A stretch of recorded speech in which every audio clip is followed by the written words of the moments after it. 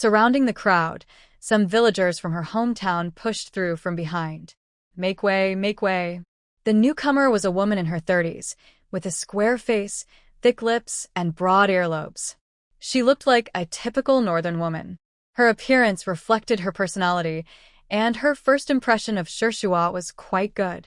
So she decided to skip using a bug. The woman who rushed in was Wu Huifang, also a villager from Xiangyang village in Maidao commune. Everyone watched as she stormed up to the elderly woman and without hesitation slapped her, right on the mouth where the woman was about to speak. I'll beat you to death. You old woman. Are you addicted to selling children? You've already sold your own girl, and now you dare to touch someone else's child? She struck again. The elderly woman wanted to argue, claiming Wu Huifang was lying.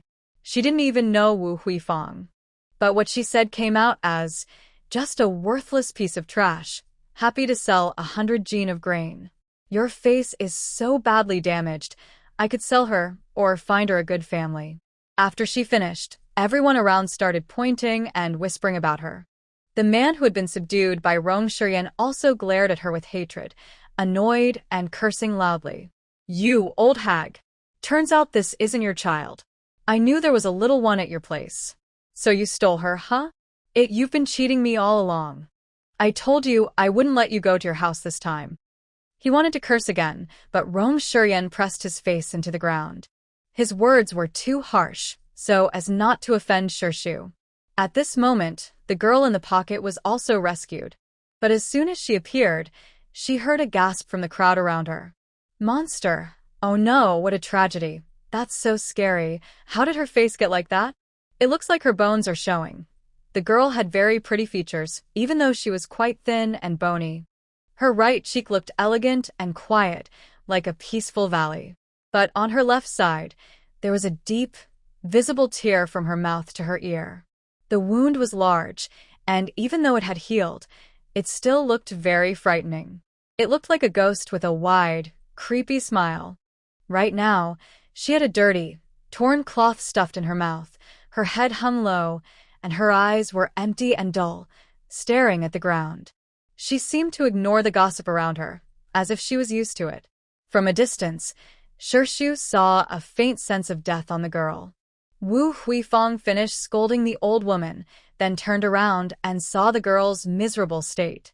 She couldn't help but walk over carefully, took the cloth out of the girl's mouth, and then went behind her to tie a rope. She couldn't help but keep talking as she worked. How could you let that old woman trick you here? Sigh, what a tragedy. Luckily, someone found out, or if you had been sold to a bad place, what would you do? Hearing this, the girl showed a slight reaction. She answered in a hoarse voice. She said she could find my mother. You silly girl. Why are you so naive? Sigh. Wu Huifang didn't know what else to say. After helping the girl out of the cloth bag, she took her to Rong Shiyan to thank him. Little grass, come. Thank this brother. Rong Shiyan waved his hand, indicating no need to thank him, and refused her invitation. Their family's reputation hadn't been cleared yet. Running out to the market was already risky, so they couldn't add more danger. At this moment, the old woman and the man involved in human trafficking were being taken to the nearest village office by kind villagers. Most of the onlookers also went over to watch, leaving only a few people waiting with the little girl to confront the others. Rong Shiyan didn't want any trouble. Once the matter was settled, she planned to pull Shishu away and leave. However, Shishu couldn't just let the girl seek death. After all, she had helped her, which meant she was involved in the girl's fate. She stepped in front of the girl, leading her to a spot a little farther from the crowd, and signaled for Rong Shiyan not to follow. The girl showed no emotion, neither sadness nor happiness, and followed her with a blank, dull expression. The dark aura around her grew thicker. Shishu stopped and looked back at her, speaking in a tone her grandmother used when negotiating a deal. Do you want to trade? I can heal your face, and I can help you find your mother. But I need a reward. The girl stiffly lifted her head. I don't have any money. She was all alone now, not knowing if she could survive the winter. If she hadn't heard the old woman say she would sell her to the mines, she probably wouldn't have made a sound resisting. Her life was already hopeless. I don't want money. I want your luck, your misfortune. She loved to eat small snacks that could bring bad luck to others. Note: the original mentions a special charm insect that can bring misfortune, but for family-friendly purposes, this is described as a snack that attracts bad luck. Finally, the girl showed some emotion. It was as if she was saying, "Are you kidding me?" But in her dreams, she wished her face could return to normal and she could find her mother who had been gone for a long time. She wanted to ask her why she abandoned her. Was it just because she was disfigured? I agree. It was just bad luck, after all. She was so unlucky that she probably had plenty of misfortune, if it was real. Shirshu was pleased with her quick reply and smiled happily. Since the girl was so straightforward, she didn't delay. She gently touched the girl's wound and handed her a healing charm. Then she took out a jar of repair ointment from her pocket. This should be applied once in the morning and once at night. After 7 days, you'll be fine. The girl hesitated, then carefully took the small ceramic jar. 7 days? Really that fast? Shirshu nodded. With the healing charm, fixing scars and growing new skin was simple. Thinking about how the girl said she had no money and was worried about people starving, Shirshu decided to take responsibility and handed her 10 1 yuan bills from his pocket. The girl instinctively wanted to refuse. But Shirshu said, "It's a loan. Just pay me back when you grow up. Don't worry, you won't starve." The girl really needed the money, so she stopped refusing, took the money with both hands, and carefully tucked it into her chest. After thinking for a moment, she asked Shirshu again, "What about my mother?" Shirshu answered naturally, "Just give me something she has touched. With the blessing of the scent-enhanced scout bug, finding things is very quick." The girl thought for a moment. There were a few such items at home, so she nodded. "I have something at home, but how can I give it to you?" Shirshu thought for a moment, but didn't answer. Instead, he asked her again, "Is your home in Xiangyang village?" It seemed he had heard someone mention it earlier. "Yes, I am Shinfuping. My mother said that my name was given by my father, but everyone in the village calls me Little Grass. The village was a bit far from here." Shirshu decided to let the scout bug go back with the girl. "When you find the item, just put it on your bed." After hearing Shirshu speak confidently and calmly, Little Grass looked a bit strange and asked her own question. "Are you the village's fortune teller?" Little Grass remembered that when she was 10, villagers said that to find her mother, she needed to ask the fortune teller. Could this sister, who seemed to forget her face, be the fortune teller? She always felt that her words sounded strange, making her feel like she was dreaming. Shirshu shook his head. She couldn't be the fortune teller.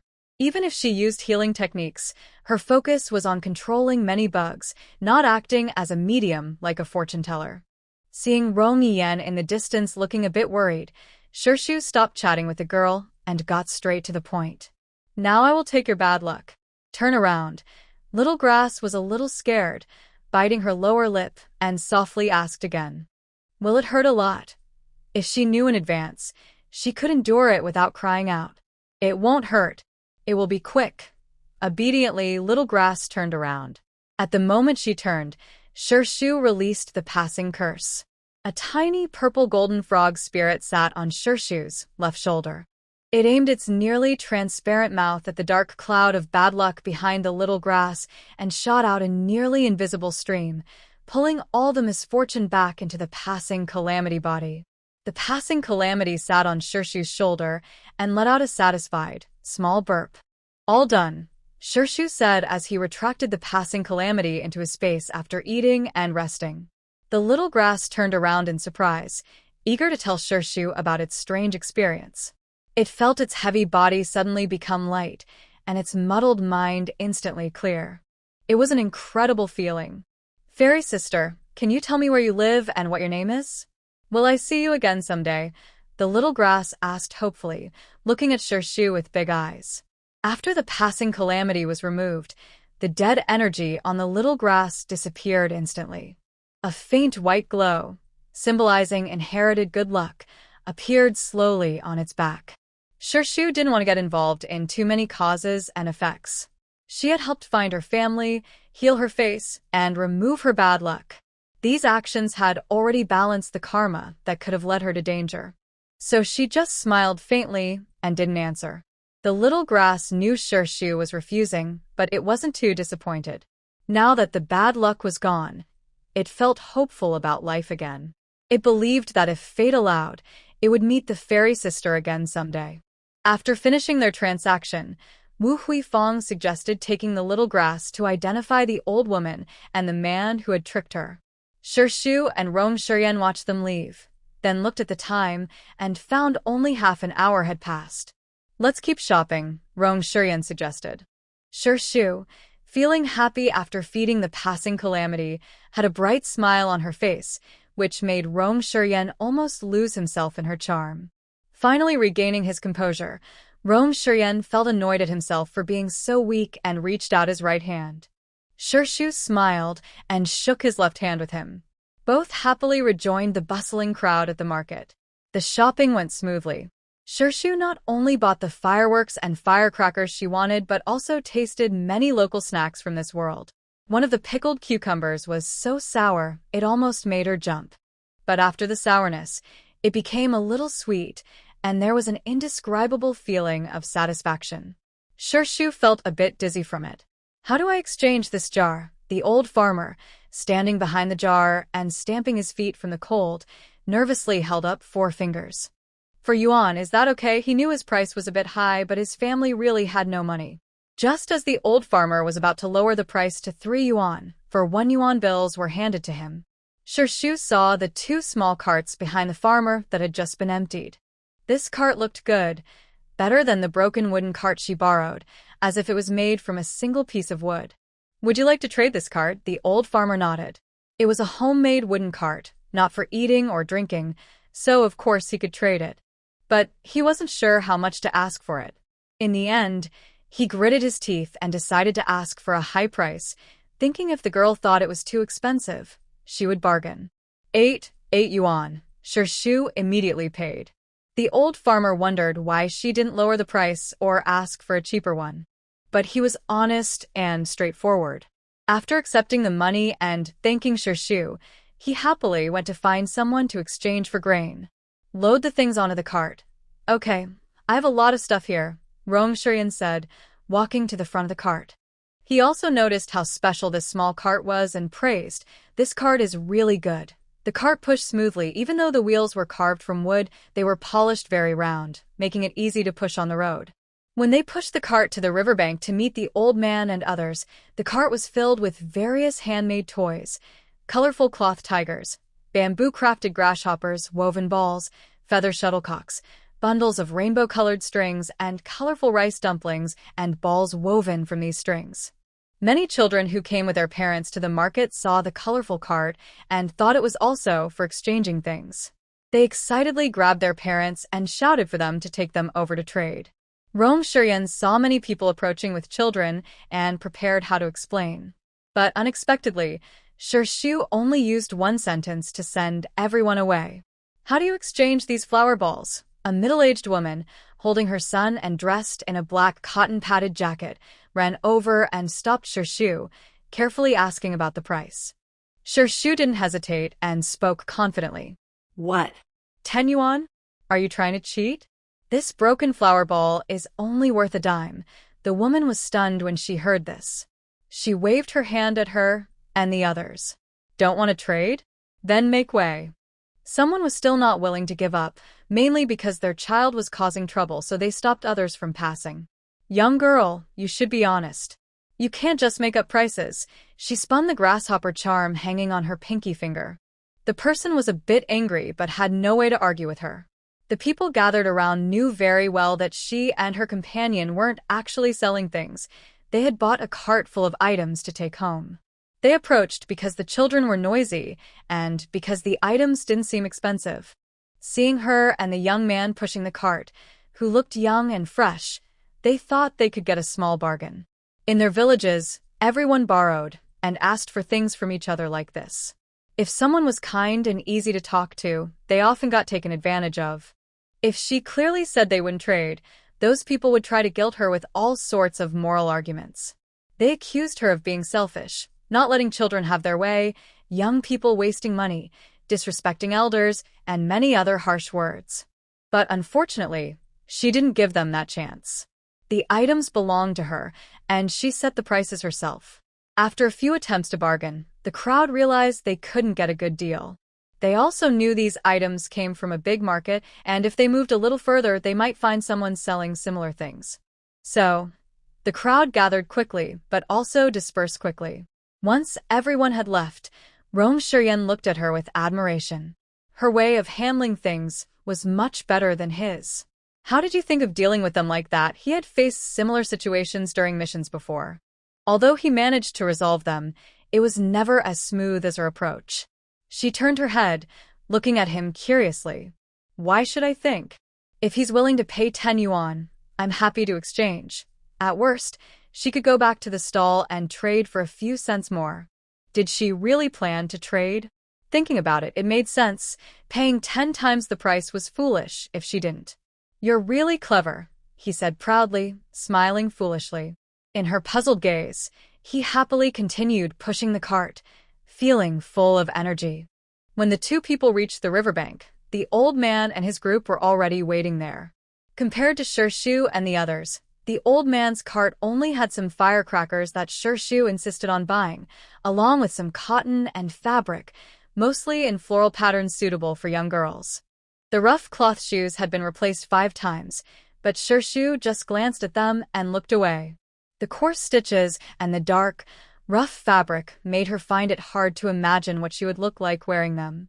Seeing Shu and the others return with a full load, the old man smiled proudly and said to Rong's parents, Look, I was right. They won't buy less. Yes, yes, you are always so wise, Rong's mother said with a smile as she hurried forward to take the several bundles of firecrackers the son was carrying on his shoulder. Ha ha, I can't wait to go home now and see what good things these two kids bought. At this moment, Rong's father was also very happy. Today, they had also broadened their view. There are really many things at this big market. Ignoring practicality and just looking at the variety, the county supply and marketing cooperative can't compare to this place. We're still too poor, someone sighed as they looked at the busy market. Many people in the market wore patched-up coarse cotton jackets, some with no patches at all, letting the cotton peek out from the holes. Some didn't have warm clothes at all, wrapping themselves in torn cloth strips, tied with ropes around their waists. Others even used broken mats to cover themselves, fooling themselves into thinking it could block the wind. All these people shivered as they stood in front of stalls selling cotton or ready-made clothes, begging for charity. The old man wished he could help them all. He sighed deeply, helpless, closed his eyes, and turned to call Shu and the others to leave. There are more people suffering from such poverty than just a few. He was lucky to be well off, protected and cared for by the girl, and he felt he had no right or ability to change others' lives. He only hoped the country could get back on track soon, and that his comrades fighting abroad could return home safely. On the Black and White Mountain Road in winter, the villagers from Linshan village began their journey home. Unlike the mountain trail they usually take, the villagers walk along the main road at the village entrance. So, on their way back and forth, the two groups never crossed paths. At the big market, with the blessings of entertainment and illusions, not only did they not see each other, but even if they had, they probably wouldn't recognize one another. There are always exceptions. For example, at this moment, Zhang Jinhua, whose teeth were chattering from the cold, was holding her hands together, wrapped in a worn-out cotton jacket she had worn for 3 years. She was walking quickly behind her husband, taking small steps. While running, she muttered to her husband, Bao Tian, I think I saw that girl from the Jean family today, but maybe not really. She looked fair and pretty. Do you think we should go to the village and to see her? Tonight is the big 30, and her family only has her and that city girl. Without a man to support them, it's a bit worrying, don't you think? Song Baotian was pushing his small cart forward, not wanting to pay attention to his talkative wife at all. But Zhang Jinhua kept talking. Song Baotian knew well what kind of person his wife was. She liked to stare at other people's pockets. But he never stopped her, because if she didn't stare at others, others would come to stare at him. Stay a bit farther away, Don't get too close so you don't get stuck to them. Hearing her husband say this, Zhang Jinhua understood and confidently promised him, Bao Tian, don't worry. I'll watch from a distance and make sure they don't notice me. All right, stop talking so much.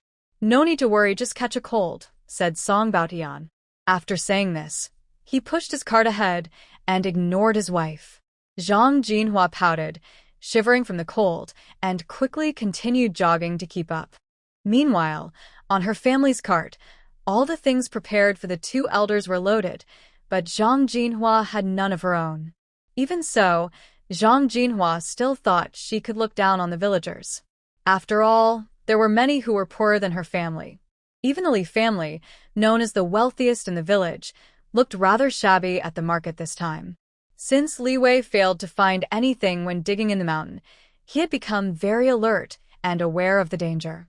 Adding to that, Li Chunhua told him about the natural disasters that had lasted from 1959 to 1961, nearly 3 years. He finally decided to stockpile food for the whole family. He took all the money from his family members, including the 300 yuan Li Chunhua got from Zhui Yuan. Now their total amount was 1,242 yuan, 3 cents, and 1 mil. This time at the market, he brought his family to buy food. He had a good plan, buy both coarse and fine grains, buying whatever he saw. But when they arrived at the market, he saw something that made him feel sick. In the food area, there was a rule. If you buy more than 100 jin, about 50 kilograms, of grain, you must write a reason, include your village address, and have the village head or team leader sign to confirm. Fortunately, his family had many people. After discussing, they decided to split the purchase into smaller parts. 2 carts were pushed by Zhua and Erzhua. Each went to buy fine grains first. The others went to the coarse grain area, each buying 100 jin. After buying, they all gathered and put the grain on the carts. His 2 sons, each with their wives, took the grain home first to store it. Then they went back to pick up the others. The remaining 4 people, including Zhui Yuan, went to try their luck at the fine grain area, hoping to buy another 100 jin. Unfortunately, only Zhui Yuan managed to buy some. When the family returned to the village with the main group, everyone saw only that 100 jin of fine grain. Compared to other families' festive shopping, it looked very poor. Everyone remembered that last year, Li Wei's family bought enough New Year goods to fill 2 ox carts. The villagers used to say he was stingy, but he proudly replied that their days would only get better, and next year they could buy 5 carts. Now, that was a harsh slap in the face. Li Wei, pretending to be indifferent, said some polite words about bad luck, but secretly he was furious. He kept the mockery in his heart. He thought, just wait. When the disaster struck this year, everyone would suffer, and they would all starve. Li Wei never imagined that when the food ran out, the villagers who were starving would realize what a disaster his family's situation was. When the villagers, with their stomachs empty and their eyes red from hunger, looked at his family, only his house still had some rice soup smell. Who else would they rob if not his family? Of course, he was also a victim of his lack of education and culture. As an old saying goes, when the lips are gone, the teeth feel cold, a cornered dog jumps over the wall, and when rabbits are in danger, they bite. He always thought that old Li's family also had many members in Linjia village. The villagers rarely dared to offend him. When the Li family led the effort to seize grain, he already knew it was too late to send grain to his own family. But these things haven't happened yet. Right now, he and Li Chunhua are both focused on how to get more grain. After all, 3 years of famine are no joke. It seems I still need to go to the county. Li Wei pulled Li Chunhua aside. Are you really sure there will be trouble? Li Chunhua nodded very confidently. Li Wei, annoyed, pushed her away, and then cast a hostile look at Zhui Yuan. But Zhuo Wei was like a walking corpse, staring blankly at the ground, doing whatever he was told, but not saying a word. This state had lasted from the night Li Chunhua broke down until now. Bad luck thing, Ba, Li Wei spat in anger. After cursing, he continued walking with a dark face. It wasn't until they had gone nearly halfway that he saw his 2 sons come back to pick him up. Li Wei cursed inside. Lazy bunch, in wartime, these yellow-skinned folks, one by one, are useless. How did I end up with so few good-for-nothing kids? In the cold winter, as evening approached, the north wind howled louder and louder. The large group in Linshan village, relying on their numbers, was not afraid of the ghostly howls in the forest, but the biting cold that seeped into their bones forced everyone to walk faster. But when they got home, they still had to face the cold bed, the cold stove, crying children, and a face-blackened mother-in-law. Zhang Jinhua had initially wanted to go to the villages and to gather information, but temporarily gave up her plan. After all, no family would be as reckless as Shishu. Even after everyone left, the stove fire at home was still burning. Firewood was not lacking, thanks to the powerful insects and small animals in the mountains. Shishu, where should I put these cloth tigers? Mother Rong happily helped Shishu decorate the house. First, she would decorate Shishu's small courtyard, then go to Grandma's place to arrange things. Put them on the windowsill in the main hall. Shishu was brushing glue onto a series of paper cuttings, and each time he finished one, Rong Shiyan took it away to stick on the windows, door panels, and walls. Mother Rong arranged the 5 cloth tigers with the words, good fortune, prosperity, longevity, happiness, wealth, in a row on the windowsill. A series of round-headed, colorful cloth tigers, some tilting their heads, some squinting happily, and others standing tall and proud, all look very charming. Mother Rong happily looked back and forth, liking them more and more. The more she looked, the more she felt that these 5 little creatures on the windowsill seemed a bit lonely. Shiyan, where are the small chili peppers and the decorative strings you swapped? Mother Rong called out to her son, who had just finished putting up the window decorations and was about to get another one from Shishu. Shiyan thought about where those items were, then quickly went to his packed things and accurately took out the chili peppers, decorative strings, colorful balls, and other ornaments Mother Rong needed. Mother Rong happily accepted the items and continued to give him instructions. Help me hang 2 nails on each side of the window level with the window frame. Okay. Shiyan efficiently found 2 large nails, then picked up a small stone from outside. With 2 loud bangs, he fixed the nails into the wall. Mother Rong nodded with satisfaction and praised him. Good, good. You're much better than your dad. Last time I asked him to help me put in a nail to hang a notepad, and he fiddled at the door for a long time, but couldn't do it. Shiyan was a bit annoyed by his mother's way of praising him by comparing him to his father. Did his dad not know how to nail? No, his dad just didn't want to.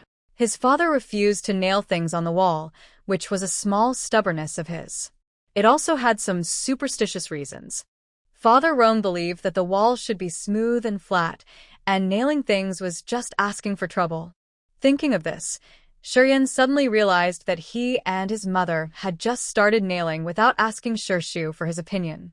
That seemed a bit impolite. But now the nails were already in, and asking Shishu again might seem like he was changing his mind. He was hesitating when he heard Shishu's voice behind him. Find 2 more nails and put them outside the door, aligned with the inside of the door frame. Both sides need to hold the Spring Festival couplets. Did that mean he agreed to him nailing? Okay, I'll do it now. Shiyan immediately smiled happily, found 2 straightest nails he could, and eagerly went outside to work. Mother Rong saw her silly son go out, covered her mouth to hide her smile, and walked over to chat with Shishu. That kid was traumatized as a child by his father. Shishu raised an eyebrow, showing doubt.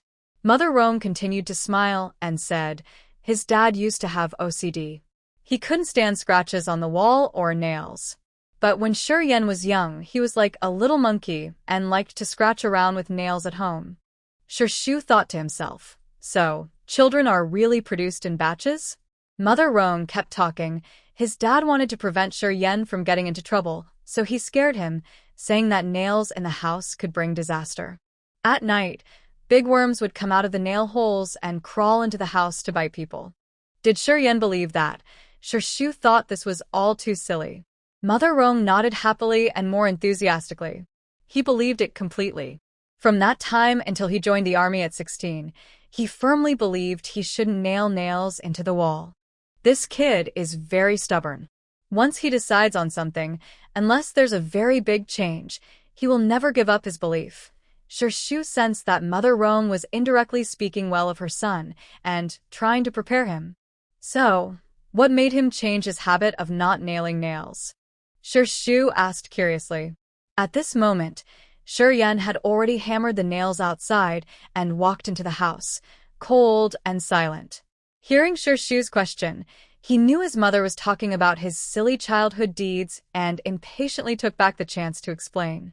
It's nothing much. After joining the army, there were many places in the dorm where nails were needed. Over time, I got used to it. He wouldn't say that on the first day after hammering the nails, he didn't sleep well for a week, dreaming of countless big worms crawling through the nail holes into the dorm, surrounding him in nightmares. Shu finished decorating the small courtyard. They brought some decorations to the old man's place. With the same effort, the old man's lush greenhouse was filled with more colors. The thing the old man liked most was the 5 adorable cloth tigers. After finishing the decorations, Father Rong looked at his watch and saw it was almost 6 p.m. The New Year's Eve dinner couldn't be too casual. Fortunately, Shu was well prepared. He asked Yan to go back to his side and bring over the chicken and pork that had been simmering in the iron pots on the 2 stoves since he arrived. Shu planned to make shredded chicken and sliced pork with garlic sauce. Of course, she didn't need to do everything herself. The small kitchen had already prepared the sauce. She asked Yan to cut the ingredients, and she just poured the sauce over them. Rong's mother brought out a large bowl of freshly kneaded dough and some seasoned filling from Grandma Gua's kitchen. Our main dish tonight is dumplings. As Rong's mother happily placed the bowl on the table, the others, who had nothing to do, gathered around. Rong's father rolled out the dough, and they all took part in wrapping the dumplings. The old man also joined in, but his 10 fingers were quite uncooperative. Shu didn't want to eat plain noodles tonight, so she encouraged the old man to join Rong's father in rolling out the dough. With more people, the work went faster. In just half an hour, all 5 bamboo trays were filled. The dough Rong's mother made was just enough, which made her very happy. Each tray held about 70 dumplings. Shu thought that, given Yan, Rong's father, and the old man's appetites, it might not be enough. It probably won't be enough to eat, she said. Rong's mother smiled and gently patted Shu's shoulder when she heard this. Don't always spoil them. We brought so many delicious things from the market, and there's still plenty left. You see those 30 big buns? I saw that Yan only ate 5, and you didn't touch yours at all. If I didn't know you ate a lot of snacks at the market, I'd say Yan doesn't take good care of you too. Hearing this, Shu remembered that they hadn't finished all the food they brought from the market. There were so many snacks: sticky rice cakes, roasted sausages, noodle tea, pancakes, skewered meat, that she had only taken a few bites of each. The rest went into Yan's stomach. Given that he could still eat 5 buns afterward, it showed he had a big appetite. Dinner was ready, and by the time everyone sat at the table, it was already 8 p.m. The plump dumplings filled with pork and green onions, a large bowl of shredded chicken, and another of garlic pork were all hearty dishes for this era.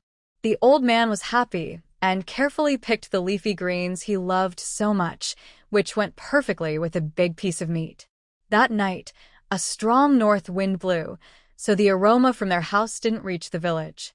On the evening of the 30th, Linshan village was quite lively. Every family put out the special foods they had been saving all year. The very poor, who usually couldn't afford enough rice, went to borrow some from neighbors and managed to get a bowl of plain rice. Better-off families had white flour dumplings and rice with pickles. People like Chen Xingli, Song Bagua, and Li Wei, who had larger families or more wealth, paid more attention to the celebration. They secretly burned incense and cooked meat. Li Chunhua and Zhu Yuan looked at the braised pork on the table and couldn't take their eyes off it. Li Chunhua, who had experienced times of plenty in later years, no longer craved meat.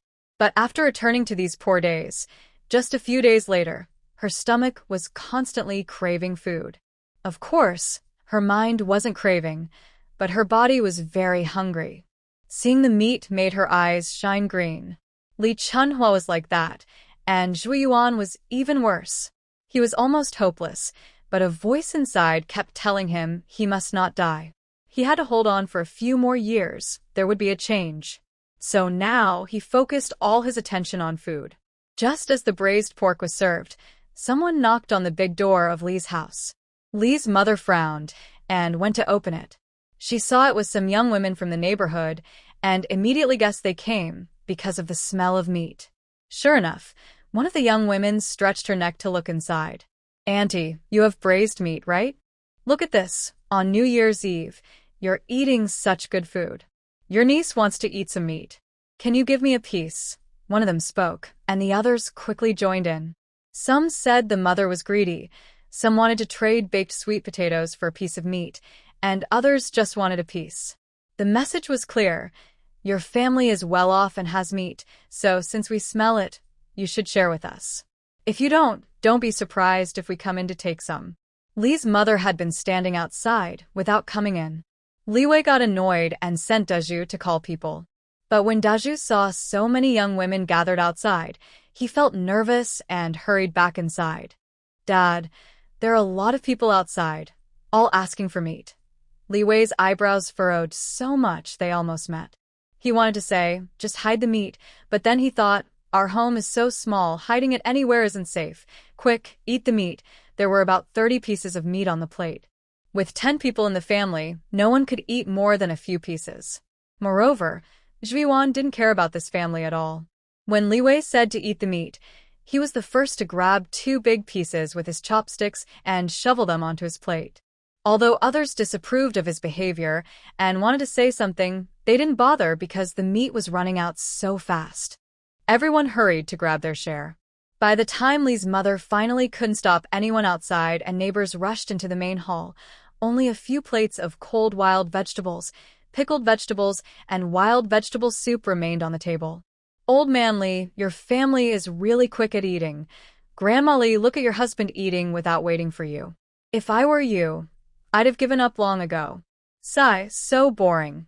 In short, those who didn't get any meat or couldn't eat much would mock Li's mother, Manhwa, a little. When everyone finally left, Manhwa looked coldly at the empty table, her eyes growing colder by the minute. "Child's father, did you hide my share? Now that everyone is gone, tell me where it is, and I'll go get it." Li Wei also felt a bit embarrassed. At that moment, everyone was busy grabbing food, and no one thought to save a portion for those waiting outside. Li Chunhua and her 2 brothers also looked down shyly. Lanhua sighed in disappointment and turned back into the house with a dull expression. This New Year's dinner at Old Li's house was quite tasteless and dull. At the same time, outside in the small courtyard, Shirshu brought over 5 bottles of hot huadia wine and a set of mahjong tiles she had exchanged at the market. "Grandma Gua, do you know how to play cards?" The old man saw the mahjong tiles and couldn't take his eyes off them. He remembered the days when he played cards with the current top leaders. He was a master, winning big every time. Even when luck wasn't on his side, he played carefully, never making reckless moves. Later, when the new country was established, his old friends became busy, and no one dared to play with him anymore. He never expected that today he would finally get to play again. "Place your bets quickly. It has to be my little niece who understands me best. Haha, today will be a fun night." Father and Mother Rong also happily took their seats. Rong Shiryan, however, said he wasn't very good at playing and wanted to watch and learn first. His comment was met with unanimous disdain from everyone. "Learn well. Men who can't play cards won't find good wives," Rong father's advice. "Your dad is right. You should practice so you can have topics to talk about in the future," Rong mother's words. "Life is like a game of cards. Young man, learn well," Grandma Gua added. "Self-draw, heavenly win. You all take a drink as punishment," Shirshu said. "Heavenly win? I don't believe it."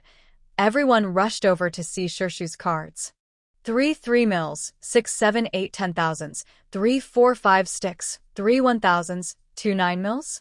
The dealer has 14 cards in one hand. It's really a heavenly win. Good luck, good luck. Shirshu is definitely very lucky this year. The cards look good, very good. The old man, who knew the rules well, praised Shirshu's luck and then voluntarily took a drink. "Shiryan, you come to the table and play a few rounds. Don't let Shirshu teach you.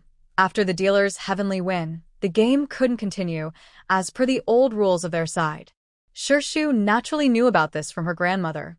On the card table, there are concepts like heavenly win, earthly win, and human win, each with their own rules and customs. Rong Shiryan listened obediently and swapped places with Shirshu. Then the game resumed. Rong Shiryan drew a card that didn't match any others and, without hesitation, played it out. Pawn. Win. Grandma sitting opposite Rong Shiryan immediately called for a pawn. But Rong father's turn as the next player was to eat, and he quickly called out, annoyed, causing grandma to glare at him. In the end, the winner of this second round was Rong mother. Young Rong, are you in the artillery unit? Your skill at setting off bombs is top-notch, someone joked. The old man had a good hand but watched himself lose. So angry, he wanted to curse in dialect. The old man pursed his lips, picked up his wine glass, and together with Father Rong, took a sip as a penalty. Rong Shiryan was fined 2 drinks for starting a firework. In the third round, Rong Shiryan set off another firework and Father Rong won. In the fourth round, Father Rong drew a winning hand. In the fifth round, Mother Rong paused her play, and Father Rong set off a firework. In the sixth round, the old man gave up. Shirshu, come over here and let me share your good luck, the old man said angrily, seeking help. Shirshu didn't mind where he stood and naturally moved to the old man's side. In the sixth round, the old man won again, drawing a straight dragon. Penalty drinks. Penalty drinks. Drawing a straight dragon means 2 drinks each. They played about 10 rounds, and by 11:58 p.m., 5 bottles of Shaoxing wine, about 3 or 4 cups each, were almost finished. The old man raised his glass first and gave a toast. Spring returns and New Year begins. Fireworks light up the night. Mother Rong immediately smiled and stood up to join in. Farewell to the old year. Fireworks every year. Day after day, year after year. Peace and safety. Shirshu signaled for Father Rong to continue, and Father Rong hesitated briefly before smiling and speaking, celebrating the old and new year together. Welcoming the night in joy, seeing everyone look at him, Rong Shiryan quickly waved his hand, indicating he wouldn't speak. Shirshu then added, "May it always be like this, with each year bringing new changes. Happy New Year," Rong Shiryan hurriedly added, sharing the simplest and most heartfelt New Year's greeting to make everyone laugh. Happy New Year! Everyone raised their glasses, and just as midnight struck, they each took the last drop from their wine jars and drank it all in one go. Then, they all deliberately turned their wine jars upside down, showing they had finished every drop. This delicious Shaoxing wine was so easy to drink that even Mother Rong, who wasn't a heavy drinker, didn't feel pressured. Listening to the firecrackers crackling in the village, the 5 of them went outside to the yard, where they picked up 5 sets of 1,000 firecrackers tied to bamboo poles. They lit the fuses of all 5 sets together, with Rong Shiryan holding the incense stick, and then they all raised their firecrackers and set them off from the old man's yard toward Shirshu's yard. Rong Shiryan was the first to run into Shirshu's yard, but his firecrackers on the bamboo pole hadn't finished exploding. But to win the prize promised at the card table, he didn't care about respecting elders or caring for the young. He grabbed the same firecrackers in Shirshu's yard, lit the fuse, and then ran back toward the old man's yard. After leaving the hospital, I met Shirshu and happily smiled with 8 big, white teeth. I'll go back first. Be careful with the firecrackers. Shirshu watched him, holding the firecrackers like a big boy, running excitedly with a joyful back view. Once again, I thought of him together with a certain 2-letter breed of husky, and it felt perfectly natural. In the deep, proud eyes of the cat-like gaze in the night, a faint hint of dislike appeared. What a foolish man, humph. He turned around and went into the yard to light a new firecracker, but had no intention of returning to the old man's side. Father and Mother Rong came over. Even after changing to new firecrackers, they didn't go back, but waited until Grandma was slowly strolled over. Then they all set off the fireworks together. The 4 of them also chatted about how to cooperate when the village issued work tasks after the new year. After all the firecrackers were finished, they exchanged a few words with Shirshu. wishing each other good luck for the new year. Then, the three of them staggered back down the grandma's yard. In the yard, Rong Shiryan was happy and so excited that his peach blossom eyes shone brightly. Seeing his parents and grandma, he kept looking back. Where's Shirshu? She won't be the last, right? Haha, then I win. I can ask for a reward, right? He happily looked at his mother, hoping for her approval. Silly boy. Unexpectedly, Rong's mother gave him a sharp slap on the head, then laughed and let him go back to the small house to rest. Father Rong hurried to follow his wife. When passing by his son, he saw those still clear but foolish big eyes staring at his silly son. He couldn't help but pat his shoulder and speak earnestly. Son, keep working hard. You're still a bit away from success. Happy New Year. Rest early. After saying that, he went into the house to coax his wife. He also found it strange. When he was pursuing Rong's mother, he wasn't as silly and naive as his son. Could it be that all the intelligence was replaced by looks? Grandma, what are they doing? At this moment, Rong Shiryan still hadn't figured it out. The old man's heart was already laughing wildly, but his face showed nothing. Good night. Sleep early. After saying that, he walked past Rong Shiryan with a fake smile and went into the house to close the door. What's going on? Rong Shiryan finally scratched the back of his head as he closed the gate for them. Later, in the village, amidst the occasional loud firecracker sounds, he climbed over the wall and returned to Shirshu's small courtyard. Don't ask why he climbed over the wall. The gate was locked. Looking at the beautiful silhouette by the window in the main house, Rong Shiryan felt a bit wronged. He had won the contest, after all. Feeling a bit stubborn, the man foolishly went to the window outside Shirshu's room and asked, "What's going on? I won, right? Are you guys tired?" At this moment, Rong Shiryan thought maybe he should wait until tomorrow morning to ask for his reward. For this very straightforward and somewhat naive man, Shirshu's answer was simply to take a colorful ball and toss it from the window onto Rong Shiryan's head. Foolish one, go to sleep. He gave the man a dismissive look, then reached out to close the window, but did not turn off the candle inside the house. On the night of the New Year's Eve, the house needed to stay lit. The colorful ball was light, so tossing it onto his head didn't hurt. Instead, its soft, sweet touch warmed his heart. Rong Shiryan carefully held the colorful ball in his hands, standing tall outside the window. His usually stern face was filled with deep tenderness and a silly smile, until a swirling north wind blew past, making him shiver from the cold. Only then did he come back to himself, happily turning around and walking back to his small house. He took off his coat, lay on the warm Kong bed, and placed the colorful ball carefully beside his pillow. He turned to the side, pulled the quilt over himself, and prepared to sleep. But within seconds, that restless hand reached out from under the quilt, gently took the ball, and tucked it into his embrace. With the ball in his arms, the man's sharp lips curled slightly. His usually serious and cold face showed a rare happiness and softness from his childhood. He had sweet dreams all night until dawn. On the first day of the Lunar New Year, the most important day for all the people of the new planting flower country, the village of Linshan, a place formed by refugees coming together, was even more lively today. The Song and Chin families, both prominent clans in the village, besides visiting relatives on the first day, had one major task: to go to the back mountain to worship their ancestors. The actual publication date was June 1st, 1966, in the newspaper's editorial titled, "Sweeping Away All Evil Spirits." Today, the two big families compete to see who has the grandest offerings, more young men and taller, thicker incense for ancestor worship. Everywhere, people are secretly trying to outdo each other.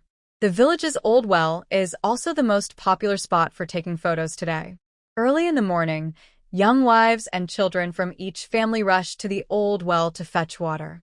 They make several trips and, before 8 a.m., fill their water jars with what they call gold and silver water, symbolizing wealth and prosperity for the year. The village also assigns each family's eldest son to light 5 old bamboo sticks, which are then dragged to the village entrance and set off with loud bangs. This is believed to protect the village from harm. In reality, It's mainly to scare away wild animals looking for food. Besides that, children go door to door asking for candies. Even families who are usually very stingy will happily give a handful of sweets and smile warmly when children come asking. The children then say lucky words taught by the elders. Everyone hopes the new year will be more prosperous than the last. The noise from the back mountains' ancestor worship woke everyone up. Song's family, led by Song Baogwa, the team leader, was the first to arrive, and his face was more prominent than Chen's family. They also hired a band of Swona players and opera singers to perform at the foot of the mountain, called Ancestor Worship Plays. Chen's family, with Chen Xingli as the village head and being a local family, naturally didn't want to fall behind Songs. They also hired performers, built a stage, and offered sacrifices, with high candles and fragrant incense rising in thick white smoke as relatives bowed and prayed. Chen Xingli had also invited a shaman from another village. In the cold winter, the shaman, barefoot and wrapped in bells, chanted and performed fire-walking prayers, making the atmosphere of the ancestor worship even more intense. The elders of Song's family saw this and became worried. They quickly called Song Baogwa. Baogwa, what should we do? Can we find someone to perform a spirit possession ritual here? Seeing Chen Xingli's family causing a commotion, Baogwa's mind was filled with angry words. But where could he find someone to do that now? As the team leader appointed by the commune, could he dare to look for such a person? It's not that I dislike sitting comfortably. Old uncle, gods and spirits are superstitions. We shouldn't seek them. We should just be honest and respectful when honoring our ancestors, Song Baogwa advised the old man this way, but seeing the lively scene over at the Chen family, he felt a bit envious. During this busy, solemn, lively, and respectful time, a disaster beyond everyone's expectations was quietly brewing. Li Chunhua secretly sneaked over alone to the cattle shed again. She remembered that during the first spring festival when the Rong family came to the cattle shed, Rong's father went to the village to borrow grain. Rong's mother, passing by her, took out a jade bracelet and gave it to her, crying and begging her to take her to the county hospital for treatment, asking her not to bother them anymore. What exactly did she do back then? Oh, right. She was probably helping that old woman, persuading Rong Shuryen a few words. She can't remember exactly what she said now. She only recalls reaching out to take the bracelet, but the old woman insisted on giving it to her son. Then she fought with the old woman. In the end, she was covered in cow dung, and the old woman was hit on the head with a stone, breaking her skull. The bracelet also fell onto the stone and shattered into several pieces. Rong Shuryen's leg was also injured because he tried to stop her and was hit with cow dung, which caused serious contamination. But this time, everything was different. From the day her family was sent to the cattle shed, she had already broken the old woman's useless, broken leg. That insignificant flesh, probably wasted long ago, had been crushed by her, turning her into a complete invalid half a year earlier. Today, she was going to get that bracelet. Maybe that bracelet was her key to rebirth. Unfortunately, Li Chunhua, greedy, not very smart, and with even worse observation skills, just stepped out of the village when she triggered the warning of the magic insect and instantly entered the environment set by the illusion trap. The cattle shed, which was only used for oxen, appeared to Li Chunhua as if it was filled with the Rong family members. Their trembling, curled-up figures pleased Li Chunhua the most. Whether it was Rong's mother, who once dreamed of showing off her status in front of her, only to be burned alive in the cattle shed by Li Chunhua, or Rong's father, who endured until he was exonerated but was pushed down the stairs and fell to his death. This time, she was no longer afraid. Although it hasn't been the most chaotic decade yet, with her current status as a poor peasant, her useless family, she no longer needs to worry about them. As long as she finds that jade bracelet, she won't come back to the broken place like the cattle shed. Hey, wake up. Li Chunhua kicks the shoulder of Mother Rong. Seeing that she has woken up but remains dazed and foolish, Li feels a sense of pride. Old scoundrel, I ask you, where did you hide your bracelet? The illusion bug only knows how to mimic human form and confuse people's minds. But when it comes to specific objects like bracelets, Without the control of the world, its own limited intelligence is not enough. There's no choice but to ask the recently awakened owner, still lying in bed. Shishu, feeling groggy, sensed the message from the illusion bug in the cattle shed. Still annoyed from being disturbed by the ancestral worship on the back mountain, and now receiving news of Li Chunhua causing trouble there, her irritation led her to instruct the illusion bug to guide Li Chunhua to the back mountain. They like to cause trouble, right? Let them have their fun. In the cattle shed, Li Chunhua kicks Mother Rong hard again. Old scoundrel, are your bones that tough? Speak quickly. She kicks a lump of cow dung onto Mother Rong's face. Seeing Mother Rong still in that half-dead state, she directly steps on her face, pressing it into the cow dung. Tell me, where is the bracelet? You old scoundrel, speak. Where is that list of yours? Ha ha ha, go on, tell me. You used to be so tough, right? Say it. Scold me. Say I don't deserve to be your Rong family's daughter-in-law. Why are you silent now? Beating her helpless victim makes Li Chunhua feel extremely satisfied. I'll tell you, Rong Chuanbai Gua Manwen and you, the crippled one, I can kill you once, and I can kill you again. If you don't want to die, you'd better tell me where the stuff is now. Li Chunhua, acting crazily, looks around wildly. Suddenly, she spots the iron plow used for feeding the cattle. It's okay. It's better not to say anything. We can play something more interesting. Li Chunhua swung her iron rake's sharp teeth toward Mother Rong. In the illusion, Mother Rong desperately dodged this nearly deadly attack. Finally, seeing Mother Rong react, Li Chunhua, who was already lost in her dark thoughts, became even more excited. She chased after Mother Rong while freely revealing her deepest, darkest secret. Hee hee, yes, keep hiding, you old fool. I won't hide it anymore. Since I set fire and burned you alive last time, I knew I was not a good person by nature. Whenever I see you suffer, I get more excited. That tingling feeling inside, you wouldn't understand. Seeing Mother Rong run toward the back mountain, Li Chunhua was even happier. The back mountain was empty. Even if she killed Mother Rong there, she could just bury her somewhere and no one would know it was her doing. So Li Chunhua kept talking nonstop, while swinging her rake, smashing it toward Mother Rong again and again. Since I came back here, I've been trying hard to hide this excitement. I finally endured your family. Now I can freely bully and vent my anger on you. How wonderful! Ha ha. Run. Run harder. Seeing her run into the woods, Li Chunhua grinned fiercely and chased after her. Now I'm not married to A. My family is honest farmers. I can stand on the moral high ground and criticize you. Hit me, curse me all you want. Ha ha ha. This feeling is just too good. She finally could vent without holding back. Why? Why can everyone in this broken village live so well? They're all not good people. Why do I have to be criticized with your family? Why do I have to run away abroad? Why is Zhua Jiqing, who should love me, such a coward? Why? And you still hiding? Die for me. In short, everything she disliked was caused by others. In the illusion, Li Chunhua saw Mother Rong running around, covering her head and screaming. But in reality, Li Chunhua, like a vengeful ghost, raised her rake and charged at the shamaness who was performing a ritual for the Qin family. A ghost. Help! The shamaness, dressed in tattered cloths, stepped on flames, beat a drum, and recited incantations. She turned a step onto the next fire spot but suddenly saw Li Chunhua and her swinging rake. After shouting for help, the witch's reaction was quick.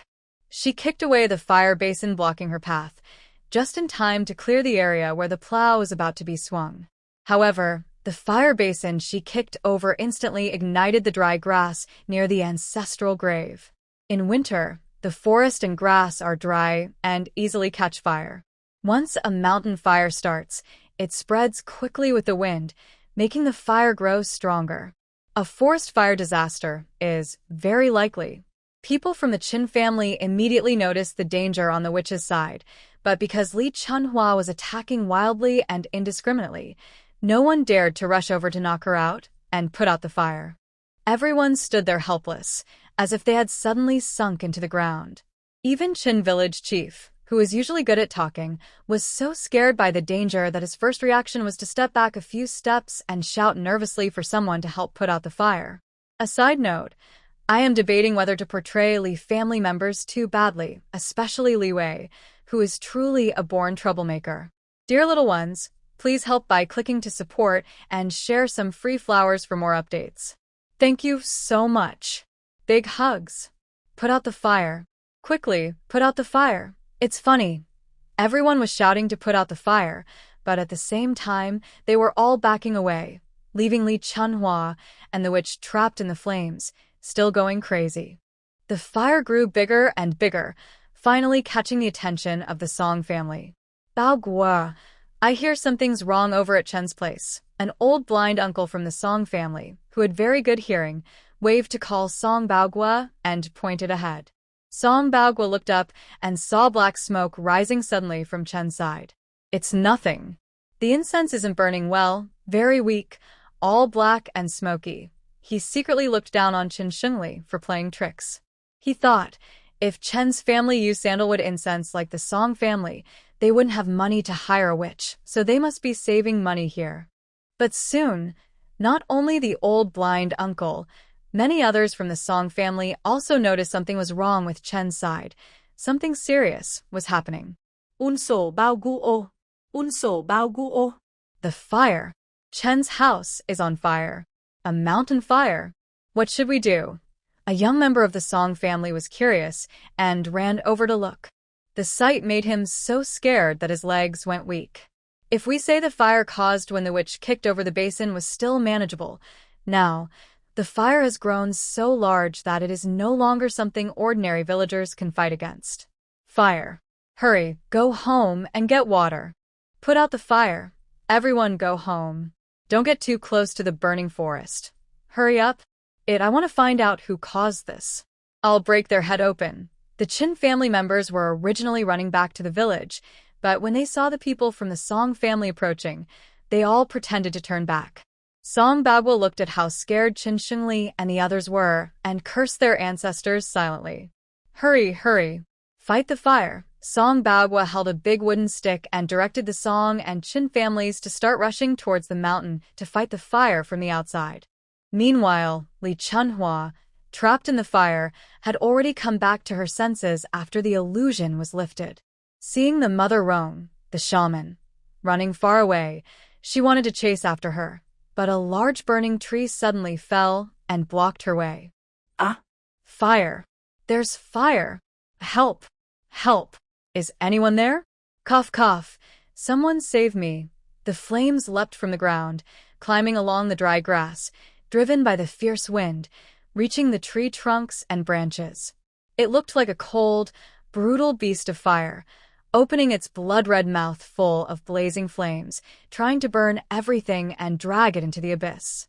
The firefighting team of fewer than 100 people from the Chun and Song families couldn't stop this raging fire. Everyone was crying and shouting in terror, their faces blackened by smoke, their throats hoarse, their eyes blurred. Old Six, don't faint.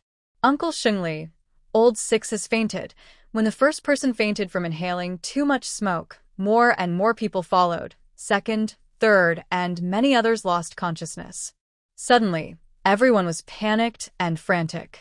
The rescue and firefighting efforts became chaotic, tangled together, and more disorganized. They didn't know which way to focus. A terrible emotion called panic spread through everyone's hearts.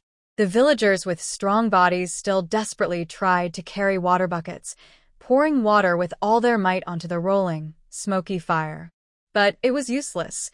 This small effort couldn't control the raging fire at all. Village chief, what should we do? This fire is unstoppable.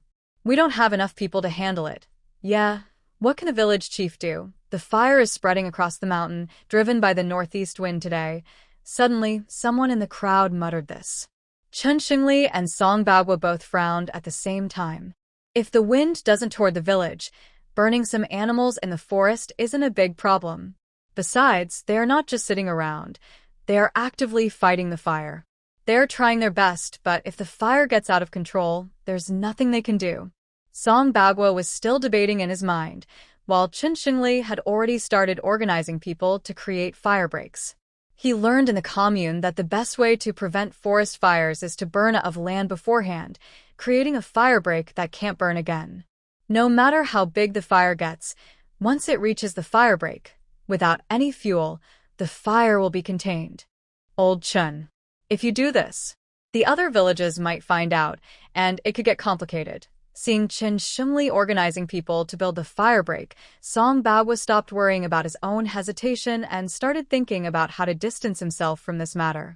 After all, if someone reports the fire prevention efforts that caused the large forest fire, they would be in trouble. Fortunately, they didn't hire a shaman, so this wouldn't be blamed on the Song family. At most, they might say the team leader failed to maintain order. Yes, that's the truth. Once Song Baogwa understood this, he felt much calmer. The fire started because Li Chunhua went crazy. The shaman knocked over the fire pot, and the Qin family didn't put out the fire immediately. And that shaman was also hired by the Qin family, so it had nothing to do with him, Song Baogwa. He could think this way, and Qin Shengli had already thought of it too. But he couldn't do anything. He had to swallow this big loss. The evil plans and cowardly actions of the Qin and Song families saved themselves, but the creatures in the forest suffered great harm. What's going on? Shu, come quickly.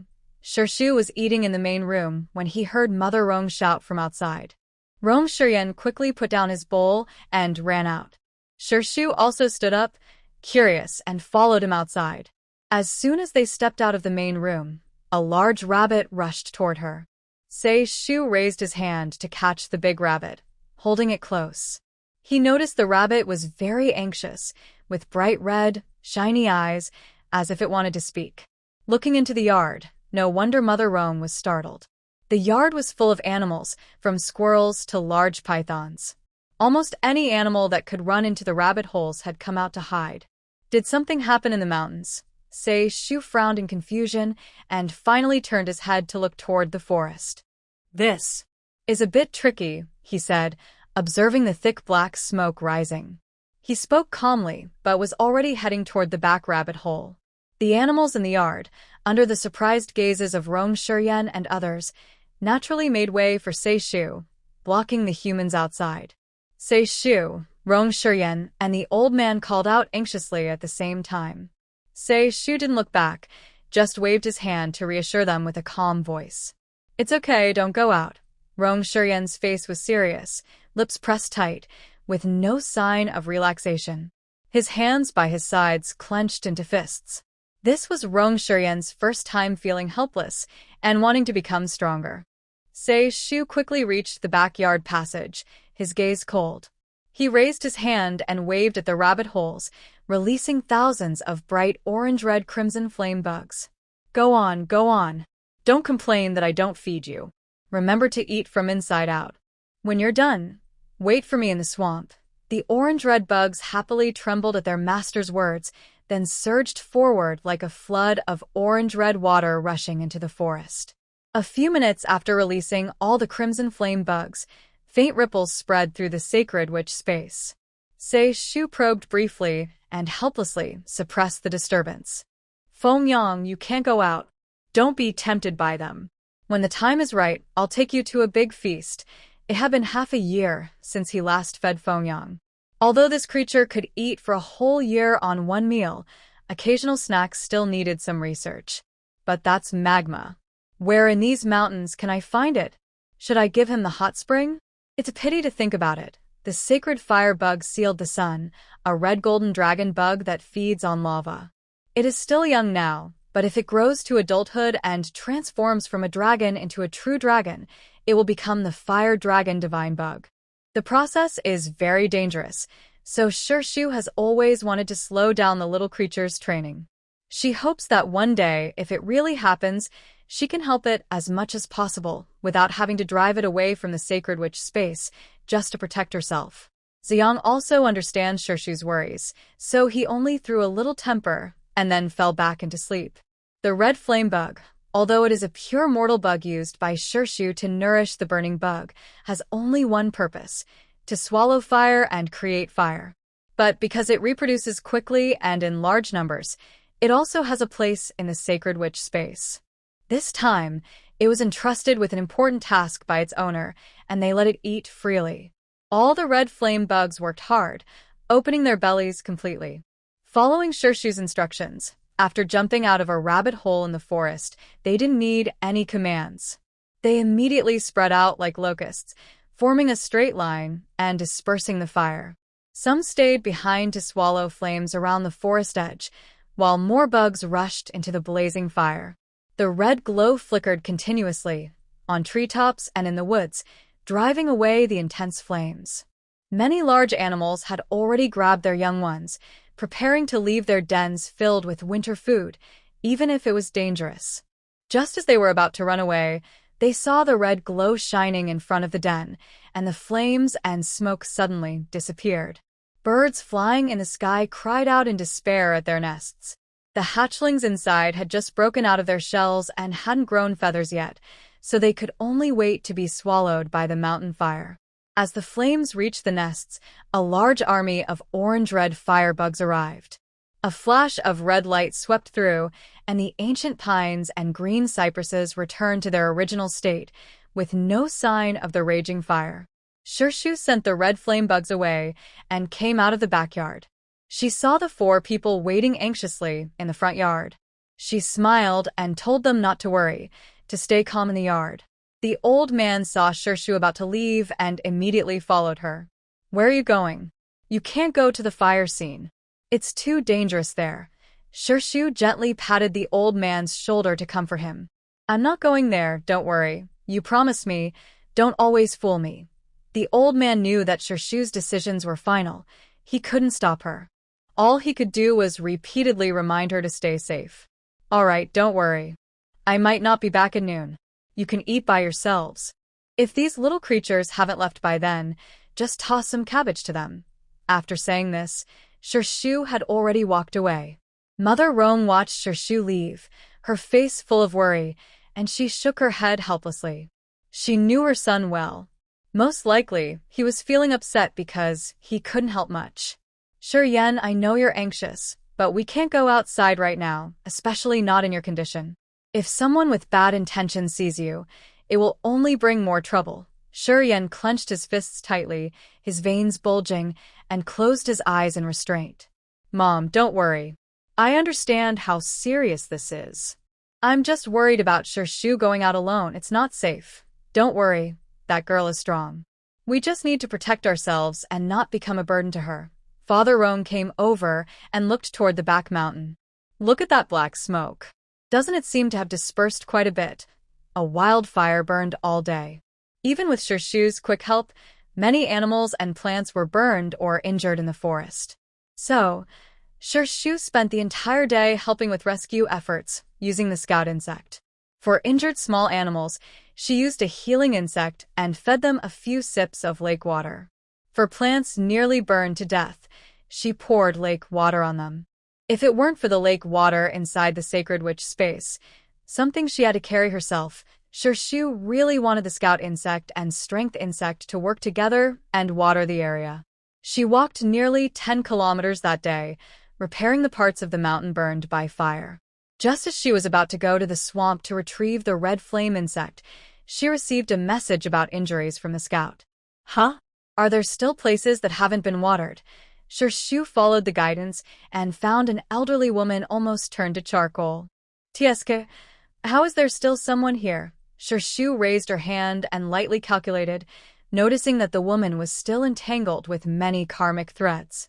Without hesitation, she turned around and left, pretending she hadn't seen her.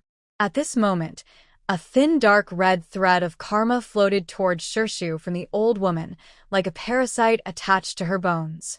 The lazy cat's eyes looked up at the sky in surprise. "Really? You're a bit too much.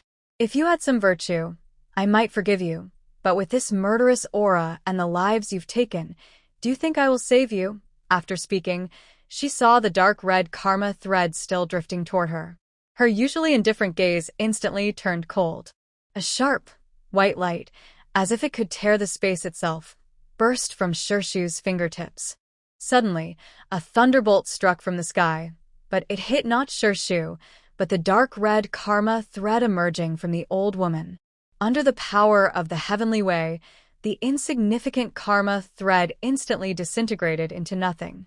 The old woman, who relied on a weak shaman inheritance to try to manipulate Shirshu's morality, also died instantly. She never understood why her family's ancestral shamanic karma rope lost its power when it reached her. It turns out to be a magic tool. Sorry for accusing you. Shirshu withdrew the bone needle from the bamboo house and politely waved to the sky. A cold wind spun down from the sky, clearly displeased with her accusation. What could Shirshu do?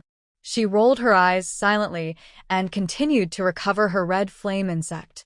Then the old woman kicked over the fire pit, and the fire suddenly flared up. She hid from Li Chunhua and ran into the forest to the west. The people from the shaman's family saw that Chen Shengli didn't seem to be lying, and many others could testify, so they temporarily held back their anger. Then, 7 people headed toward the forest to the west, as Chen Shengli pointed. They kept searching until around 6 o'clock in the evening when it was dark. Finally, someone carried out 2 dark, human-shaped figures from the woods. Did you find them? Seeing the 2 dark figures, Chen Shengli felt dizzy. If both were burned alive, he would lose his position as village chief. Help! Help me! The 2 blackened people were just placed on the ground by the villagers. Li Chunhua regained consciousness and, in a hoarse voice, started calling for help around her. This one didn't die. This one here didn't die. Li Chunhua was in a daze, feeling someone giving her water. She immediately grabbed the bowl and drank greedily, as if afraid someone would take it away. Even if she choked, she refused to let go of the bowl, coughing while trying to swallow the water. She wanted to live. She couldn't die. The mistakes and wrong choices she made in her past life, she was determined to correct this time. Her perfect life was just beginning, and she would definitely not die. Chunhua, where's my daughter? Li Chunhua. When Aunt Li heard her daughter was found, she ran over from another part of the forest, accompanied by Li Chunhua's 2 brothers. Little sister, how did you get burned like this? Mom, don't cry. Let's carry little sister home first. Aunt Li nodded through her tears after hearing her second son's words. Okay, let's carry your sister home first. Just as Daju and Erju prepared to carry the stretcher, the shaman's family surrounded them. Oh, so you want to leave without explaining everything? Does my mother deserve to die so suddenly? The shaman's youngest son was the first to speak out, with a sinister look in his eyes, like he was looking at a dead dog, staring at the Li family. The shaman's family was named Qi. Although they weren't the wealthiest in Lin Shui village, the Qi family was well known in Lin Shui and nearby villages.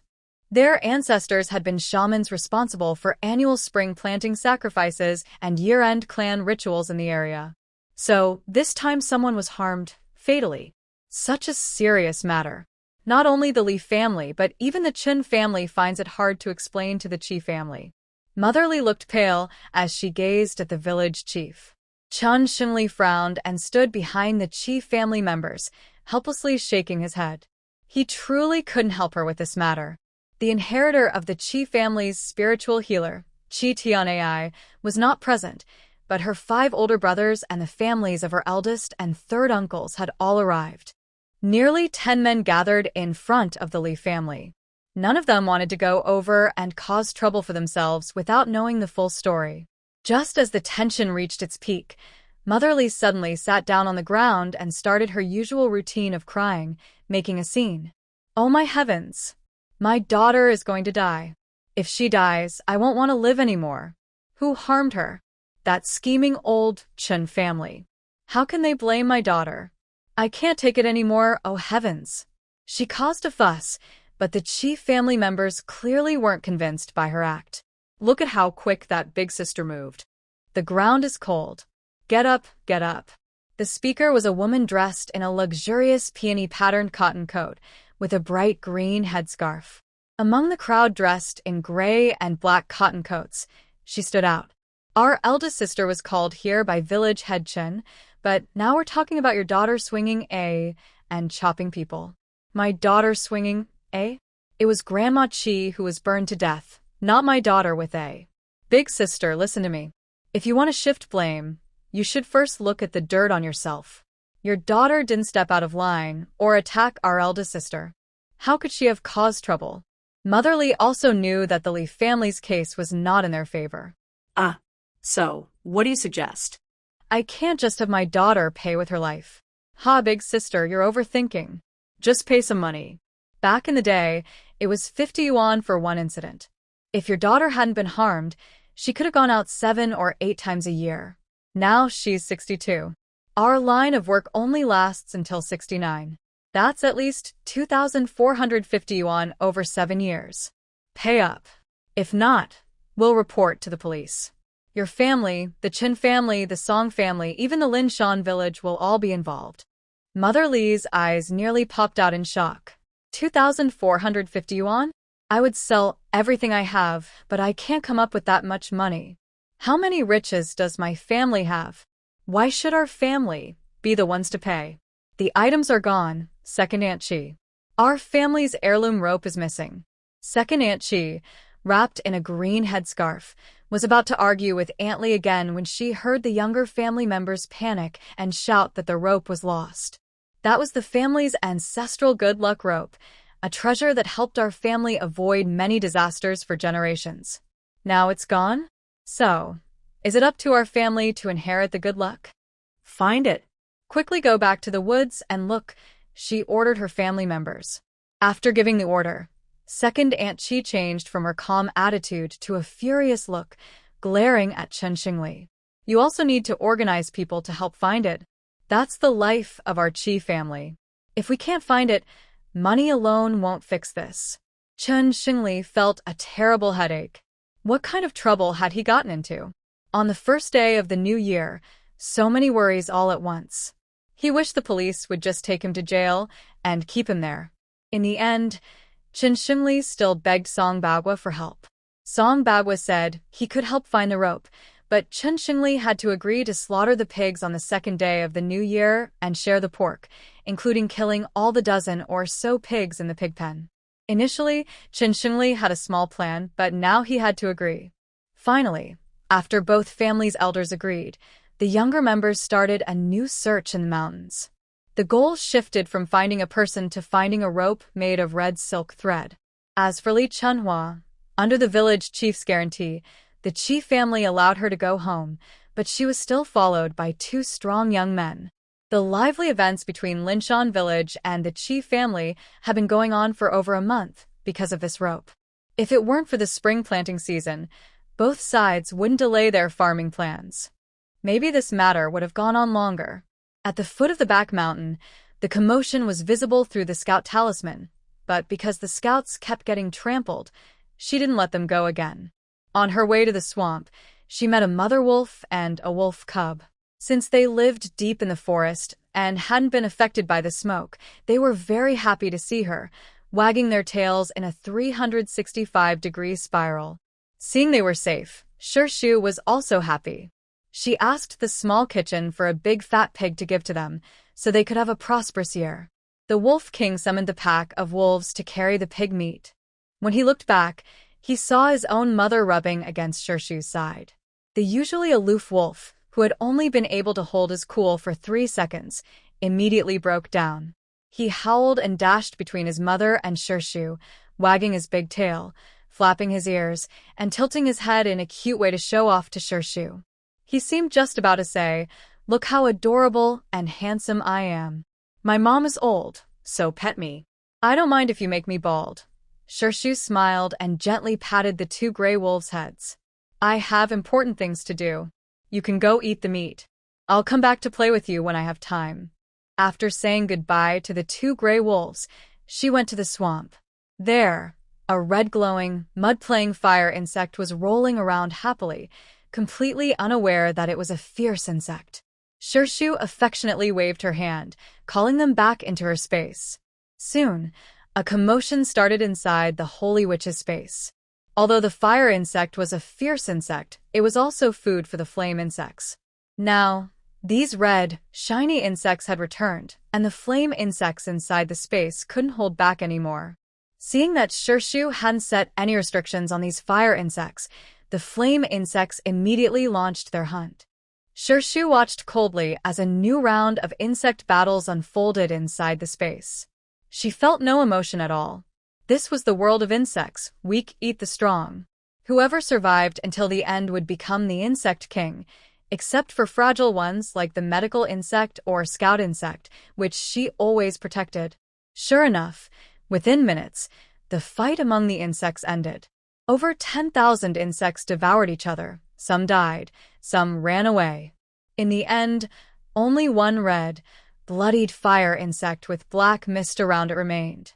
Actually, it was no longer just a fire insect, but the fire insect king, formed from the fusion of over 10,000 flame insects and fire insects. Is it already a high-quality one? Shirshu was about to congratulate the little guy when a golden-red firefly flew past, and the fire insect king was gone.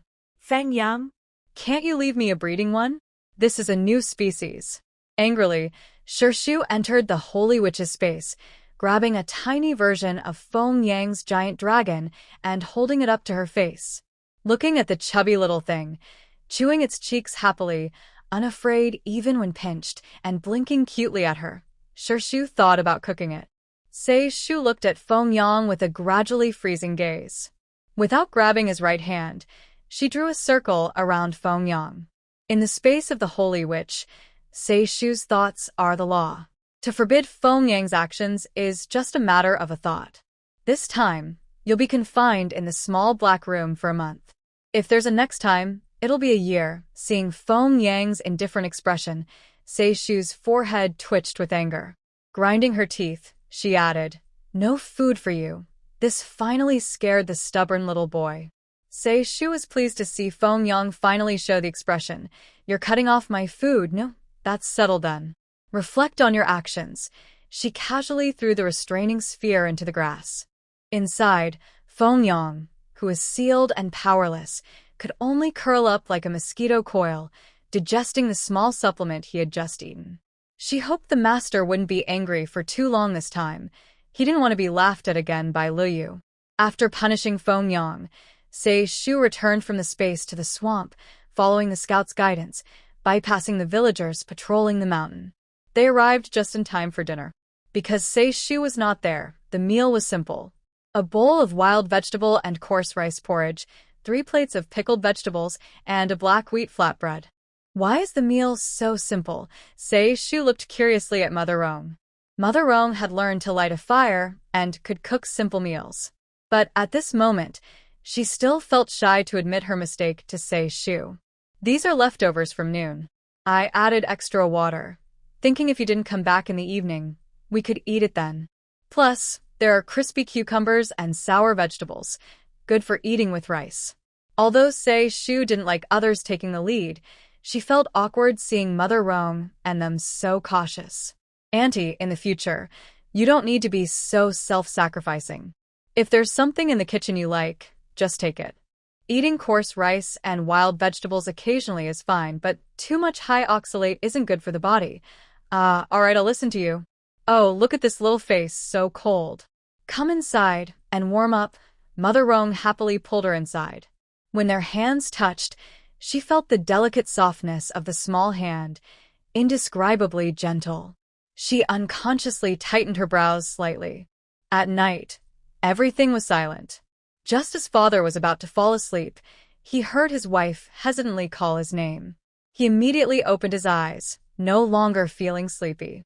"What's wrong?" Mother bit her lower lip, her eyes showing hesitation. After a moment of thought, she decided to speak seriously and looked directly at father. "Should we have someone check that child's background?" Father raised an eyebrow in surprise. "Did you find something?" Tonight, I held her hand and led her inside. That hand definitely isn't from someone in the village. Not to mention the county, even the wealthiest families in the city take good care of themselves, but her hand isn't soft or delicate like that.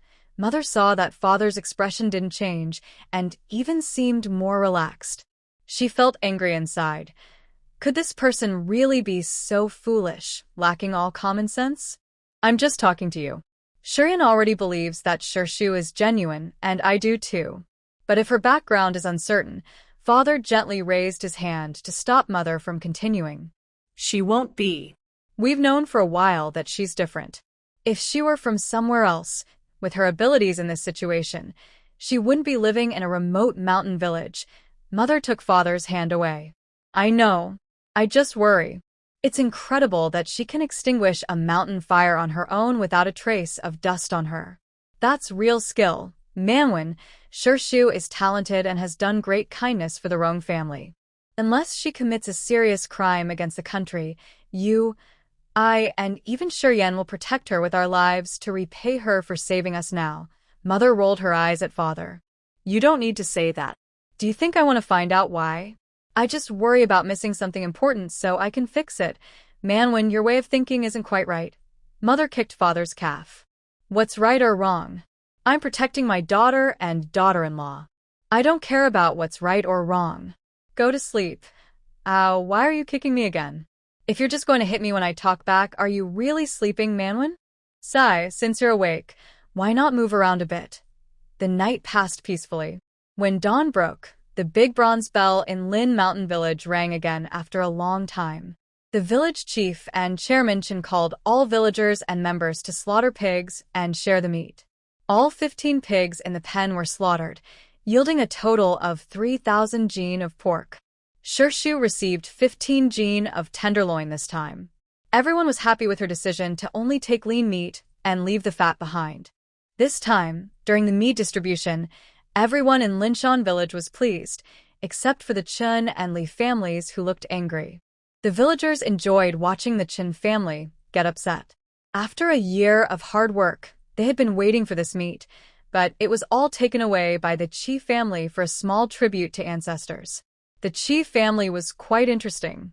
They had lost some valuable rope and had been searching for it since last night. Rumor had it that they still hadn't found it. Even though everyone said the rope was burned, they didn't believe it. They even went to ask the new head of the family. In this modern society, the Chi family's boldness was surprising.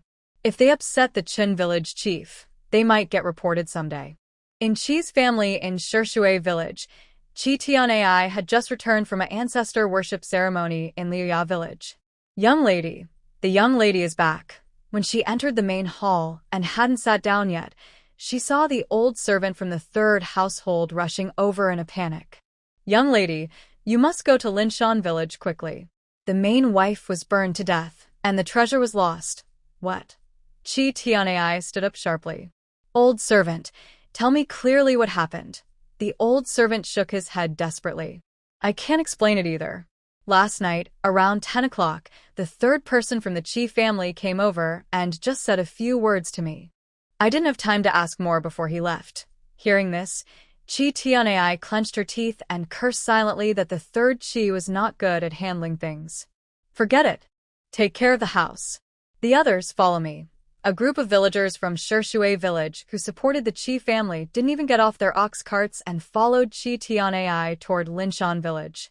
Before going to get the pork, Shirshu had guessed it would be more than last time, since last time they only had one pig. So she carried a large basket on her back. 15 jin of pork tenderloin, less than a third of the basket's capacity, was packed inside. On her way home, she felt confident. Besides the young people drooling over other people's pork, no one was paying attention to her. When she was almost at the door and sure no young people were following, Shirshu took out most of the ribs, 20 jin of pork belly, 2 pigs' feet, 2 pigs' elbows, and a pair of pig ears and put them into the basket. The once light basket suddenly felt very heavy. Little ones, help quickly. With a command, a group of strength insects emerged from Shirshu's shoulder blades, instantly relieving the pressure on both shoulders. Thanks to the help of the strength insects, Shirshu successfully carried back nearly 80 jin of pork to the yard. After entering the yard, Rong Shiryen came over to help, and the insects all retreated into their space. Can you divide it into so many pieces? Did you buy it with money? Shirshu smiled and shook his head, honestly telling Rong Shiryen. No, I transformed it. Rong Shiryen thought Shirshu was joking with him. After a laugh, he gave a thumbs up and praised. Wow, you're really impressive. If I crave meat later, I'll come to you. Of course, no one believes when someone tells the truth, so Shirshu didn't argue. She just nodded with a smile and then arranged for Rong Shiryan to start a fire to prepare to remove the hair from the pigskin. She went to the kitchen to peel some garlic and chili and also grabbed a few pieces of. Are you planning to stew all the meat? Seeing Shirshu making such a big move, Rong Shiryan immediately guessed what she was going to do. Yes, you focus on removing the hair from the pork. No need to call anyone to the backyard. If more people come, they might interfere. She had already discussed this with the small kitchen on the way back. She handed over the prepared ribs, pig's feet, pig's elbows, and pig ears to the small kitchen, which would put more braised products back into her pot. While slicing, she was also complaining to the small kitchen. This is what happens when there's an extra person at home. If it were just me, I wouldn't bother so much. The small kitchen nodded affirmatively, lifting the spatula. Shirshu, the meat is ready. Just as Shirshu finished cutting the seasonings, Rong Shiryan came into the kitchen holding a large basin of clean, dry pork. Good. You can go out now. Shirshu glanced and saw that she wasn't fooling around, so she nodded in satisfaction. But Rong Shiryan was full of energy. Tell me if there's anything else I need to do. I'll go do it. There's nothing else. Just go outside. Shirshu thought to herself, but didn't say it out loud. There's nothing else. Rest first. I'll call you if I need anything. In short, don't wander around the kitchen. Rong Shiryan's eyes sparkled as she nodded. Okay, if you need me, just call. I'll be practicing in the yard. After everyone left, Shirshu gave the bowl of meat and the seasonings on the table to the small kitchen. 2 large iron pots were filled with more braised pork. In the large basin that previously held pork, there was now half a basin of marinated tenderloin and pork belly, salted and prepared. Shirshu lowered the stove fire to a gentle simmer, allowing the flavors to deepen. When the aroma started to spread, he called Rong Shiryan to come in, carrying the bowl of marinated meat strips. Wow, that's quite a lot. We can eat it for a long time. Rong Shiryan picked up the pork, feeling both satisfied and happy. Of course, it's a lot. I'd say about 30 jin. Shirshu was being conservative. Actually, that bowl of meat could weigh 50 jin. Although everyone in the village was cooking meat and hanging cured meat that day, some did it well, and others not so much. Many families had no meat to eat. The Chin family, of course, went to Chin Xingli's house, shouting and scolding, but when they heard they might have to pay compensation, they desperately tried to deny any connection. The more reasonable ones gritted their teeth and cursed Chin Xingli a few times before turning back home, secretly cursing the unlucky year. The less reasonable ones sat with their entire families inside Chin Xingli's house and yard. Some even crowded outside because they couldn't fit in. Chin Xingli, I tell you, today we're eating that pork no matter what. If I don't see the meat at noon, I'll go into your kitchen and take some myself. Yes, that's right, we want to eat meat. Why can the Song family get meat but our Chin family can't? Exactly, Village Chief Chin, Uncle Chin. This is your idea to invite the spirit, and now something's wrong. Shouldn't it be your family taking responsibility? Xiao Wu Gold. You hit the nail on the head. Chin Xingli, Xiao Wu Gold is right. This time, your family is mainly responsible for what happened. We can't all be blamed for you. That's right. We want our share of the meat. The dead have nothing to do with us. Share the meat. Share the meat. Share the meat. Share the meat.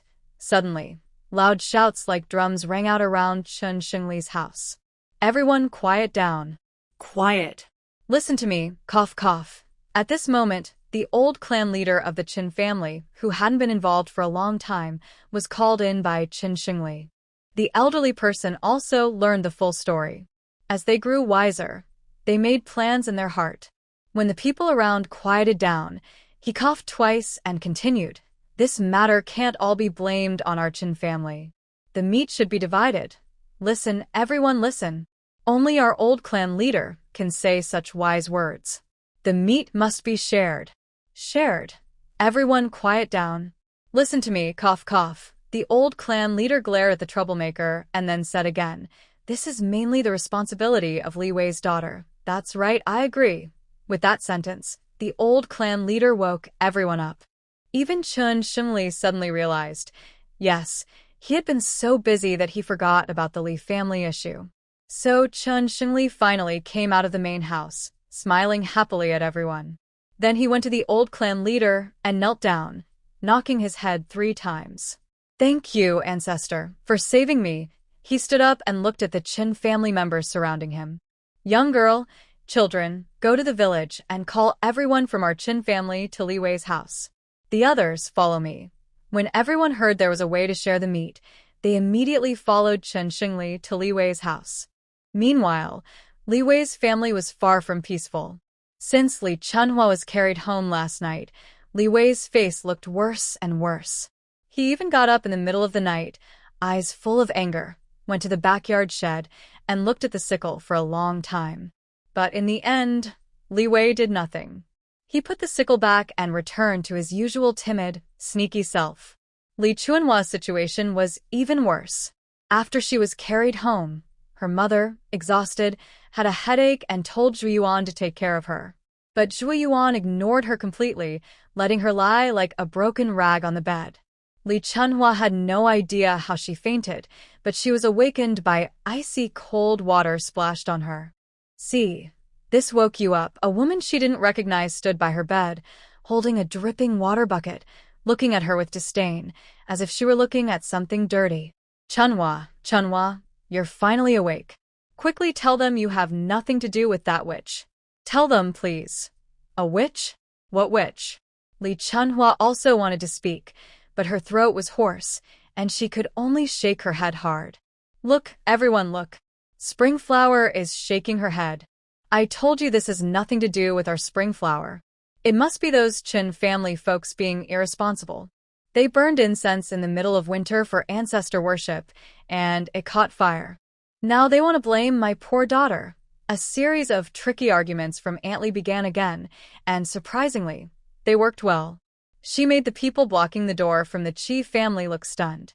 But just as she was about to add more fuel to the fire, the Qin family team arrived. From afar, they could hear Aunt Li crying loudly, and Chen Xingli's honest smile faltered and disappeared. "You're talking nonsense."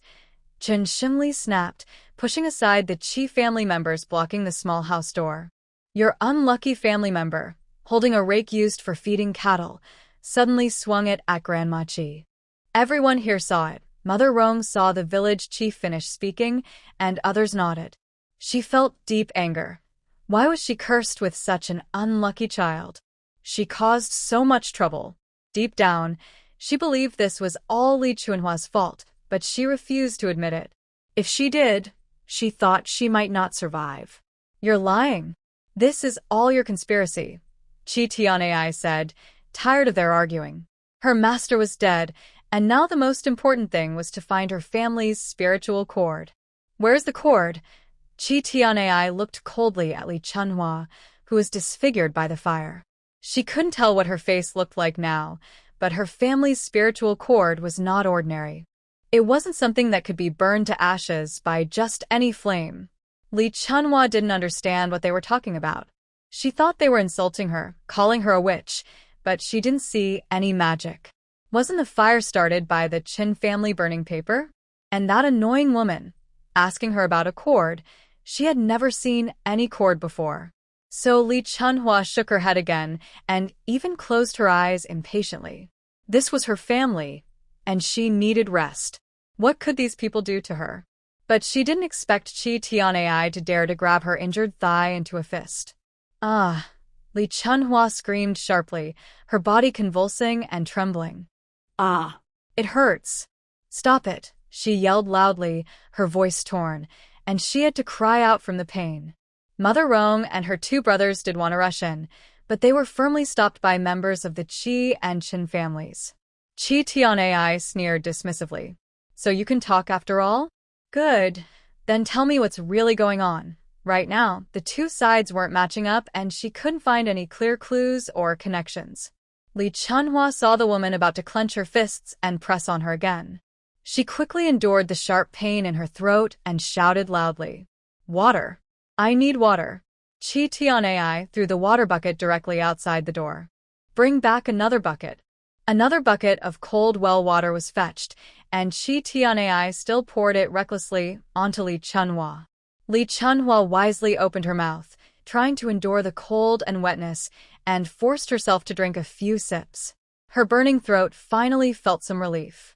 Chi Tianai was losing patience. Every wasted minute decreased the chance of her family's cause-and-effect rope being recovered. I've never seen a shaman or a cause-and-effect rope before. Cough, cough, it hurts. Every time Li Chunhua spoke, it felt like a knife was slicing through her throat. But seeing the woman's clenched fists again, she dared not stay silent. I went to the cattle shed, hit the Rong family members, chased Mother Rong to the back mountain, saw Qin family members burning paper. Then there was a fire. I kept chasing, and then I fainted. Li Chunhua wanted to hide her true reason for going to the cattle shed, but Chi Tianai wasn't easy to fool. On the first day of the new year, why did you go to the cattle shed? Tell me. Cattle shed? Chi Tianai thought she should check it out later. Li Chunhua saw that the woman wasn't stupid, and immediately told her the reason. She had already prepared. I have a childhood betrothal with Rong's son. When he turned 21, he broke off the engagement. I hate him. I heard his family was sent away, cough, cough, sent to the cattle shed. I just wanted to go give him a beating, cough, cough, to vent my anger. Her story was partly true, partly false. As long as her family didn't expose her, she could fool this woman easily. Sure enough, Chi Tianai believed quite a bit. She then pointed to two younger family members. You two stay here and watch. The rest of you come with me to the cattle shed. We'll dig 3 feet deep if necessary to find the thing. Afterward, she looked at Chen Xingli. My master was hired by you. If she dies, you must take responsibility. Now go find the rope. If you find it, we can discuss everything. If not, I'll make sure your entire village suffers. Chen Xingli really dislikes this woman's attitude, just like her mother with the green headscarf, her nose red and swollen from the cold. Her words are harsh, and she spits saliva, her breath smelling bad, worse than Li the Weasel's rotten teeth. But he also heard that shamans tend to attract negative energy, and the uglier they look, the higher their spiritual power. So, he feels he should refuse responsibility, but also not offend her. Chen Xingli suppresses his urge to cover his nose and mouth, and tries to keep a friendly smile, while complaining to Chi Tianai. Master Chi, it's fine to look for things, but as you can see, our village is in a tough situation. Your mother-in-law Chi was a well-known person in 10 villages around here. Now that she's gone, no one feels good about it. But if this news gets out, it won't be good for anyone, right? Chi Tianai, with a grim expression, looks at Chen Xingli. She knows very well that an old shaman dying in a fire is almost like divine punishment. If this story spreads, it won't bring any benefit to her Chi family. What do you want? If he's trying to threaten her, she will let Linshan village know how terrifying the backlash can be when angering a shaman. Chen Xingli doesn't understand Chi Tianai's malicious thoughts. All he cares about now is saving the pork to give his family an explanation. It's nothing much, just wondering if you could lower the compensation fee you mentioned. Chi Tianai also knows about the money Chen's family and Li's family paid regarding her mother. Just over 2,000 yuan. Can't your many people gather that much? Linshan village is much better off than Linshui village, with better benefits from the commune. Chen Xingli secretly pinches his thigh hard, then suddenly cries out in pain, tears and mucus running down his face. We can't gather that much, Master Chi. Last year, our village entered a competition to be the best, and we reported high yields. Linshui village also participated, but we really don't have the money. Chi Tianai doesn't care about village competitions. Her family only cares about the feng shui of Linshui village. The land is suitable for spiritual energy to grow, which is good for shamans. Regarding village matters, they have men to do the work. Given the current situation, working more or less doesn't make much difference. The titles like Best or Advanced are just for show, with a big red flower pinned on the chest and no real benefit. She doesn't see any practical gain. So, Chi Tianai simply doesn't understand village chief Chen. That's your problem, not my family's concern. Chen Xingli realized that he couldn't keep silent any longer. The foolish, Short-sighted woman with long hair simply didn't understand how important these advanced political ideas were. He clenched his teeth and stomped his foot. We have no money, really no money. Was he trying to bargain? Chitiana sneered disdainfully. This village chief of Lin Shui village was truly tired of his role. Did he think she, the head of the Chi family, was just a big cabbage in the field? Now he was here bargaining. But those were later words. For now, she needed everyone to help her find a rope. Without a rope, her family's charms and spells would become useless decorations. Even she, as the next head of the family, would lose her greatest support and become an ordinary person with only appearance, lacking real power. All right. As long as you help the Chi family find the rope, money and other things are not important. Really? If we find a rope, will you agree not to ask us for more money? Chen Xingli thought he should be clearer, so he shouted this sentence loudly, making sure everyone around Li's yard could hear. Chi Tianai's eyes were cold with killing intent, but her face showed no emotion. Yes, as long as you find the rope, money isn't that important. This seemingly ambiguous statement was misunderstood by the Qin family members, who were eager to eat meat and didn't want to pay money. They thought that finding the rope meant they wouldn't need to pay. Suddenly, someone outside the yard shouted loudly, "Let's go!" Dividing the pork and looking for the rope. After Chi Tianai finished speaking, Chen Xingli, surprisingly, kept his composure. He felt that Chi Tianai's words didn't sound quite right. But unfortunately, the Qin family didn't give him a chance to respond.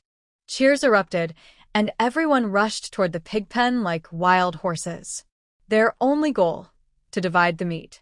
Li's family learned a rough idea of what was happening through scouts. Because Li Wei had been hiding in his house and hadn't gone to Li Chunhua's place. There were many people in the yard, and sending scouts to climb over was risky. They might get shot halfway. After the Qin family members left the yard, the Qi family still kept the yard tightly guarded. Watch over this family, Qi Tianai instructed the two people again, then coldly looked at Chen Xingli, who had nowhere to go. Lead the way. Take me to your village's cattle shed. Our village's cattle shed? Why are you going there? Chen Xingli found it strange. Why does this person want to go to the cattle shed again? Isn't he looking for a rope? Shouldn't he be heading to the mountains? Why ask so many questions? Just follow me quickly. All right, come along. Since becoming the village chief, Chen Xingli hadn't been ordered around like this in a long time. Inside the cattle shed, Chi Tianai covered her nose and mouth, glancing at the three members of the Rong family who stood nervously in the corner. All three looked very thin and weak, with yellowish skin and dull eyes, as if they were close to death. They wore tattered clothes that didn't seem suitable for hiding anything, let alone the causal ropes. Get out. Don't cause trouble here. The Rong family members trembled all over and reluctantly left the cattle shed, shrinking behind the wall outside the window. Chi family members searched the cattle shed for over 2 hours, almost turning over every piece of land. But the things that had long since disappeared couldn't be found just by searching. Big sister, we've looked everywhere in the cattle shed, but there's nothing. I haven't seen anything on my side either. All day, Chi Tianai had been hearing bad news. Now she was so annoyed that she pushed people away and walked up the hillside from the cattle shed, seeing 2 old, dilapidated courtyards. Why are there 2 small courtyards over there? Chi Tianai called Qin village chief over, pulled a serious face, and asked sternly. Those are the courtyards where the Jin family girl and her aunt live. What's the matter? Chen Xingli didn't see any problem and answered honestly. There was no problem, but now that the causal ropes couldn't be found, Chi Tianai was close to losing her mind. Whenever she saw a place that might hide something, she wanted to search every inch. Everyone follow me. Chen Xingli felt a bit nervous. He wanted to stop them, but then remembered the incident where Shu called the police. He hesitated, took a step forward, then pulled back. Since the Jin family probably didn't have anything, let the Qi family members search. If they couldn't find anything, he could still say they entered someone else's house illegally. This time, Chen Xingli thought, Jin family girl, Chen Xingli, will show you the power of a village chief. He would never admit that he was afraid he would try to stop them, and the Qi family wouldn't give him face. That would make him even more ashamed. Rather than embarrassing Chen Xingli, it would be better for the Jin family to handle it themselves. When Shu heard someone knocking on the door, the old men had already gone to rest in the backyard. Only Rong Shiyan and Shi were in the front yard. "Don't come out," Rong Shiyan warned, and Shu went to the door. "Who is it?" she asked, just as she looked up and saw a deeply guilty face. With slanted eyes, a fish-shaped mouth, selfishness, and a cruel heart. "You, yellow-haired girl, open the door quickly. We're from the Qi family. We suspect your family stole our things. We're here to search. If you don't want to get hurt, open the door now." Next to the woman was a man with a similarly unpleasant face. He was glaring at Shu with hostility, as if they would break down the door if she didn't open it. "Huh, this is interesting," Shu said with a slight smile. She only glanced at the man briefly before turning her attention back to Qi Tianai. "What does your Qi family do?" "They are just a family that pretends to be spiritualists. How could they have such strong anger and evil karma?" Under the influence of illusion bugs, Shu looked no better than the three people in the pigsty in the eyes of Qi Tianai and her group. She still looked pale and thin, not threatening at all. So, Qi Tianai didn't even bother to answer her question.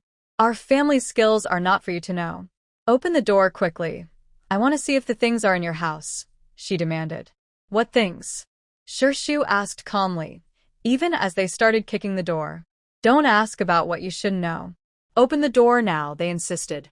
Thinking that the small, thin girl in front of them was easy to bully, Qi Tianai and her group lost their patience. Shu originally wanted to use illusion bugs to make them go deep into the mountains and survive in the wild. But after seeing Chen Xingli and village chief Chen, she changed her mind. If she just shows her head to watch the fun, then she'll give him a good look. She turned around, took a bird-hunting shotgun from her room, and aimed it at Chen Xingli's head. With a loud bang, the Qi family members were all startled and fell back, all tumbling to the ground. "Do you still want to come in?" After firing, Shu felt her hands ache from the recoil of the shotgun. She decided that in the future, she would use bugs instead of guns. She was not suited for strength-based methods. Chen Xingli's eyes were blank. "Does the Jin family have guns?" How could the Jin family possibly have guns? Yes, that's right. Her family's old master was in the army, so having a gun is nothing new. He made a mistake again, and then another mistake. The shot just now was aimed near his railway cap. It was very clear that this was a warning. The girl from the Ji family is angry because he isn't taking care of things. Chen Xingli suddenly felt that this year was unlucky for him. Everything seemed to go wrong. Shu was holding a hunting gun, with its dark barrel pointed at people who hadn't yet gotten up. At this moment, Qi Tianai realized she was dealing with a tough opponent. Afraid she might shoot again, she quickly bowed to Shu, begged for mercy, and hurriedly led her family away. Chen Xingli saw them off at the village entrance, saying be careful on the way, but inside, he was secretly happy to see the Ji family embarrassed.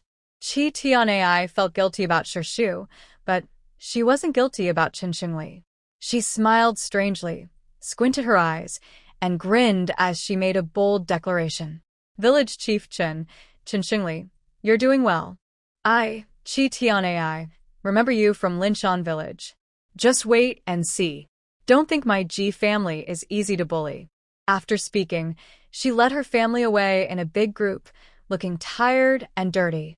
Even the two relatives from the Li family almost forgot to send a message. In the end, Chen Xingli went over and chased them away. At this point, Chen Xingli didn't care about Qi Tianai's threats. As long as he didn't have to pay money, he didn't need to find any fancy ropes or tools. Let them cause trouble. He didn't mind. But from that day on, every night, a group of people would come to cause trouble in Linshan village.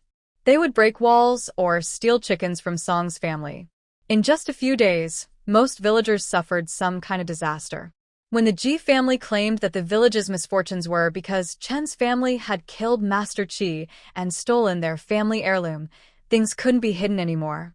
The villagers, who believed they had been unfairly harmed, surrounded Qin Xingli's house again, like a swarm of angry bees. Some villagers, like Old who was quick-tempered and couldn't stand any trouble, even took a cart to report the matter at the county office. Qin Xingli was now in trouble again. The police arrived quickly. Old who had left in the morning, but by the afternoon, they politely returned with the police.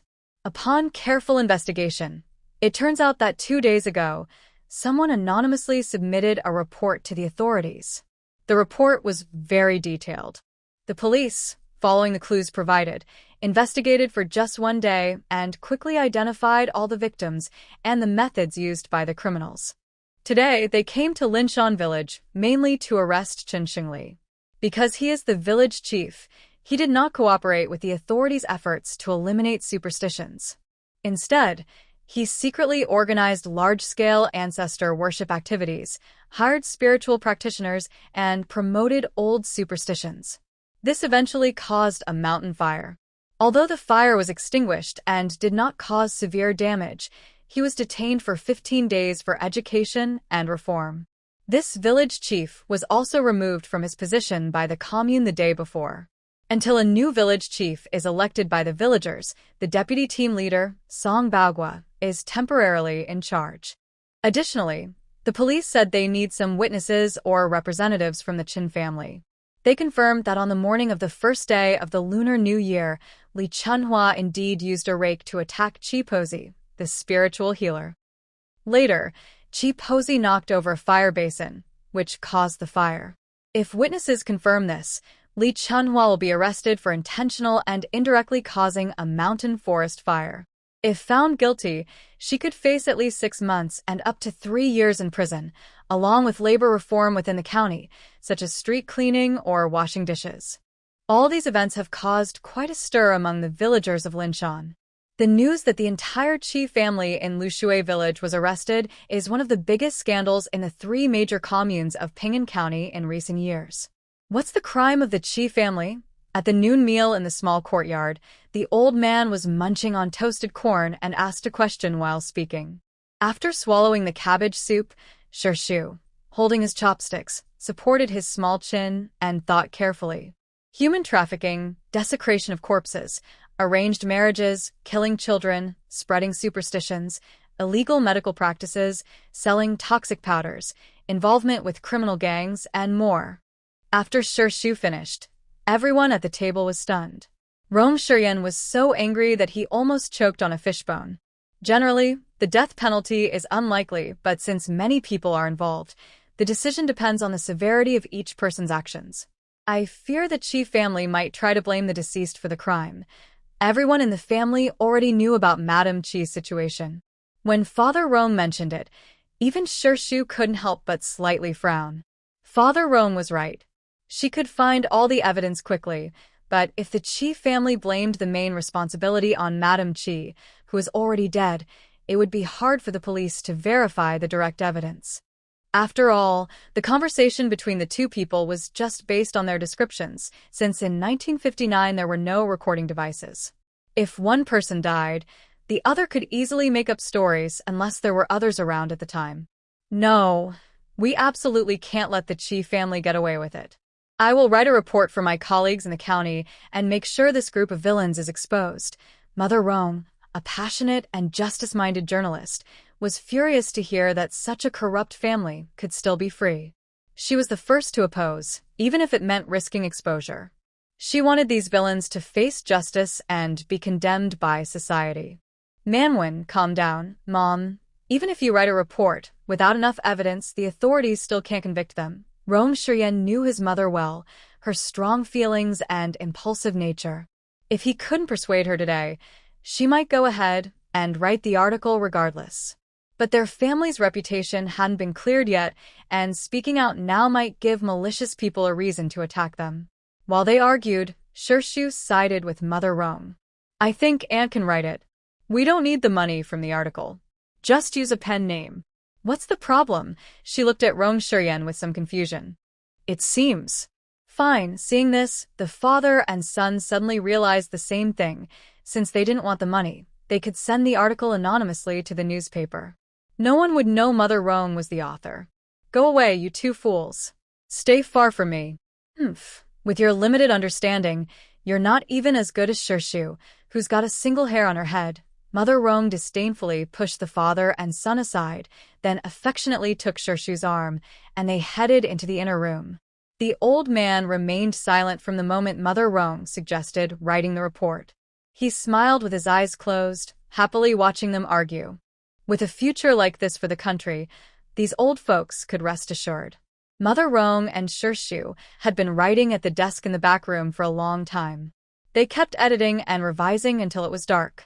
In the end, they finished a detailed, objective report of about 20,000 words called The Criminal Record of the Chi Family, which described the many crimes committed by the Chi family in Ping'an County. Shirshu, can you help me check again? Is there anything written too strongly or exaggerated? Mother Rong carefully put away her pen, a gift from the old station master. She remembered the old station master's words, "I wish you to write brave and firm reports with this hero's pen." She felt that over the years, she had lived up to the old station master's expectations and the gift of the pen, not letting its name down. Shirshu finished organizing the manuscript and carefully stored it in the drawer. She understood Mother Rong's desire to punish evil and promote good, but she was hungry and wanted to eat dinner first before reading it. During dinner, Shirshu noticed the old man and others looked very secretive. She asked twice, but they brushed her off, so she stopped being curious. That night, she read Mother Rong's draft again. After confirming there were no problems, she put it away, planning to take it to the county on the Lantern Festival Day when all the villages would light lanterns. She also planned to send the report to Ping'an Daily. Since the Chi family had just been arrested, and the process of interrogation and gathering evidence would take at least 2 to 3 months, she knew it would be a while. Life returned to normal, and time passed until the 8th day of the Lunar New Year. Early in the morning, as Shirshu stepped out of the main hall, she saw that the yard and surroundings looked very different from usual. There were strings of bright red chili peppers hanging at the wash basin, kitchen, courtyard gate, and even at the door of the small room where Rong Shiryan now lived. Big red flowers decorated the main hall doors, making everything look very festive. Shirshu, happy birthday. Rong Shiryan came out of the kitchen, holding a large plate of soft, steamed bread shaped like flowers. Before Shirshu could react, he happily explained the surprise. It was her birthday? Since crossing into this era, she had only occasionally checked the calendar at the brigade office. She didn't keep track of time as precisely as before. So today was already the 8th day of the Lunar New Year. She thought it was only the 6th. She was grateful that someone remembered her birthday. Later, she planned to record her own and the old man's, as well as Rong family's, birthdays in her notebook, so she wouldn't forget in the future. White-faced flower buns are made by the old man. He kneads and rolls the white flour into long strips about the size of a chopstick. Then, he presses patterns with chopsticks, places a large red date on top, rolls it from one side, and finally decorates the edges to make it look perfect. After steaming it in a pot, it is ready. Thank you, Grandma Gua. Shirshu walks into the kitchen with a smile to thank him. The old man is still busy cooking millet porridge. When he sees Shirshu, he immediately shoos her out. On your birthday, you shouldn't come into the kitchen. Go outside quickly. Haha, no need to be polite with me. Wait in the main hall for your meal. Today, I want you to cooking. Okay, don't overwork yourself. Shirshu happily leaves the kitchen and sees Rong father and Rong mother walking in from outside the yard, both smiling happily, each holding a paper bag. Happy birthday, Shirshu. Happy birthday. They both say the words together to wish her. Thank you, uncle and aunt. After the breakfast table is set and everyone is seated, the old man is the first to stand up holding his porridge bowl. Child, if it weren't for you, I wouldn't be able to wish you a happy birthday today. I am old now, and the future belongs to you young people. Like the leaders say, you are the morning sun, shining with endless light and a bright future. Thank you. This is the first time someone has celebrated my birthday early in the morning. In her previous world, her grandmother would host a dinner in the evening, with the size depending on how many people she invited. Coming to this world, she didn't expect anyone to remember her. Shu takes a sip of the porridge. It's thick millet porridge, sweetened with sugar, fragrant and sweet. No wonder her grandmother used to say that modern porridge lacks some flavor. After breakfast, Shu opens the gift from Rong father and Rong mother. The gift from Rong father is a small, delicate Shoshan stone seal with Wei-style inscription, engraved with two small characters, innocent and true. Before Rong Shuryan joined the army, he found the seal. He wanted to give it to his son once he had his own career, but he didn't expect the mischievous boy to be bad at calligraphy and to join the army. This seal had always stayed in his possession until Shu saved him. Her honest and straightforward attitude makes her truly deserving of the words, innocent and true. So, after discussing with Rong mother, they decided to give this seal to Shu. If Rong father's gift carried some hidden meaning, Rong mother's gift was purely a sign of love, because it was her favorite piece of dowry. A pure gold hairpin set with a red gemstone was given to her by her mother when she came of age. Now, she was giving this hairpin to Shu as her 18th birthday present. After waiting for Shu to carefully store Rong father's and Rong mother's gifts, Rong Shuryan also took out his own gift. It was a small, carved wooden cat.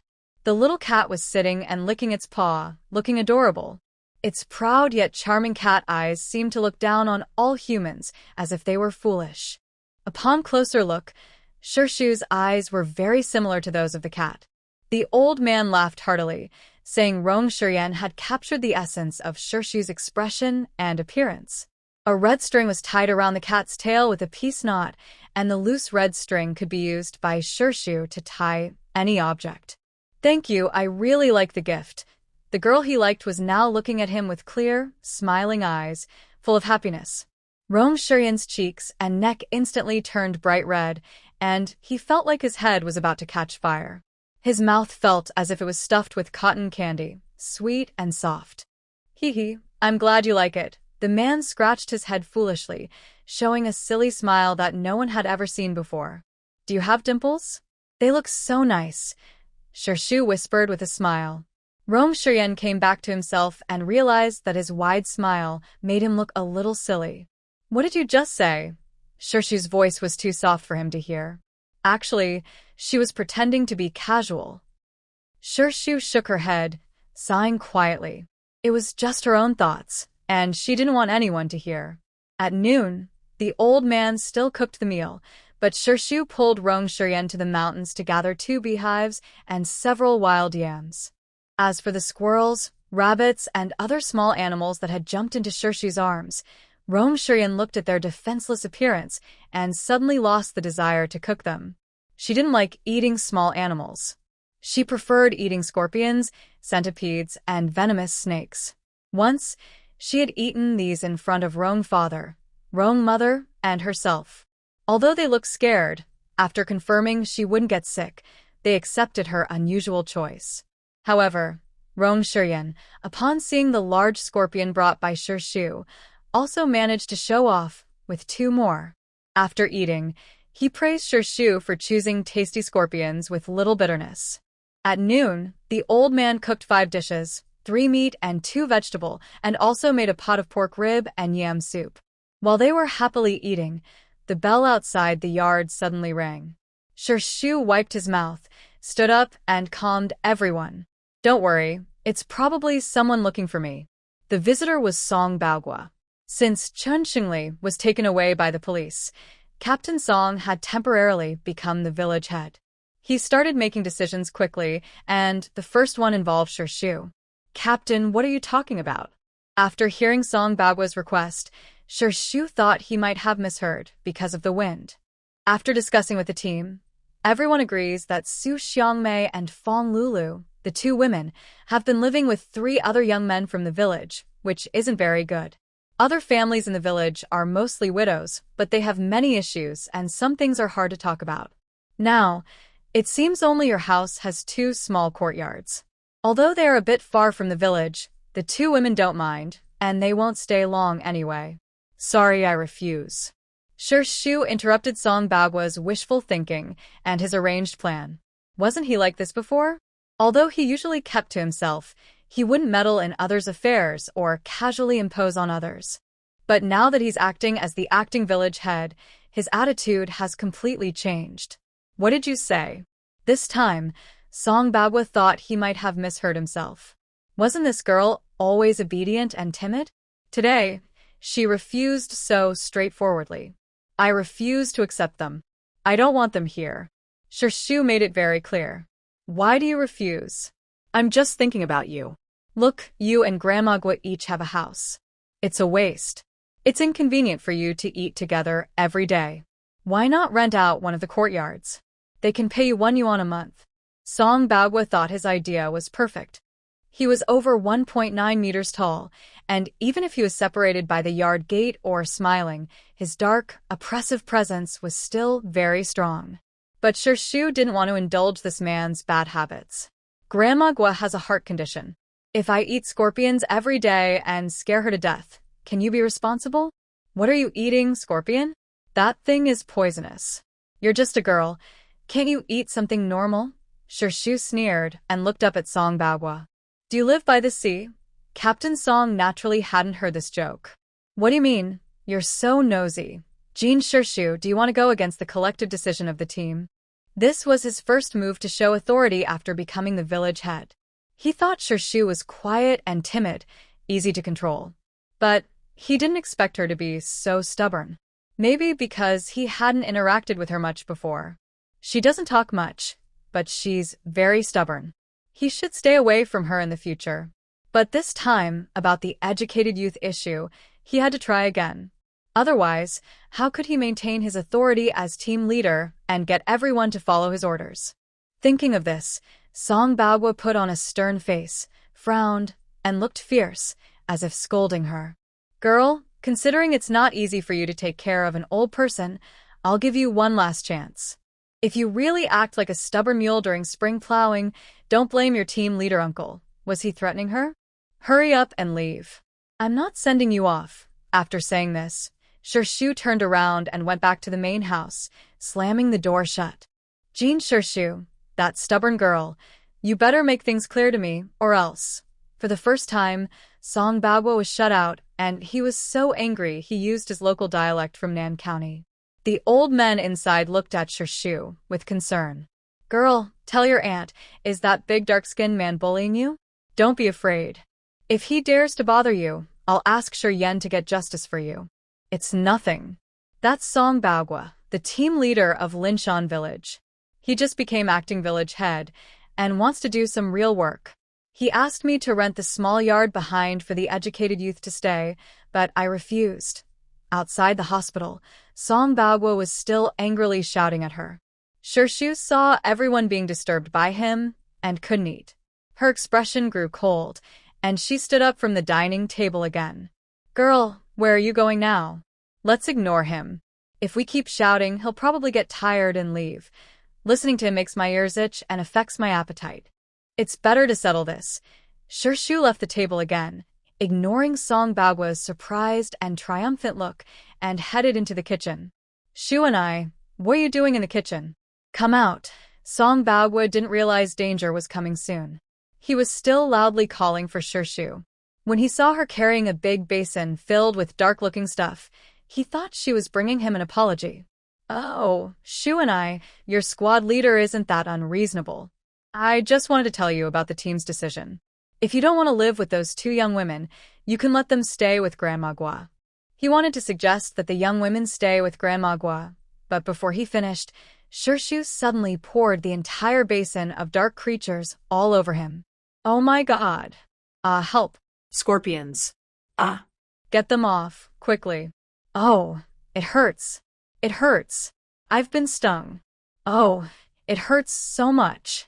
Shirshu, please get them away. The squad leader's deep-seated fear of insects overwhelmed him. His legs went weak, and he frantically shook off the many black scorpions covering him. Although these black scorpions looked harmless and seemed to be waiting to be eaten when in Shirshu's hand, once they fell on Song Bagua, they immediately raised their large, claw-like pincers, bigger than their heads, and clamped down his exposed skin. More scorpions also crawled into his clothes through his collar and hem. Song Bagua was truly terrified now. He started to off his clothes desperately, shouting for help. Help! Help! Shu, please come and help me. Shu stood calmly inside the door, not worried that he might be stung to death. After all, these scorpions were harmless. Their venom sacs had been collected by Luyu, so if they stung the skin, it would only hurt a little and wouldn't cause other problems. But Song Bagua didn't know this. He was so scared that he cursed and begged Shu. Shu and I, save me. Please, I beg you. I promise, I won't do it again. Let them come out. Oh, Uncle promises he won't bother you anymore. Promise. Oh, let them stop crawling. Shu looked at the tall, dark man who was about 1.9 meters. Since he promised, she decided to believe him this time. He took out a small, delicate box from his pocket.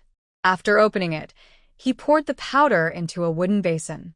Something strange happened.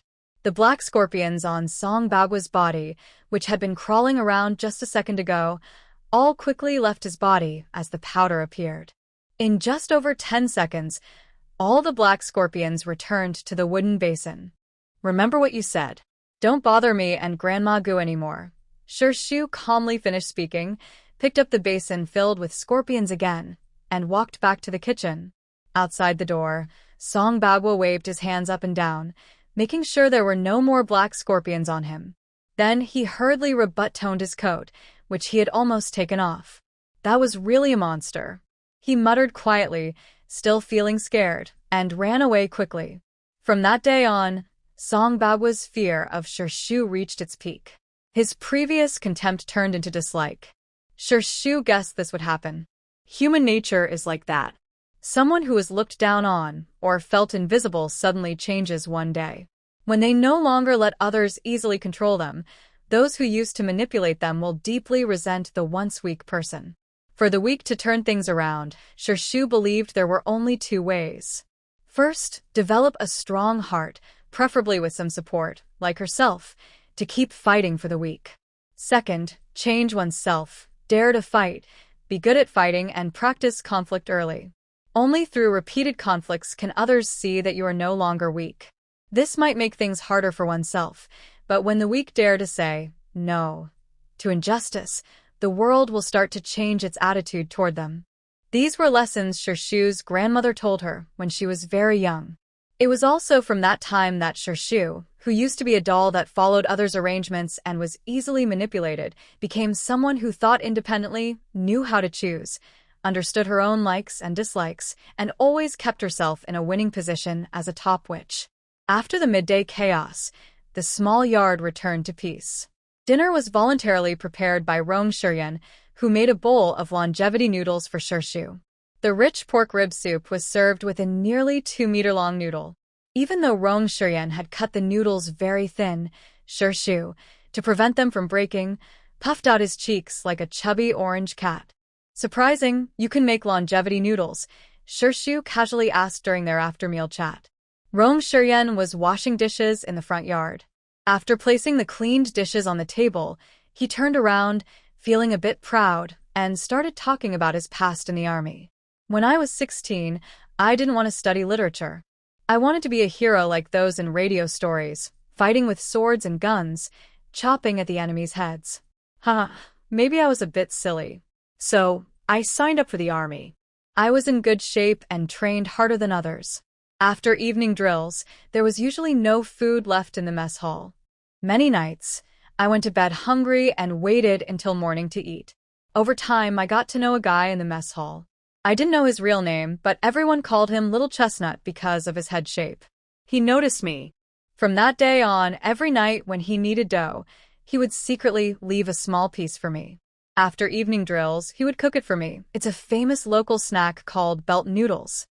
However, during a special mission 2 years ago, he went with a few others from the kitchen team and never returned.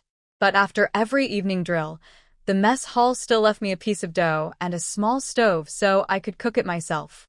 That's how I learned to make these noodles.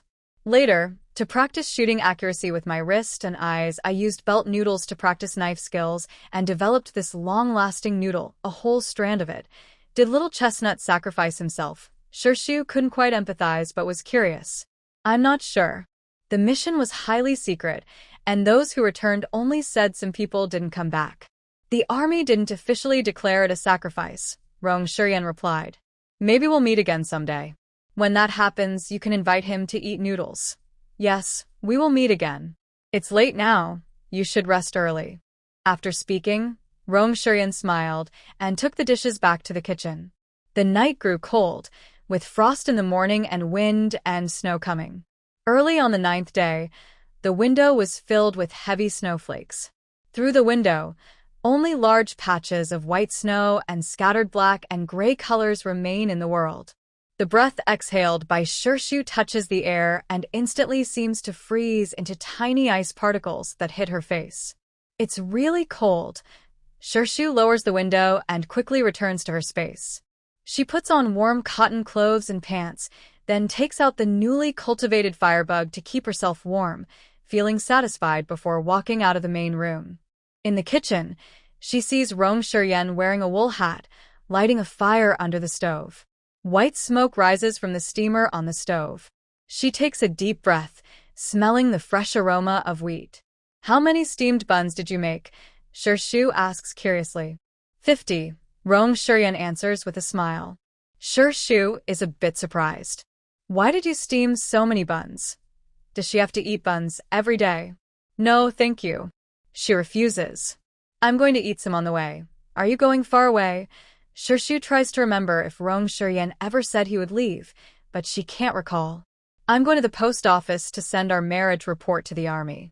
Oh, so that's what it's about. I'll go with you. There are many tickets and supplies. She wants to visit the supply store to buy some fabric and cotton. Okay, then I'll prepare some meat buns for you later. No need. We're riding bikes. It will be quick. At noon, we'll eat braised pork at the state-run restaurant. The chef there is very skilled. She still remembers the pork dipped in soy sauce. This time, she plans to ask the kitchen to cook the meat longer. She also prepared 2 spice packet recipes for them. She hopes that when they go to the county again, they can enjoy delicious marinated dishes and hot pot with sour soup. Although it was snowing heavily, it couldn't stop Rong Shuryen's determination to send the marriage report. The two finished breakfast simply, while the old man and Rong's parents, full of love and worry, kept nagging. Rong Shuryen, seemingly unafraid of the cold, still dressed in a high-collared youth outfit. Shirshu, on the other hand, was wrapped up like a ball. Seeing Rong Shuryen so charmingly freezing, she went back to her room, took out a green military coat, a leather hat, and a black-gray scarf from her space. Holding the clothes, she walked out of the main room again, approached Rong Shuryen, and draped the military coat over him. It's too cold. Wear more clothes. Then she handed him a leather hat and simply wrapped a scarf around his neck.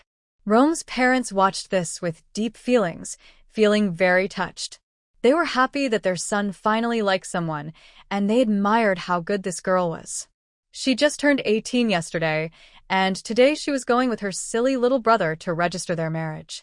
Soon, they would have to get the official marriage certificate. But their Rong family didn't even know if they could afford a proper wedding. They felt they owed her too much.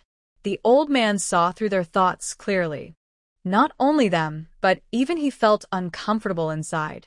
Still, he advised Rong's parents and comforted himself. Don't think too much.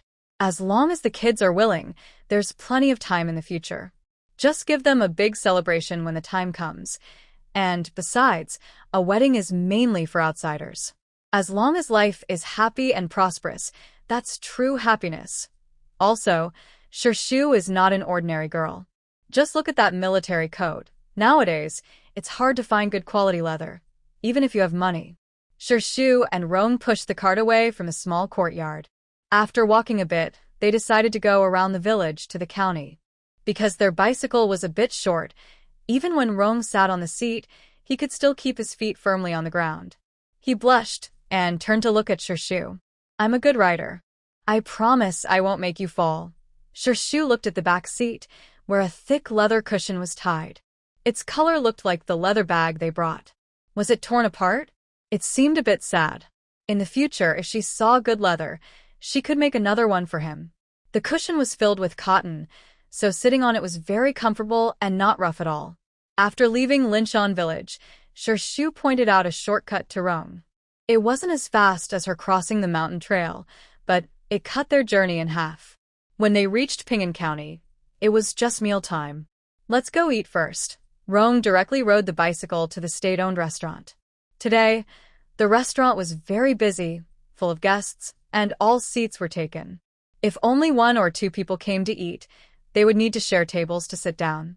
Shu, there are too many people inside. Wait for me outside. Rome Shuryen frowned slightly as he looked toward the cafeteria. He thought that if he was careful, he could probably make his way to the counter without much trouble. Shu stood on tiptoe, peeking past his arm to look inside. It's really lively in there. The state-run restaurant looked to be over 100 square meters, quite large for the time. The last time she came here with the old man, they had arrived too early, and the place had felt almost empty. She hadn't expected it to be so busy today. I'll go with you, she said. She wanted to know what it felt like to be part of such a lively crowd.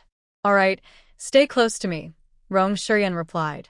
He guided Shu carefully, choosing to walk along the aisles near tables where women were seated. He thought that walking together, they would surely attract attention. After all, they were both dressed quite well today. But surprisingly, even after they ordered and sat down at a small table by the wall, hardly anyone looked their way.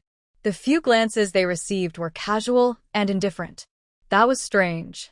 Back in the army, whenever he went to the mess hall alone, he would always draw teasing comments from the others. Now, with such a beautiful girl beside him, he had expected even more attention. Yet no one seemed to notice them at all. It was all thanks to Leo's simple mental shielding, which made them blend in naturally. Every table has mapo tofu, Shu said happily, looking around and noticing the pattern.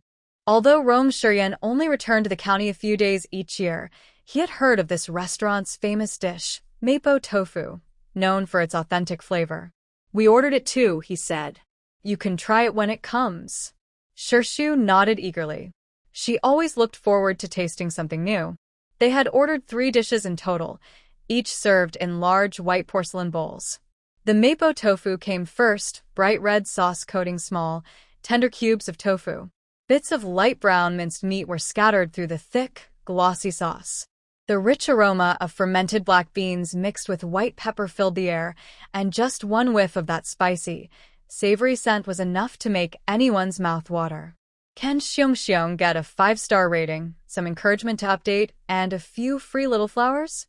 Hee, my lovely readers, move your lucky little hands and give a click, big bear hugs. This looks really good. Shu picked up a piece of tofu, tasted it carefully, but before she could fully enjoy the flavor, the spiciness hit her, and she quickly took 2 bites of rice. This is way too spicy. She couldn't help sticking out her tongue a little, like a kitten trying to cool down the burning taste. Rome Shuryen immediately raised his hand to block her face from view, not wanting others to see her delicate expression.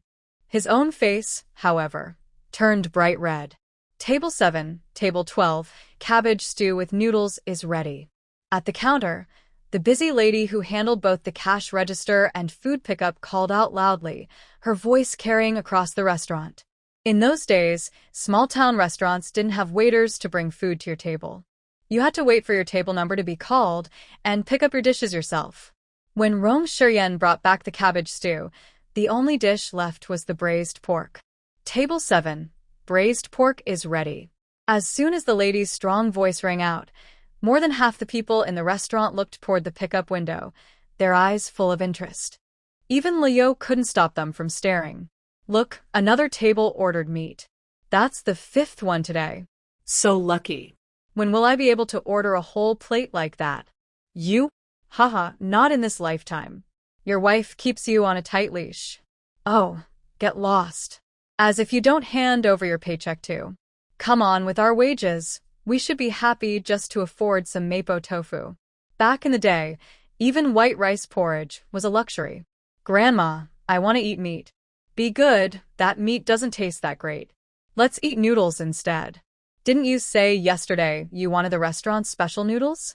Come on, Grandma will feed you, I don't want noodles, I want meat.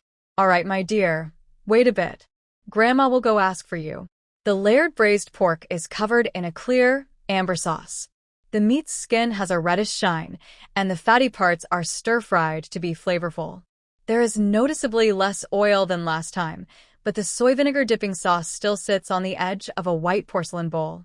This is the braised pork Grandma mentioned last time. Try it. Shirshu picks up a perfectly shaped piece of pork and places it into Rong Shiryan's bowl. All right, I'll try it. The pork is prepared in a usual way, fatty and sweet, lean and chewy. Since Rong Shiryan is giving it to him, it tastes even better. It smells so good. Delicious. Rong Shiryan, looking delighted, swallows the meat. Then he sees Shirshu pick up another piece and dip it into the small bowl of sauce. Try this one. Oh, right, he remembers. This sauce is supposed to help with richness. Shirshu picks up a piece of pork that looks darker and drops it directly into his mouth, pressing his tongue against his teeth as he chews. Wow. So tasty and fragrant. How can it have such a unique aroma? The salty flavor of the sauce, the tang of vinegar, and the spicy garlic. This taste is amazing. This is so delicious. Rong Shiryan's eyes sparkle as he looks at the sauce, and he uses his chopsticks to dip a piece for Shirshu. Eat more. You're too thin. Okay. It could be even better if I had wasabi, but I only have garlic. If they added wasabi, it would be even more exciting. They happily share and eat, when suddenly, an unpleasant voice interrupts. Oh, look at this greasy stuff. TSK, TSK, TSK. Young people these days, so reckless. An elderly woman, dressed nicely but not poorly, suddenly approaches their table. She holds a 6 or 7-year-old boy's hand with her left hand. The boy's eyes are wide open, looking a bit frightening. He is staring intensely at the braised pork on the table. Grandma, I want to eat meat. The boy can't help but try to break free from her grip and rush toward Shirshu's table. Hey, be good, my dear. Wait a moment, Grandma. The elderly woman pretends to be kind and comforting her grandson, but as she raises her eyes, her expression suddenly turns into one of disgust. Ugh, so troublesome. You young people, it's already embarrassing enough that you run around in public. Why do I have to point out things like braised pork? Sigh, my grandson is craving it. Fine, just put a few pieces on this plate for me to take home and feed the kids. Sigh. Eating a meal shouldn't be so noisy. The old woman finished speaking, looking as if she expected them to hurry and serve the meat. But Shirshu and Rong Shiryan paid no attention to her. They continued to serve themselves food and taste each dish without caring. This time the cabbage is a bit old. Really? Let me try. It's still okay. You didn't get any last time. That one was a bit tough. Yeah, it must be tastier then. The old woman's face darkened more and more. The boy beside her, who was eager to eat, suddenly broke free with a strong pull. I want to eat meat. I want to eat meat. If you don't give me meat, you're all mean people, the boy yelled and ran toward the table, heading straight for the braised pork. My grandma said I'm her special grandson, and everyone should give in to me. The wooden tray used for serving dishes was slapped right onto the boy's face. Grandma, my face hurts. I'm bleeding from my nose. Wah. Grandma, I'm bleeding. Wah. They won't give me braised pork, and they even hit me. The old woman was startled and rushed forward, shouting, "You little brat," and trying to hit Shirshu. But this time, Rong Shiryan responded with a loud bang. It was a chair he had lifted and held in a side position, stopping the old woman a meter away. The cashier behind the counter heard the noise and happened to come over. What's going on? What's happening? Are you two sitting here? Go back to your own table and eat. The cashier seemed to recognize the old woman. Seeing the scene, she didn't even ask questions, but simply frowned and started to chase them away. Since Shirshu had only lifted the tray at the beginning and hadn't looked at the grandmother and grandson again, it was clear from the boy's rude words what kind of family they were, troublemakers. Although later people often say not to judge others by appearances, some things can be understood from just a little detail. After the cashier drove them away, Shirshu and Rong Shiryan lost their interest in tasting the food. Shirshu took a few more bites, and the remaining dishes and rice were quickly finished by Rong Shiryan. Your appetite is really good. After leaving the state-run restaurant, Shishu kept glancing at the man's stomach from time to time.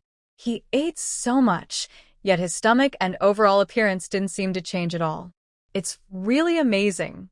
Rong Shiyan felt a bit embarrassed under her gaze, so he raised his hand to block her eyes. Hey, stop looking. This much food isn't a big deal. I was in the army, and I could eat 8 buns at lunch. 8 buns? Are they small ones? Not small. Each bun is as big as a rice bowl. Haha, you really can eat, he chuckled. Yes, I eat like that. In my unit, there's someone who can eat 12.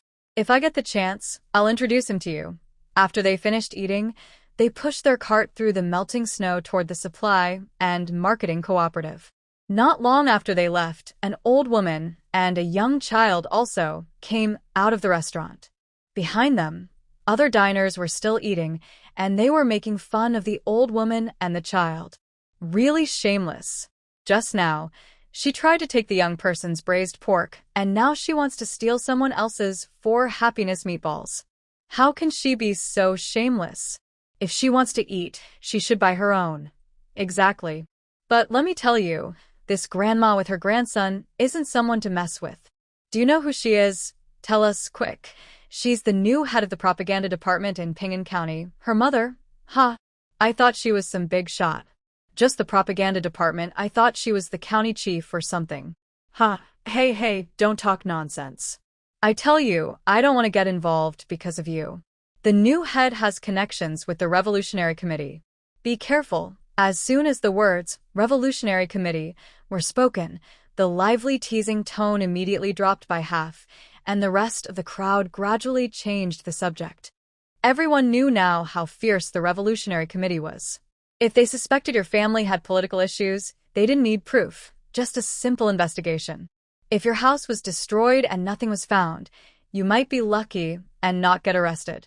But if they found anything with foreign characters or banned books, the charges would be up to the committee to decide. Look around, everyone on the street was happily wearing a red armband on their left arm. If you angered them, it would truly be like provoking the king of. Unaware that they were already being watched, the 2 people just entered the supply and marketing cooperative. Comrade young lady, yesterday, I heard magpies chirping, so I guess someone familiar would come to buy things today. Sure enough, you came today. Shimei didn't braid her hair into a messy ponytail today. Instead, she plaited 2 small braids that playfully curled over her shoulders. With her bright black and white eyes, she looked like a lively little lamb. Shirshu smiled and greeted her, then introduced her to Rong Shiyan behind him. Is this your fiancé? Shimei was surprised and covered her mouth. You're getting married soon too? That's wonderful. Oh, wait a moment. She ran back to the sales clerk's rest area, but after a little over a minute, she came back. Haha, sorry about that. Here, this is my wedding candy for you. It's from me and brother Yunshan. She handed a small red paper bag to Shirshu. Are you 2 married? Wow, that was quick. In this era, marriage really happens fast. Yes, actually, it's thanks to you. Last time, you gave me that bag of candy and said, as she spoke, a faint blush appeared on Shimei's face. Shirshu also remembered. Match made in heaven, a perfect couple. They both said the phrase at the same time. Haha, yes, that's the one. A few days after that, I got the marriage certificate with brother Yunshan. Congratulations. Shirshu sincerely wished them well. In this new era, most people have similar living conditions, and many don't care about social status. In a close-knit community, once 2 people marry, whether good or bad, it's for life. After putting away the wedding candies, Shirshu began her big shopping plan. Shimei, I want to buy fabric. Any kind is fine, 5 yards of each. Also, I need to buy 10 jean of cotton. No problem. Show me the proof from your village. Shirshu handed her a certificate she had written herself, stamped with a gold seal. Rong Shiyan didn't expect Shirshu to be able to make her own proof, so she didn't doubt that the document was fake. Shimei naturally didn't see any problem either. She looked over the content briefly, confirmed it was correct, and then went to the storeroom to fetch the goods. When taking the goods, she also picked out some defective fabrics that had been returned. Here, these just arrived before the spring festival. There are 8 types of cotton fabrics: red, white, blue, black, gray, and 3 floral patterns. Do you want all of them? Shirshu touched the soft fabrics and happily nodded, saying, "Yes, I want them." Shimei signaled to Rong Shiryan to place 5 bolts of cotton fabric together on the cart she prepared. Then she took out 3 pieces of work cloth from behind her: dark brown, light brown, and dark green. There were 2 pieces of corduroy, 1 white and 1 brown. 1 piece of cowhide fabric, marked with a special label. Shimei pointed to the cowhide and explained, "This is a special supply. It costs 1.2 yuan per foot. It's only available at the beginning of the year. The county supply and marketing cooperative gets 30 bolts a year. If your village has a bigger budget, you can buy more." This was exactly what Shirshu wanted, so she directly asked for 10 bolts. She handed the cowhide to Rong Shiryan. Shimei then took out 5 more pieces of fabric that were a bit worn and colorful, with some uneven dyeing. "These are defective fabrics, no receipts needed. Do you want them?" Of course, Shirshu wanted them. She also wanted to buy more because spring planting was coming soon and clothes wore out quickly. Her family now had 5 members, so they needed a lot of fabric. She handed all the fabrics to Rong Shiryan. Shimei started calculating the cost for Shirshu. For mao per foot for cotton fabric. 1 bolt is 40 feet, so it costs 16 yuan. 5 bolts cost 80 yuan. There are 8 colors, 5 bolts each, totaling 640 yuan, which is 1,600 meters of fabric tickets. As soon as Shimei finished speaking, the previously noisy supply and marketing cooperative suddenly became quiet. Everyone looked at Shirshu and the large bag she was holding out with the money tickets. Even Rong Shiryan didn't expect that the bag she casually carried on her back was full of money tickets.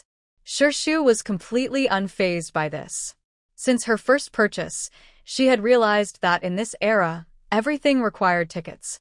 She had asked the ink frogs to draw various tickets every day. It was a bit like 3D printing in later generations. If it weren't for the special paper, and because the bamboo house provided too few, she could buy more fabric. After all, she had over 6,000 yuan in her hand, but she couldn't store it in her space, which made her feel anxious. She handed the bundled tickets and money to Shimei. After she checked them carefully, Shimei began calculating the remaining fabric for her. Finally, Shirshu took out 2,380 yuan worth of tickets, enough for 1,400 feet of fabric. This purchasing power is quite impressive, almost matching the scale of the county's steel factory procurement. So, the manager of the supply and marketing cooperative quickly rushed over from the back lounge. After double-checking the certificate issued by Shirshu and confirming it was correct, the manager asked the finance team to count the money quickly. "Your village is buying so much fabric, but only 10 jin of cotton? That's so little." The manager seemed curious but was actually trying to gather information. In his view, Shirshu and Rong Shiryan, 2 ordinary and thin villagers, buying so many things seemed very suspicious. Shirshu probably guessed what the manager was thinking and calmly replied, "Our village had a mountain fire on the first day of the new year. Thousands of trees were burned, and we need cloth to wrap and treat the wounds." Thinking that the manager also asked about the cotton, she answered more directly, "Cotton is for me to buy for my wedding." Oh, I see. "So, your village's finances are tight this year." Shirshu nodded indifferently and then continued her shopping spree. At the daily necessities counter, she bought cotton, work shoes, gloves, various cosmetics, different colored threads, a box of embroidery needles of all sizes, and more. Almost everything available at the counter. She spent 57 yuan plus some receipts. At the stationery counter, which was similar to the daily necessities section, she saw special waterproof paper for tickets and immediately bought a box. The manager asked her about it, and she said the paper was waterproof and intended for wall covering. Finally, she bought a hero-style fountain pen at the stationery counter, spending a total of 125 yuan along with many stationery receipts. She didn't buy much grain or meat, only 5 jin of each, just to show her family and to get a sense of the grain supplies in her space. She also bought a variety of seasonings, not missing any type. At the small hardware counter, the male clerk immediately recognized Shirshu and looked at her excitedly. But since they couldn't openly discuss swapping bicycles, he had to control his emotions. That bicycle swap was actually a test from his wife's family, his last challenge. He just wanted to see whether, when faced with a difficult problem, he would choose to avoid it and let his wife handle it, or try to kick the problem to her. He still found ways to handle things perfectly.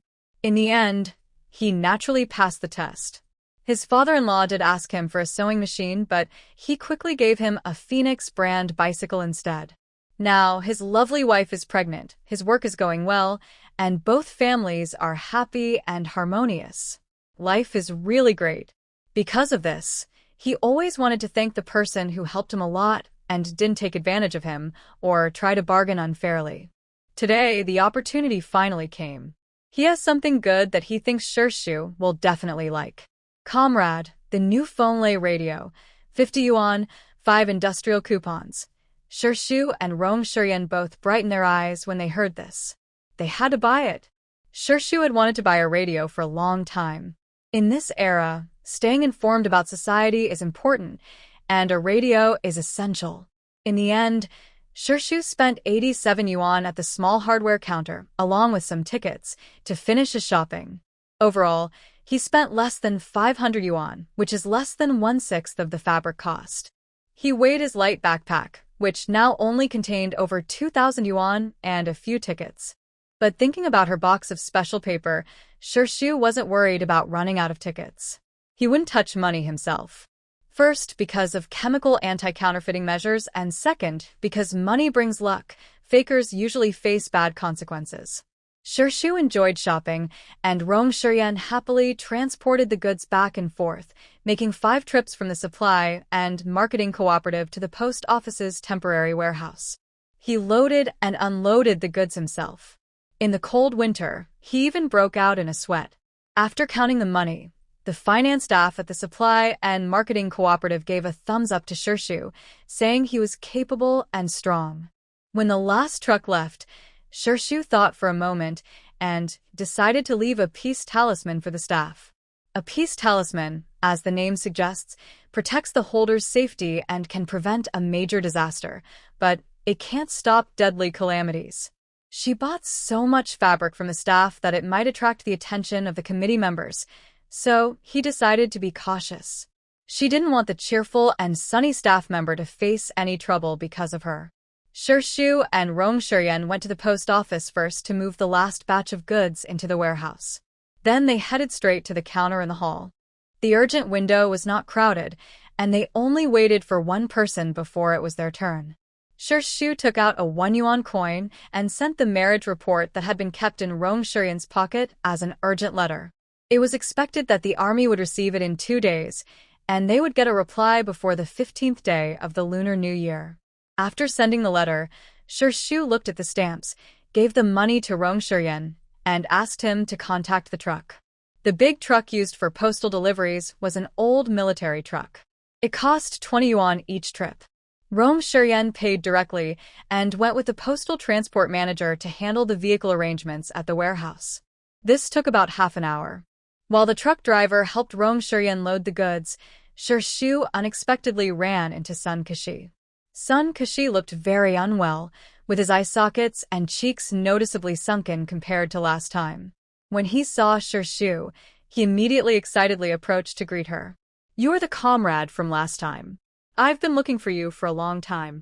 Seeing his disheveled and gloomy appearance, Shirshu instinctively took a step back and nodded. "Didn't you call your family?"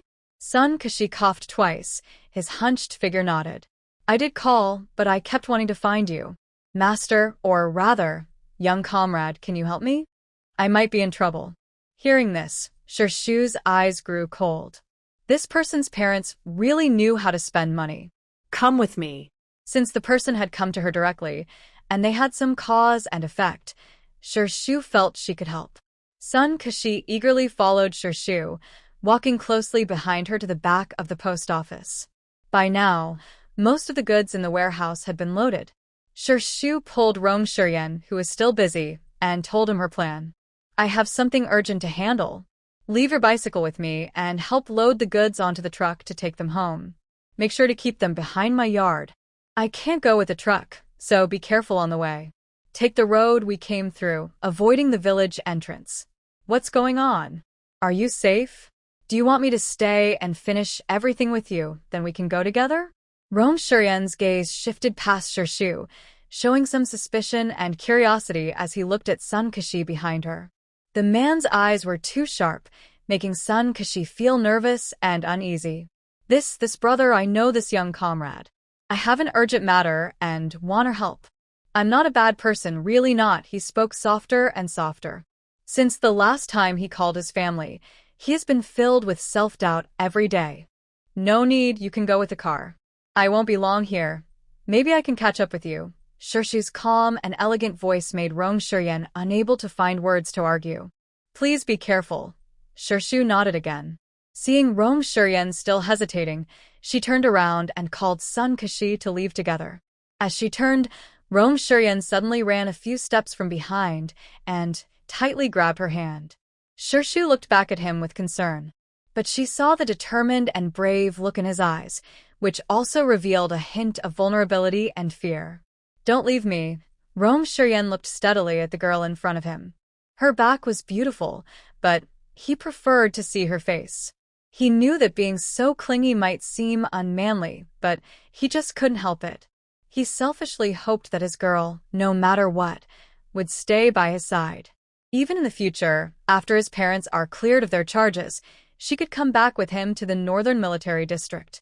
At that time, he promised to give her the best life. In the end, Shirshu coordinated with the post office, added 5 yuan, and asked the truck and driver to wait for her for an hour. She left the driver alone to slowly move the things, and the 3 of them went to a sheltered spot behind the post office wall.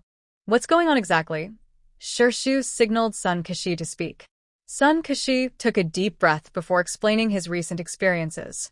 To the little cuties who left comments recently, thank you all for your messages. I cherish every comment. Once again, thank you to all the readers. Heart.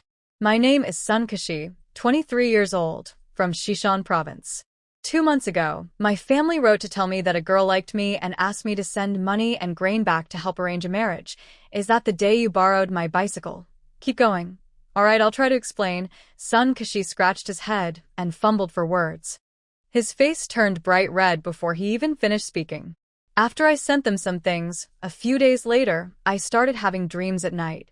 In these dreams, she was very kind to me. She fed me, gave me drinks, dressed me, and even, well, you know. Rong Shuryen, with a dark face, covered Shirshu's ears, then glared at Sun Kashi. Be careful what you say.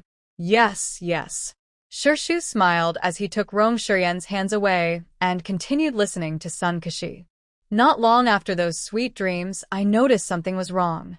My body suddenly felt weak. Sometimes I would stand up from my seat, but for some reason I would suddenly squat back down. My lower back would sometimes ache and feel soft, and my energy was getting worse. He rubbed his face with both hands, then quietly whispered to Shirshu and Rong Shuryen. Do you think I've been cursed? Shirshu looked at him with a smile. You haven't contacted your family, so tell us what happened. Yes, after work that day, I went to the phone station and called my hometown. My parents still sounded the same, just asking if I had sent money and grain. I asked about the girl, and they said she was fine, urging me to send money quickly so they could arrange the marriage. Little comrade, do you think my parents have been tricked? After speaking, Sun Kashi couldn't help but cough. Shirshu raised her hand and lightly tapped a healing charm on him. To Rong Shuryen and Sun Kashi, it looked like she just flicked her fingernail. I don't know if your parents were tricked, but I know you were. Her eyes, like a cat's, looked straight into Sun Kashi's. Shirshu's voice sounded distant and hollow to him. Think carefully. Recall your memories from childhood. Look closely, don't deceive yourself anymore. Using the charm as a bridge, she guided him to remember. Sun Kashi seemed to return to his childhood. He saw himself at age 3, wearing thin, tattered clothes, squatting in the snow, eating snow because he was hungry. The scene shifted, and he saw his old home in Shishan, a simple kiln cave. He saw his parents wrapping their own padded jackets around his younger brother, layer after layer. He was 8 years old. His parents told him he was grown up now and should help with the chores. Every day, he chopped firewood, boiled water, and helped wash clothes. At ages 10 and 15, he was like a spinning top, constantly circling around the family. His worth was measured by how much money he earned and how much work he did for the family. His younger brother was the opposite. His parents often used a tone that was both dismissive and indulgent, complaining that the brother was clumsy and couldn't do things well. They often told him, the older brother, to take care of his younger sibling, who would depend on him for life. When he was 16, he went to work in Pingan County with villagers. His parents agreed to send back 80% of his monthly wages, saving it for him until he was older, so he could use it to find a wife. By the time he was 23, his brother's children were 2 years old. His parents then told him that a girl was interested in him, but her family wanted too much bride price. He still had to send money and grain home. Then he saw something. The woman he was going to marry was someone he had seen before leaving the village. His parents had sold him once. More precisely, they had sold his birth date and time to the woman he was marrying now. The woman had a chronic illness, but her family was wealthy and kept her on medicine. By age 20, she was starting to struggle. Someone from her family had brought in a woman from somewhere else who gave her a special remedy, advising her family to buy the birth dates of boys aged over 10 and under 16. They called this person a lucky matchmaker. No one else in the family was willing to sell, but his parents sold his birth date for 30 yuan. With that money, he became a lucky matchmaker for others. Later, he moved to Pingan County with villagers, staying far away from those who made him more and more afraid, his so-called family. His memories ended, and the illusion dissolved. Sun Kashi looked at Shirshu with tears in his eyes. Young comrade, master, what exactly is going on? Can you tell me? Tell me what you saw. After Sun Kashi finished recounting his memories, Shirshu raised an eyebrow with a strange expression. So it wasn't a binding marriage, but a borrowing of life? Sun Kashi's parents were really harsh. This isn't something real parents would do, he said. Rome Shuryen listened, and although he didn't believe in the astrology of the 8 characters, he thought that these parents' actions were too biased and unfair. Shirshu raised his hand to stop Rong Shuryen. Sun Kashi, do you know your parents' birth dates? Currently, there are only 2 ways to save him. One is to prove that his current parents are not truly his parents, and to cut the connection with them. The other is to sever all family ties and cut off all related karma. If it's the first way, that would be the best outcome. If it's the second, Sun Kashi can only accept a lonely life. He might survive, but losing all family ties would be very sad. Sun Kashi nods repeatedly. I understand. Shirshu examined the birth charts of his supposed parents and Sun Kashi. He found that neither the heavenly stems nor the earthly branches matched. Also, in his parents' charts, there was only one young position in one palace, clearly indicating only one character in their fate, and that they had a child in middle age.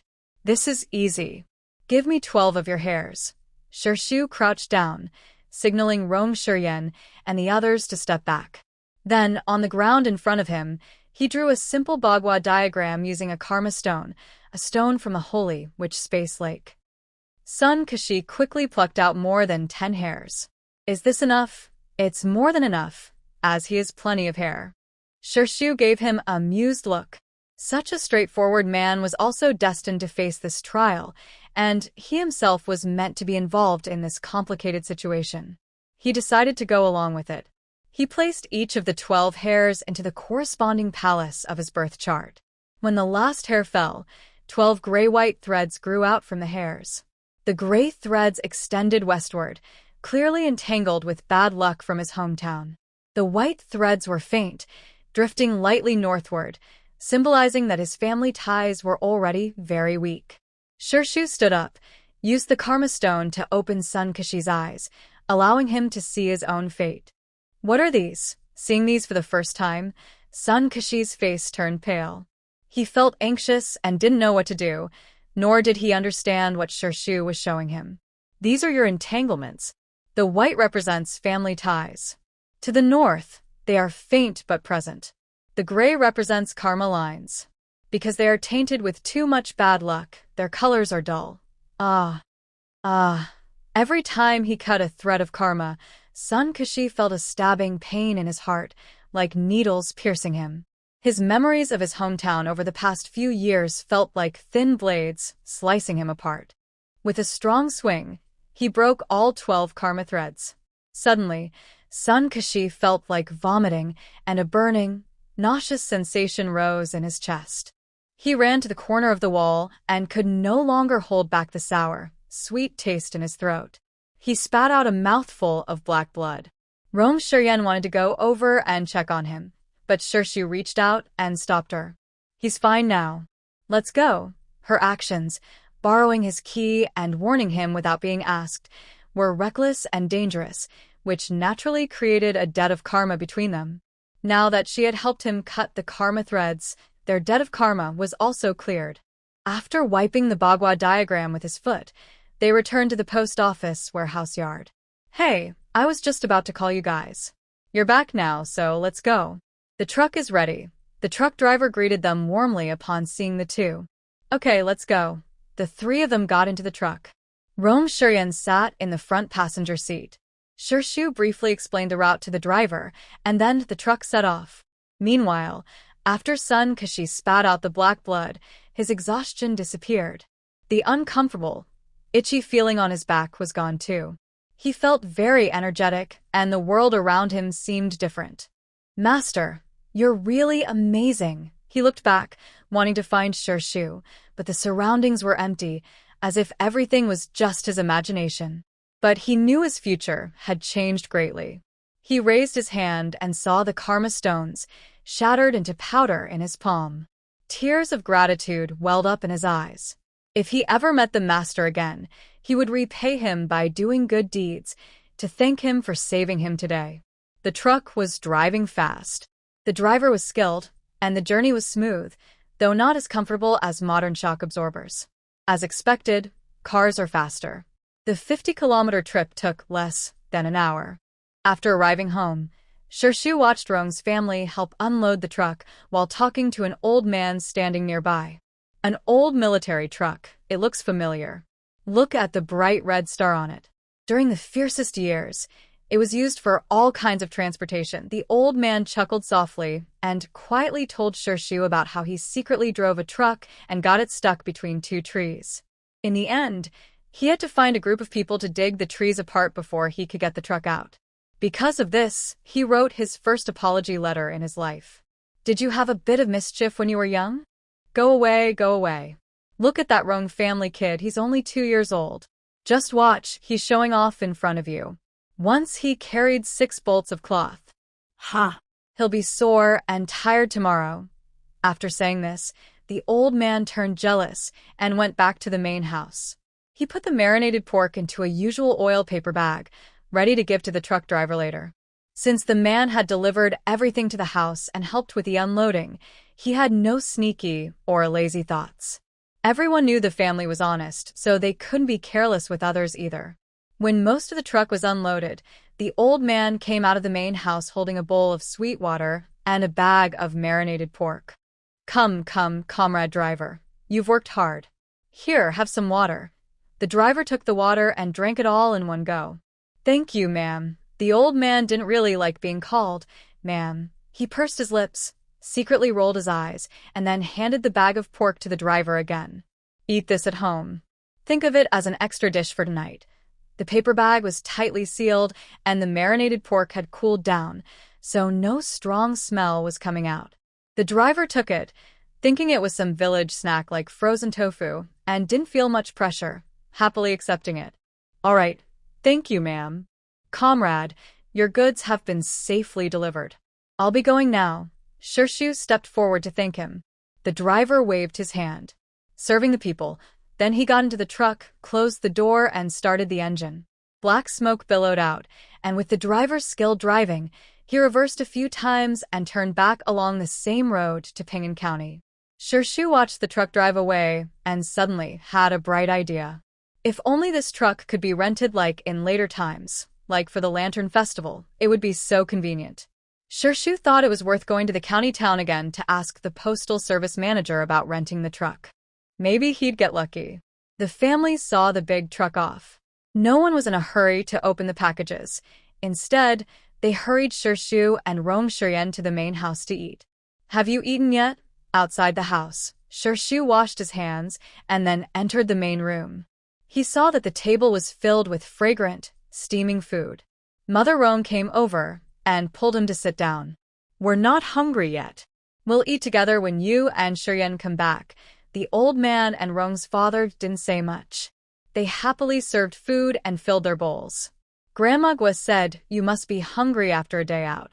In the evening, she heated a big pot of marinated meat. The smell was so good, I was worried it might attract the villagers. Mother Rong mentioned the marinated meat, and the old man also told Shu about giving the driver a bag of it.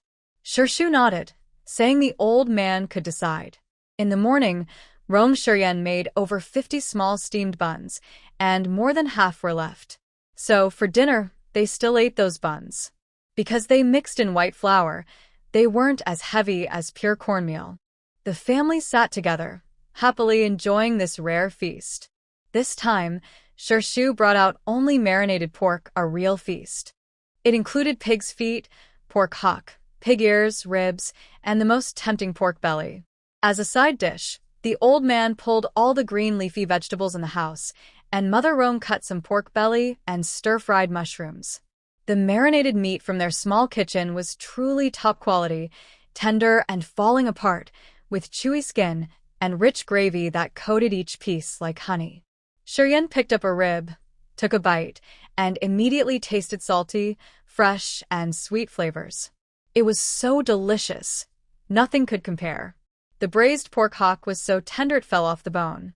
The skin was like jelly, one bite, and it broke. The thin layer of fat inside melted in his mouth. The pig's tendons were full of collagen, sticky and chewy. Father Rong loved this texture and immediately started a playful tug-of-war with Shiryan over the pig's feet. Finally, Mother Rong saw how they were eating and gave each of them a small snack. Then she split the 2 pigs' feet with chopsticks and shared a piece with everyone at the table. Shiryan looked at the small piece of pig's foot in his bowl, nibbling it carefully. His pitiful little expression made Shu unable to hold back. He scooped his own piece of pig's foot and gave it to him. "Look at that, just look." Father Rong immediately signaled his wife with a meaningful look. Mother Rong ignored him. They were old married partners. No need for that. Let him enjoy his son's food. The family was happily eating, and the truck driver was also surprised by the bag of seasoned pork belly. He returned the truck and happily went straight to the postal workers' dormitory. Besides earning an extra 10 yuan bonus at the end of the month, he also earned 2 yuan for overtime today. If he could get such a good job more often, his 3 children would surely grow up healthy and chubby. As he opened the door, his wife was feeding the children rice soup. When she saw her husband return, she quickly wiped the child's mouth and stood up to greet him. "You're back a bit late today. Was it cold outside?" Her caring tone was very warm. "Yes, it was cold, but I went on a big job this afternoon. Not much stuff, but good money," the driver happily told his wife and casually handed her a paper bag. "How much did you make?" "At least 12 yuan. The woman smiled as she took the paper bag. Hearing her husband say he earned 12 yuan from one trip, she was surprised and widened her eyes. "That much? That's almost a month's salary for you. Haha, isn't it? I'll wash my hands and then we can eat." "Okay, I'll heat up the food again." The woman casually placed the paper bag on the living room table, then turned to the kitchen. After washing his hands, the man picked up the bag, thinking it was probably some village snack like dried sweet potatoes, and wanted to open it for the children to eat. When he opened the bag, the strong aroma of braised meat immediately filled the air. Since it was cold, the smell was somewhat subdued. Even so, the 3 children, who had only eaten a few pieces of pork on New Year's Eve, immediately opened their eyes wide. "Meat. Dad, there's meat." The second son, who was 5, cheered softly with excitement. "Smells good, eat it." The 2-year-old also called out. The eldest son, 7, was also very excited but tried to swallow his saliva and stared eagerly at the bag in his father's hand. The driver was stunned by this big surprise. This was braised pork belly, such a large piece, probably over 2 jin. How much would that cost? Most importantly, even if he had money, he might not be able to buy it. The family he delivered to didn't seem very wealthy. People are not always what they seem. He happily took the bag and went to the kitchen to find his wife. Their dormitory is not a block of connected houses. Each family has a small kitchen. Although it's not large, it is very convenient. Come on, heat all of this. Today we can indulge a little. He hands the paper bag to his wife. At this moment, the woman has just finished heating the tofu with cabbage. Hey, how did you get in? You've been busy all day. You must be hungry. The kitchen is small, so just sit at the table and wait. No, you need to heat this. This is... The woman confusedly takes the paper bag. When the bag's opening brushes her nose, a delicious aroma immediately wafts in. Ah, this is meat. Such a lot. Where did it come from? The driver smiles and explains the origin of the pork belly to his wife. From what you said, this family is really generous. Next time we meet, we must thank them. This is over 2 jin of pork belly, such a heavy gift. Yes, don't worry. Go ahead and heat the meat. The woman nods excitedly, carefully taking the meat out of the bag little by little. She bites her lip and swallows her saliva as she cuts off a third. Then she places the remaining meat into a clean plate and covers it carefully with a bowl. Since it's cold outside, this good meat can last for 3 or 5 days. She's so eager to finish all the meat herself that she can't even pass her own test. The biggest feature of braised meat is that reheating it makes the flavor even richer. As soon as the lid is lifted, a tempting aroma rushes out from the kitchen, and the 3 children in the living room immediately run over. Mom, is the meat ready? The second son, who is the most eager, can't hold back his drool. Okay. Wash your hands and come eat. The woman brings the meat to the table, and the driver also takes out a bottle of plain white liquor from the bedroom. Since we have such good food, let's have a drink. The small cup is filled, and the woman shyly wipes her hands on her apron while smiling. The children are already gathered around the dining table, staring at the plate of braised pork belly and salivating. Come on, Dad will serve you some meat. The driver, who loves his children, divides most of the braised meat among the 3 kids. Eat more yourself. The kids have small stomachs, so they don't need to eat so much. The woman saw the man about to add more meat to his plate and quickly stopped him, only taking a small piece herself. The pork belly was evenly fatty and lean, with a rich, thick braising sauce and a strong soy flavor. The lean meat was firm, the fat soft and sticky. With a little chewing, the fat absorbed the flavorful sauce and burst in the mouth, blending with the aroma of the lean meat. The taste was perfect. Ow! It hurts. It hurts. Before the woman could enjoy her meal, she heard her child crying in pain. She hurriedly looked at her second son. Nothing serious. I just bit my tongue, he said, tears in his eyes. He was eating meat and wanted to speak, but his tongue was too eager and he accidentally bit it. Luckily, there was no bleeding. After the family teased him a little, he got a big piece of meat as a reward. The driver enjoyed his meat and raised his cup to toast his wife, then took a sip, feeling satisfied. This was the life he wanted. Work hard during the day, enjoy wine and meat at night. Their small, dull dorm room finally felt a bit lively. If he could meet that family again, he would definitely thank them properly. The 9th day of the Lunar New Year was a good day. He slept peacefully until morning. Early on the 11th day, Rong Shuryen got up early. After a quick tidy-up, he found it was still early, only 7 in the morning. He yawned as he came out of the side room, saw that the main hall was quiet, and knew Shirshu hadn't woken up yet. He went to the kitchen, lit the stove, and boiled water in 2 iron pots, ready for Shirshu's morning wash. Once the water was boiling, Rong Shuryen started kneading the dough, covering it with a damp cloth to let it rise. He filled 3 thermoses with hot water from one of the pots and scooped half a ladle of rice from the rice jar, preparing to cook rice porridge. After the porridge was cooking, he went to the back of the kitchen and found various pickled vegetables, fermented bean curd, snow cabbage, pickled cucumbers, and soybeans. Using clean chopsticks to serve some onto plates, waiting for everyone to arrive so they could eat them as side dishes. When Shirshu woke up, it was almost 8 o'clock, and Rong Shuryen's breakfast was just ready. The elders also came into the yard. Seeing his son working so neatly in the kitchen, Rong's mother felt very proud. She remembered how her own mother used to follow old customs, always talking about male superiority and female submission, how men should work outside and women inside, and that good men stayed away from the kitchen. She found those old ideas irritating. Fortunately, after getting married, Father Rong became less stubborn. The children they raised can both fight enemies outside and take care of the family inside. Mom, call Shirshu to get ready for dinner. Okay, take your time when serving the food. Mother Rong smiled and reminded them again before walking into the main room.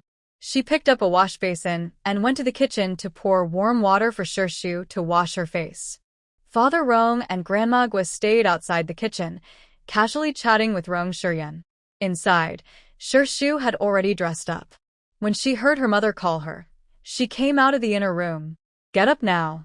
First wash your face to refresh yourself. Shuryen has prepared breakfast. We'll eat soon.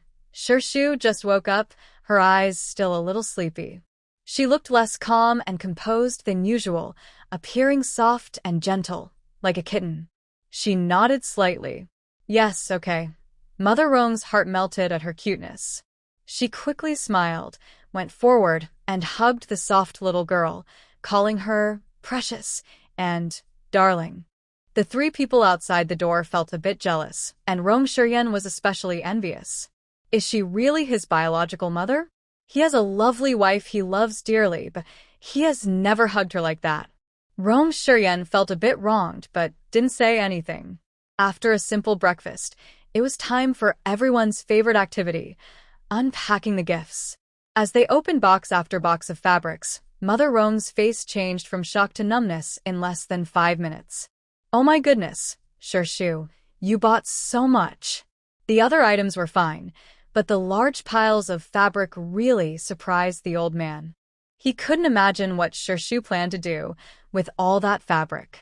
Keep some for storage, make clothes and bedding, and it's convenient to exchange things. This reason was very convincing, and everyone nodded in understanding. Rong Shuryen and the other three helped pack the fabrics into the inner room by the Kong, heated bed. Shirshu then went from the main room to the yard to find stones. It was the 10th day of the first lunar month, also called Stone Festival. It's the birthday of the earth, and most villagers in Linshan village have a tradition of worshipping stones. On this day, people are not allowed to sharpen knives, grind tools, or make stoneware. They must find a special-looking stone in the yard, place it on the stove, and offer it incense to honor the earthly spirit.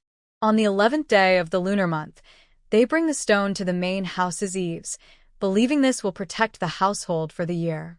Shirshu found a small stone with tangled silk patterns and placed it between two stoves. Last night, we had braised meat. During this festival period, we mostly enjoy hot pot, barbecues, buns, and dumplings. Shirshu suddenly wanted to eat a vegetable snake. In her previous life, her grandmother often made it for her and told her that eating wild vegetables is good for health. Since she thought of this and there was nothing urgent at home, she didn't bother the small kitchen.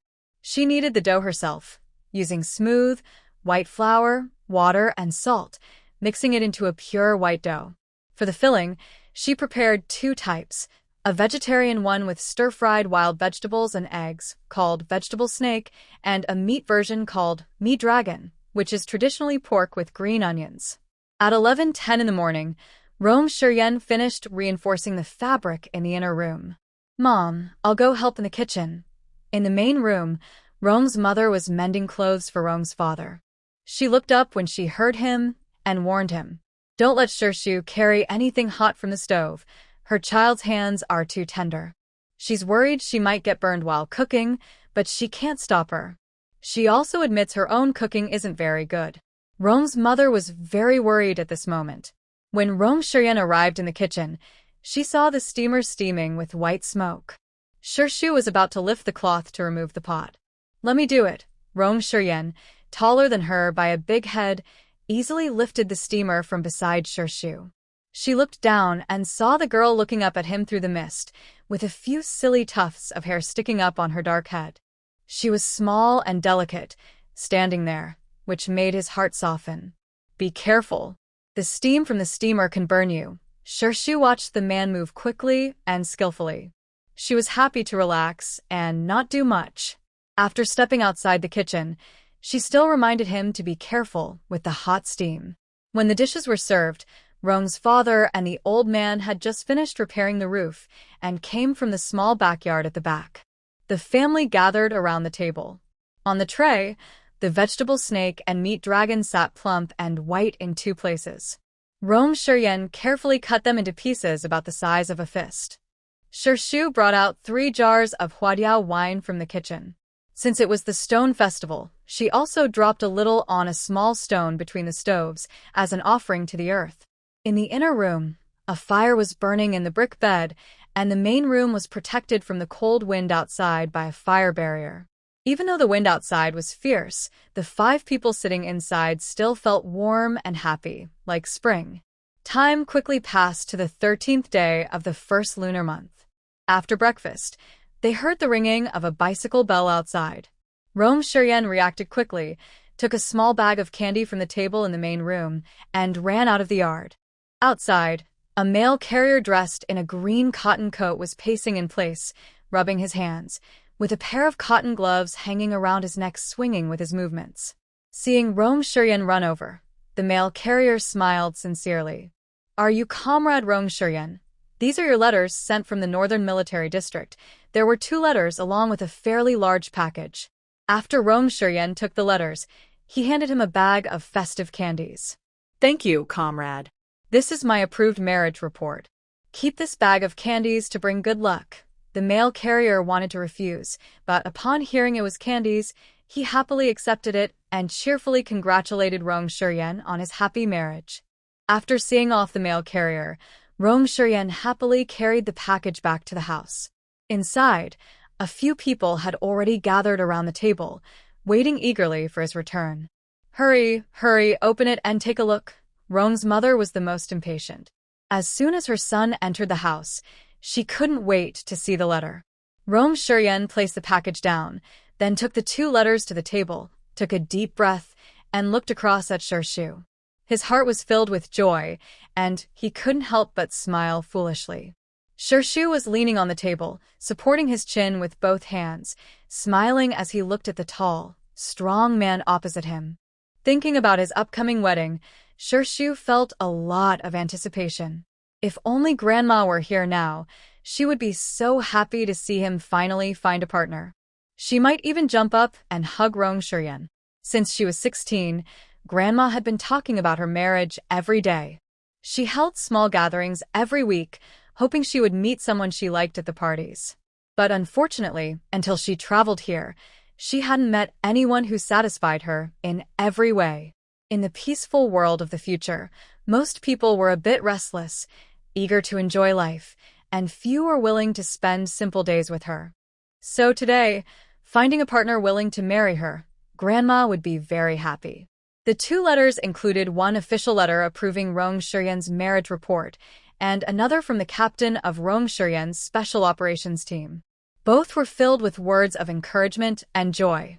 What comforts him is, do not be discouraged by your parents' situation or your own pain. Be strong. In the letter, he firmly believes that he will be able to stand up again. The joy is, despite such difficult circumstances, he met his lifelong partner. While wishing him happiness, it also hints that he should not rush into marriage impulsively because of external factors. Did you tell them your leg is better? Shirshu looked at Rong Shiryan with some surprise. This is not like his usual honest style. Rong Shiryan looked at her with gentle and deep affection, then shook his head sadly. No, with my current situation at home, I don't feel safe returning to the military district. Also, I recovered too quickly. If the team leader and others ask, I won't have a good answer. After this period of experience, Rong Shiryan has seen the ups and downs of human nature and felt the coldness of society. Since childhood, he learned that only with a strong country can there be a happy home. He was willing to risk his life for the country. But after going through all this, he has deeper thoughts. If a person cannot even protect their small family, cannot stand up for their parents when they are slandered or bullied, then how can they protect everyone? They have no right to talk about defending the country.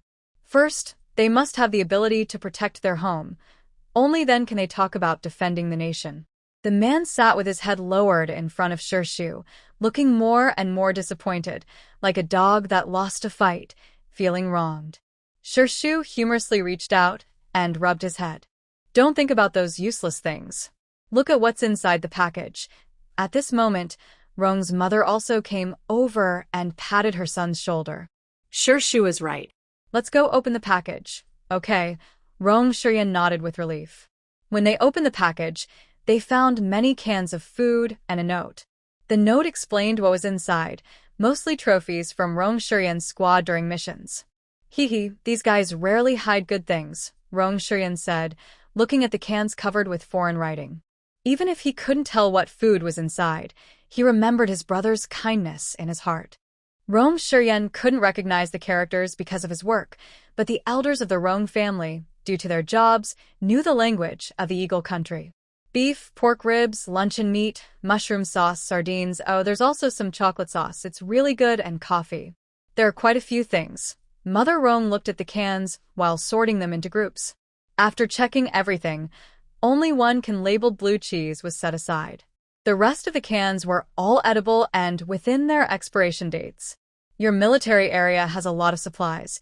Shirshu looked at the stack of cans nearly as tall as a person and couldn't help but admire Rong Shuryan's generous friends. You misunderstood. These cans are probably all saved up by them and sent to me. The military can ensure everyone has enough food, but they wouldn't give so much to each person. Tomorrow, when we go to the county, let's send some things to them. Shirshu smiled and looked at the man. You decide. Rong Shuryan grinned foolishly at Shirshu. He decided to learn from Rong's father in the future and be a good, obedient wife. Whatever his wife says is right. Whatever his wife likes is the best. Unlike the harmony and happiness on Shirshu's side, the Li family has been in a cold war since the witch doctor incident. Daju, encouraged multiple times by his wife, finally decided to ask the family for a split. A split? Daju, are you crazy? It must be that lazy wife again. Mother Li didn't wait for Daju to finish and angrily grabbed the latch on the door.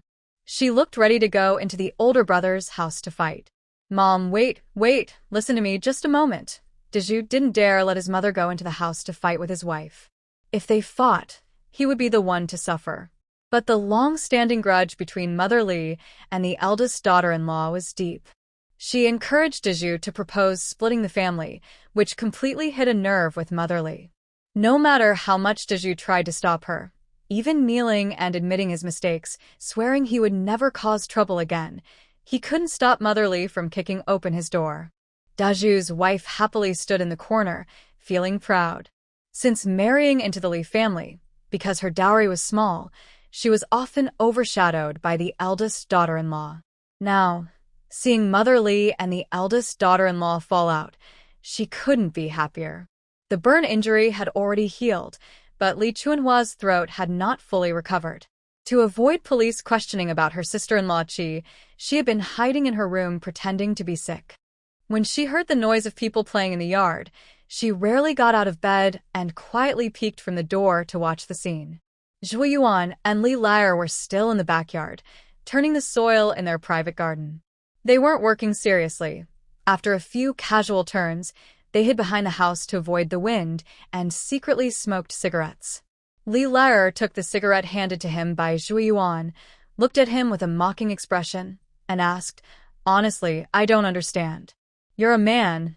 Even if you can't go on, you shouldn't be interested in my sister. What are you after?" Hearing this, Zhu Yuan paused slightly while lighting his cigarette, then naturally lit it, took a deep breath, and, in a moment of numbness, said something insincere. "This is called true love, mutual affection. You wouldn't understand. Huh, a jealous scholar, trying to act cultured with me. It's just that your family fell apart, and you can't live anymore. Whatever, stop pretending." Li Lair, with a cigarette in his mouth, disdainfully looked at Zhu Yuan, who was holding a pack of cigarettes from the big brand.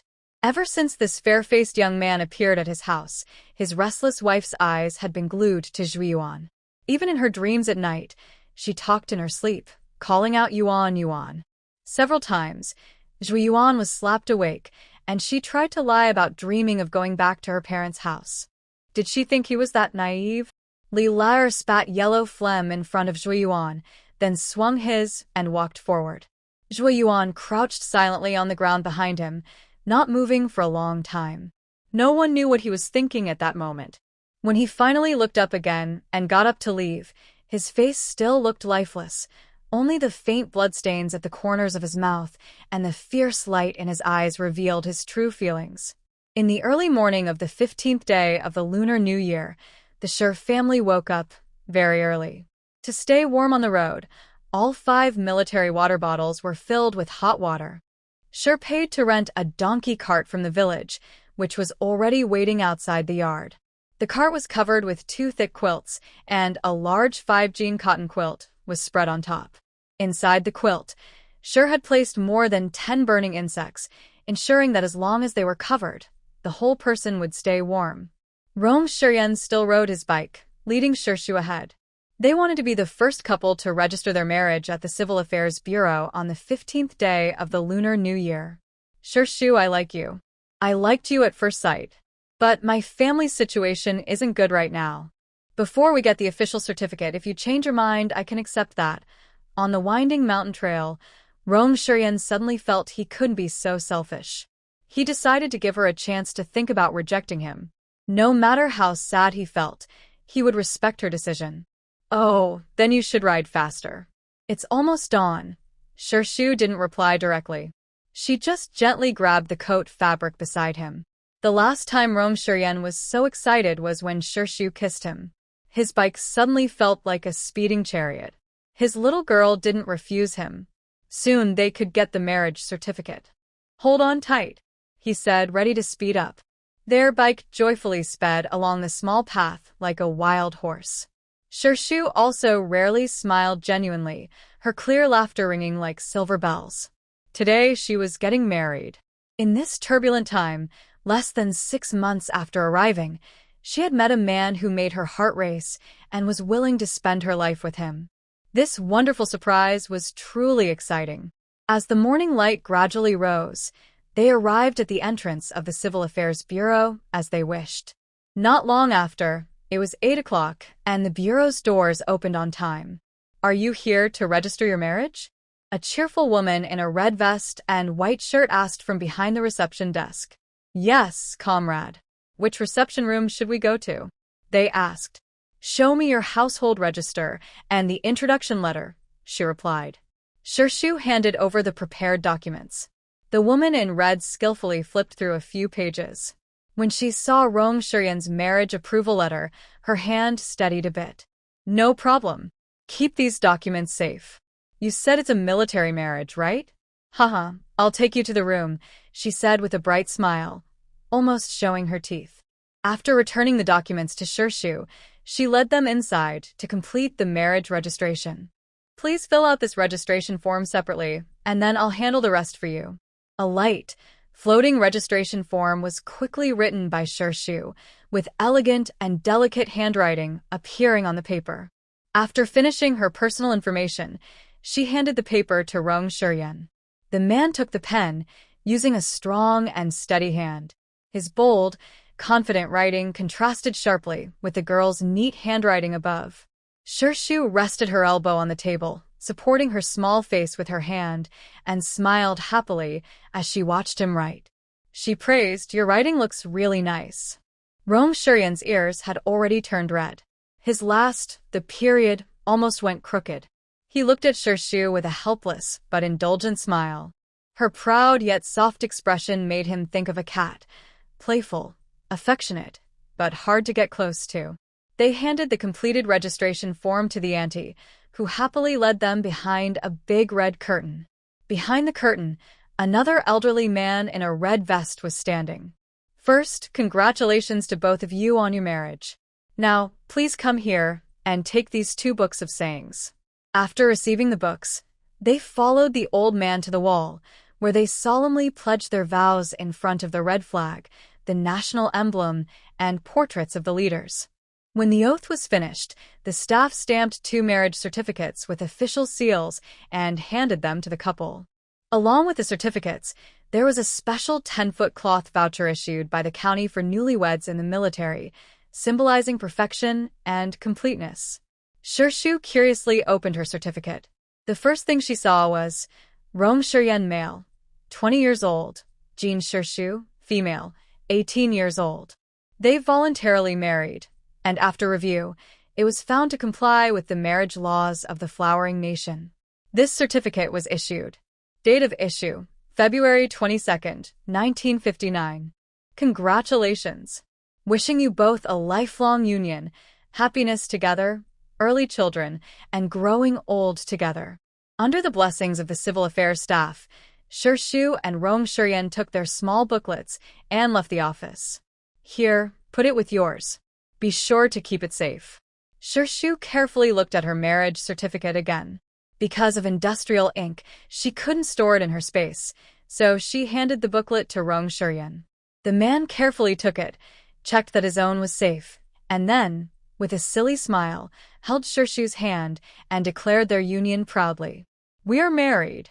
Later, on the way to the state-run restaurant, Rong Shiryen couldn't help but want to give everyone they met wedding candies.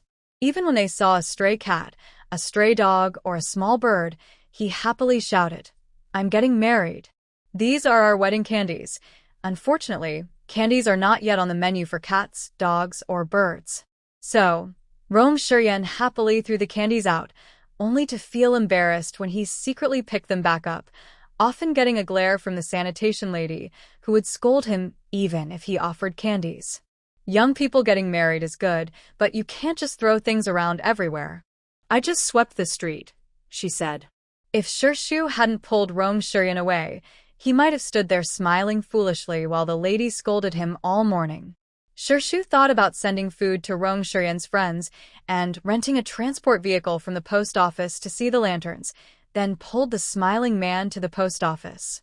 On the 15th day of the Lunar New Year, 3 days off, she remembered that the post office didn't usually close for holidays. It seems times are different now, and social routines have changed. The two pushed their bicycles and finally arrived at the state-run restaurant by 11:30 a.m. The old man and Rong's parents were already sitting inside. They paid 2 cents for the donkey cart, which was in the backyard, watched over by an old gatekeeper. Many dishes were ordered on the table. To celebrate their marriage and the Lantern Festival, the old man took charge and ordered a dish of all the restaurant's special offerings for the day. They especially ordered traditional and brown sugar glutinous rice balls, with each person getting a large bowl. When the newlyweds entered, Rong's mother hurried forward and took Shirshu's small hand. Look at how cold our girl is, just shivering. You're such a fool. Shirshu knew Rong's mother was joking, but Rong Shiryen took it seriously. He quickly lowered his head, cupped Shirshu's face with both hands, and noticed her hands were indeed a bit cold. He was startled and hurried to warm them, then tried to cover her cheeks with his hands. Put it down, put it down. Don't be shy. We're outside now. Act a little more reserved. Rong's mother looked at her son with disdain, seeing how he had already burned out his cup of patience. Shirshu also blushed a little and shot him a quick look.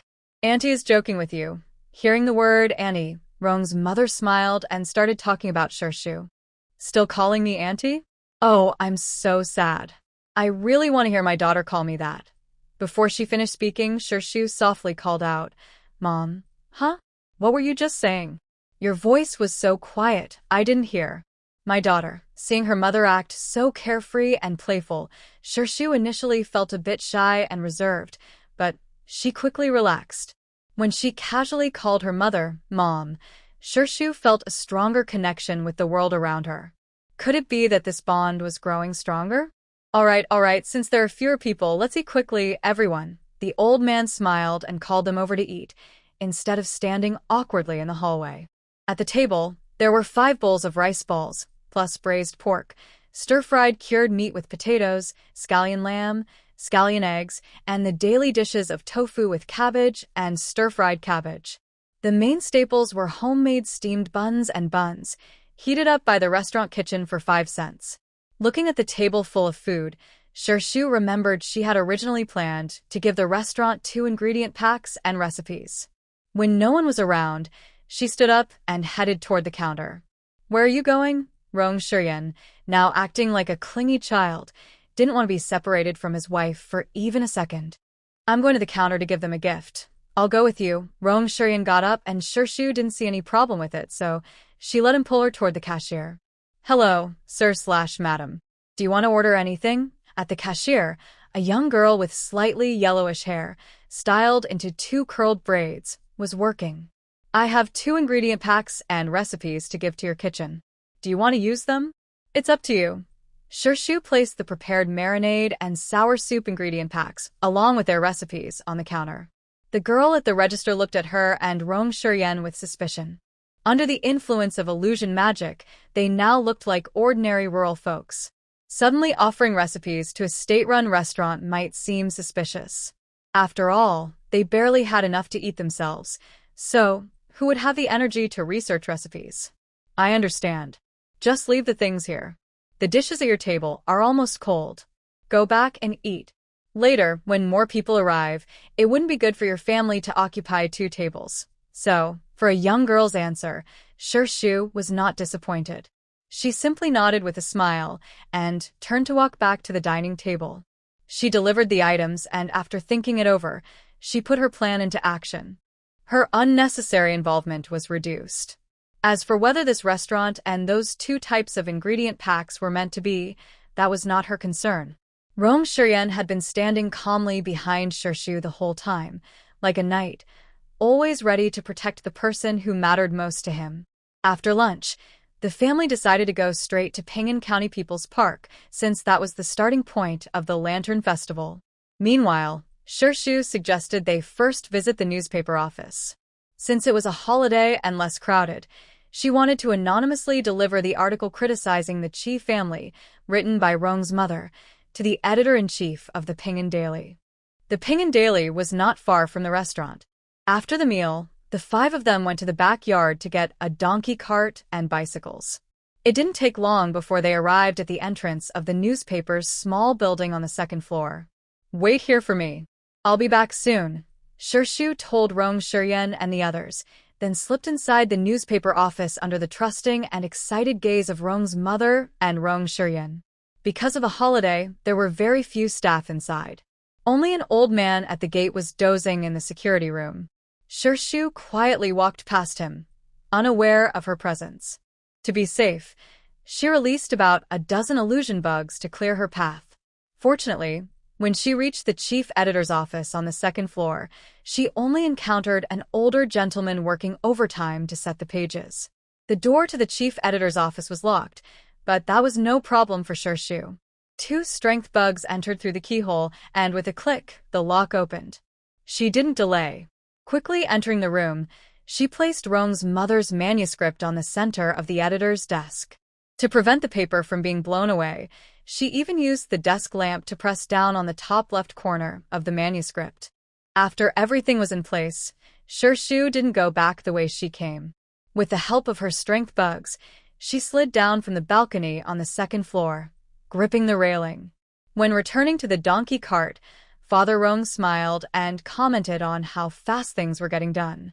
Mother Rong also happily said that her daughter-in-law, during wartime, would definitely be an excellent communicator, as she was very quick at passing messages. Rong Shiyan and the old man didn't say much, only looking happy that everyone was safe and back. "Let's go to the Lantern Festival now," someone suggested. Shu didn't want Mother Rong to tease him anymore, so he changed the subject to the Lantern Festival on the 15th day of the Lunar New Year. The group immediately set out.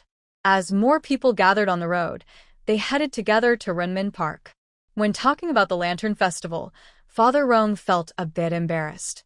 This was because it was proposed by the new head of the county's publicity department. It's a tradition for new officials to make a splash when they start their job. To show their ability and contribute to cultural promotion, the first move was to organize the Spring Festival Temple Fair and the Lantern Festival together, involving the entire county's publicity team. It said they applied for nearly 100,000 yuan in activity funds from the county committee. These are all money saved by the common people from their own pockets, Father Rong said with emotion as he looked at the bright, beautiful park filled with lanterns. Don't think too much about it. I think Director Huang is quite capable of organizing things. After all, it's the new year, and people should enjoy the festive atmosphere, Mother Rong quietly advised her husband. She understood Father Rong's worries. The government's budget in Ping'an County was usually very tight. They often had to stretch every penny. Now, at the start of the year, they had already spent 100,000 yuan. If later they needed a large amount of money for emergencies, the county might not have enough funds. What would they do then? But their family situation at that time didn't allow them to worry about these things anymore. Their worries turned out to be true 6 months later. The entire county faced food shortages, and when the county committee planned to buy grain from another province, they realized that the 3-year budget had been almost completely spent by Director Huang. Unfortunately, no one could have predicted this at the moment. As Shu and the others reached the large lantern display square, a group of children ran out holding red lanterns. They were followed by 3 young female teachers. By then, the park was crowded. The 3 teachers kept reminding the children to run more slowly. After the children ran past, a group of men and women dressed in blue work uniforms approached. Each carried a lantern, smiling and chatting happily, looking very relaxed and cheerful. Before they had gone far, more women wearing aprons and arm covers came from the park entrance. They wore different clothes, and their apron and arm cover styles and colors varied.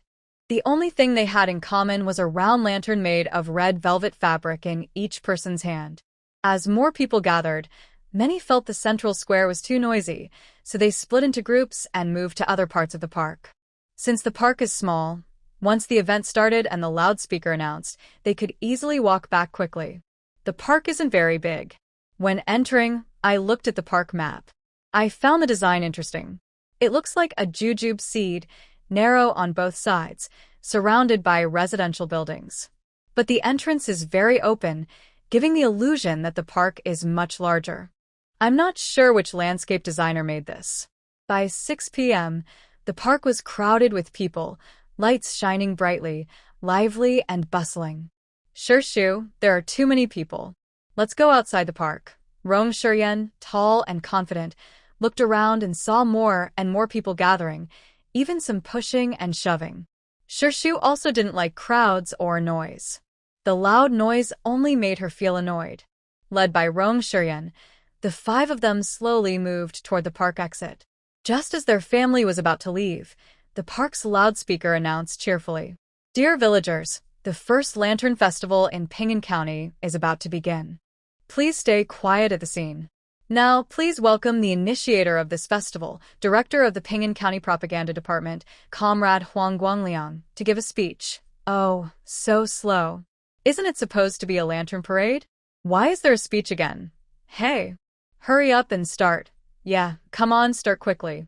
It's so cold, standing here. I need to, haha. People waiting in the park grew impatient and started urging to begin. Hello everyone, I am Huang Guangliang. During this joyful Lantern Festival, I hope this event encourages all residents to actively participate in our county's cultural activities. Let us thank the Ping'an County Committee for their strong support. Shu stood at the park entrance, then sat on the steps, waiting until the man on the loudspeaker finished speaking. When the female announcer announced the start of the Lantern Parade, everyone in the park became excited again. The lively, colorful lanterns shimmered with beautiful light in the dark night, drawing everyone's attention. The 5 of them stood in a quiet corner, happily watching each lantern as it was brought out from the park entrance. Outside the park, people on the street were captivated by the beautiful lanterns and stopped to admire them. Suddenly, a loud explosion broke the peaceful night. A fire erupted nearby, burning fiercely. People looked at the flames in shock and quickly ran away in all directions. The crowd became chaotic and restless. The park has a tricky layout with narrow paths and stairs. People rushed to escape, but because it was crowded, a stampede soon happened. Many people panicked and pushed together, trying to reach the park gate. In the chaos, some fell down, some got hurt, and the scene became very disorderly. Rong Shiyan protected his family and quickly led them away from the park entrance. As a team leader and soldier, Rong Shiyan saw the danger to civilians and knew he had to act. After telling Shu and others not to run around, he turned back into the park to help clear the crowd. Rong's mother was worried about her son's safety. She anxiously stood on tiptoe, looking toward the park entrance. Shu gently patted her shoulder and confidently said, "He will be fine."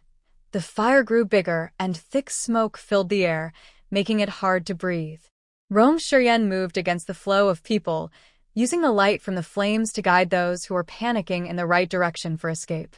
He carefully led them through the crowded area, avoiding the danger of the stampede. As more groups of people were rescued, the stampede inside the park eased. Many people began helping each other up from the ground, and the arriving security personnel helped them tend to their injuries outside the park. Walking out of the park, the fresh and cold air hit them, making them feel very safe. However, inside the park, the fire caused by the explosion had not yet been put out. Many flower carts remained in place, at risk of catching fire again and causing a second explosion. Shu also saw the situation inside the park through scouts, but she didn't have the red flame bug or the burn bug with her. Those guys are too lazy. Throwing them into the fire wouldn't put it out. At this moment, she again thought about catching Feng Yang and locking him up. "Thank you, fellow villager, for your help. Please go out quickly. It's dangerous here. We'll handle the rest." In the scene, several joint patrol workers were persuading Rong Shiyan to leave. But just then, thick smoke rose from beneath a wooden frame. With another loud bang, Rong Shiyan endured the pain and noise from his eardrums, clenched his teeth, and looked around carefully. Not far from them, a flower cart with a pair of swans was hit by a second explosion. At the moment of the explosion, a few workers were too close to the cart and were knocked out under the burning large flower cart. The surrounding wooden frames were on fire, trapping them in the flames. Their lives were in danger. Seeing this, Rong Shiyan didn't hesitate and rushed over. The flames burned fiercely, and even in the cold winter, the heat was intense. Rong Shiyan felt his skin being burned by the fire, but he didn't back down. He quickly ran to a trapped worker, carried him on his back, and prepared to leave the fire. Just as they were about to escape the flames, a burning wooden frame suddenly fell from above. The frame fell without warning, and Rong Shiyan had no time to dodge. The burning frame was about to hit his head. If it really struck, his hair might be lost, and his eyes could be injured. Many times, disasters like this happen unexpectedly. Shu changed Rong Shiyan's fate of breaking his leg and losing his mother, but the disaster itself doesn't disappear easily. It waits for opportunities to strike, unavoidable and inescapable. The large red wooden frame was coming straight down at Rong Shiyan. His pupils shrank, and instinctively, he wanted to block it with his hand. But a wet leather glove moved faster than him, pushing the frame away with force. "Shu, why are you back?" He never expected that the little girl he treasured so much would return again and save him once more. "Don't just stand there. Hurry and help." Shu's face was not looking good at this moment. "I'm not the only one who came back." At that time, she was outside the park, watching the scene where the scout bug was burned and sent back, feeling inexplicably annoyed.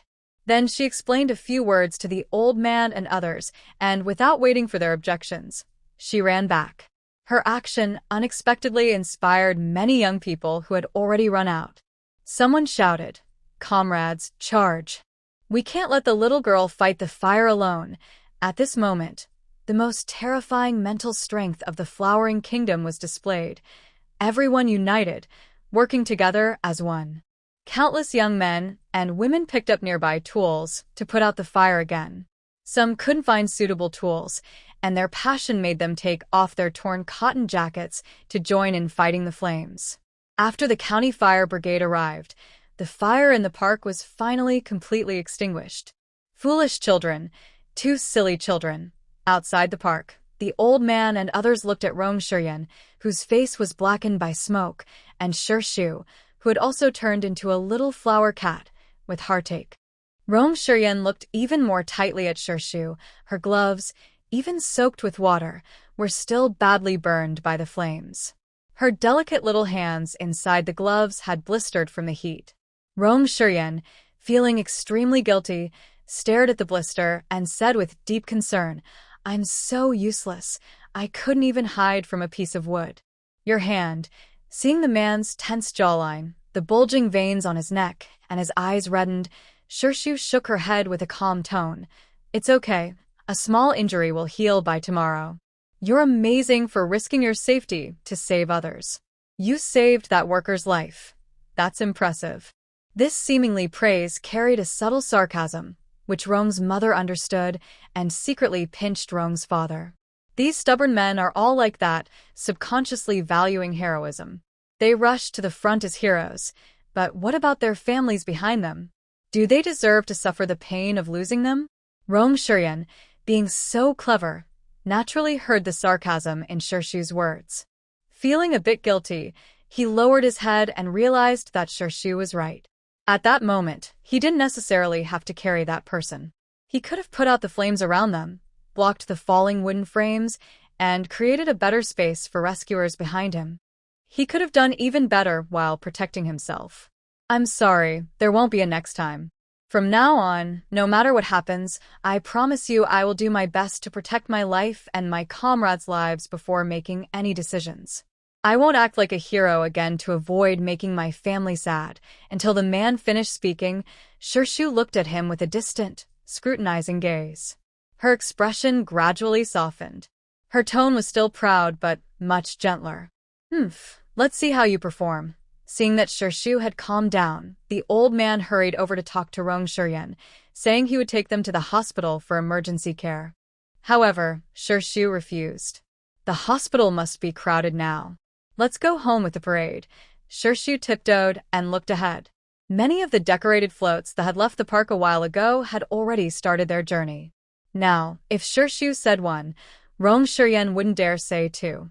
As long as his wife was no longer angry, he had no objection to going home or even returning to the military base. The fire in the park was extinguished. Although 5 floats were damaged, the other 21 floats were all intact.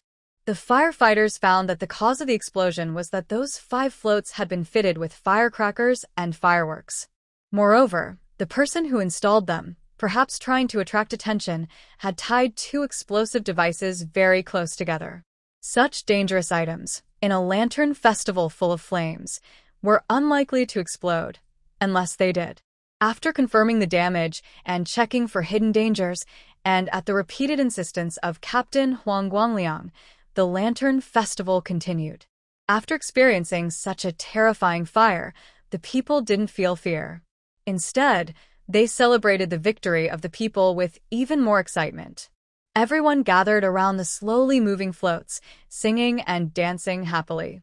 The parade moved from Ping'an County People's Park along the main road toward Maitan Village. This celebration parade lasted all night.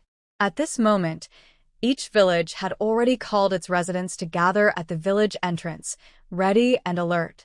Every village chief and team leader treated this event as a political task. Every household sent someone to call others, asking them to bring lanterns and wait at the village entrance. Some villages are quite strict. The scorekeeper even takes out a small notebook at the village entrance to keep track.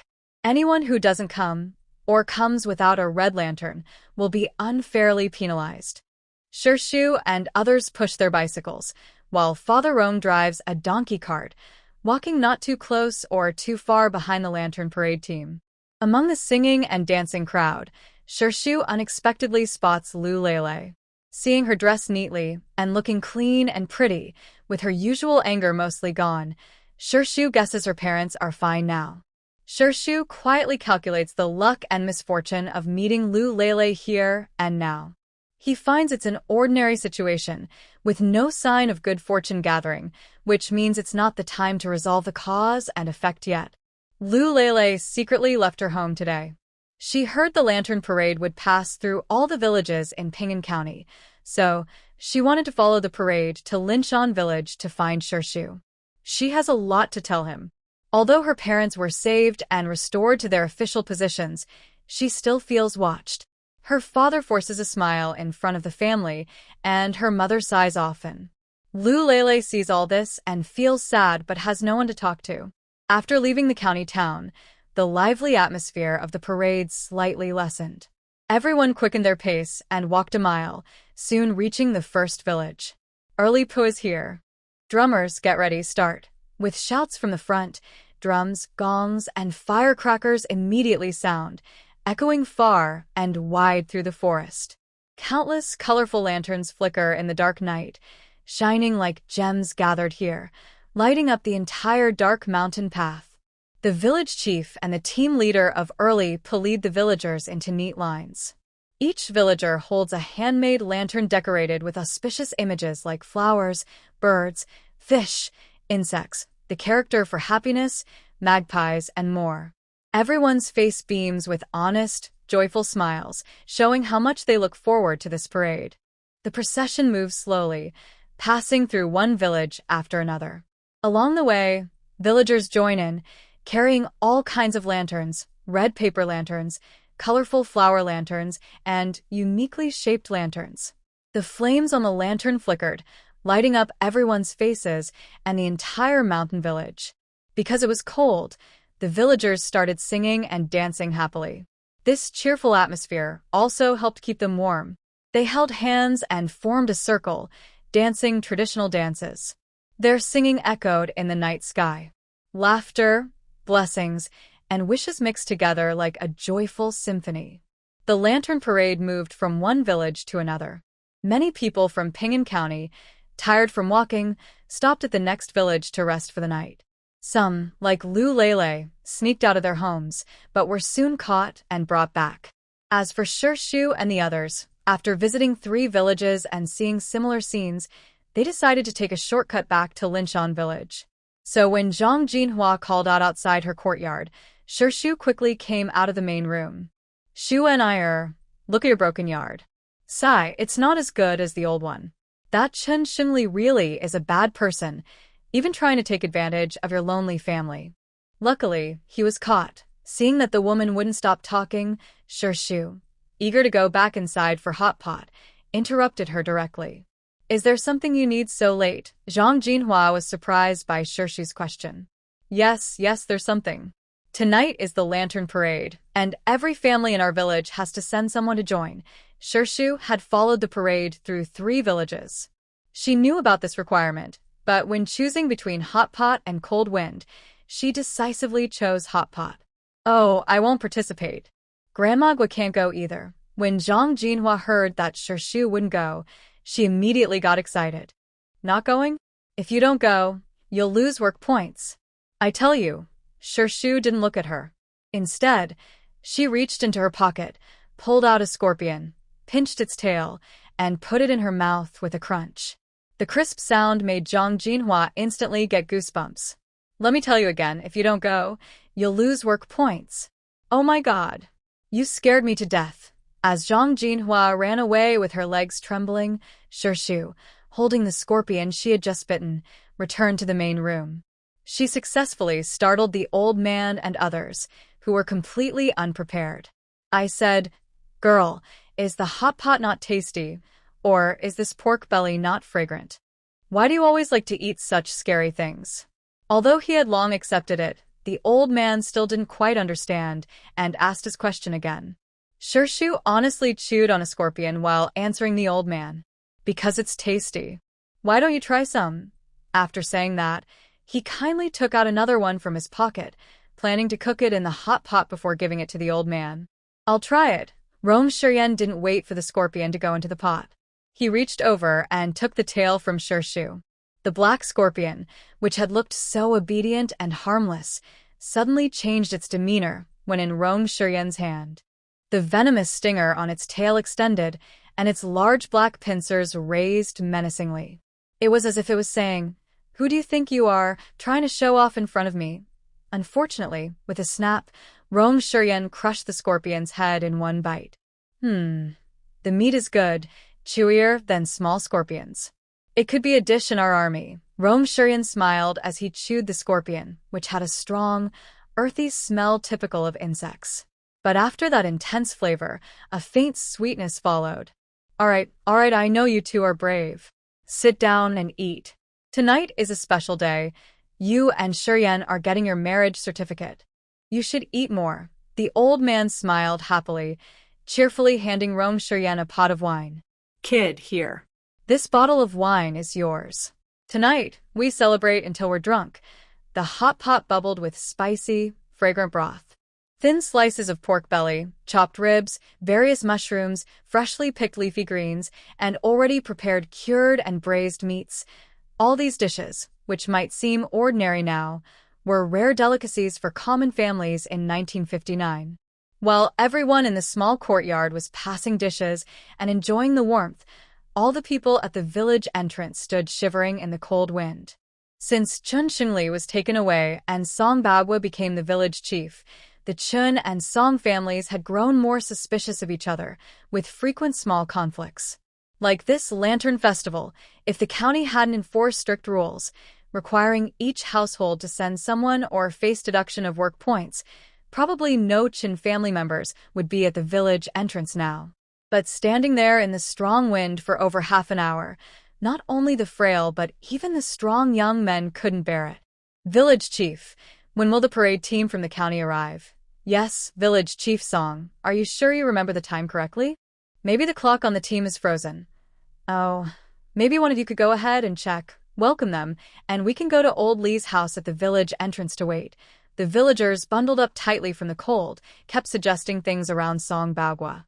Is Song Bagua cold? Yes, he is cold too, but he is the village chief now, and he must act with authority. But the villagers have a point. He calls over a young member of the Song family. Go on my bicycle and check ahead. When you see where the parade is, come back quickly and find me at Old Lee's house at the village entrance. The young person was eager to ride the bicycle. Hearing this, he happily wiped his nose with his sleeve and ran toward the village office to push the cart. Seeing that Song Bagua agreed, the other villagers immediately shivered and ran toward the Lee family's house. They knocked on the door, ignoring whether they usually visited or not, and took the host's firewood to put in the stove. The girls and boys from the Lee family, overwhelmed by the crowd, couldn't stop them.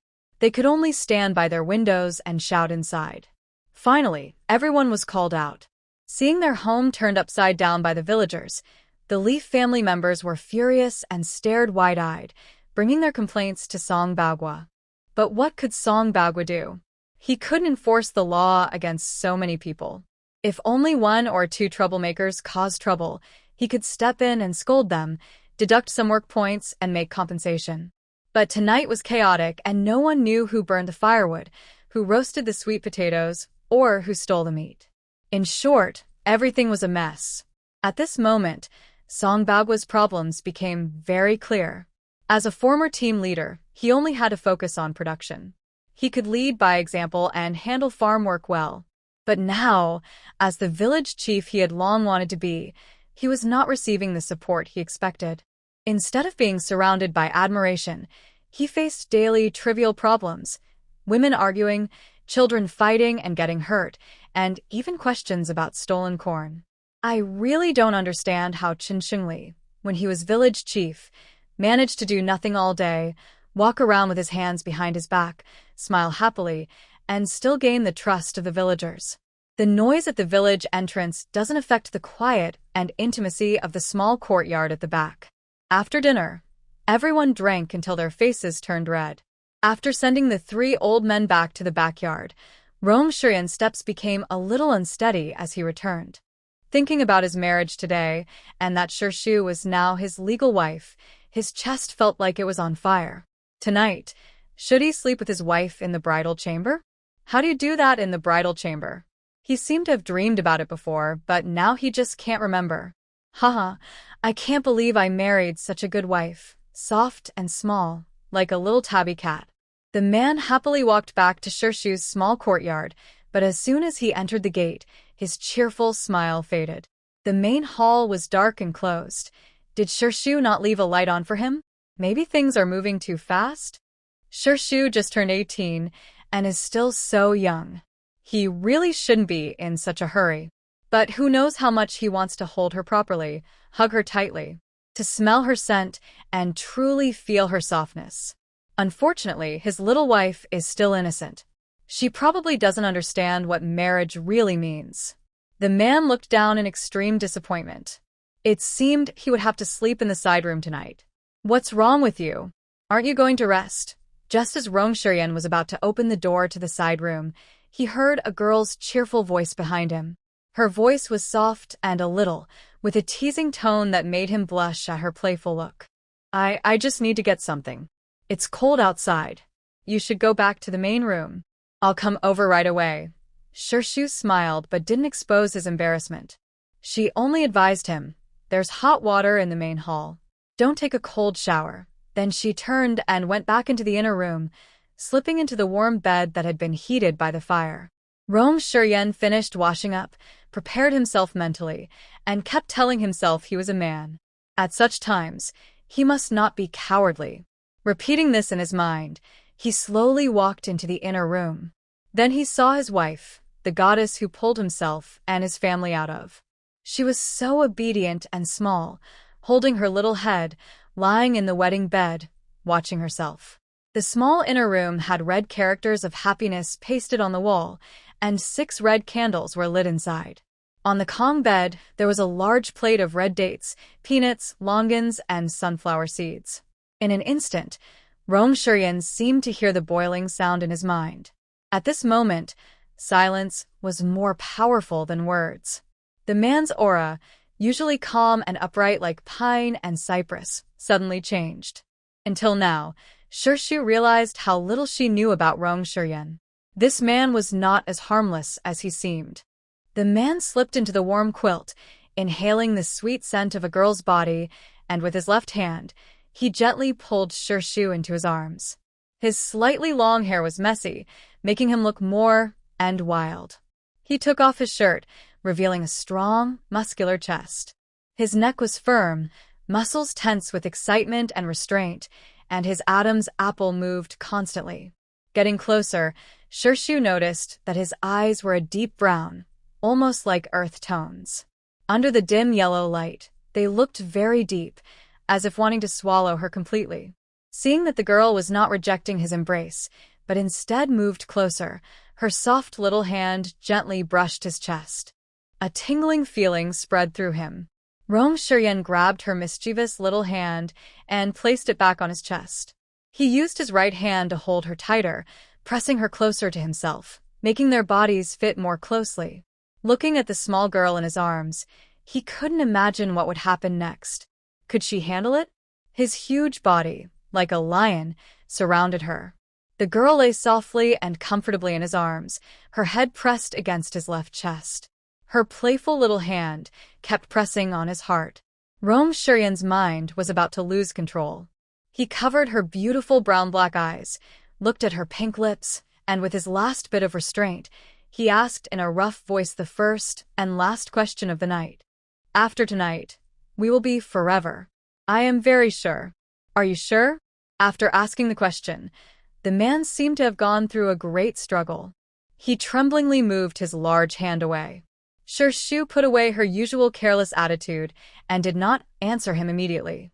Instead, under his tense gaze, she slightly lifted her head and slowly brought her lips close to his. Their breaths intertwined, their scents blending. Just as their lips, one deep red and the other pink, were about to touch, Shirshu softly smiled and replied, I'm sure. Then she slightly lifted her head and kissed the adorable, overwhelmed man with happiness. All of Rong Shiryan's attention was focused on waiting for the girl's decision. He knew that if she shook her head or said no, he would not let her feel uncomfortable, even if it meant risking everything. So when the girl said she was sure, Rong Shiryan was overjoyed. He felt a rush of excitement, as if he was fully awake but unable to move. When his lips felt her soft touch, she took the initiative and kissed him again. The man's reason completely broke down. His wild instincts roared inside him, responding to Shirshu. This kiss was intense and unplanned. Both of them were inexperienced. Shirshu, thinking that kissing was just about touching lips, was repeatedly kissed until her lips hurt by the equally inexperienced man. The simple and passionate couple embraced warmly, with gentle caresses. Although things didn't go perfectly at the very end, the result was still good. The mysterious, romantic night was still long. The man, eager and curious, took Shershu again and again into a colorful world. That feeling from inside out, joy turning to sourness, the urge to call out, then feeling completely relaxed, almost overwhelmed Shershu. All night, inside the room, they kept moving until nearly 3 a.m., finally calming down when Shershu, exhausted, fell asleep. Rong Shiren had never been so infatuated with anyone. Watching the girl sleep peacefully in his arms, completely defenseless and relying on him, he felt a deep attachment. Her charming face, slightly pouting red lips, scattered red freckles on her white skin, and the drops of crimson spilled during their intimacy, all of it made him reluctant to sleep. At this moment, Rong Shiren even felt a bit afraid. He was scared that all this happiness was just his imagination. Everything that happened that night was so wonderful, more than he could have ever dreamed. He was afraid that when he woke up, he would find the girl gone, and he would still be a broken person curled up in the barn with his parents. All of this might just be a false hope, and since his little girl is so beautiful, he doesn't want to miss any of her expressions. Besides, it's just one night of not sleeping. During missions, going 3 or 5 days without sleep is common. The next day, as the orange-red sun rose, Rong Shiren was already happily cooking corn and sweet potato porridge in the kitchen. Thinking about how hard his dear wife worked last night, he took out some wild honey from the cabinet, a gift from Shershu, planning to make her a honey water to help her recover once she woke up, since he had tired her out last night. After finding the honey, Rong Shiren happily ran to Grandma's yard, blushing as he asked to eat breakfast there. Then, under his own mother's disapproving glare, he quickly ran back to his small courtyard, his quick movements lively and cheerful, like a happy little donkey running in the woods. His mother, experienced and wise, immediately guessed that her son had succeeded. She gave Rong's father a playful elbow, scolding him. "Control your son. Look at him. He must have exhausted my daughter. Old Rong, I tell you, if he keeps acting like this, I'll get mad." Watching his wife become more youthful and playful, just like a young girl, Rong's father felt both wronged and speechless. He thought that his son's behavior was probably a way of showing love for his wife. On the second day after our wedding, it seems you didn't get up either, Rong's father whispered to Grandma Gua when she wasn't around, leaning close to Rong's mother. "You shameless." Rong's mother blushed fiercely at his words. She threw a wet cloth at him, aiming for his head. Rong's father quickly dodged and caught the cloth to prevent it from falling on the ground and getting dirty. Still dare to catch it. Rong's mother was both shy and angry. Her husband, this old troublemaker, still brought up old stories from when he was young. She wondered if she should just give him a good slap. Meanwhile, in the backyard, chickens and dogs were making noise, and they were playfully teasing each other. Rong's wife, unaware of all this, slept comfortably until 10:30 in the morning. When she woke up, she was a bit confused about what day it was. It was quite comfortable, although she eventually fell asleep from exhaustion after being tired out by the man. Still, she liked his touch and his abs felt nice to the touch. They were firm but soft, with a bouncy feel.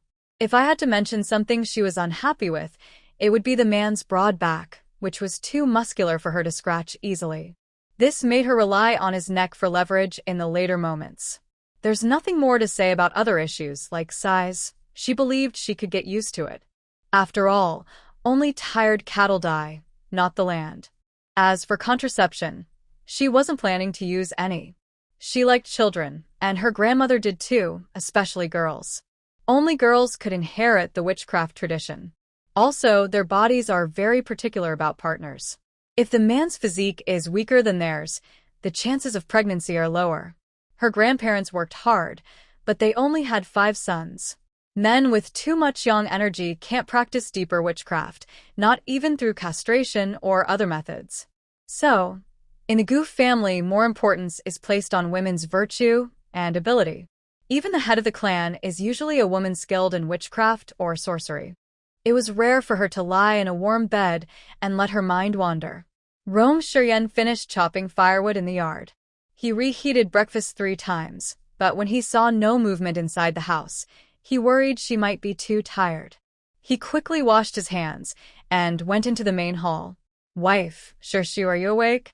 Seeing his wife, who looked more charming than yesterday, Rong Shiyan couldn't hide his pride and affection. Call me Chong Chong privately. "That's my nickname," she said. Only her grandmother called her that. "Chong Chong? Am I the only one allowed to call you that? Was it his special nickname?" Shirshu lay in bed, smiling at the silly man, then shyly stretched out her fair arm from under the blanket. "I'm so tired." Help me get dressed. "Of course, with pleasure." Rong Shiyan happily opened her wardrobe, taking out clothes sorted into 3 categories one by one. When he reached for her underwear and soft cotton pumpkin-shaped, he tried to keep a serious, mature expression, but it broke apart. "Sorry, I can't assist with that request. In the future, plain white bread that is neither romantic nor special is still the kind that Rong Shiyan didn't make well, underproofed and not fluffy enough."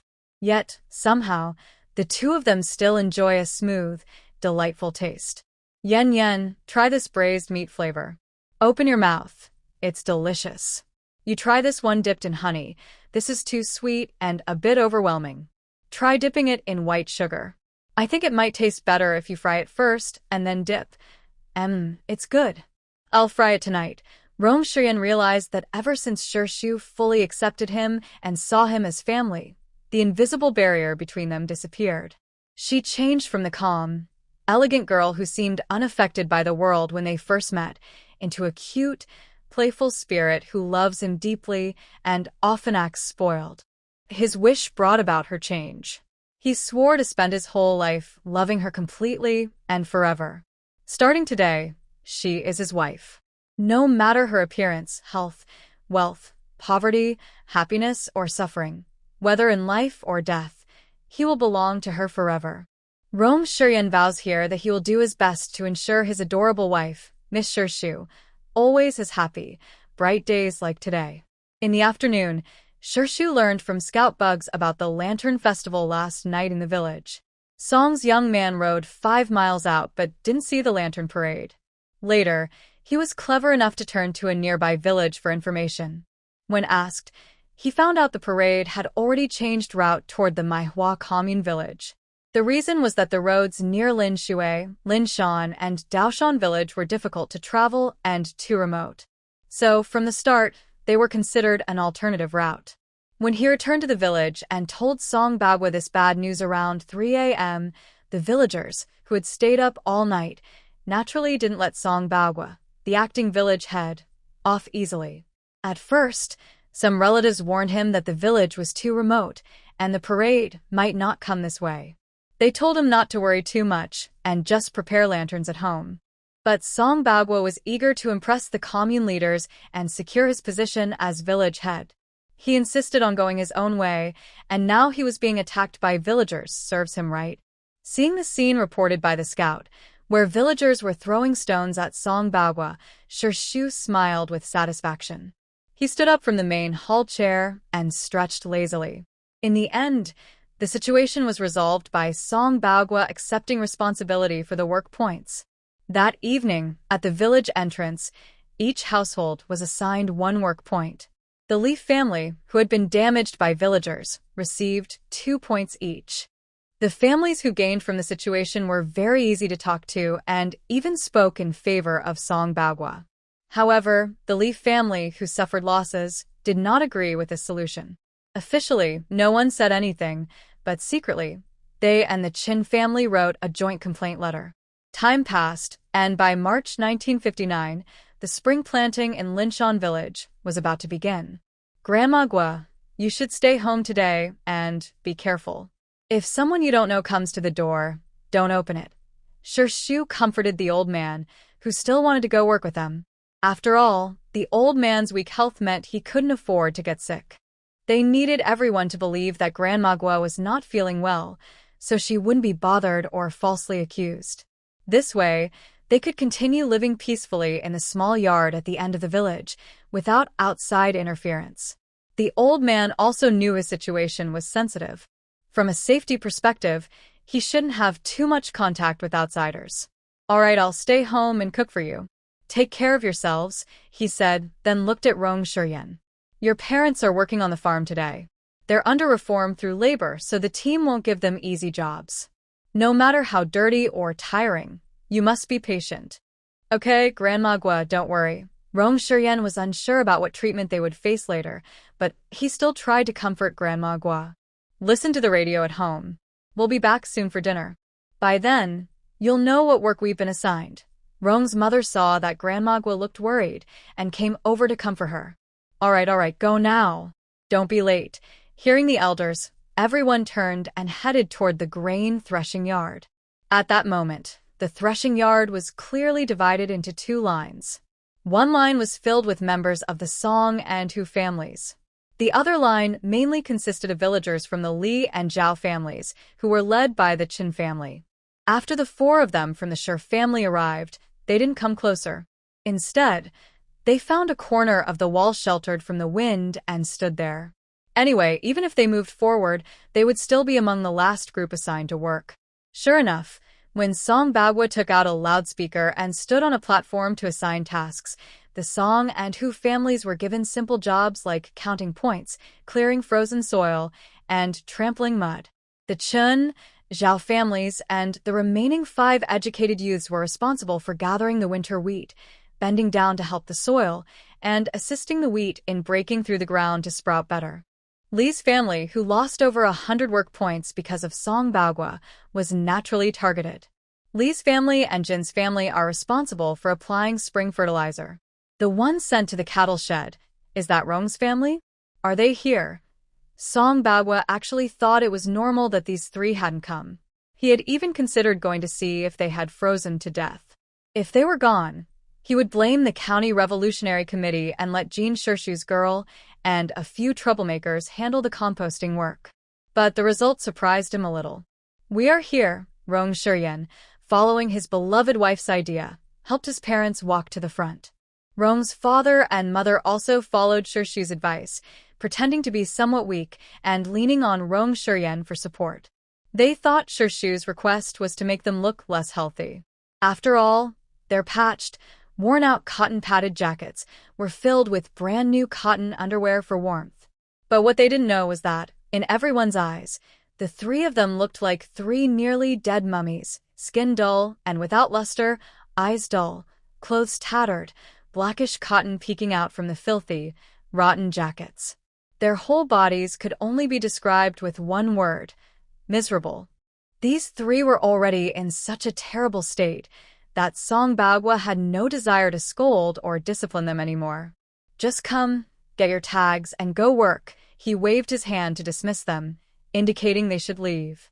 The smell on them, like cow dung, was even worse than the smell of the composting. At this moment, Rong Shiryan, following a prearranged plan, spoke softly. "We 3 can't finish the work. We're worried it might delay everyone's progress." His voice was hoarse and rough, clearly caused by little water intake. The moment he spoke, Rong Shiryan was startled himself. All right, I understand. You can go ahead first." Song Bagua still waved his hand to dismiss them. These 3 people were too dirty and looked so unkempt that it was quite frightening. Although Song Bagua was nearly 2 meters tall, he was actually very timid. Like Chun Xingli, he also believed strongly in strange supernatural things. But he hid this well. If it weren't for scouts discovering that his family secretly worshipped the great immortal, no one would think he believed in ghosts and spirits. Watching the 3 from the Rong family trembling as they drifted away, Song Bagua felt a bit nervous. He almost wanted to chase after them and tell them they didn't need to do this anymore, to rest and recover first. But they were sent by higher authorities for re-education. How could he let them feel comfortable? If they suffered and died from illness, he could blame it on the Revolutionary Committee, the commune, or the tight village funds. But if they were lively and living happily, he'd have no explanation. If he failed in his duties, he might lose his position. So, Song Bagwa's eyes flickered as he looked at the three from Rong's family. Finally, he clenched his teeth and called for Shirshu. When Shirshu heard the loudspeaker calling her on stage, she knew Rong Shiryan and the others had successfully passed. She calmly walked over. "Captain, what do you want from me?" At this moment, on the threshing ground, only a few young workers lazily dawdled around, and even the stunned Li Chunhua was dragged away by Zhui Yuan. Seeing no one paying attention to him, Song Bagwa's mind was filled with thoughts of a terrifying black scorpion, and a desire for revenge took hold. "Comrade Jin Shirshu, your family's front barn, the Rong family 3, you've known them for a while now, right?" Shirshu nodded calmly. "Yes, I know them well." Song Bagwa didn't expect her to answer so frankly. He raised an eyebrow and continued asking, "Since you're familiar with them, as neighbors, if they're having difficulties, shouldn't you help out?" This time, Shirshu didn't answer. Instead, she looked up at Song Bagwa with a calm, indifferent expression. It was a clear sign of "please speak directly." Seeing that Song Bagwa was still rambling, Shirshu felt annoyed. He was too tall and she wasn't used to looking up at people. He instinctively reached into his pocket. Song Bagwa saw this and felt a sudden jolt in his heart. He was afraid she might pull out a black scorpion and throw it at his face. "Rong family members are going to make fertilizer. Rong Shiryan said they can't finish the work. Do you want to help? If you do well, the team will give you 12 work points."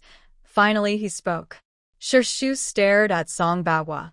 Seeing his pale face and trembling lips, she slowly took her hand out of her pocket, holding a wooden stick she had just received for fertilizing. She handed the stick to Song Bagwa. "Change this for me." Song Bagwa frowned and snatched the stick from Shirshu. He had achieved his goal of teasing the Rong family girl, but he couldn't feel happy about it. He had sent her to do the dirty work, but now he felt like she was looking down on him. He felt really annoyed. He took his people to the work assignment area, explained the reason to the scorekeeper, and clarified the daily fertilizer target. Each Rong family member gets 10 work points, and Shirshu gets 12. Under the watchful and amused eyes of the scorekeeper, Shirshu naturally and easily took the stick, looked up at the sun already high overhead, and decided to go home for a meal first, then come back in the afternoon to make fertilizer. On the way, she encountered Li Chunhua, who stopped the 3 members of the Rong family. The villagers had little entertainment all year round. Seeing a quarrel, they naturally gathered around, pointing at Li Chunhua and Rong Shiryan in the field. "Look at this. This is the Rong family that Chunhua almost married into. TSK. What a tragedy. Luckily, she didn't marry in. Just look at this family now, neither human nor ghost." "Shuh. Don't talk about ghosts or anything now. Hey, what are you two thinking? Just look at how miserable old Li's daughter is. She's not much better. Is that her husband over there by the wall? I heard he's a youth sent to the countryside." "What youth?" "That's old news. His surname is Zhua. I heard he was pretty good when he first arrived. His father was a district chief, but now he's finished too." "Finished? Tell me more." "He broke the rules, apparently a spy." "Wow, a spy? That's a death sentence." "Shoo, keep your voice down and listen to what they're saying inside." Amidst the crowd's chatter, Li Chunhua didn't hear a word. Her heart was churning like a raging storm. She glared fiercely at Rong Shiryan. "Are your legs okay now?" Rong Shiryan ignored her, only coldly guarding his family in front of her, repeating, "You're blocking the way. This woman is crazy." His parents had already mentioned to him, right after returning from the cattle shed, about the stampede incident that happened that day. Although they didn't explain it clearly, Rong Shiryan could roughly guess what had happened and understood more clearly how malicious this madwoman's thoughts were toward him and his family. Even though he didn't understand where her hatred came from the beginning, it was the Li family who eagerly sought to curry favor with their family. It was also the Li family who proposed the marriage alliance. His parents had repeatedly refused, openly and secretly. Could it be that she resents their family because of that? But later, he decided to report the situation, and she withdrew her engagement. Now, she has married a young intellectual. Rong Shiryan asked himself honestly. Their Rong family owes the Li family nothing. Li Chunhua's madness was definitely not caused by the trivial matters Rong Shurian guessed. Her fear, agitation, and madness stemmed from a mismatch between her current reality and her memories from her past life. This was undoubtedly terrifying for her. She was reborn, believing she had control over everyone's future in her surroundings. That was her greatest reliance now. But the Rong family members who had committed many sins in her past life had now appeared differently this time. In her previous life, Rong Shurian's leg had already been amputated after failed rescue, and Rong's mother was also in a daze, sick in the cattle shed, not participating in labor at all. Only she and her father worked. Her father was still assigned to manure the fields, while she, being from the village, was only allowed to sweep the frozen soil because the team leader, out of courtesy, didn't let her do more. But this life was vastly different. The village chief was arrested. No one opposed the team leader anymore. The team leader now ruled the village with an iron fist, acting without restraint. Her father hadn't found the treasure hidden in their previous home, and now he was irritable every day, constantly trying to find food.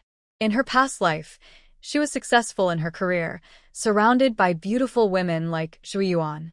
But this life, she was a weakling, unable to satisfy her in that regard. All of this already made her very annoyed. Now, the Rong family was different from the previous life. No, she couldn't allow these people's fates to change. If their destinies changed, what would happen to her rebirth? Would it just be a joke? No, she would never let that happen. She wanted to set everything back on the right path. This time, without the illusion bug, Li Chunhua was still lost in her own world. Her eyes were red as she looked around, searching for something, muttering constantly. Your leg isn't like that. It should be lame, disabled, completely crippled. It shouldn't be like this. Rong Shurian didn't want to pay attention to this crazy woman, nor did he want to stand here and be watched by villagers. Just as he was about to help his parents leave, some villagers, eager to see trouble, reached out with mean expressions to stop them. During this time, Li Chunhua found what she was looking for, a large, jagged stone. It shouldn't be like this. It needs to be broken, she shouted angrily, about to smash the stone at Rong Shurian, who was turned away from her. Meanwhile, the Rong family was being surrounded by villagers. They didn't expect the woman behind them to have such malicious thoughts. Although some villagers saw what Li Chunhua was doing because of their natural indifference, misjudgment of the so-called old scholar, and their dark desire to watch a good show, no one warned them. Shu pushed through the crowd and saw this backstabbing scene. In a hurry, she didn't think much. She quickly grabbed a villager's arm and, with the help of her magic, threw him with the force of a returning dart. Everyone heard a loud scream. When they came to their senses, they saw Li Erju's upper body leaning on a big stone. Li Chunhua was also kicked in the head by him and fainted on the ground, with a foul-smelling footprint on her face. The Rong family was frightened by the shouts and turned around. When Rong Shurian saw the stone, his pupils shrank. If it hadn't been smashed open, that stone would have hit his leg. If he dodged, the person hit would have been his father. Please move aside. Realizing how serious the situation was, Rong Shurian spoke more sternly, trying to get the villagers blocking their way to step back. Unfortunately, the villagers at this moment only want to watch the show. They don't care if they get involved or who is acting in it. They just want to see. Hey, old Rong family, since you all behave like this, why do you still act so pretentious? Looks like you haven't had enough of the tough days in the prison. Huh, yeah, those 3 old scholars get them. Exactly, I heard that woman isn't clean and her husband has problems too. Various rude words and insults spread like a big net, ready to catch the Rong family. Rong Shurian clenched his teeth with a loud clack, his eyes flashing with uncontrollable anger, like a lion that has been provoked but can only hurt itself. He always remembers that he is a soldier. No matter what, he must not hurt ordinary people. Fortunately, he can't do it, but that doesn't mean others can't. Move aside. Get out of the way. Suddenly, Shu took the lead, pushing people aside while pulling out large black scorpions from his pocket, throwing them forward indiscriminately. He looked like he was ready to fight anyone who stood in his way, as if he could kill with a single. The villagers saw that the girl from the Jean family threw such a scorpion and immediately ran away in fear. The path was cleared, and Shu didn't want to say another word to the villagers. He directly led Rong's family members away. Behind them, the black scorpions still stayed in place, fearless before the tall humans, waving their proud claws and showing their venomous tails. Frightened villagers kept their distance from the road. TCH. Such useless people. Zhu Yuan, who had been silently leaning against the wall, patted the dust and dirt off his patched coat, then turned back to Li's house with a disappointed look. As for Li Erzhu and Li Chunhua, the two useless ones, he didn't care about them. He hadn't been here before and didn't know what foolish things they had done. He had hoped to see a good fight where both sides got hurt, or maybe Li Chunhua, the crazy woman, throwing stones and hitting someone, possibly even killing them. That way, he could justify going to the county police station to report what happened. If he could get to the county, he might contact his father or an uncle related to his family. If not, he could at least reach out to his childhood friends who were also involved. They must have a way to get back to Beijing, and for some reason, Zhu Yuan firmly believes this. Unfortunately, these two people are too foolish. They missed a great chance to gather everyone and make a mistake. Forget it. These fools can't be trusted. If he wants to return to the city, he must rely on himself. The midday sun is bright and blinding. In contrast, Zhu Yuan's shadow looks darker and gloomier. Unknowingly, some people are going crazy, and others are about to open the gates to themselves.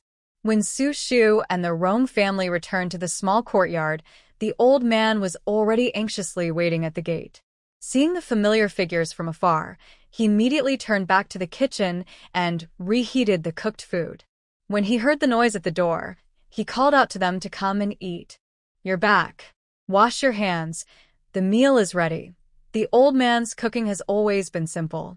He made over 30 wheat flour buns as the main food, cooked a pot of pork and cabbage, stir-fried mushrooms with eggs, and finished the leftover marinated meat from the new year. The broth was used to stew a pot of tofu. "Come on, eat more. My cooking is just SOSO. Don't mind it." He invited everyone to sit down and noticed that, except for Su Shu, Rong's parents looked worried. "What's wrong? You all look so upset." Rong's mother smiled bitterly. "Grandma Gu, don't worry. It's nothing serious. I just don't know how to do the assigned work because I've never done it before." The old man looked at Su Shu. "Is that so?" Su Shu was nibbling on a bun. When the old man asked her, she casually nodded. "Yes, we're going to compost manure. Don't worry, I'll take care of it. Nothing will go wrong." It was fine when she didn't say anything, but as soon as she did, Rong Shuryen put down his chopsticks. "I've done this kind of work at the military district. This afternoon, you all stay back, and I'll handle it." Rong's father also stopped eating and looked at his son. "All right, it's no big deal. Later, the two of us will do it together." The old man saw that everyone was finally feeling better and smiled as he picked up his bowl to sip the fragrant pork and cabbage soup. "Oh, I'm just an old man. I can't do much for you. Tonight, I'll steam some buns for you." "Su Shu, do we still have white flour at home?" "There is some meat, but it's almost gone. I plan to go to the county in a few days to buy more meat." Rong Shuryen took a piece of cured meat and put it into Shurshu's bowl. "Then I'll ride my bike and take you there." Shurshu shook her head. "My parents can't take leave, so you need to go to work." Seeing the worried look on the man's face, she reluctantly added, "I know the way. I'll be back very soon." If he came along, she wouldn't have a chance to ask the small kitchen for rice or flour. Shurshu plans to use the supply and marketing cooperative as an excuse to bring back more pork. It would be even better if they had lamb to sell. Recently, she's been craving lamb hand pieces, but ever since she got married, Rong Shuryen always wants to stick close to her, leaving no chance for a quiet meal alone. At Shurshu's home, lunch was happy and lively. But in the village, the Chun and Li families, who are relatives, didn't have such a joyful meal.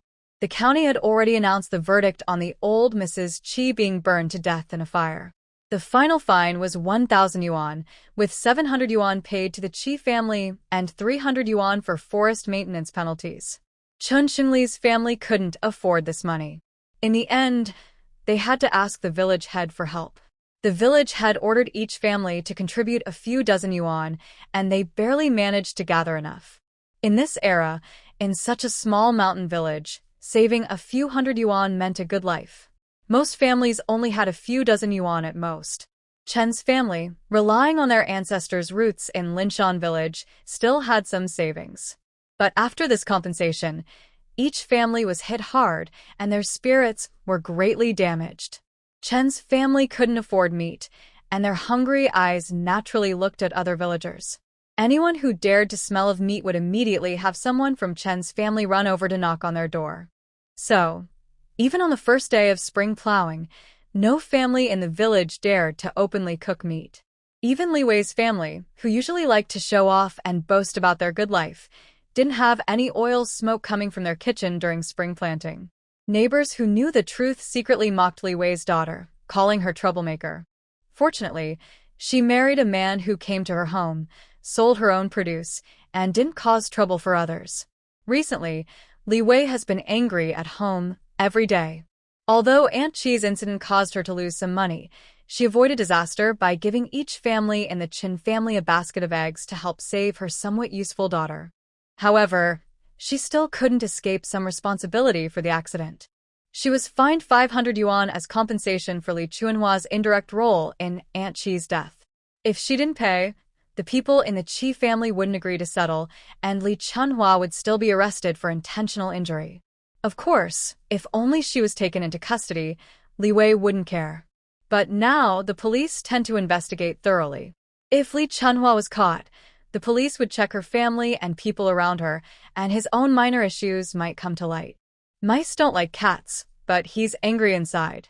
500 yuan is a lot of money. He remembered how he once sold a hidden spot to a flower-growing army unit, and the general only gave him 5 silver coins. So now, feeling upset, Li Huangliang, the rat, starts cursing again. The Chi family members did nothing wrong. Dying is their own fault. Why should we pay?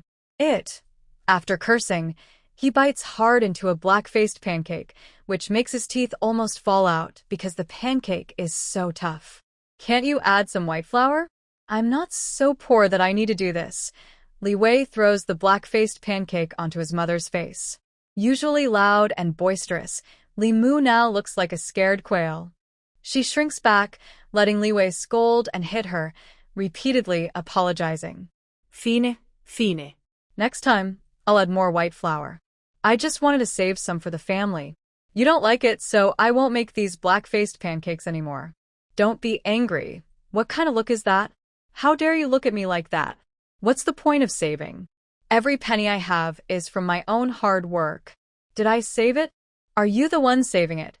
Li Chunhua saw everything but didn't say anything. She just pursed her lips and thought that this man was very sneaky. She quickly avoided him and didn't bother to call her. Everyone finished their lunch and then started working hard in the afternoon. To prepare for the harvest at the end of May and early June this year, all the villagers needed to take good care of over 100 acres of land. On the first day of work, even those who were unhappy with their tasks didn't stop working. Not avoiding work didn't mean they didn't watch others. In the afternoon, as everyone started their tasks, more and more people went to the scorekeeper or Songbagwa to complain. Team leader, the Chun family, is lazy. They kick the dirt with their feet and refuse to bend down and work. Can they be counted on?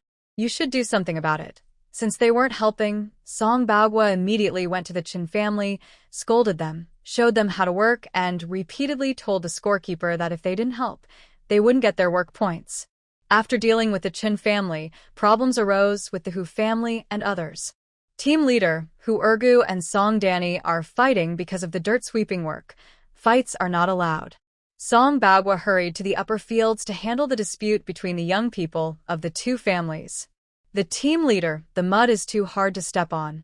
Team leader, your scorekeeper from the Song family is recording the points wrong. What's going on? Are they trying to cheat us? Even someone who doesn't know much can be a scorekeeper. Team leader, why aren't the 5 young workers working? Team leader, the seedlings in the lower fields are all wilted. What should we do? Team leader, to the east. Team leader to the south? Team leader, be careful. Song Bagua had never been so flustered before. He ran around all afternoon, trying to solve problems at each household. It was only then that he realized that when Chen Shimli was village head, even though they often disagreed or argued, he still helped him with farm work. As long as he didn't overstep when dividing tasks, Chen's family wouldn't cause trouble. But now, with Chen's family being so unruly and under police custody, he didn't want to give up control again. However, with Chen's family's troublemaking attitude, he was starting to feel overwhelmed. Just as Song Bagua was trying to hold back his anger, all the observant villagers wisely kept quiet and went back to work. However, some reckless people still dared to confront him. Team leader, I want to report someone. That familiar voice and tone made Song Bagua instantly recognize who it was. That young intellectual, he's usually useless, just a troublemaker who keeps reporting things. Can't he hold it in? In 2 months, he'll be gone anyway. Can't he just keep quiet? Stop causing trouble all the time. Do you understand what I'm saying? Don't keep shouting for no reason. Got it. Su Xiangmei, who came to report, and the 3 young men behind her, were all frightened by Song Bagua's furious glare. The tall, dark man, nearly 2 meters, looked like a steel tower when he was not angry. Now, with his full fury, he stared and cursed loudly. His clenched fists were as big as a clay pot. The 4 timid people immediately shut up and nodded, indicating they wouldn't speak anymore. But the young intellectuals learned their lesson. After Song Bagua finished scolding and took a deep breath, his curiosity grew again. All right, tell me, who are you going to report this time? Su Xiangmei was so scared she shook her head wildly. She wouldn't report anyone anymore. She decided not to report at all. However, she didn't speak, and the young man behind her, who had almost beaten Zhu Yuan to death before, was not someone to be taken lightly. Team leader, why are masks given to the people in the pigsty but we, the progressive youth, don't get any? What kind of thinking does your team have? Song Bagua was caught off guard by this person's words. Mask. Huh, I see you're pretending pretty well. Come with me. Song Bagua frowned. All right, lead the way. I want to see these masks. The group, fierce and intimidating, headed to the composting yard near the river at the west end of the village. At this moment, only Si Shu and the other 3 were working there. Each wore navy blue sleeves, high rubber boots, and rubber gloves. They also wore medical masks provided by the space, each with a special deodorizing insect inside. Even while doing dirty work, they couldn't smell any foul odor, only a faint earthy smell. When Song Bagua arrived with his people, he saw the 4 working diligently, holding shovels, silent and coordinated. Mother Rong and Shi Shu each took responsibility for a composting pond, thoroughly mixing the compost brought by Father Rong and Rong Shiyan with the soil by the lake in a 7-to-3 ratio.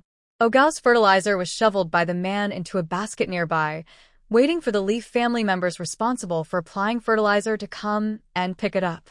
Right now, the composting site reeked terribly. Song Bagua frowned and stared angrily at the young worker. He pointed at the site, clearly showing with his expression. What's the problem here? The young worker covered his nose with his hand, stubbornly insisting. They have masks. Song Bagua didn't think a broken mask could do much in such a foul environment, but he knew this mask wasn't issued by the team. He signaled the young worker to call someone over. The worker didn't want to smell the stench, but had no choice and shouted. Hey! Someone over there, come here. Shi Shu looked up at them. She had already learned from scouts that they were about 300 meters away, so she wasn't worried. She continued working while her family did their tasks, and then put down her shovel and walked over. Just stand there. Before Shi Shu reached Song Bagua and the others, the troublemaker young worker looked at her with disdain and told her to stay back. Shi Shu refused to be bossed around. She walked straight over confidently. Even when she reached Song Bagua, she didn't stop her steps. She crossed past him and went directly in front of the young worker. While everyone was still surprised, she raised her hand, gave his shoulder a firm pat through her rubber glove, then pushed him back with both hands. After a sharp, clear scream, which Shi Shu found pleasant, she turned and walked back to the displeased Song Bagua. Seeing that the young man no longer dared to meet her eyes, She finally looked away and calmly turned to Song Babwa. Another day of dealing with tall people. Looking up at them was exhausting. Why is this girl so hot-tempered? Shu shrugged, thinking that her temper could actually be worse. When Song Babwa realized he couldn't find any fault, he suddenly remembered that this Jin family girl was known for her fiery temper. He could only wave his hand and turn away with his men. Before leaving, he called out to the scorekeepers standing in the distance, pinching his nose. 500 baskets. Make sure the quality and quantity are right. Keep a close eye on them. The scorekeeper gave a bitter smile and nodded. He understood that the team leader wanted him to adjust the scores a bit to make things harder for Jin Shu and her group. But that Jin girl was sharp as a fox. Every time they produced fertilizer, she made sure the Rong family members were watching in the yard, while she placed a scorpion near his scoring table. Would he dare to cheat under those eyes? Besides, the Jin girl never asked for special treatment or false reports. She just didn't trust him, so she stood nearby with that scary creature, keeping watch. He had no excuse to complain. The first time they produced fertilizer that afternoon, he had tried to find fault, saying the Rong family used too much soil and too little compost. But because of that, he ended up like the young man earlier, dragged by the back of his collar to the compost pit by the Jin girl, nearly fainting from the stench. Only after admitting his mistake and confirming that their 7:3 mix was correct did he escape her grasp. So now, even if Song Babwa handed him a knife instead of words, he wouldn't dare to make trouble for them again. After Song Babwa left, no one came to bother them until the four finished their work. Li Chunhua had wanted to come over, but Li Wei told her to stay home and cook.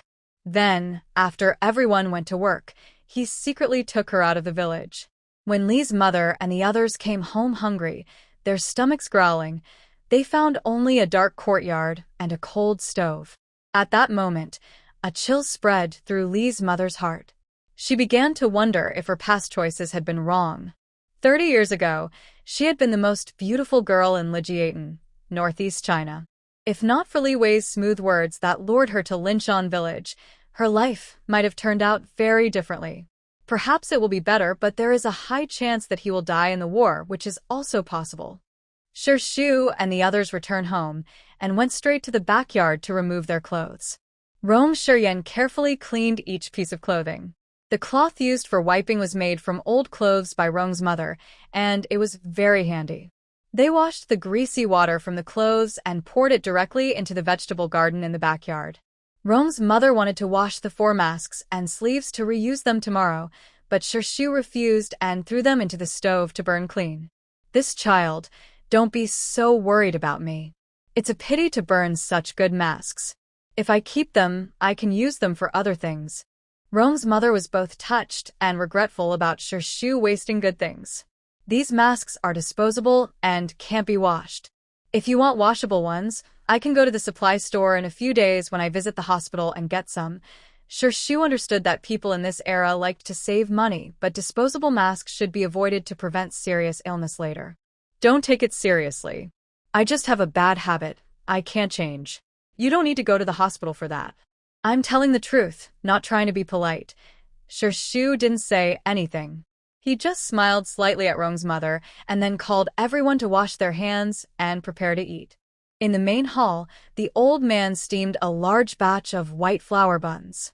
This time, he thought he had added just the right amount of water and flour, kneaded well, and let it rise properly. The buns looked plump and soft. These white flour buns are really delicious. After Grandma Gua and Rong Shiyan started eating, Shu picked up a bun and took a bite. Then he split it in half and, in the eyes of everyone who disliked it intensely, foolishly opened the already half-eaten stinky tofu on the table. As soon as the foolish man reached out, Shu quickly hid in Rong's mother's arms, secretly covering his nose to block the smell with a scent-removing charm. This authentic stinky tofu was too overwhelming. It was not like the bottled stinky tofu sold in the future, which could be quite salty and pungent. It truly smelled terrible, but tasted delicious. Especially after Rong Shiyan and he became close, he stopped pretending and even invented white buns with stinky tofu and green onions. Shu named this eating method biochemical weapon attack. It was extremely stinky, very stinky. Get out. Go outside to eat. You little troublemaker, I see you haven't smelled the bad smell all afternoon. Now you're here smelling again, showing off. Forget it. Tomorrow don't let this troublemaker wear a mask. Let him try to show off with stinky tofu again. Shu chuckled secretly while Rong Shuryan looked terrified, shaking his head and begging for mercy. She nodded happily. Ah, wife, spare me. I won't eat it anymore. Rong Shuryan playfully raised his hand to beg, his handsome image falling apart completely. Shu laughed happily. She liked this man very much. He was natural, not pretentious, but not too messy. He would eat the toxic foods with her that many people feared and foolishly recommend his favorite stinky tofu. She felt a simple, ordinary life with him, which was what she longed for in her previous life. Parents nearby, family around. No rules about meeting once a week, no tragedies of relatives mysteriously disappearing. It's not that I said you can't eat it. Just brush your teeth well after eating, Shu said with a wrinkled nose, smiling warmly, affectionately rubbing his head. Hearing this, Rong Shuryan's eyes lit up. He nodded vigorously. Definitely, definitely. I promise to brush thoroughly every time. Rong's father looked full of envy and jealousy. He turned to his wife. Manhwa, Rong's mother elegantly picked up a small piece of tofu, slowly put it in her mouth, and after tasting it carefully, swallowed. Her charming eyes glanced at her husband, but her words were full of sarcasm and determination. Don't even think about it. If you dare to eat, go sleep in the main hall. Rong's father looked disappointed, pouting, his eyes full of longing as he looked at the green, tender scallions. As a man from Dongshan, scallions were his source of happiness. Sadly, his wife had just snuffed that out. Seeing his son sitting across from him, spoiled by Shu into a fool, eating happily without caring about his old father's feelings, Rong's father was so angry he kicked him under the table. Rong Shuryan didn't even cry out in pain, only smiled more mischievously and leaned closer to his wife. The meal was lively and full of joy. At night, the man carefully brushed his teeth twice before climbing into his wife's bed with a flirtatious smile. I washed twice and rinsed with the mint water you gave me. Can you smell any remaining scent? Unaware of the man's mischievous thoughts, he gently held the girl's head and sniffed. No more smell. Only a faint minty fragrance remained. In the next moment, a tender, mint-scented kiss came over. The man's low, husky voice whispered, "Try again and be sure." Shua could only softly protest with a gentle sound before the man, already prepared, deeply kissed her. The girl's soft, sweet lips, like jelly, were the most tempting lure for the man. As the kiss deepened, she couldn't help but lift her elegant neck like a swan, and her delicate fingers reached into his thick, dark hair. The room was filled with springtime warmth, and they enjoyed a peaceful night. At 4 a.m. the next day, in a shanty town on the west side of Ping'an County, Li Wei and Li Chunhua knocked on a very inconspicuous house deep in the shanty town. The person inside was very cautious. Even hearing the secret code, they loudly asked from behind the door, "Who is it?" "Lin Shan Village, Li Wei." Li Wei's father nodded respectfully outside the door, speaking politely. Li Chunhua stood behind him, watching her father, who looked very different from how he was at home, and her doubts grew. But before she could think further, the old wooden door was pushed open slightly from inside. Still dazed, Li Chunhua was pulled into the house by Li Wei. As soon as she entered, she wanted to lift her head, but Li Wei pressed her down, bending her almost 90 degrees. A pair of dusty, large leather boots stomped on the ground, making deliberate, thump-thump sounds as they approached her. "Li Seng, is this what you told us?" Li Chunhua felt her father's trembling. She suddenly became curious about the man's identity in front of her. Li Wei gritted his teeth and lowered his head even more, respectfully answering, "Honorable Lord Botan, this is my daughter. Her loyalty can be trusted." Lord Botan reached out and lifted Li Chunhua's chin. Through his rough, worn leather gloves, He arrogantly rubbed her fairly pretty face with his thumb. Good. Li sang, the island nation will remember your loyalty. You can go find Lu Sang. He will handle the next arrangements. Li Wei's body stiffened involuntarily when he heard this. He was surprised and looked up cautiously, avoiding direct eye contact, glancing at Benteng. Honorable Lord Benteng, the daughter of that little man. Benteng's hand, which was stroking Li Chunhua's cheek, increased pressure, causing her face to hurt. Of course, she will stay to show her loyalty. Li Chunhua, even at her most naive, realized how serious the situation was. She panicked and turned around to run toward the door. But Benteng grabbed her by the collar and pulled her back, then tightly squeezed her throat with his right hand. Ugh, Dad. Help me. Li Chunhua couldn't break free from the man's grip behind her, her face filled with fear and panic as she begged her father for help. But Li Wei's sharp, harsh face only twisted for a moment before he bowed deeply to Benteng again, then silently turned and left the dark room. As Li Wei turned away, the last hope in Li Chunhua's eyes was completely crushed. After that, no matter how unreasonable Benteng's actions were toward her, she seemed to lose all will to resist. She allowed him to do as he pleased, even cooperating with him and making sounds. Miss Hua, you're so good. I can truly feel your loyalty now. When everything was over, Benteng happily tidied his clothes, looking at the woman lying on the ground with a mocking gaze. Li Chunhua's whole body felt as if a truck had run over her, and her heart churned with nausea from her disgust. But she forced herself to suppress these feelings, painfully crawling up from the dirty ground, trying to gather her torn clothes. Her whole body trembled as she looked at the not-so-tall man in front of her, speaking in a weak, hoarse voice. How much did Li Wei sell me for? Benteng casually shrugged. No money needed. You're loyal, so money isn't necessary. So, it was all a lie? Is Li Wei crazy? Li Chunhua couldn't believe her own father could do such a thing to her. What did he exchange me for? Did he take me back to the homeland with you? If that was the case, she would want to go too. Based on her memories from her previous life, the island nation was not heavily sanctioned by the international community. Instead, it aligned itself with the United States, and its economy thrived. After entering the 20th century, it also used culture, economy, and tourism to influence young people from the flower country. Now, the powerful CEO she remembered from her past no longer seems reliable. If Li Wei has connections to the island nation, she can at least feel that her suffering was not in vain. Unfortunately, Benteng's response once again disappointed Li Chunhua. Li San will become our country's special liaison in the flower country.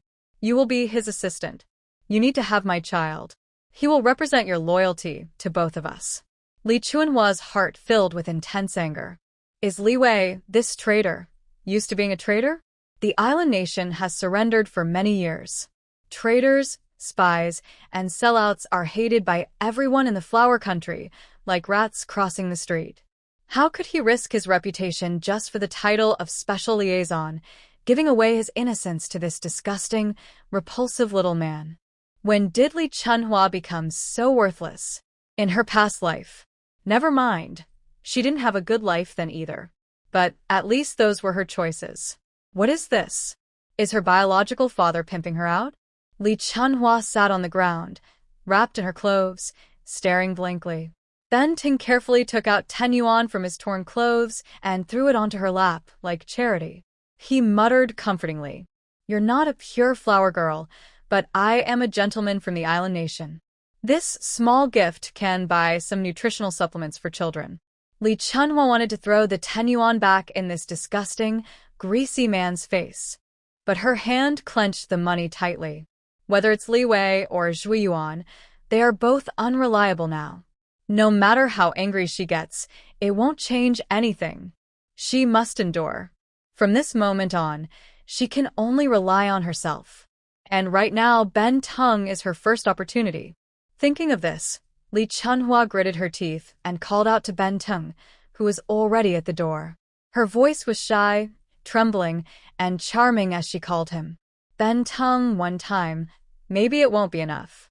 Li Chunhua had traveled through the future decades, and although she was greedy and foolish, she still had some insight.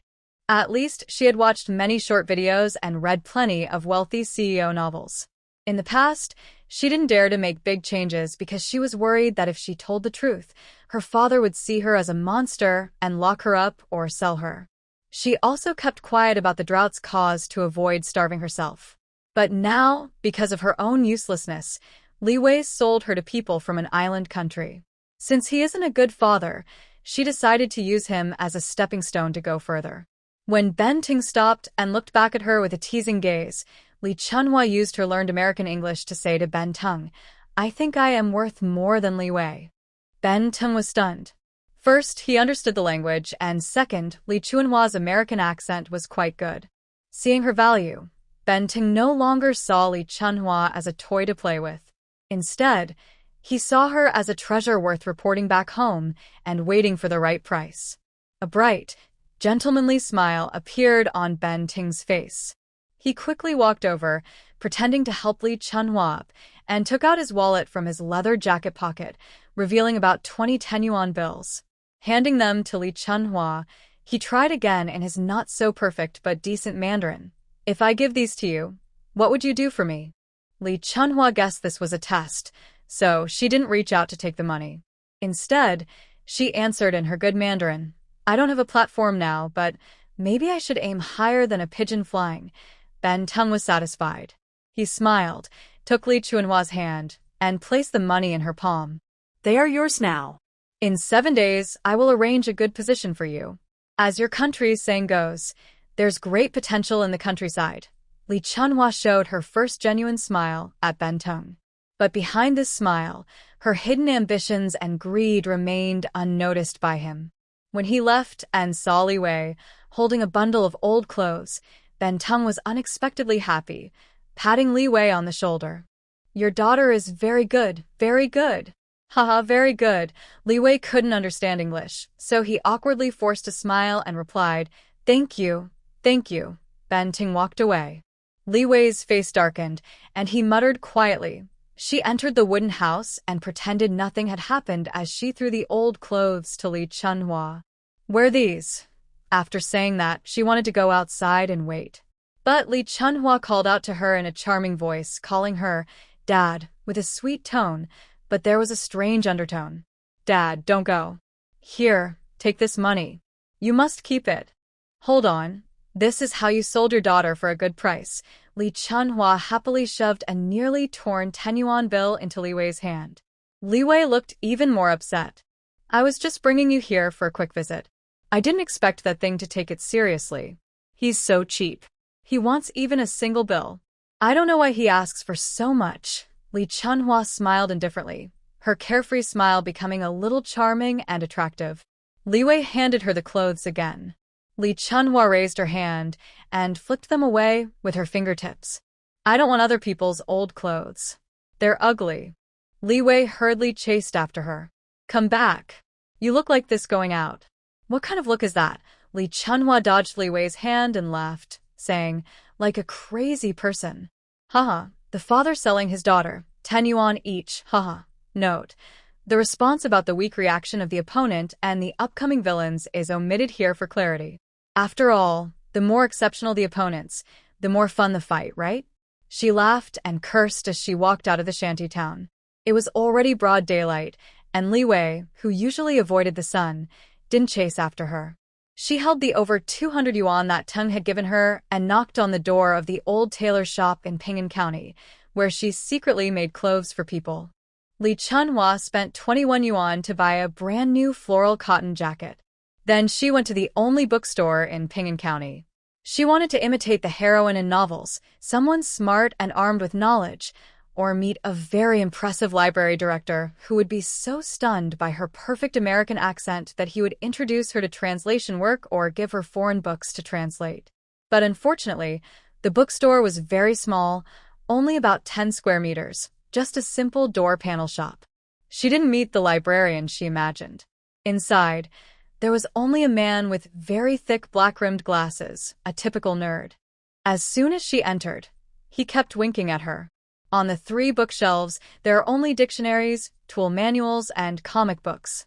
Moreover, they only rent books, not sell them.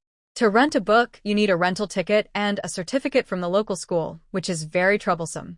Therefore, in a 10-square-meter bookstore, most people stand in place and flip through the books. As long as the books are not taken out of the store, customers can stand in front of the shelves and browse freely. If they accidentally get the books dirty, they have to pay for repairs. Lee Chunhwa looked around and, given the current social atmosphere and her not-so-smart mind, she really couldn't think of any way to make quick money without effort. She had no space, and working in the black market was not guaranteed. In the end, she thought of an idea. She could learn to write stories, like the heroines in novels from old times, and submit her work to newspapers. She loved reading soap operas about family dramas or stories about wealthy women vying for attention. Lee Chunhwa made up her mind and headed straight to the place she remembered as the black market, since she only had money now, not a ticket. In 1959, black market transactions were not yet strictly investigated. When Lee Chunhwa arrived there, she was carrying her items, and there were quite a few people wandering around. Unfortunately, she didn't find anything good after looking around and only spent 50 cents to buy a dark, old bottle. Other women and young wives trading eggs or rice looked at her with silly expressions. But Lee Chunhwa didn't mind. She pocketed the bottle and left. When she stepped out of the alley, she met Li Wei, who was sneaking over. He grabbed her sleeve and forced her onto a donkey cart heading back to the village. At 8 o'clock in the evening, the donkey cart arrived at Lin Shui village. Lao Li's third son, Li Sanpao, suddenly ran over looking panicked. He was running while looking back. Uncle Li Wei, Uncle Li Wei, get off. You need to get off quickly. Li Wei secretly looked down on the rural folks of Lao Li's family, but given the current difficult situation, he could only rely on them for cover. Usually, he would give some small favors, but now something unfavorable was happening in the village. He reluctantly pulled Lee Chunhwa off the donkey cart and told the driver to go. If anyone asks about us, just say we don't know. This family used to be involved in highway robbery, but 5 years ago, Li Wei turned them into traders, and they received 10 yuan from him every month. The donkey cart continued moving forward. Li Wei and Li Chunhwa pruaka Li Sanpao. Sanpao, what's the matter? Li Sanpao, panting heavily, exhaled a cloud of white mist in the cold wind. He reached out his hand to Li Wei. Uncle, 50 yuan. Li Wei, with a stern face and a mocking look from Lee Chunhwa, took 50 yuan from his pocket and handed it to Li Sanpao. Li Sanpao pocketed the money, then, catching his breath, told Li Wei, Village Chief Chen Shimli has been released, but he brought a large group of police back to the village. They say you're a troublemaker and have surrounded your house and the village entrance. They want to arrest you.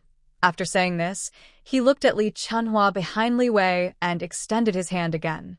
One more thing, 10 yuan. Li Wei clenched his teeth and gave him the money. Li Sanpao didn't hesitate. After accepting the money, he spoke. They also want to arrest your daughter. He pointed at Lee Chunhwa. They say your daughter is involved in an. I've said enough. I'm leaving. After finishing, Li Sanpao turned away, without looking at Li Wei and the others. He headed towards Lin Shui village. His wife, Zhang Guifang, was paralyzed, but he still had a lover in Lin Shui village. He didn't tell his mother about this. The village was now unreachable, and without a referral letter, they had nowhere to stay that night. Li Chunhwa stood on the mountain road, neither reaching the village nor finding a shop, feeling so anxious she wanted to curse. Li Wei had long since started shouting curses without restraint.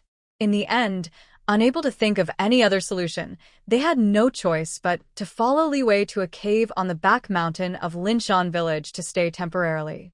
They didn't believe the police could stay in the village forever.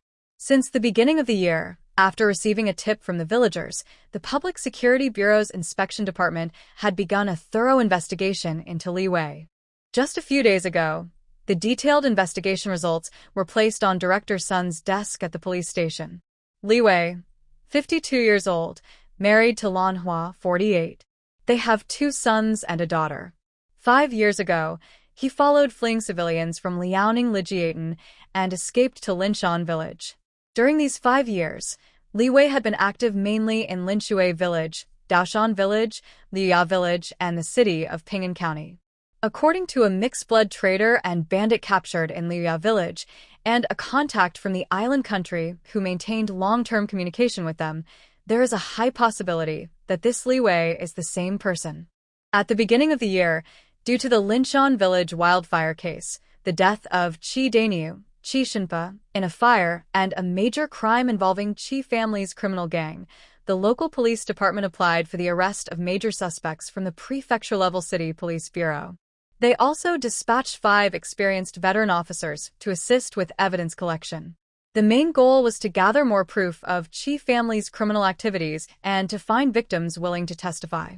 Secondly, they aimed to arrest Li Wei and his family.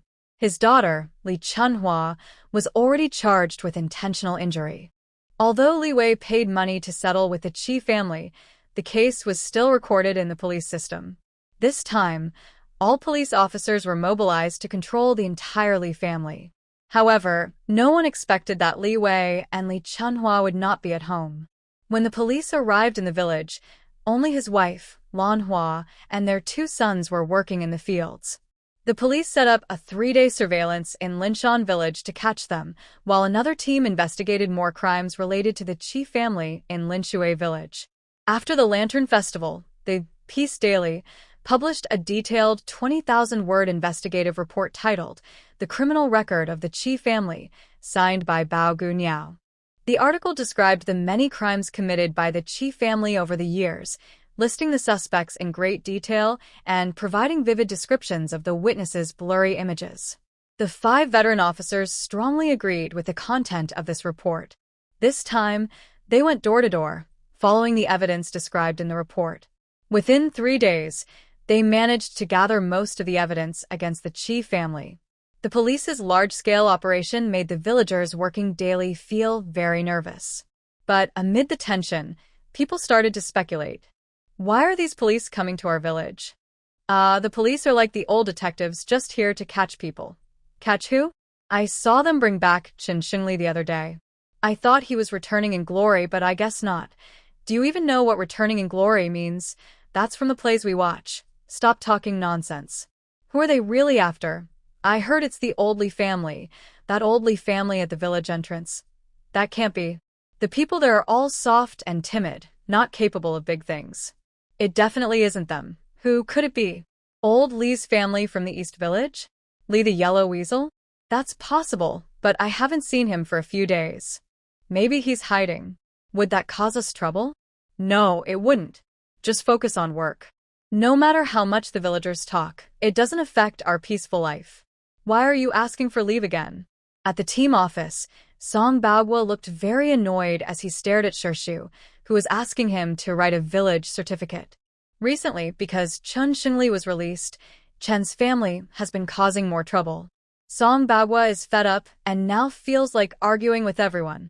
I'm going to get medicine and buy some food. Shirshu answered simply. Song Baogua was a bit scared by Shirshu's big, fierce look, but it didn't slow down his work of writing and stamping the certificate. After getting the certificate, Shirshu went back to his small yard. The Rome family members had just finished work and were having lunch. Today was the last day of manure spreading and all the field work was done.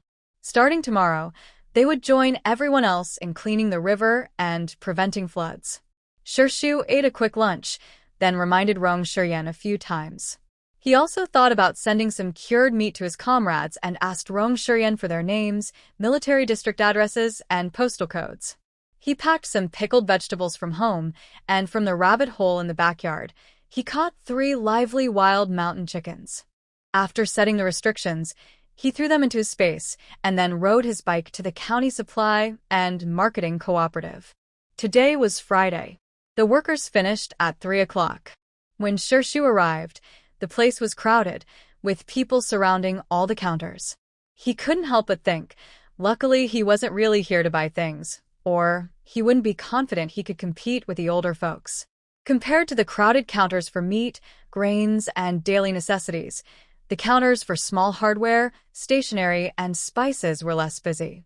Shu went over and bought a pound each of white sugar, rock sugar, and brown sugar. Seeing a large pile of grain bags next to the spice counter, which he hadn't noticed before, he asked casually, "Hello, what are these bags for?" The clerk at the spice counter answered quickly, "They're for buying grain.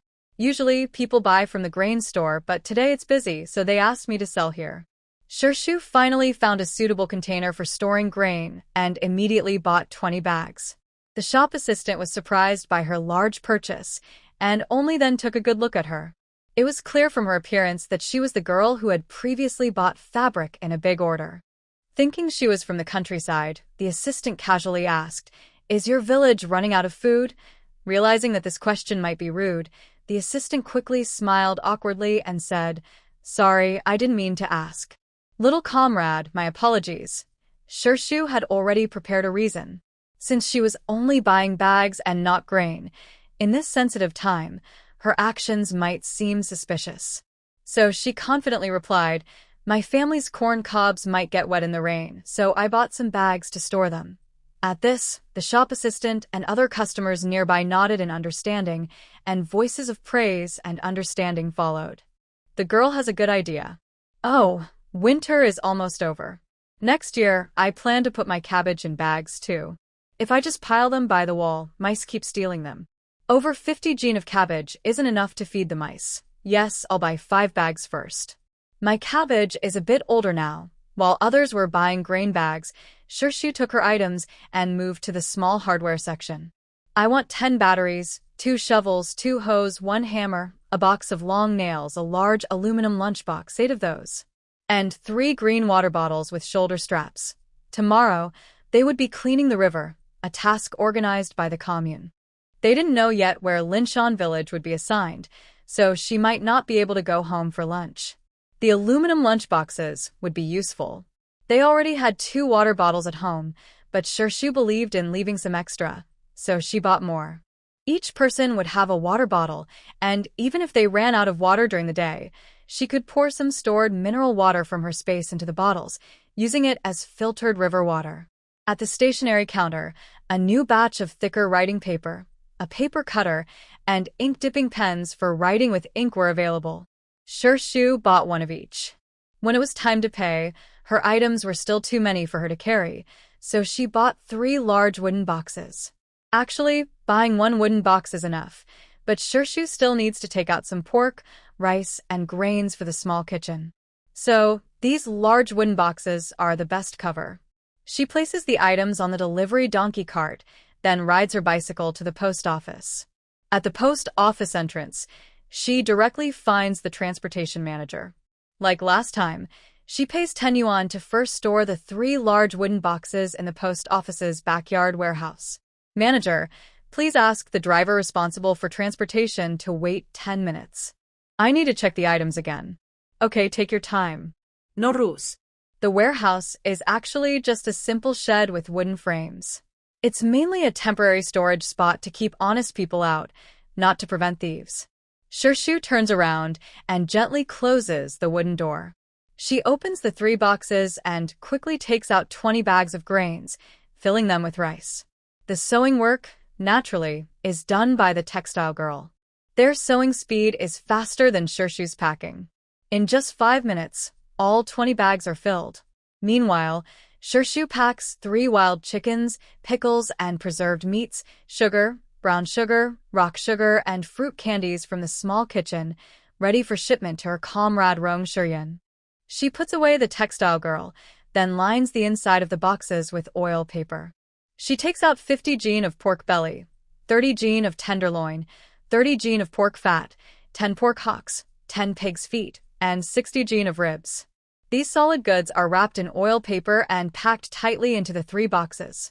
Shu seals the boxes, ties them with rope, and checks her watch.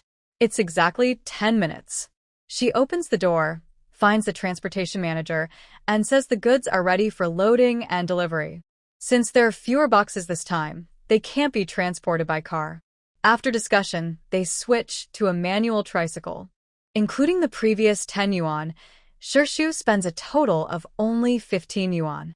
Confident in the postal service of the flower-planting country, Shirshu pays and gets her receipt. She doesn't watch the postal workers load the boxes. Instead, she leaves through the back door of the warehouse, takes out 3 live chickens from her space, and carries them by their tied legs to the post office hall to send them. The 3 wild chickens are still confused. They just wanted to eat some cabbage leaves, and now they're being carried here by 2-legged creatures. The postal staff are used to sending live poultry. Comrade, there's an extra 0.1 yuan transportation fee for mailing live animals. After settling the expenses and writing the address and postal code, sealing the mailing proof with a stamp, she rode her bicycle away from Ping'an County.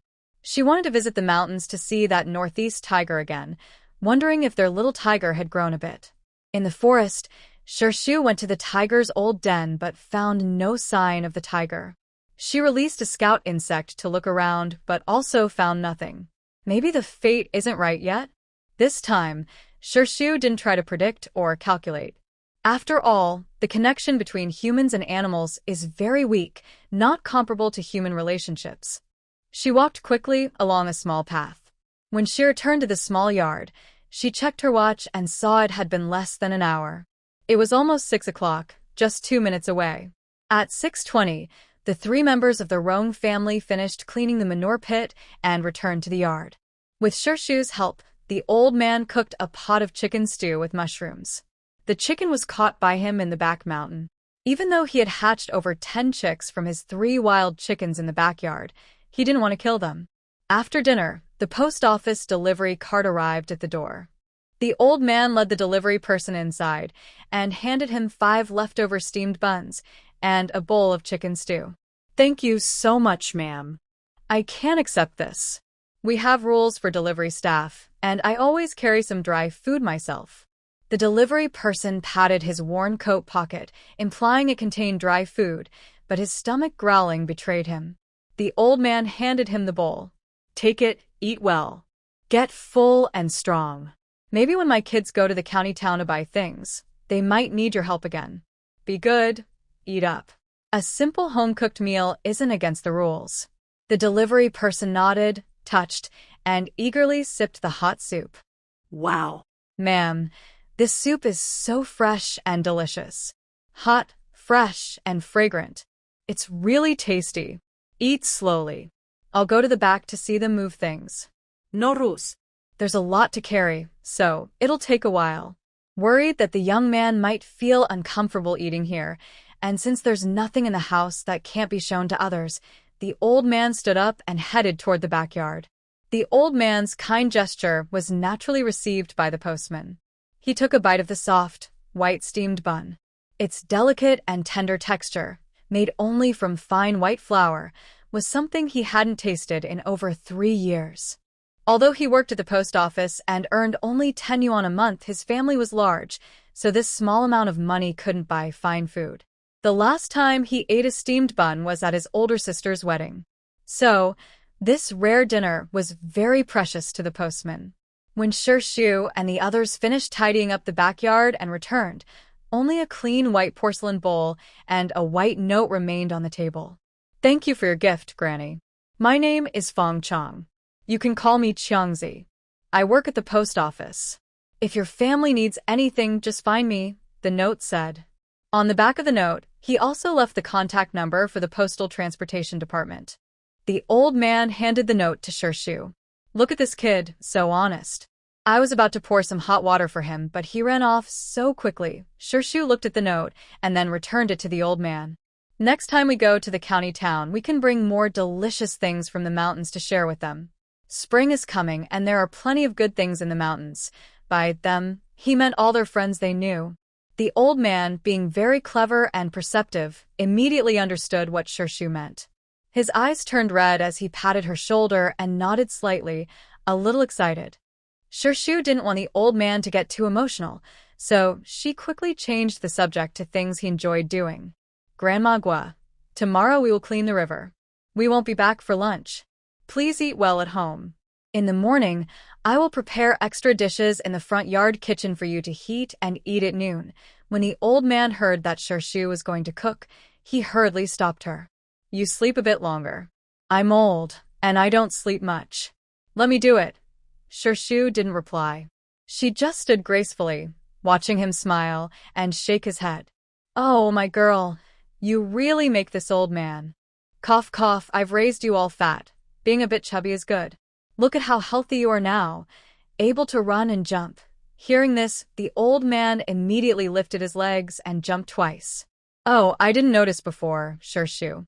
My old cold legs and those old injuries. All my old ailments seem to be gone lately. Eating well really helps. Maybe I should go with you to clean the river tomorrow. I feel like I am full of energy today. The old man was about to roll up his sleeves and show off his biceps to Shirshu.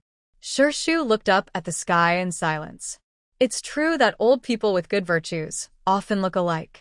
They are playful, mischievous, and overly confident. Their kindness, gentleness, calmness, and wisdom are just for show to others. The old man is like that, and so is his grandmother. Shirshu wanted to tell him not to show off, but Rong Shiyan happily ran in from outside. Wife, I heard you, and I finished preparing the meat. The pork belly is made into bacon, the tenderloin is sliced and marinated, and Dad is working on the pork fat. He said it's best to wait until night to see the wind direction before refining the oil. Shirshu thought it didn't matter. She had already placed a scent-removing charm around the small yard, so the smell of oil and smoke wouldn't spread out. This was her idea during the New Year, when she often cooked meat. But she didn't want to refuse Rong's kindness over such a small matter. Besides, their health was good now, and staying up late or working overnight wasn't a problem. Okay, I'll prepare the seasonings.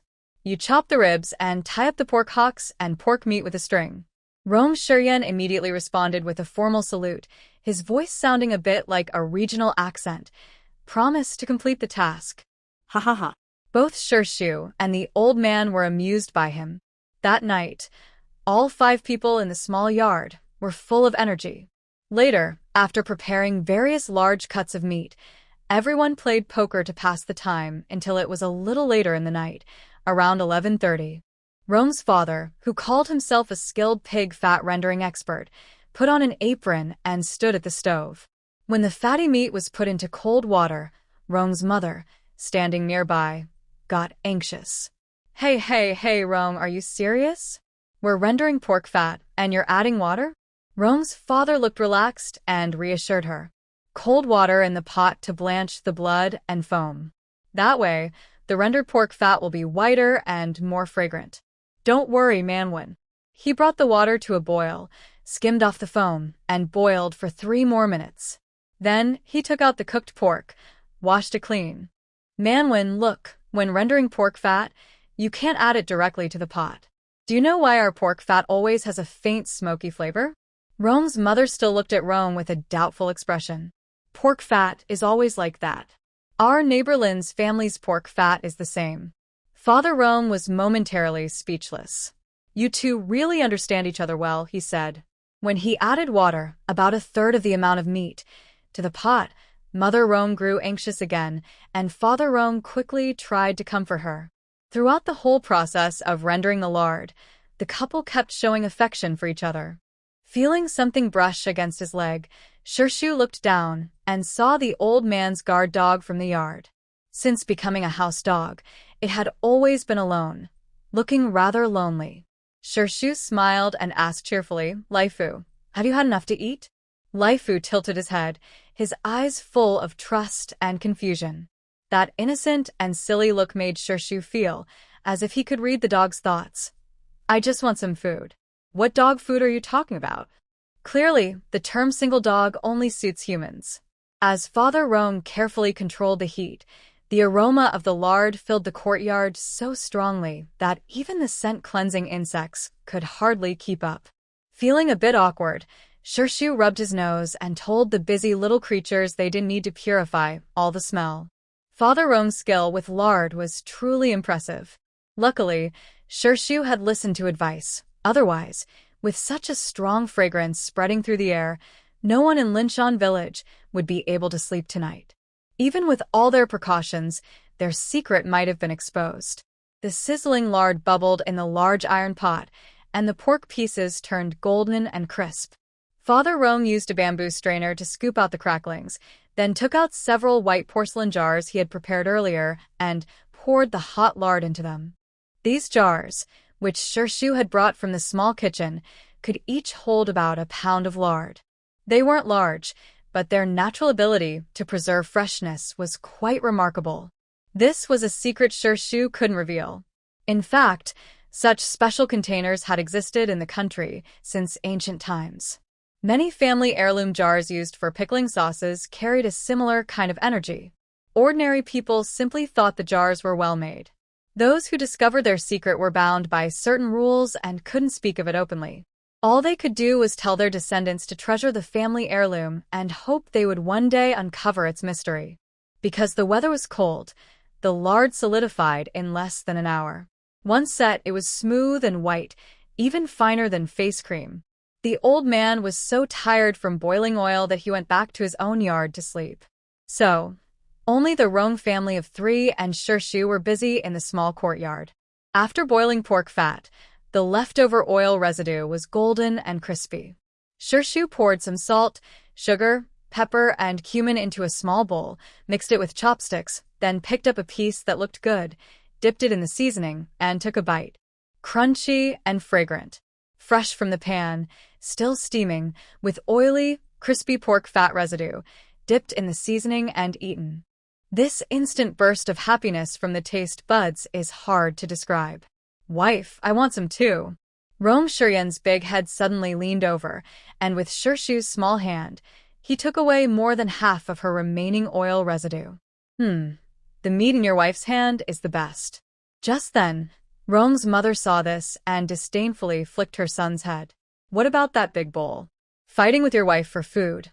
Aren't you ashamed? After saying that, she turned around and went to find Rome father. Chuanbai, I want to eat too. Feed me. Rome Shuryen stood beside Shirshu and sighed. Wife, is this what you call double standards from our mom? Shirshu covered her mouth and chuckled softly. Haha, it's not that serious. At most, it's just a little family vanity. To make lunch easier, Rome father took the opportunity, while the pork fat cooled, to steam a big bowl of rice. Rome mother also arranged the previously fermented steamed buns in a steamer and placed them on top of the rice. It was already past midnight. Shirshu, used to sleeping early, was starting to feel sleepy. Rome Shuryen saw her cute little head bobbing like a chick pecking at rice. The man smiled and walked over, gently picking her up as if holding a child. Go back to your room and sleep first. I'm here.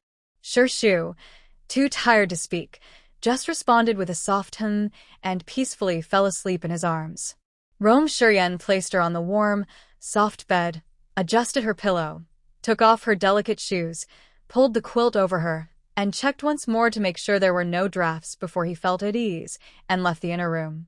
Rome's mother, smiling happily, walked from the kitchen into the yard and stretched lazily, a little tired.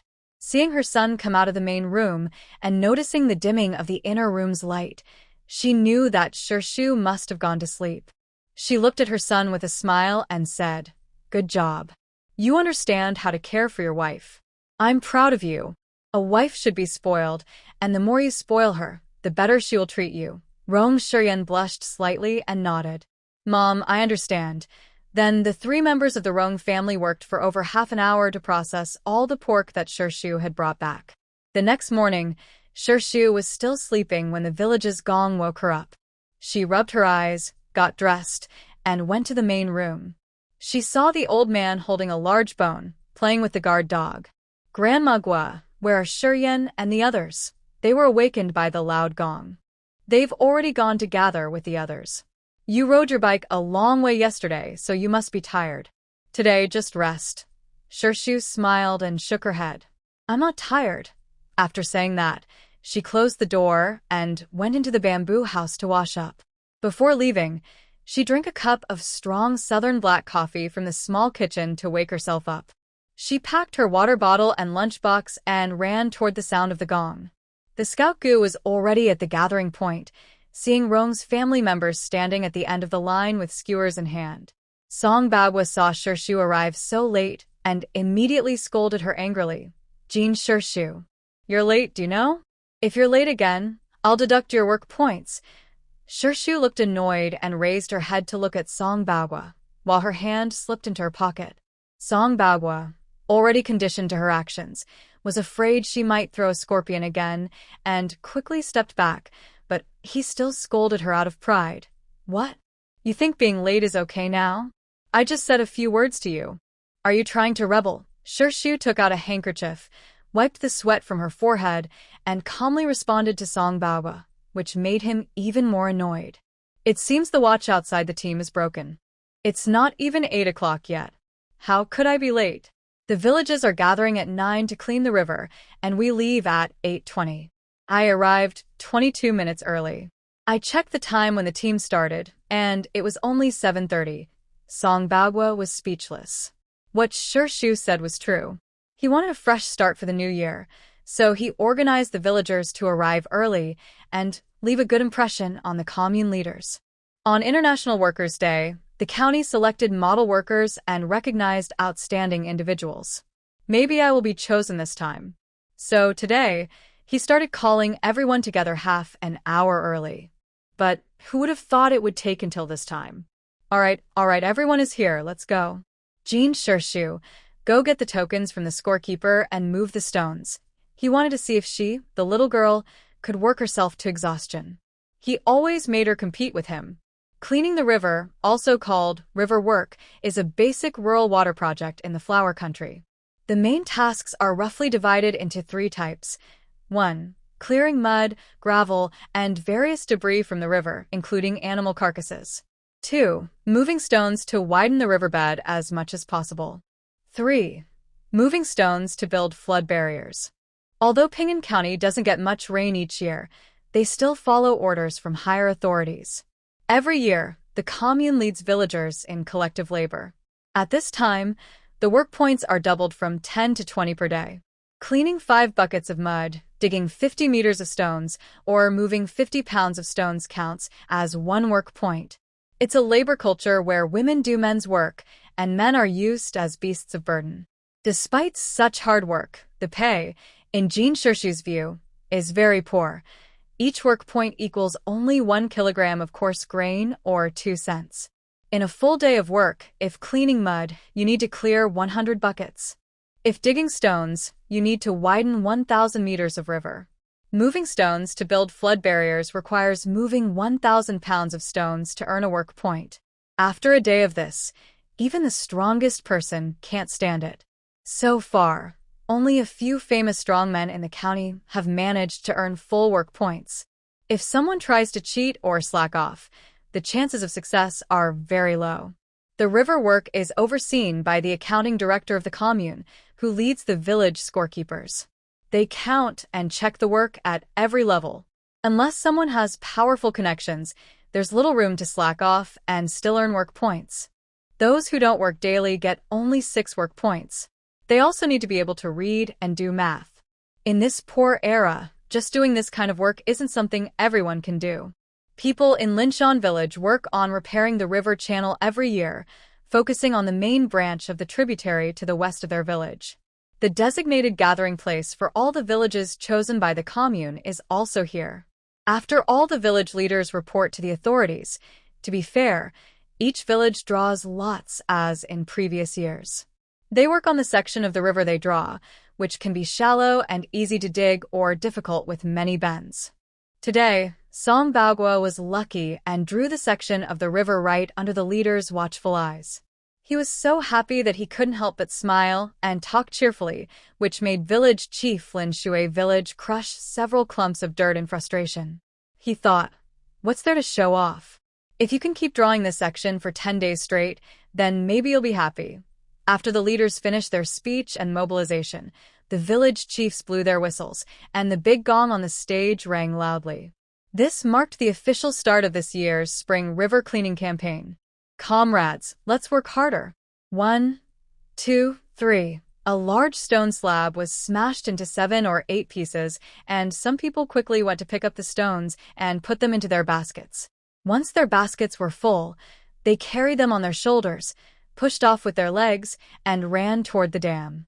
At the dam, They weighed their baskets on a large scale in front of the scorekeeper, who then assigned a label based on the weight. A 1 gene label was black, 10 gene was yellow, and 50 gene was red, which represented 1 work point. Everyone's work points were calculated based on the labels they held. To prevent theft, the scorekeeper wrote each person's name on the label with a charcoal pencil. This method helped keep things fair. Shirshu and Rong's family also found a stretch of river to work on. With the help of the strength charm, they worked smoothly all morning. Shirshu and Rong's mother moved stones into baskets, while Rong Shiryan and Rong's father carried materials up to the dam. By noon, all 4 of them earned 6 work points. Let's take a break and eat. I heard they provide a meal here. My dad and I will go see, then bring back some dry food. Shirshu and Rong's mother had worked all morning. Even with the help of the strength charm, bending and working so long made their backs sore and tired. Leo, it's up to you now. Shirshu leaned against a shady rocky, letting Liu help soothe and relax his sore back muscles.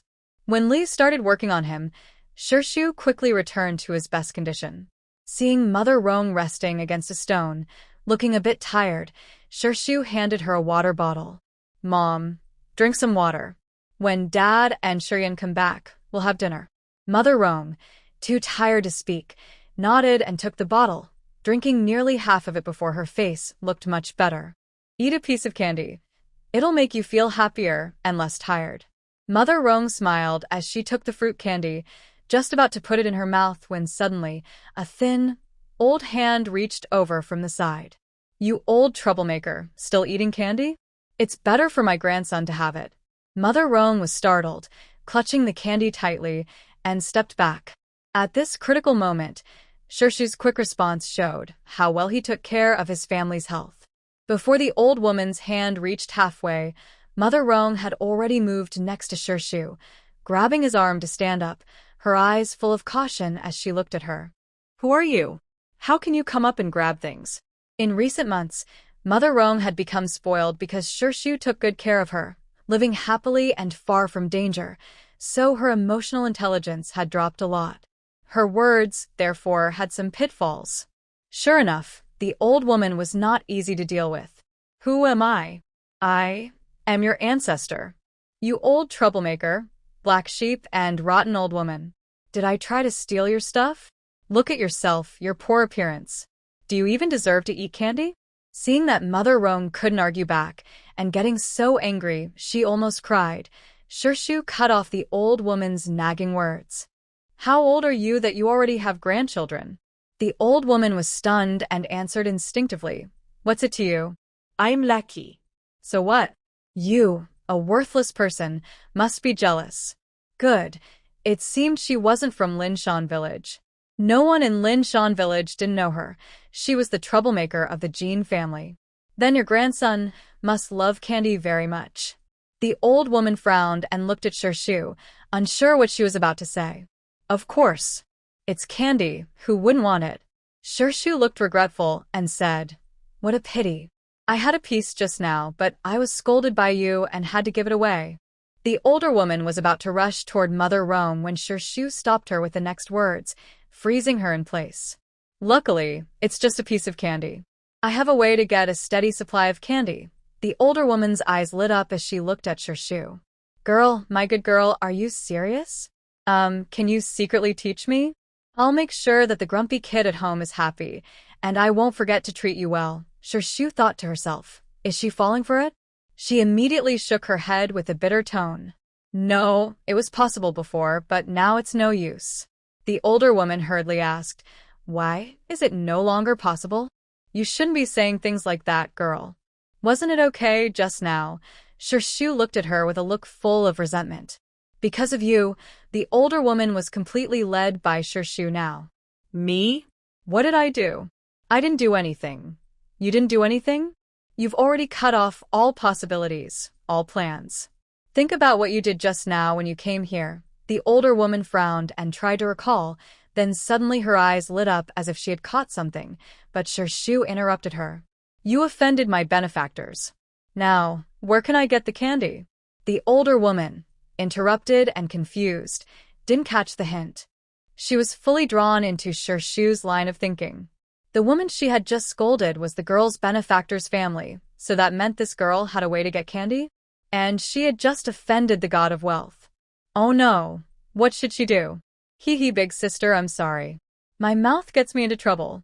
Don't mind me.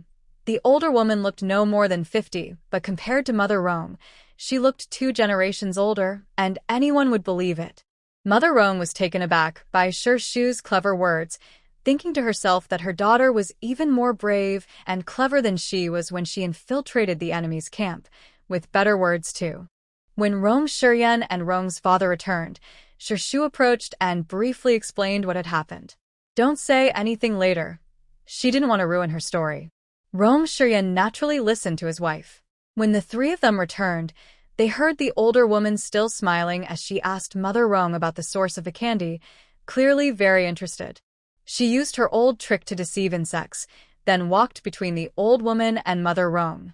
She gently took Mother Rong's arm and whispered into her ear, "Later, no matter what I say, Mom, just smile and nod." Mother Rong nodded with a gentle smile. Then, under the curious gaze of the old woman, Shua leaned her ear close to Mother Rong's face. From the old woman's perspective, it looked like they were whispering. Okay, I understand. But isn't that a bit embarrassing? After saying this, Shua looked a little dissatisfied and even envied the old woman with a glance.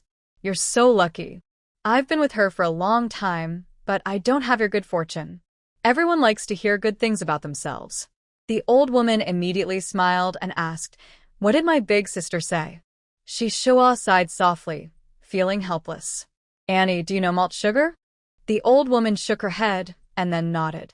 "I've heard of it, but I've never tasted this fancy thing. I come from Doshan village, the poorest village in our county. Every family is so poor they eat dirt. Where would we get sugar?" "Girl, what exactly do you want to give me?" "I'm just asking, I don't have anything to trade." In the old woman's mind, as long as she didn't take things from her home, anything she could bring back was good. Shua's eyes darkened slightly, and her voice lowered a bit, cautious. "My sister said she would give you the recipe for making malt sugar. If you do it well, we'll trade you grain or money." The old woman's eyes widened in surprise, and she looked at Shua with her mouth open. "Really? Truly?" Shua didn't reply, just looked at her calmly. A greedy look appeared in the old woman's eyes. Whether true or false, she first tried to get her hands on that recipe. "Show me the recipe." Shua looked back at Mother Rong. Mother Rong nodded with a smile, as Shua had asked. "All right, here you go."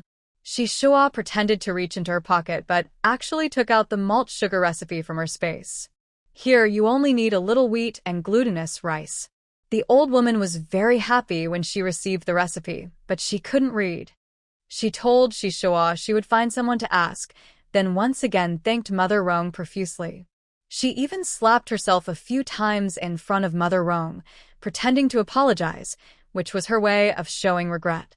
When the older woman left happily, Mother Rong looked worried and came over. "Are you sure you gave her a real recipe?" Although she had sent the person away, there was a risk she might find someone, notice flaws, or discover she couldn't make it herself. If that happened, she might go to Linshan village to cause trouble for Shu, which was a problem. Shu calmly shook her head. "The recipe is definitely real." Mother Rong sighed in relief. That's good. It's better if it's genuine." Father Rong and Rong Shiryan, however, were not as optimistic as Mother Rong. "If others see that person causing trouble for us and succeed, gaining such big benefits, they will probably come back soon to cause more trouble." Rong Shiryan slightly frowned and analyzed.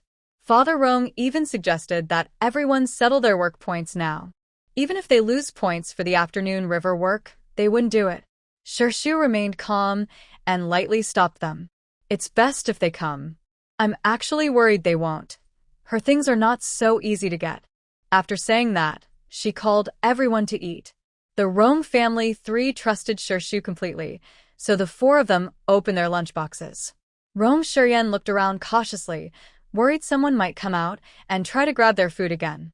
Today, the river workers' meal was coarse bread and wild vegetable porridge. Rong Shiryan and Father Rong each took one, biting into half. Their faces turned unpleasant as they spat out a mouthful of sand. This bread is inedible. It's full of sand. Other villagers also ate sand and naturally got angry and protested. But the person distributing the food only said one thing, making everyone quiet. At least it fills you up. It won't kill you. If you like it, eat it. If not, get lost. Father Rong had heard about the county's annual campaign to mobilize villagers for river work, and he knew it was tight, but he didn't expect it to be this bad, making the food so hard to swallow. What Father Rong didn't know was that in previous years, it wasn't this bad. They could at least get coarse grain bread or, at worst, whole wheat bran bread. Each of them took half a piece of coarse bread and returned. After Shirshu sent the old woman away and everyone sat down to eat, Mother Rong finally noticed what they were holding. "What is this?" Mother Rong asked curiously. "Brown cake, inside has sand. Can't eat it anymore." Shirshu looked up at the words, then lowered his gaze and calmly ate his own rice. Each person had 2 aluminum lunchboxes, one with steamed buns and rice, the other with pork scraps and boiled cabbage. "There's still warmth?" "Shirshu, the aluminum lunchbox you bought and the cotton hot water bag are really useful." Rong Shiryan and Rong's mother are now Shirshu's biggest fans, always praising all his decisions and the tools he makes. The 4 of them enjoyed their warm food peacefully. 4 mysterious bugs hovered about 100 meters away, driving off waves of people trying to take advantage. Although Shirshu was hoping someone would cause trouble, he waited until after the meal. After eating, Shirshu withdrew the bugs. A man from afar ran toward them, panting heavily. "Stand there." The man looked funny when running, his legs trembling and wobbling with each step. Finally reaching close, he gasped for breath, arms outstretched to block them, looking afraid they might run away. "What's your problem?" Rong's father stepped forward first, protecting his family behind him. The man finally caught his breath, his face pale and blue, looking like a living corpse. Rong's mother gasped softly in fear, instinctively clutching Rong's father's sleeve. "Don't worry," Rong's father patted her hand reassuringly. At this moment, Shirshu and Rong Shiryan finished tidying their lunch boxes and came out from behind Rong's parents. Looking at the man who looked like a dried-up corpse, Shirshu only raised an eyebrow slightly. "Such bad luck." Unfortunately, the karma is too tangled. His past sins made him born short-lived. He didn't want to interfere with the laws. The man caught his breath. Then, before Rong's father could ask again, he spoke first. "Give me the recipe for your family's sugar-making method too." Just as expected, Shirshu wasn't surprised by the man's request. Rong's father looked at him, then glanced at Shirshu. Shirshu helplessly spread his hands at the man. "It's gone, just that one recipe. We can't read or write, so even if you ask again, I can't give it to you." They 4, in the eyes of outsiders, didn't look much better than the mummies in front of them, just as thin and raggedly dressed. So, what Shirshu said was very believable to the man. "Bah! I've been saying it for a long time. That's why I ran around looking for you all." Then the man ignored them and turned to run in another direction. Until the afternoon, more than 10 such people came. All for the same reason, to get the recipe for making malt sugar. Shirshu gave the same answer. He handed over the recipe. Not long after they started work in the afternoon, a fight broke out on the river across from where they were working. An old woman who had previously scolded Rongmu was pushed to the ground and torn apart by a group of people. Rongmu and others faintly heard her shouting something about not giving, dying of poverty, and similar words. They also heard her scream about sharing equally and secretly taking some. The fight was very fierce. Later, the old woman found a chance to run away, and the group chased after her. The river area then returned to calm. It was only then that Rongmu realized how big a trap Shirshu had set for that old woman. Her daughter really thought of everything. She was so clever. If only she had half of Shirshu's strategy back then, she might have uncovered more secrets about their enemies. Rong Shiryan's mind was still a bit slow, but his wife was smart, so he curiously asked Shirshu, "Wife, I don't quite understand this. Is the recipe you gave so valuable?" Shirshu shrugged noncommittally. "Who did you give it to?" "If you gave it to you, then it's just an ordinary sugar-making recipe. If someone borrows it to look at or copies it, what would you do? Rong Shuryan thought for a moment and blinked with big eyes, answering, give it to him to copy. It's just a sugar recipe and good things should be shared with everyone. Shu smiled and looked at him. Exactly. Your personality means you won't get beaten, but your personal interests will often be harmed. Rong Shuryan scratched the back of his head and blushed slightly, an automatic reaction when he felt embarrassed. So, wife, did you know from the start that it would turn out like this? Shu's gaze lightly fell on the man's face. Yes. Scary, isn't it? Yong Shuryan immediately shook his head and honestly said to her, no, I admire you. This is from the military strategy books, winning without fighting. I don't have such a big outlook, but Yong Shuryan still insisted. Of course I do.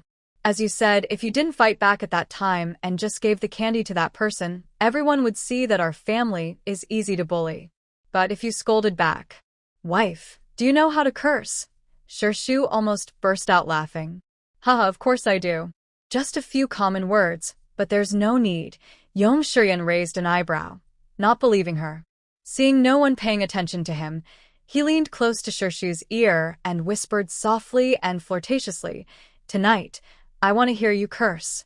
Shu was stunned by the man's bold words. What did he want her to do tonight? Don't talk nonsense. Shu's eyes shimmered, and her cheeks blushed as she pushed away the man's head. Yong Shuryan saw that his little cat was getting angry, so he quickly started to pet her. All afternoon, he was busy behind Shu, moving stones, carrying baskets, working happily. Seeing this, Yong Mother's envy grew. She looked at her husband, who was still working slowly, and pretending to be angry. She walked over and tugged on his sleeve. What's wrong? Yong Father saw his wife's unusual expression, quickly put down the broken stones, stood up, and looked at Yong Mother with concern. Old-fashioned, you should learn from your son. Yong Father looked confusedly at Yong Shuryan, then was hit with a mouthful of sweet words. Your eyes hurt, you should look less. Although he said this, he patted himself clean and pulled Yong Mother in front of him, carefully helping her tidy her messy hair. You must be tired. Go rest. We can do this slowly. The work will never be finished. Yong Mother wasn't really comparing herself to her son and daughter-in-law. She was just casually finding a topic to relax her tired mind. When she heard Yong Father's comforting words, she realized it was almost time to count work points after work. She simply told Yong Father, and then went to join the queue at the scoring station. When Yong Mother arrived, a long line had already formed there. She consciously moved to the back of the line and queued politely. But until Shu and the others finished returning their tools and came over, Yong Mother was still in the same spot in line, unchanged. Sigh, what's going on? I've been waiting for half an hour. Are the people doing the scoring so slow? Shu looked ahead at the line with a teasing smile. It's not just slow. It's something else. They're really just wasting time. A group of people is waiting in line for scoring, while 3 people are working on it, 2 are sharpening pencils, and 1 is leaning back, drinking tea. They seem very proud and superior.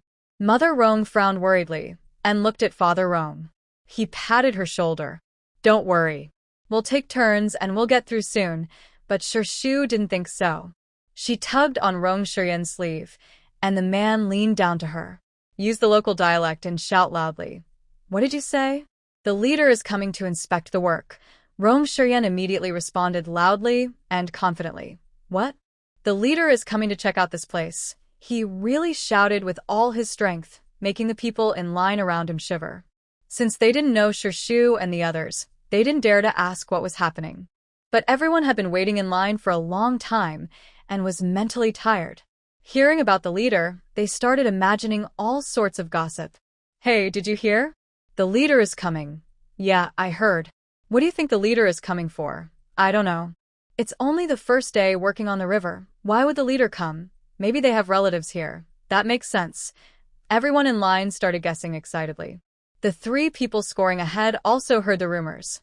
Hey, stop sharpening those broken pencils. The leader is coming soon. Be serious. The person drinking tea put down the cup, straightened up, and quickly started calculating the scores for the farmers at the table. The other two, who were sharpening pencils, also looked nervous. They put away their pencils and picked up another one, then called out to the line. Next. Hey, hurry up.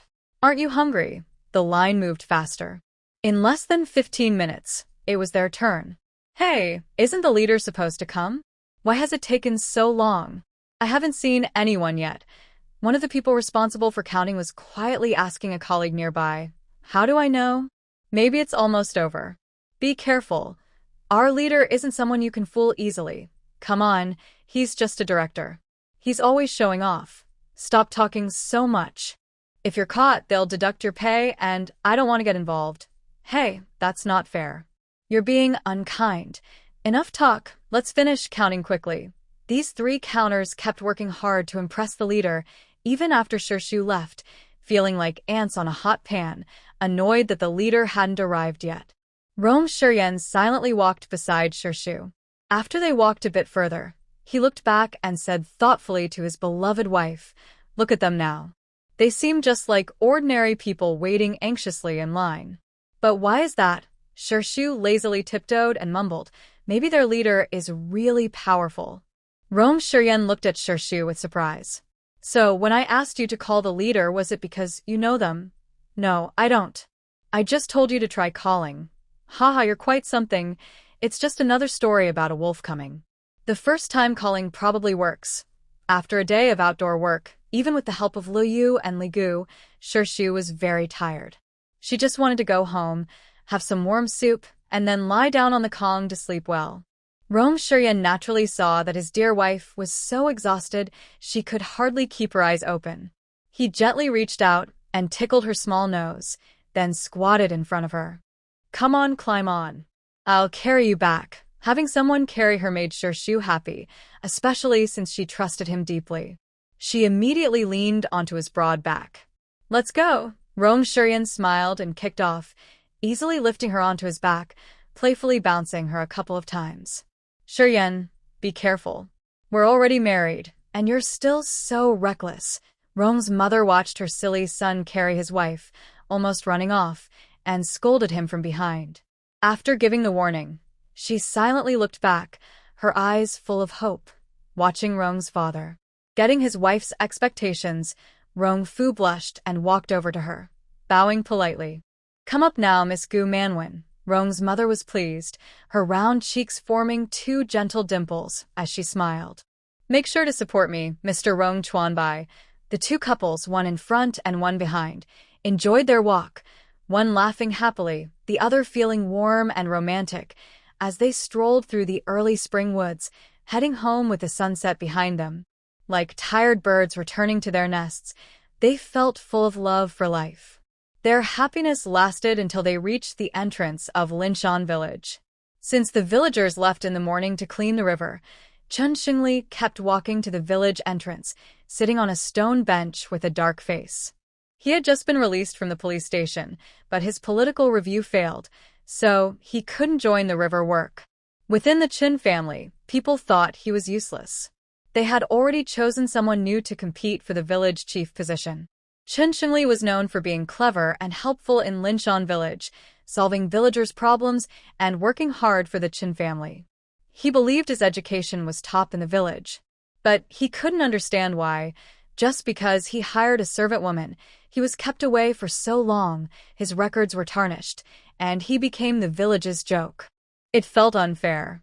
As Chen Xingli sat on the stone bench, staring at the sunset with a heavy heart, he saw Rong Shiryan walking toward the village entrance, chatting happily with Shirshu on his back. His anger, which had been building all day, suddenly exploded. He slapped his thigh and stood up, pointing at Shirshu behind Rong Shiryan, shouting loudly, "Jin Shirshu, come down. A big girl, like you letting a man carry you? You shameless girl." Shirshu had been closing her eyes, chatting quietly with Rong Shiryan along the way. Rong Shiryan was worried about the cold early spring weather, so he kept her awake, afraid she might fall asleep outside and catch a cold. Shirshu wanted to tell this honest man that even if he was sick, she would be fine. Seeing his good intentions, she pretended to be sleepy and chatted with him lightly. But who would have thought that on the way home, they would meet someone rude and annoying. Her loud voice startled Shirshu so much that she was caught off guard, losing all her sleepiness. By just hearing the voice, I knew who it was. Shirshu calmly jumped down from the back of Shiryang. He casually picked up a handful of small stones from the ground and threw them at Qin Shengli's face. You. Qin Shengli tried to curse again, but was hit hard by the stones. Several small stones even got into his mouth and hit his big yellow teeth. Ow. You little brat, you're still cursing? Shirshu grabbed another handful of stones, expressionless, and aimed at him. No, I won't curse anymore.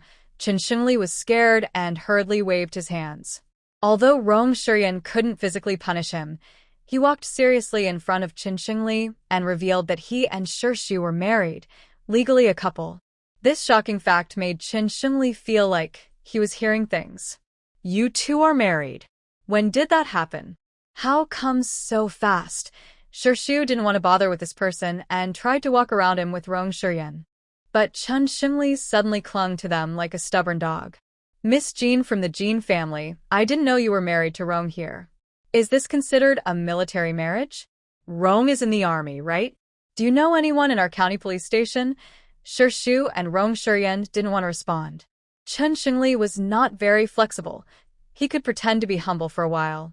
But now, seeing that they didn't take him seriously, his anger flared up again. Jean Shirshu, I'm talking to you. Did you hear me? Elders are speaking to you, and you dare to ignore them. How disrespectful. You really have no manners. Before Shirshu could reply, Rong Shuryan's face darkened, and he threw a punch. It hit Qin Shengli right in the face. Although he only used about 20% of his strength, his iron fist, trained in the army, immediately caused blood to flow from Qin Shengli's nose. I am an active soldier in the Northern Military District. If I discipline you for breaking rules, I will admit my mistake to the military district. You're welcome to report me. But you insulted my wife, and I had to punch you. 5 true word talismans were thrown onto Qin Shengli by Shirshu. 1 true word talisman can control someone like Qin Shengli, who is full of greed, and make him speak honestly for an entire day.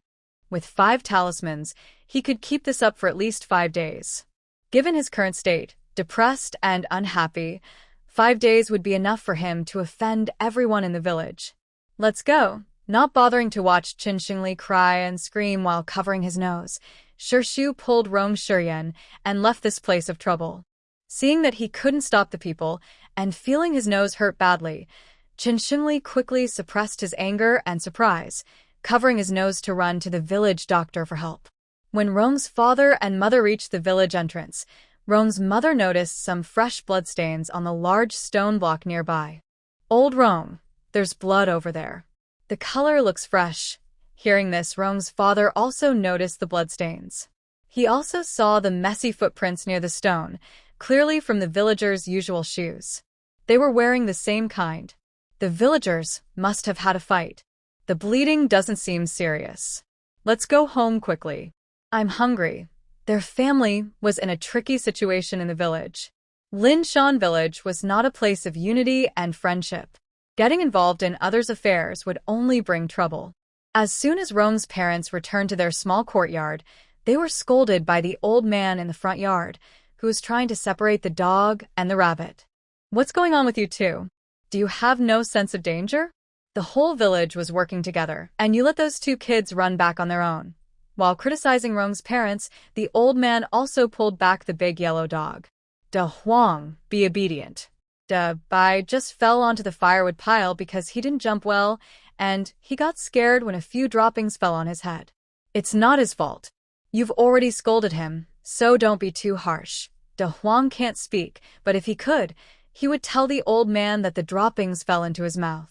He swallowed them. Ugh. So disgusting. He decided to fight this dead rabbit. That rabbit was deliberately doing it. How could this happen? Is Shirshu okay?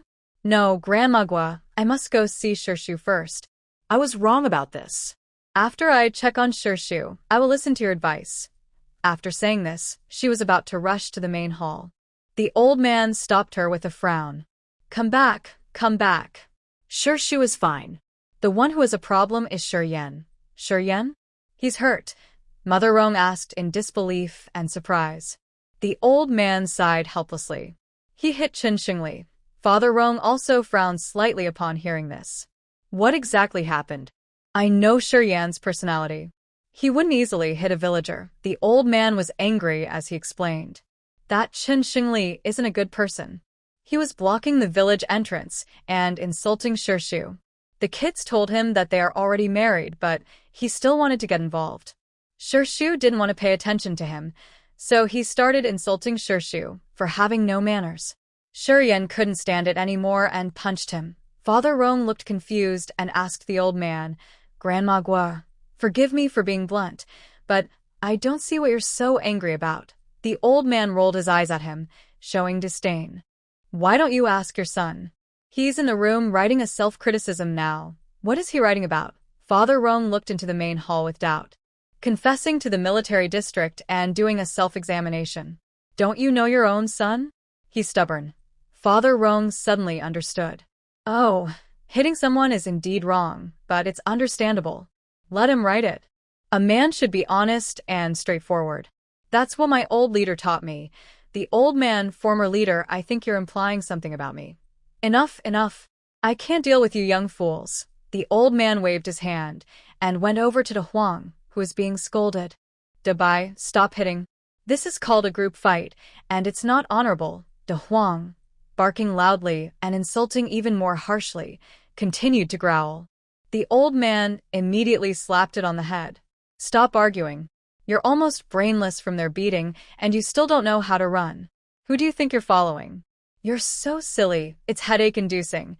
For dinner, the old man, feeling sorry for them after a long day of work outside, specially prepared hot pot.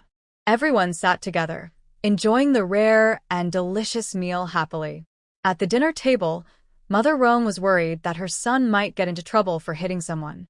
She was a bit distracted while eating until Rong Shuryen repeatedly assured her that it wouldn't affect his personal future. Only then did she smile normally again. She also praised her son for doing the right thing. A real man should protect his family and not let anyone harm his wife. If he can't even do that, how can he protect the people or the country? Susu leaned comfortably beside Rong Shuryen, calmly eating the food he fed her. When everyone stopped talking excitedly, she suddenly dropped a big piece of news. Tomorrow, everyone in the village will know that Rong Shuryen and I are married. The village committee might send someone over. As the village head, Song Bagua might come again to cause trouble to clear things up. Rong Shuryen looked at his parents with worry. He couldn't imagine how they might be treated. Dad, Mom, what does the village committee want to know from you? Can I know too? His parents looked at each other with mixed feelings. They had a long-standing understanding and trusted each other. His father took a deep breath and looked serious. What I am about to say is top secret. Grandma Gua, please step back. It's not that we don't trust you, but the less you know, the safer you are.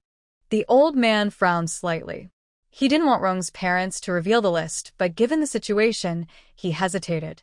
Out of trust in the young people, especially Susu, he didn't stop them and simply went back to his yard. Dad, go ahead. Rong Shuryen looked at his father with focus. His father, rarely serious, said to Susu, Comrade Jean Shishua, I appreciate how you've helped our family recently. But what I am about to say concerns our country's security. I need you to promise me that you won't tell anyone the secret in any way.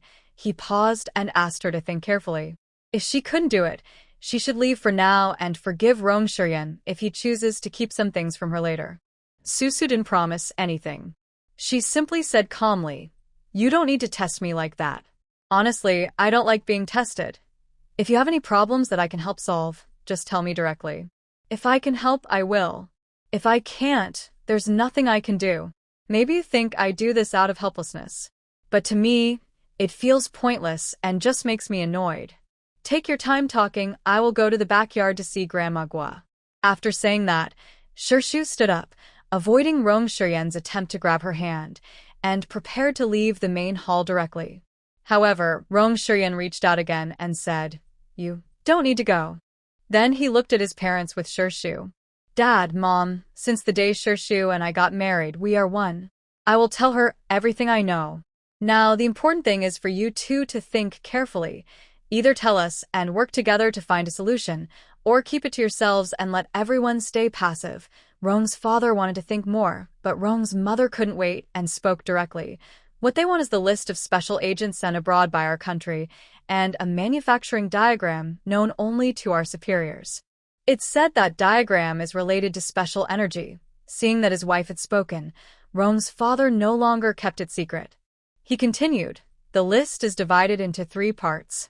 One contains the core personnel and is guarded by our superiors. Your mother and I are responsible for protecting the contacts on both sides. The other part is kept in the safest place in our country. Seeing that everyone was no longer avoiding the issue and had spoken openly, Shu returned to the 8 immortals table and sat down again, despite Rong Shiyan's tense expression. I have a question. Rong Shiyan looked at his father. Since only the 3 of you know about this, how does the committee know? Did that superior change sides? The old man squatting in the backyard training the dog sneezed loudly. If that place were to leak secrets, the Flower Nation might face unimaginable chaos again. Shu, as an observer, clearly saw the subtle expressions of Mother Rong and Father Rong, but since this matter concerns the country's future, she couldn't casually pry into it. As a witch and sorcerer, she could only go with the flow. As long as this trouble didn't directly affect her, she didn't want to take action to resolve it. After all, in the world, there is karma. Trying to deliberately change the course of events would only lead to self-inflicted consequences. Mother Rong looked at Shu with frustration, desperately seeking help, and asked, Daughter, do you have any good ideas? When Shu was called by name and looked at Mother Rong, she thought for a moment and realized that this problem wasn't hard to solve. Do you know what they want the secret documents for? Father Rong frowned and looked somewhat gloomy as he said, just internal fighting. They believe that confidential files should be shared by both sides, but secrets are secrets because they shouldn't be known by too many people. Today, for example, Manhwa and I have already made mistakes. Shu ignored what Father Rong said afterward and focused on the phrase shared by both sides. Didn't you try to negotiate terms with them? Just let them smear dirt on you, and you didn't think about fighting back? Compared to that, I think the current Revolutionary Committee isn't very popular among the common people. Why don't you fight back? Father Rong supported his head with his hands, looking very depressed. Fight back? How? The Flower Nation has just been established. The Revolutionary Committee exists to prevent capitalism from returning and to seek its own communist path. The leaders support this. How can we fight back? If things get out of hand, the ones who will suffer are the Flower Nation itself. As a citizen of the Flower Nation in 2025, growing up under the red flag of socialism, Shu did not agree with Father Rong's view. It's just mudslinging. It's not that serious. If we don't make a big fuss, how will the leaders know? If they don't know, they'll keep being kept in the dark and the situation will only get worse, right? Are you willing to watch as revolutionaries bleed and sacrifice to bring peace to the Flower Nation, only to see the chaos caused by the people of the Revolutionary Committee? The neutral person fears the power of the petty officials, remaining silent like a lamb waiting to be slaughtered. Everyone hopes that someone will stand up and speak out, only to be shot down. The 3 members of the Rong family desperately shake their heads. Of course, that's impossible. Then why don't you fight back now that you're being falsely accused and slandered?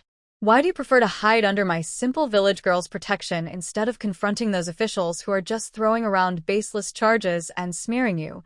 Rong father and mother are speechless when asked by Shu. Yes, why don't they fight back? That's because the Revolutionary Committee was directly appointed by the top leaders. It's a department with authority similar to the Supervision Committee. Rong father's voice grows softer. They are used to enduring hardship. After years of working undercover, they are best at patience. They always think, just endure a little more, wait a bit longer. As long as we keep our secrets and complete our tasks, what's there to fear about death? Any department is made up of people. People make mistakes. When they mess up your case, it's a mistake that should be corrected. Isn't that right? Shu agrees with Shu's words but also understands his parents' worries. But how can we fix it? Should we write to the supervision committee? My parents have written 5 or 6 times, but never got a reply. Shu shakes his head. No need to make it complicated. Just flip the table. Flip the table, Shu nods. Yes, basically, it's about making things clear, no more pretending. The Revolutionary Committee falsely accused those who fought for the country, abusing their power to mistreat revolutionaries, using torture, stripping them of their jobs, and even exiling them. After exile, they ignored the revolutionaries' lives, throwing them into the cattle shed, left to die in the cold winter snow. Without villagers' kindness, they might never see a bright future for the country again. Shu explains his main idea, watching Rong Mother's disappointed expression, and speaks calmly. As Shu outlines his plan, Rong Mother's eyes gradually brighten, and finally she exclaims, "Oh, write an editorial." Shu, you want me to write an editorial, right? Seeing Rong Mother understand his idea, Shu breathes a sigh of relief, then picks up the tea that Rong Shiryan had knocked over and takes a sip. Sure enough, she's only suited for thinking, not for grand speeches. Talking too much makes my throat feel a bit uncomfortable. At this moment, Father Rong finally figured out a way to break the deadlock. We can't find a higher-up who can prove our innocence, and of course, he can't come out now. If the Revolutionary Committee finds out about him, he will face endless assassination attempts. So, we can't let him prove our innocence, but we can prove it ourselves. Shu, you're right. Father Rong turned to look at Mother Rong. Manhwa, let's write this article together. We need to make this matter big enough that even the central authorities have to pay attention. We not only want to prove our innocence but also prove to everyone on that list that we are innocent. Our loyalty to the party is unquestionable. When Rong Shiryan saw his parents find a way out, he felt happy and proud of his clever and brave wife, who dares to think and speak. After Father Rong was happy, he curiously asked his highly intelligent daughter-in-law, Shu, who taught you these ways of dealing with people. It's really amazing. Shu easily sold out her old father. Grandma Gu, Dad, you were both there at the time. The Rong family members were stunned. Grandma Gu? When did they hear such impressive words while they were present? Their memories need some walnuts to boost their brains. On the day we played cards, Grandma Gu had a very bad hand. She cheated and pushed her cards aside. I asked her how she could cheat, and do you know what she said? Shu looked at Rong Shiryan. Rong Shiryan also remembered that incident and slowly recalled. He said that when he had a bad hand and couldn't play, the best way was to flip the table. After all, we're all on the same side. The three of them, following Rong Shiryan's story, once again realized, yes, they are like a bad hand now. What's there to think about? Just flip it. After all, they are all family from the Flower Kingdom. Seeing that the three of them understood, Shu yawned and finally said, besides, we do have the ability to flip the table, don't we? After saying that, she walked to the door of the inner room and playfully gave Rong Shiryan a thumbs up. That night, the 3 members of the Rong family, tired from their hard work during the day, gathered in the small room now used as a study. They began carefully choosing words to write, trying to express in the simplest way how to reveal an event that might change their fate, something their mother, an expert in editorial writing, was about to share. It was like a joking remark. It's time to be honest, no more pretending. They felt wronged, betrayed by trusted colleagues who had spread false accusations, and doubted by their own beloved party. Their sadness was deep, like an endless ocean of pain. They kept writing and rewriting until dawn. Only then did their mother feel satisfied and give the final article a title, On the Strict Measures of the Revolutionary Committee in New Situations. Just as she finished, loud noises of people working at the gate broke the silence. Rong Shiryan gently patted his parents to comfort them. It's okay, I'll go check. He then left the study and went to the gate. Look everyone, I told you. Aren't they married? Chen Xingli wasn't just talking nonsense. That girl from the Jin family is up to no good. Rong Shiryan frowned and stepped forward to scold Chen Xingli. Shut up. I warn you clearly, spreading false accusations about a soldier's family is a crime of defamation. If serious, you could face up to 3 years in prison, detention, control, or loss of political rights. Qin Shengli was afraid of Rong Shiyan's fist and didn't want to get caught again. He instinctively stepped back, but under the influence of the truth spell, he still loudly accused Rong Shiyan. "You're not a good person either. You're a soldier, and you hit me in the face. My nose is broken, and I've bled a lot. Can you pay for that? The girl isn't up to no good. If you two are married, why hide it? Why not hold a wedding and tell everyone? She's just afraid your family, who are in the cattle shed, might get involved. Officials are so arrogant. Look at how confident you sound. Your parents are still freezing and hungry in the cattle shed, but I don't see you being respectful. If you're so brave, why not bring them home? Let the Revolutionary Committee see if they'll raid your house. You're talking nonsense." Rong Shiyan was angry inside. He wanted to argue with Qin Shengli, who was rambling and biting back, but he was clumsy with words. The more he got angry, the more flustered he became, and he couldn't come up with a clever response like Shirshu. Qin Shengli has been village chief for over 10 years, and his efforts are not wasted. Right now, he immediately sees Rong Shiyan's weak spot, his poor speaking skills, and continues to criticize him from a moral high ground. He wants the villagers watching to side with him, forcing the Jin family to pay compensation, and using this opportunity to show the Qin family's tactics. "I'm talking nonsense? Then go open the door and bring the person from the barn," he says. "You say you two are married, but you haven't had a wedding. Our village doesn't recognize that. No wedding, no banquet, just sneaking around together. You're behaving like hooligans. I can report you to the police." "Go ahead, go ahead," two voices shout in unison. "Sorry, I woke you up." Rong Shiyan apologizes with guilt. Shirshu walks from the main room to the door, reaching out to pull her silly, panda-eyed family member behind her. She looks at Qin Shengli with a blank face and starts mocking him. Being taken to the police station with a criminal record. Do you know what date it is today? March 15th. Under the guidance of the truth spell, Qin Shengli speaks honestly and smoothly. "What time is it now?" "Almost 7 o'clock. What's the matter?" Shirshu rarely shows a cold smile. "You know it's almost 7, yet you still called everyone over.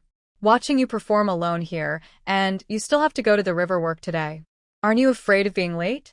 Oh, "Right, you can't go. Your mind is so cruel. You can't go, so you're deliberately causing trouble so everyone can't go, right?" come on. "What bad idea are you hiding? All the villagers in Linshan village have never heard Jin's daughter speak so much before." No one noticed that her voice was so pleasant. Her tone is pure, with a sweet sound unique to young girls, very pleasing to listen to. Every word seems to reach everyone's ears, making people instinctively agree with everything she says. And what Shirshu said is actually correct. Before the villagers could speak, Qin Shengli couldn't hold back and revealed a shocking secret. "So what if I did it on purpose? I, Qin Shengli, have worked myself to exhaustion for Linshan village. I've contributed to this village. What's wrong with me? I just invited a spirit medium. So what? Every year I invite everyone year after year. Why is it that this year something went wrong? If something happens, I have to take the blame. I paid the money. I was locked in the corner for many days. Why me? Li Wei is not even considered a traitor, so why am I the one being arrested? Why am I the one paying the price? What are you saying? Li Wei is a traitor." Shirshu immediately caught the key point. Yes, Li Wei is a traitor. The police came to arrest him. It's all because of that scoundrel, Li Sanpao, who leaked the information and reported him. Otherwise, he wouldn't have been caught. Suddenly, the whole village was in an uproar. Everyone forgot about Shirshu and the Rong family's issues. Could it be that our village has a traitor? If others find out that a traitor came from our village and report it to the authorities, everyone's reputation will be ruined. Mud will splash on their pants and dirt will stick to their clothes, making it impossible to wash off. While everyone was panicking and unsure what to do, Shirshu casually threw out another sentence. If we don't find Li Sanpao to ask questions and bring Li Wei back, Li Sanpao might run away. After all, passing information to traitors is considered treason and betrayal. If the police can't catch Li Wei, a county-wide arrest warrant will be issued. At that point, the reputation of Linshan village will be in serious trouble. Yes, everyone, let's go find village chief song. This concerns our own son's marriage. Right, let's go quickly. Oh my goodness, if the village's reputation gets ruined, what will happen to my second daughter's marriage? Let's go. Find the village chief. In an instant, only Chen Xingli was left running outside Shu's house. At this moment, Shu, who had just come out of the kitchen carrying a large wooden basin, approached the door. She looked at Chen Xingli with a confused expression and tilted her head kindly. She just wanted to give him some good food. What bad intentions could she have? A big basin full of black scorpions was suddenly poured over Chen Xingli. Chen Xingli was so scared, he went weak in the knees, shouting more than Song Baowa, with many twists and turns. Shu held the large basin, watched Chen Xingli, who looked like he was going crazy, trembling all over as he ran away. Only then did she slam the basin onto the ground and let out a satisfied hum. At that moment, a strong arm wrapped around the person, pulling Shu into a warm embrace. The man's rapidly beating heart made Shu feel that something was wrong with his mood, even just by leaning against him. What's wrong?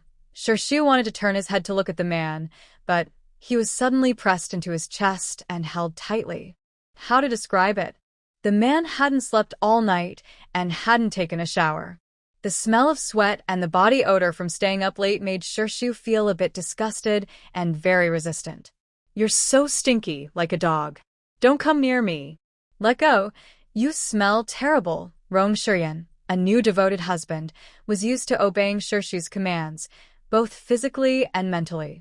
As soon as he sensed his wife's resistance, he automatically loosened his hold. Shu quickly took a few steps back, took a deep breath of fresh air, and then saw the man in front of him with a face full of grievance, just like the big yellow cat who was beaten by rabbits last night, showing that kind of hurt and defiant expression, exactly the same. Hubby, you think I dislike you. At this moment, Rong Shiyan no longer looked like a diligent team leader. When he was injured by a bomb, he didn't make a sound. But today, seeing his beloved wife protect him and stand behind him against a group of villagers, his heart was filled with a soft, emotional feeling. Suddenly, Rong Shiyan remembered when they were kids, fighting with a group of wild boys. When other kids got hurt, adults would hug them like protecting little chicks standing in front. Only he, with busy parents working 2 jobs, was left to fend for himself. Even lunch was just a quick meal, let alone being protected after fights. He used to envy those kids who had caring, loving adults watching over them. He wondered what it felt like to be protected from behind. Today, he finally understood that feeling of being able to rely completely, knowing he was no longer alone. It was warm, happy, and he really wanted to hold the person in front of him tightly. But unfortunately, his dear wife had a cleanliness obsession. You're too stinky. Smell yourself. Don't say I dislike you. Even dogs would avoid you. Shu, a little annoyed, grabbed Rong Shiyan by the collar and made him smell himself. Of course, Rong Shiyan knew he was smelly. Like all mischievous boys who tease the girl they like, he just wanted to see his little wife's adorable, irritated, and slightly biting expression, like she wanted to bite him but had nowhere to do so. I'll go wash up, hee. Rong Shiyan happily ran off to wash up. Shu watched his distant figure, her face unconsciously turning red and hot. Actually, the reason she pushed him away wasn't just because of the smell, but also because of the hormone scent in a man's body, which made her feel a little out of control. At this moment, Rong's father and mother also came out of the house. Rong's mother had red eyes, clearly having cried earlier. Shu, look at this. She handed Shu a copy of an editorial. It was 3 pages long with clear, simple language that was easy to understand. On the strict measures of the Revolutionary Committee in new situations is very well written. I think we can submit it.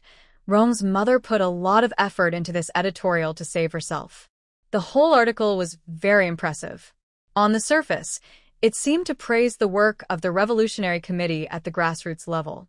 But anyone with a keen political sense would notice something was off. For example, it mentioned, in most counties and above, Under the leadership of the Revolutionary Committee, successful achievements include stopping production, revolutionary protests, and targeting wealthy farmers, landlords, and capitalists.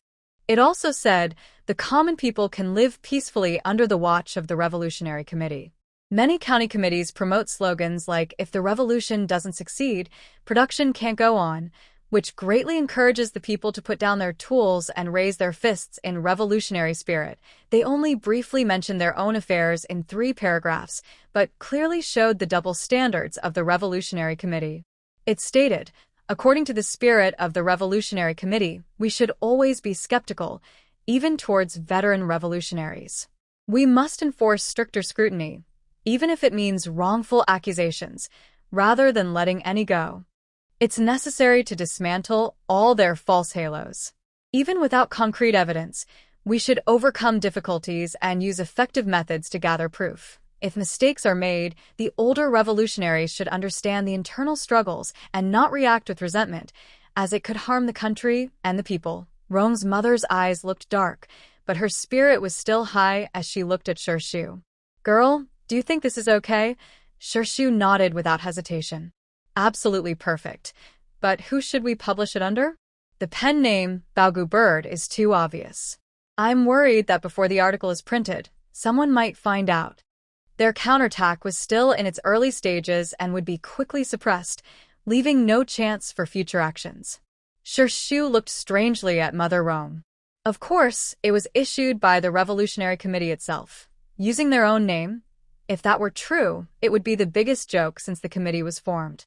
"Leave the follow-up to me. You and Dad go rest. Today, he gong. I will help you both get leave." Mother Rong shook her head, saying there was no need to ask for leave. Although she and Father Rong both had dark circles under their eyes, they were still energetic and in good shape. At worst, they could take it slow. As for breakfast and lunch, since there was no time to prepare last night, Rong Shuryen suggested eating canned food sent by comrades. At this moment, the old man also brought about 20 plain steamed buns from the backyard. "Stay up all night and open that can of coffee. Drinking it will help you stay alert. I'll go boil some water." While boiling water, everyone nibbled on a bun. Shirshu couldn't finish a whole one, so he stuffed pieces into Rong Shuryen's mouth, who had a big appetite. When the water boiled, Shirshu drank coffee from a bowl for the first time. The feeling was strange, like drinking traditional Chinese medicine as a group. The coffee tasted bitter and sour. Shirshu couldn't even taste the smoky flavor, let alone the aftertaste. It was far from the cold brew or latte from small cafes. Of course, their brewing method was rough, and the coffee was full of crushed coffee bean particles, missing the proper grinding step. But now it did help them stay awake and reduce swelling. The 4 of them carried water bottles, and Rong Shuryen took a bag to carry their lunchboxes. They headed to the gathering spot from yesterday, but when they arrived, they found only a few people there. Even Captain Song Baogua, the village head, was not present. Shirshu, through scout signals, knew that after rushing into the Li family this morning and catching Li Sanpao in bed, they had been hiding nearby at the grain field, holding a small meeting. They were discussing how to catch Li Wei, this traitorous scoundrel. "Li Sanpao, you idiot. Can't you see he's a traitor? You're so stupid, giving away information. That's treason and betrayal. Do you understand? If it were the old days, I'd have knocked you out with a, 'Uncle, I really didn't know. Isn't Li Wei from our old Li family? Get lost, get lost. Who do you think you are, claiming to be part of the family? If you are really from the family, how come your home is in the east of the village? Our family members all live near the village entrance. I don't know about those things. You haven't told me either. Hey, you little brat, you think you're in the right? Watch me teach you a lesson." Song Baogua anxiously glanced at his Shanghai watch, which was almost 8:10. "Enough, stop arguing. Go to Shanghai Gong first. Li Sanpao, think carefully about what you and Li Wei said that day. Which way did they run? I warn you, don't try to fool me. If I can't find them, I'll take you to the police station. In any case, Linshan village must not be associated with traitors, at least not until he becomes the director of the Commune Labor Office." When Song Baogua and his men returned to the meeting point, they saw Shirshu and the Rong family members already waiting at the back of the line, ready to depart. A feeling of irritation and caution grew inside him. Li Wei must be caught quickly, or he has to watch out for that girl reporting to the police. Sigh. Bad luck seems to follow them. Everything keeps piling up. Today's work was just like yesterday. Shu and Rong's mother moved stones and listened to gossip, and the day felt quite fast. The old woman who had snatched candy and scolded people earlier to protect the malted milk formula Shu gave her was said to have been chased all the way back to Dao Mountain Village, nearly losing her life. The 3 commune workers who delayed their work were also replaced after being reported by relatives of the leaders for slacking off. At noon, they found a quiet spot to eat. Shu released her mysterious tracking bug, ensuring no one would disturb them during lunch. While eating, Shu looked at the slightly gathering clouds in the sky, feeling that this weather was not very lucky. But she hadn't studied meteorology and didn't know that before a supercell or funnel cloud forms, the clouds tend to gather like this. Time flew by, and it was the last day of river cleanup. At 4 a.m., a loud thunderclap shook the sky. Shu sat up suddenly from her bed, her heart pounding, and frowned as she clutched her chest, feeling a sharp, stabbing pain. At the same time, Rong Shuryan woke up, seeing her face turn pale and clutching her chest, and hearing the loud thunder outside. He thought she was startled awake by a big lightning strike. Don't be afraid, little bug. These 2 yards are flat and won't attract too much lightning. Shu shook her head. She wasn't afraid of the weather. The pain in her chest was because all her scouts sent to find her grandmother had just been destroyed by some force. Since she couldn't contact them for a long time, she thought these small creatures had lost their scout awareness because they were too far away and had been turned back into ordinary bugs by the power of the law. But unexpectedly, they were still there, and at the moment they were destroyed, she saw the last scene through her scouts. It was a mask painted with a killer bee design, and behind the mask, there were eyes full of disgust. Shu looked at them and felt they seemed familiar, but she couldn't remember who they belonged to. I'm fine. She lazily leaned against Rong Shuryan. What time is it? Rong Shuryan picked up the watch on the pillow. It's just past 4. Let's sleep a little longer. He wrapped his arm around Shu's graceful waist, helping her lie back on the bed, gently resting his head on her shoulder, and burying his face deep into her embrace. Little bug, if you ever face any danger, please don't hide it from me, okay? Now my parents are in trouble, and as a soldier, I feel helpless. In the army, I always trusted my abilities. No matter how difficult or dangerous the mission, our team could complete it safely. But when I returned home this time, I found I couldn't do anything. The military discipline restrains me. I even have to think about whether to fight back if someone hits me. I really dislike this feeling of helplessness, but my wife, Rong Shuryan, gently held Shu's soft right hand and placed it over his heart. You're with me. I love you more than my life, and I will never let anything harm you even a little. I swear to you. Shu stroked the man's messy short hair and gently touched his forehead with her nose. Really, it's okay. Sleep now. We can sleep for another 2 or 3 hours. Do you want to do something else? Rong Shuryan's hair stood up in disappointment. Oh, all right. Then he changed his sleeping position and held Shu in his arms. Shu protested. I actually quite like the way I was holding you just now. Rong Shuryan yawned softly and smiled. My head is too heavy and your arm might hurt. I can't bear to see my wife uncomfortable. Let's go to sleep. They gradually fell asleep like that. The rain was very light, falling for less than an hour, and the thunder at the start didn't match the light rain at all. When the villagers woke up in the morning, there wasn't a single raindrop on the ground. As Shu and the others followed the team to the river, they could hear villagers quietly complaining. They wished there had been a heavier rain to water the wheat in the fields so they could rest at home for the day. At the river, work continued as usual, but most of the stones had already been moved. Because it had rained a little, the water level in the river had risen slightly. It used to be almost knee-deep, but now it was about 1 centimeter higher. It seems that after the river work is finished, Song Bagua will arrange for us to fetch water, Shu said. Shu and Rongmu walked along the riverbank, inspecting the broken stones and talking about future work. That would be great. If we need to fetch water, let Shiryan do it. That's his strong suit. He can carry 4 buckets of water at once. Shirshu knew how strong Rong Shiryan was. Unlike her, who needed help from a strength charm, Rong Shiryan's strength was truly like what ancient stories described, powerful enough to move mountains and have a heroic spirit. She didn't know if he could lift a giant cauldron, but lifting 3 like her wouldn't be a problem for him. For lunch, they had stir-fried pork with mushrooms, scrambled eggs with pea shoots, and fried fragrant hornbeam buds. The main staple was still the portable white steamed buns. When they opened the box, the smell of fried fragrant hornbeam buds spread out. Because it had just rained, the wind was a bit strong, carrying the aroma far away. This made the villagers, who were nibbling on coarse bread and drinking rice soup, which was really just water, lose their appetite. One by one, they held their bread in bowls, sniffed the delicious smell, and started walking towards Shirshu and the others. Recently, the weather has warmed up. More villagers are going to the back mountain to pick wild vegetables, mushrooms, and young chives. Grandma and I can only wait until they finish and leave before we go there ourselves. Shirshu understands this. After all, the accusations against Rong's parents haven't been cleared yet. The editorial that spread false rumors has been copied over 100 times, but she hasn't had a chance to send it from the post office because she's been working on the river construction project. After lunch, since it was the last day, everyone finished their work and then received their work points.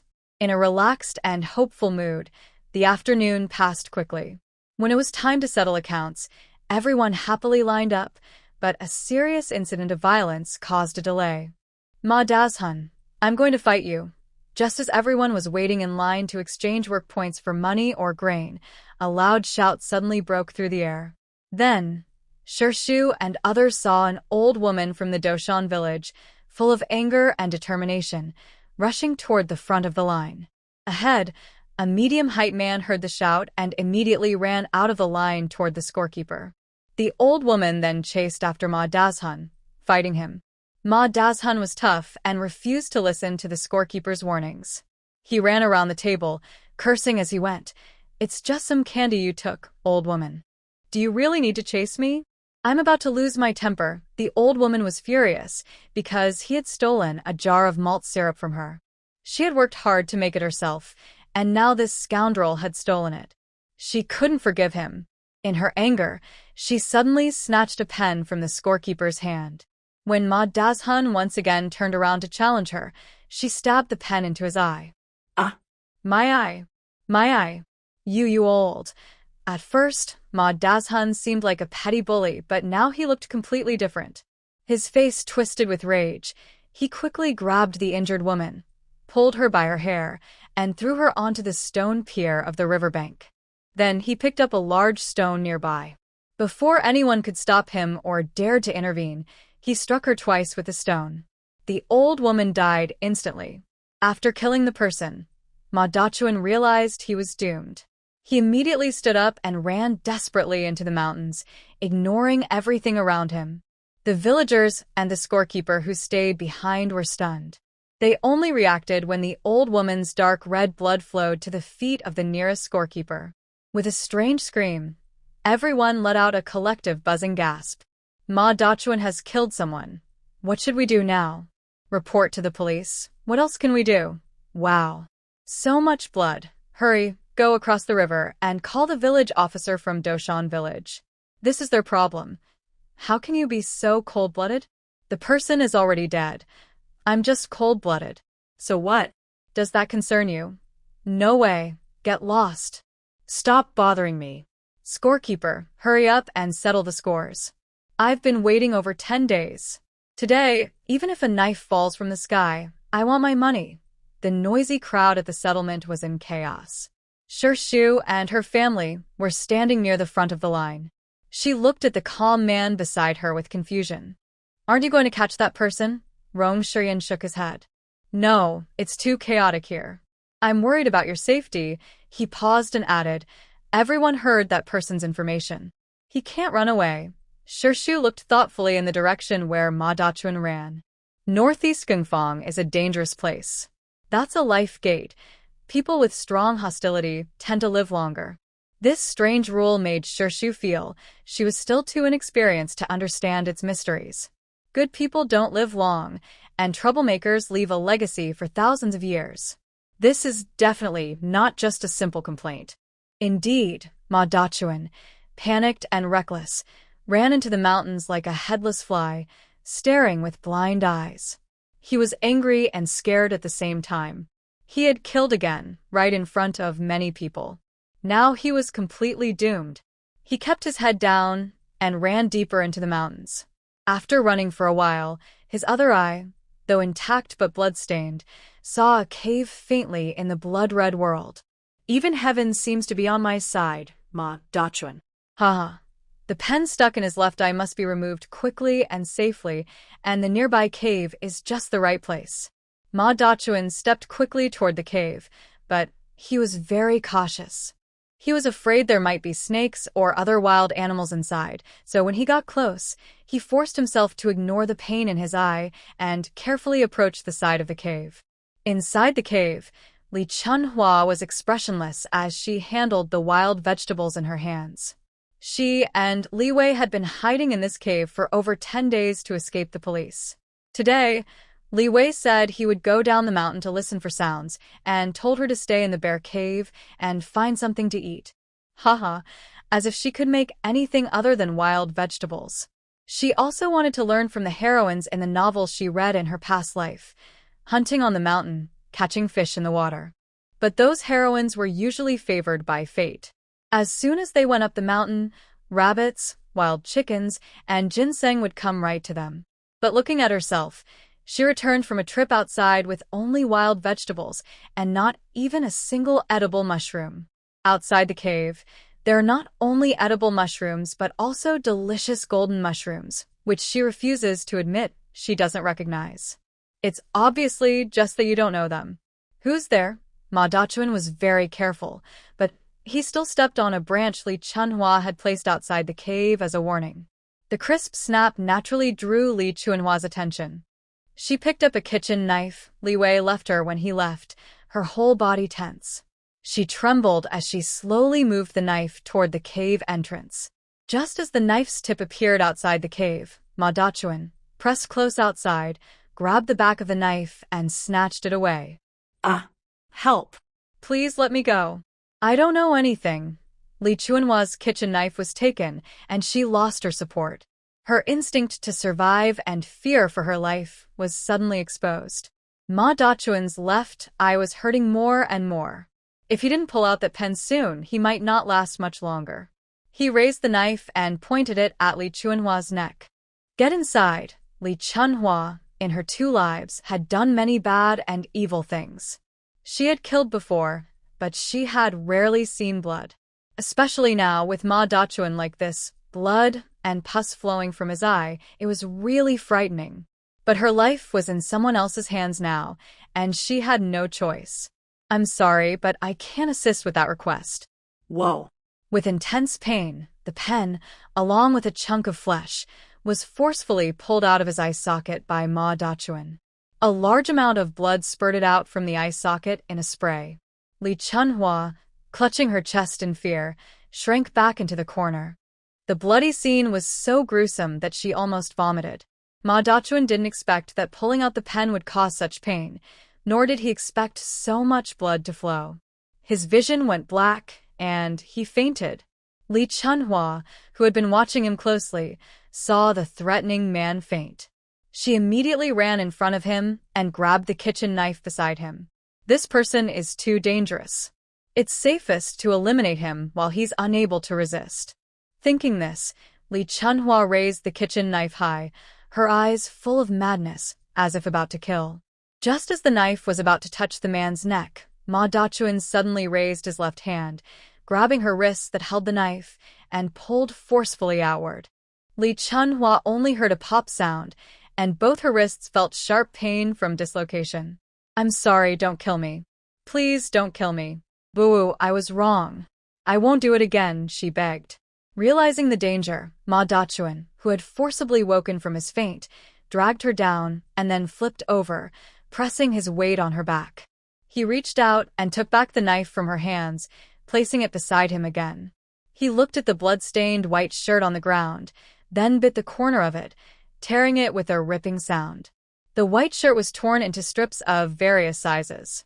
After glancing at the woman he was controlling, Ma Dachuan decided to temporarily cover her wound himself. Lee Chunhua listened in horror to the heavy breathing behind him and the tearing of fabric. Soon, just as she was about to lose focus and beg again, a pair of rough, calloused hands grabbed her from behind, holding her wrists tightly. Lee Chunhua let out a startled scream, then fell into darkness, only hearing the roar of a beast. By this time, Li Wei, who had been outside the cave, had already returned. He turned away with a calculating look. This man could be useful. He needed to find some clean gauze and medicine. As for his daughter, it doesn't matter anymore. I'm just a person who loses money, and this isn't the first time. Listening to the sounds inside the cave, isn't that quite enjoyable? Li Wei didn't look, so he didn't know what Li Chunhua experienced inside the cave.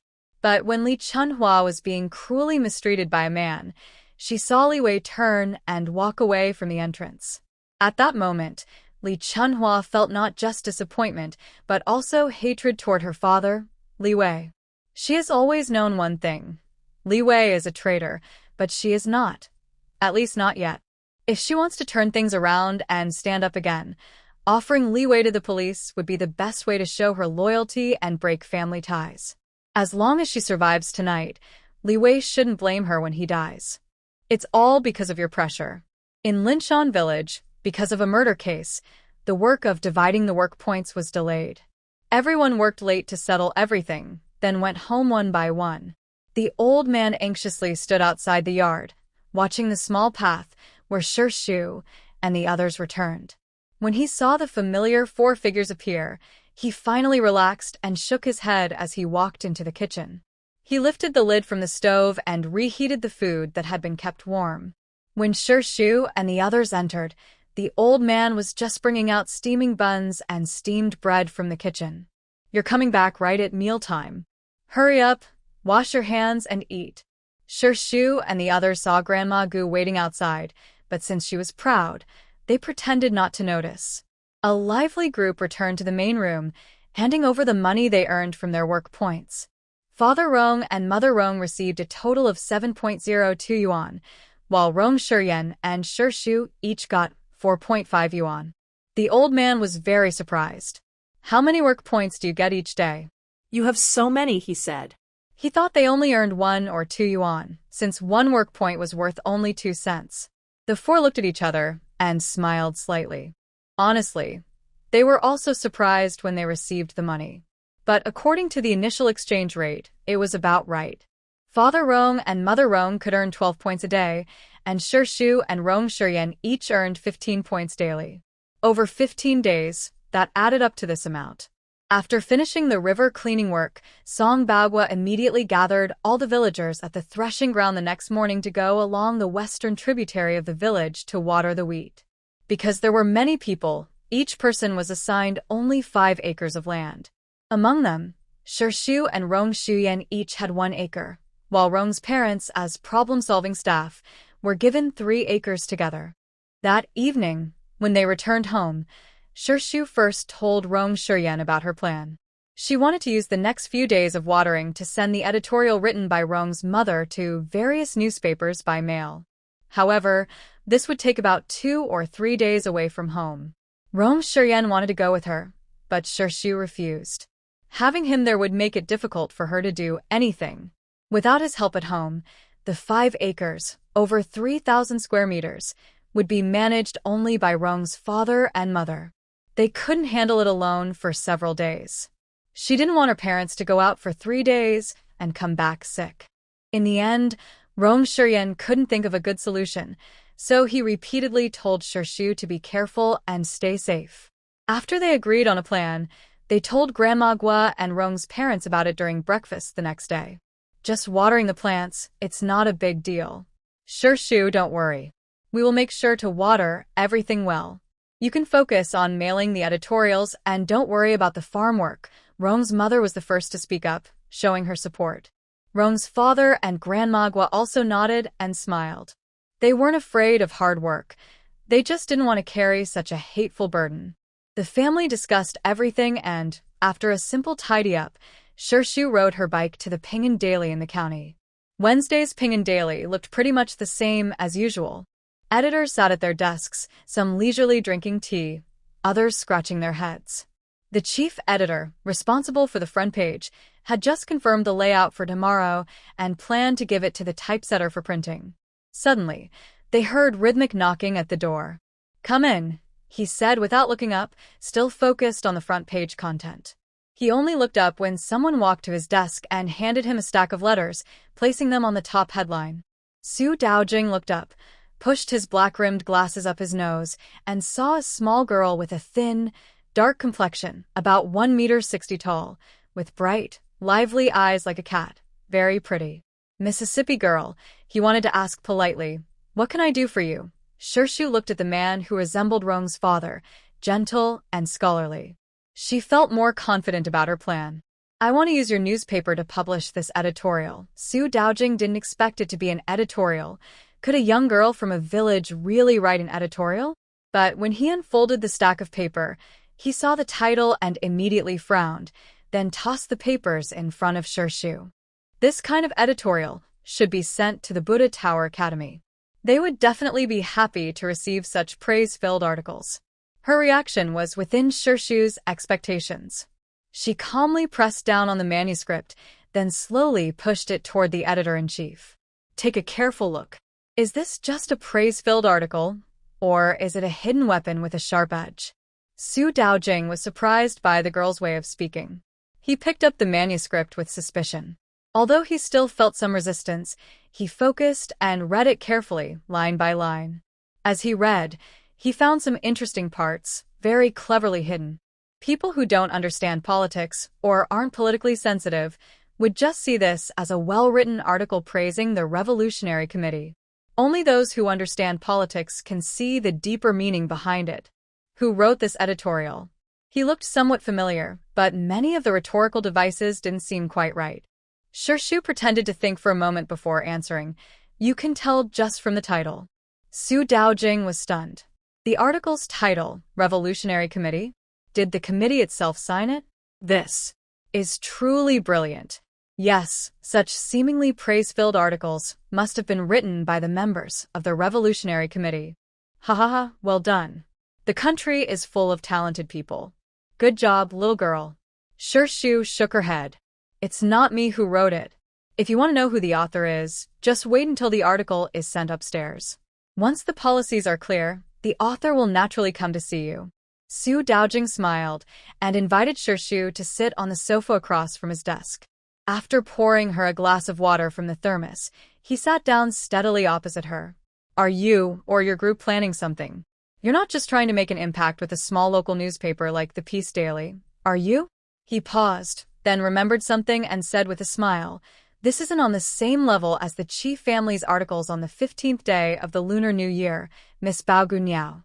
Shirshu immediately understood that he had misunderstood. "The items are mine, but Bao Gunyao is not me." Su Daojing looked very confident and relaxed, as if she would agree to anything. She rested her elbows on her knees, supporting her chin with her hands, and smiled as she looked at Shirshu. "Let's hear about your plans." Shirshu sat with his hands on his lap, leaning slightly forward on the sofa cushion, looking at the editor-in-chief, who was rumored to have many connections and a bold personality. "I hope to use Minglu to let the top leaders see what's happening, like the internal reports of the 2 newspapers and 1 magazine, People's Daily, PLA Daily, and Red Flag magazine." Su Daojing's smile faded again. "Young comrade, you understand this very well. You need to realize how serious this matter is. If you don't tell me anything, how can I trust you?" A young girl from a village knowing about the 2 newspapers and 1 magazine and understanding it so thoroughly made Su Daojing suspicious.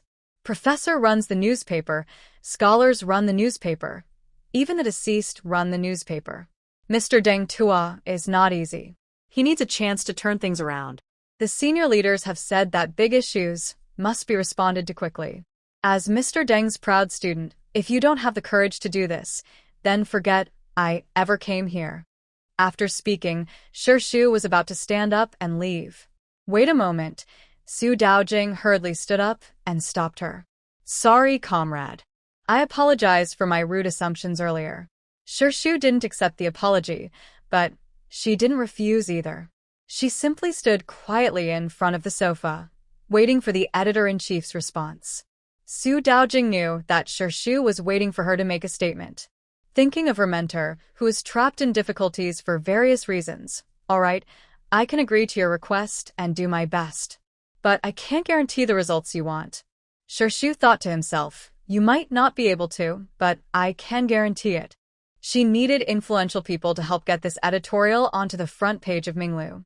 Once it was published on the front or the first page of the 2 newspapers and 1 magazine, other newspapers and publications in different regions would quickly follow suit. Spreading this matter among highly sensitive political groups would cause a chemical reaction, leading to a new wave of intense social discussion about the all-controlling nature of the Revolutionary Committee. At that moment, those who wanted to deceive the leaders, cover up the truth, and profit from the situation, even if they wanted to intervene, would likely be too late. Regarding how the senior leaders will handle this matter, it depends on whether there are deeper hidden motives involved. You need to give this editorial to your mentor and persuade him not to take the blame for others. Make sure the newspapers and magazines can publish it. The social impact that follows is up to all the people of the Flower Nation to think about. Since this issue concerns the country's future, she can only do her best and leave the rest to fate. At this moment, Shu felt a new desire to go further. She thought that if she didn't push herself, she would always be limited by rules, which was a bit frustrating. Although the path is long, she has already started on it. Comrade, little comrade. Su Daojing noticed that the young girl in front of him suddenly seemed distracted while talking. Talking to this middle-aged man was really boring. Suddenly, he felt a little sad and upset. He was at an age where young people might ignore him. Shu snapped back to her senses and smiled shyly at Su Daojing. Sorry, I was distracted, she said, picking up her backpack from the sofa. Inside, it was filled with envelopes bearing the name of the Pingan County Revolutionary Committee, sent to newspapers and magazines across different regions. The letter inside was the editorial written by Mother Rong. To make it look authentic, she stayed up 2 nights in a row, sneaking into the Buddha Tower courtyard to find the official stamp of Pingan County Revolutionary Committee and the confirmation stamp. As for the official seal, she also wanted to copy it, but unfortunately, the scout Gu, sensing the other 2 seals, circled the courtyard 3 times but couldn't find them. She guessed they weren't there. After copying the official stamp onto each page of her draft, she also wrote a line on the back of the envelope to prevent some editors, who valued their integrity, from refusing to put her article on the front page. Congratulations, 40th anniversary special issue of the Flower Nation. Su Daojing also saw that the backpack was full of letters, but since Shu didn't mention it, he naturally didn't ask. After leaving the newspaper office, Shu went straight to the post office inquiry room. She found the big yellow pages, flipped to the section on Flower Nation's publications, and used ink magic to copy the header, address, postal code, and other details onto her letter. She spent the whole day on this. It has been 3 days since she left Linshan Village and arrived in Pingan County. Lying on the big bed in the Sacred Witch Space Bamboo House, I was drinking Chishan black tea while holding the sealed envelopes I had prepared to send to various newspapers and magazines. Shu reviewed his plan again and noticed a detail that almost got overlooked. With so many registered letters sent on the same day, how can I send them all at once without the postal workers suspecting anything? Sending the letters was necessary. If only the 2 newspapers and 1 magazine in Beijing published the news, and no other regional publications responded, it would be obvious that it was a complaint. If it was seen as a complaint, everything mentioned in the letter would be questioned. The officials from the Revolutionary Committee could easily explain themselves. Shu didn't find the best solution overnight. He even considered using illusion magic to disguise himself as a member of the Revolutionary Committee to mail the letters, but there were still risks and flaws. It wouldn't be completely safe. The next morning, when a vehicle marked for special postal transport left the Revolutionary Committee, Shu had a bright idea. She realized she could use this method. She followed the transport vehicle to Ping'an County Machinery Factory. The driver and mail collector got out of the vehicle and went inside to pick up the mail. During this time, Shu sneaked to the back of the green postal truck. Using her magic, she opened the iron lock on the door and quickly stuffed nearly 30 letters from her backpack into the large basket labeled Ping'an County Revolutionary Committee. After placing the letters, she quickly closed the door and left. As she walked away, the driver happily carried a bunch of letters and a small bag of sugar cane candies out of the factory. Only after the postal vehicle drove away did Shu push her bicycle out of the empty street corner. Since it was working hours, there was no one around near the factory. To make sure all the letters were sent, Shu waited in the post office inquiry room for over an hour. She finally saw the driver carry basket after basket of mail to the mailing window. An elderly man, wearing navy blue sleeves and thick glasses, helped him sort the letters into different piles. Shu was sure she saw him pick up her prepared letters. Although he showed displeasure, he still maintained professionalism and placed each letter into the corresponding regional basket. Seeing that everything was resolved peacefully, Shu did not stay long in the county town and rode straight back to Linson village. At this moment, a big fight was happening in the village. The cause of the fight was still Su Xiangmei, who couldn't stand the hardships of rural life.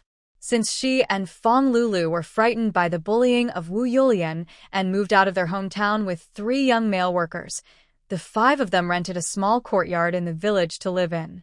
At first, everyone helped each other, ate together, worked together, took turns cooking, and took turns boiling water every night.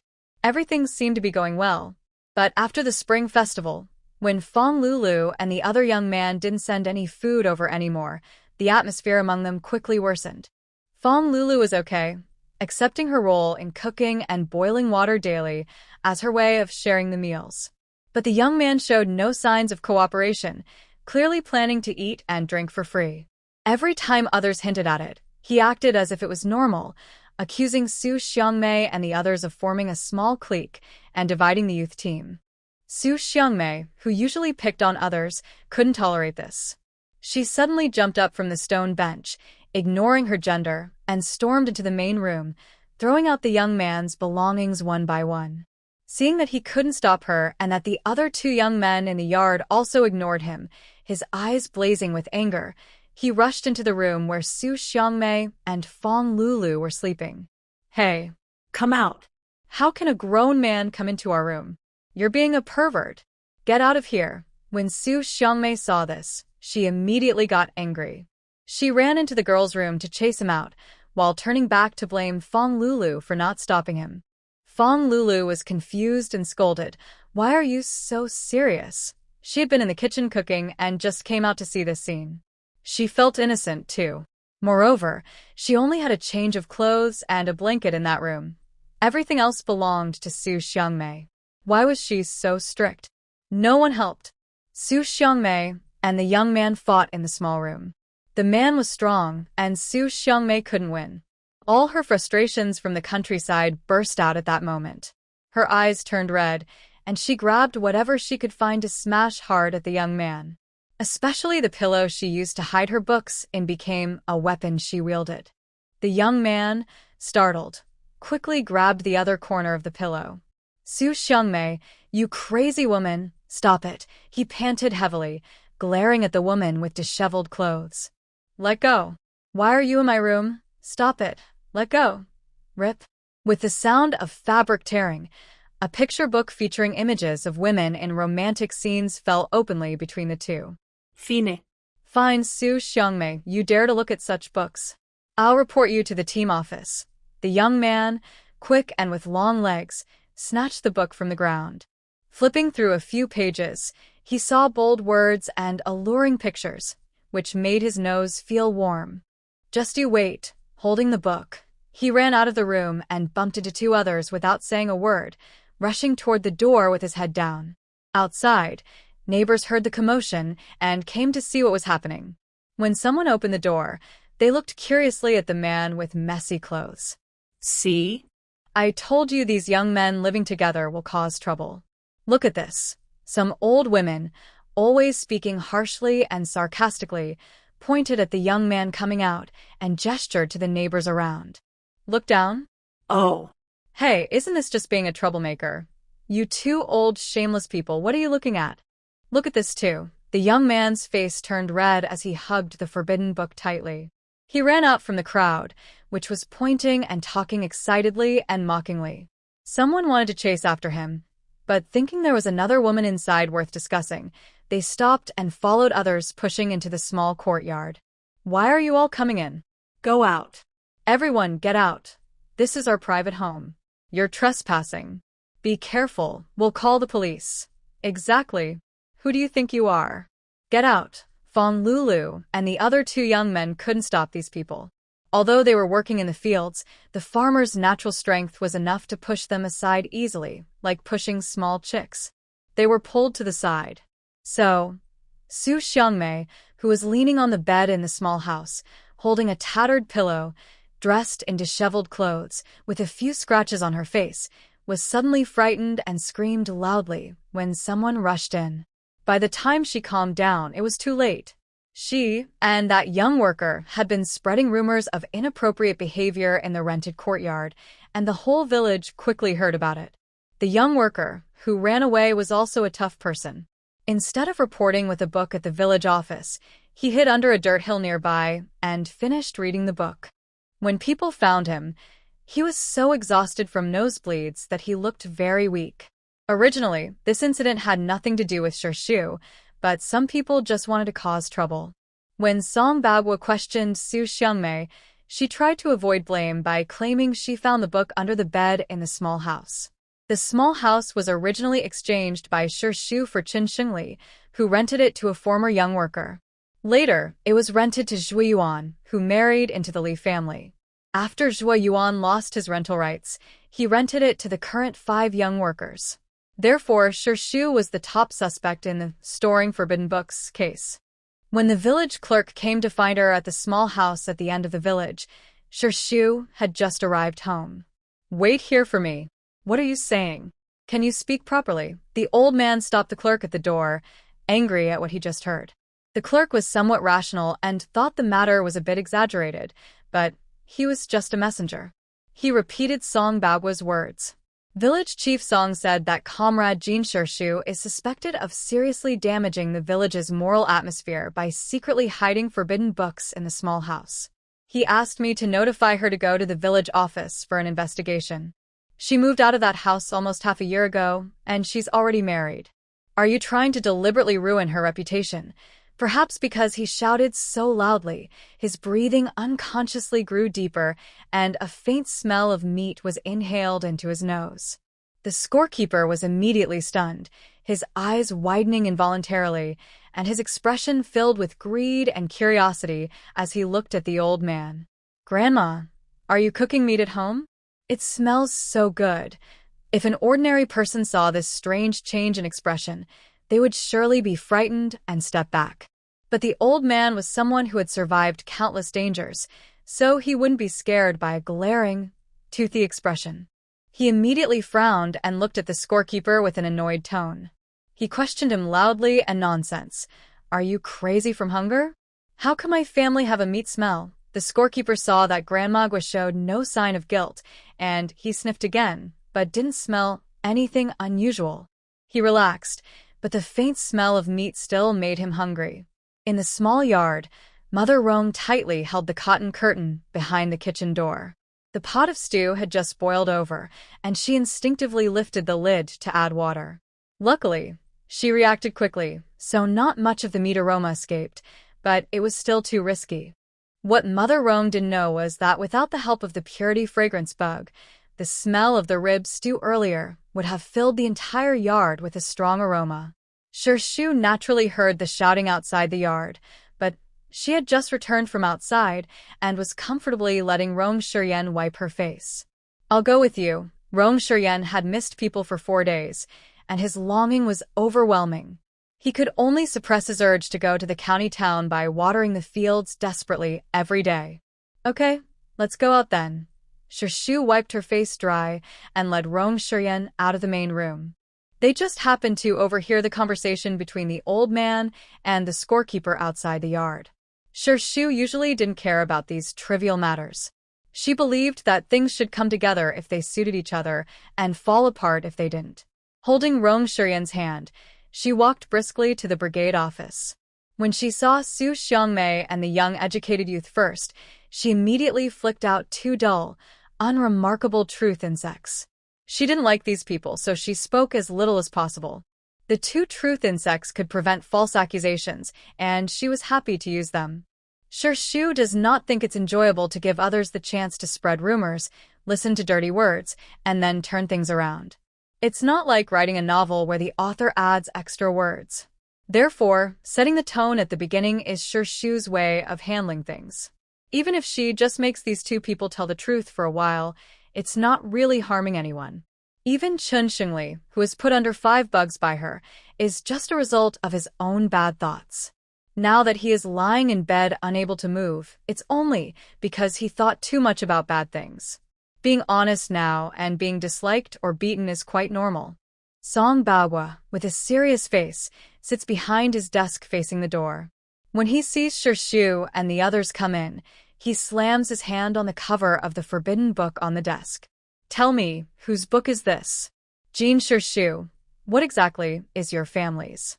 Before Song Baohua can finish scolding, Su Xiangmei, influenced by the truth spell, immediately jumps out and loudly admits, I brought it from home. Everyone present looks at her with surprise. This girl, who was a young worker before, didn't say it like this before. Half a cup of tea ago, she was swearing that she found the book under the bed. Now that Jin's daughter is here, why did she change her story?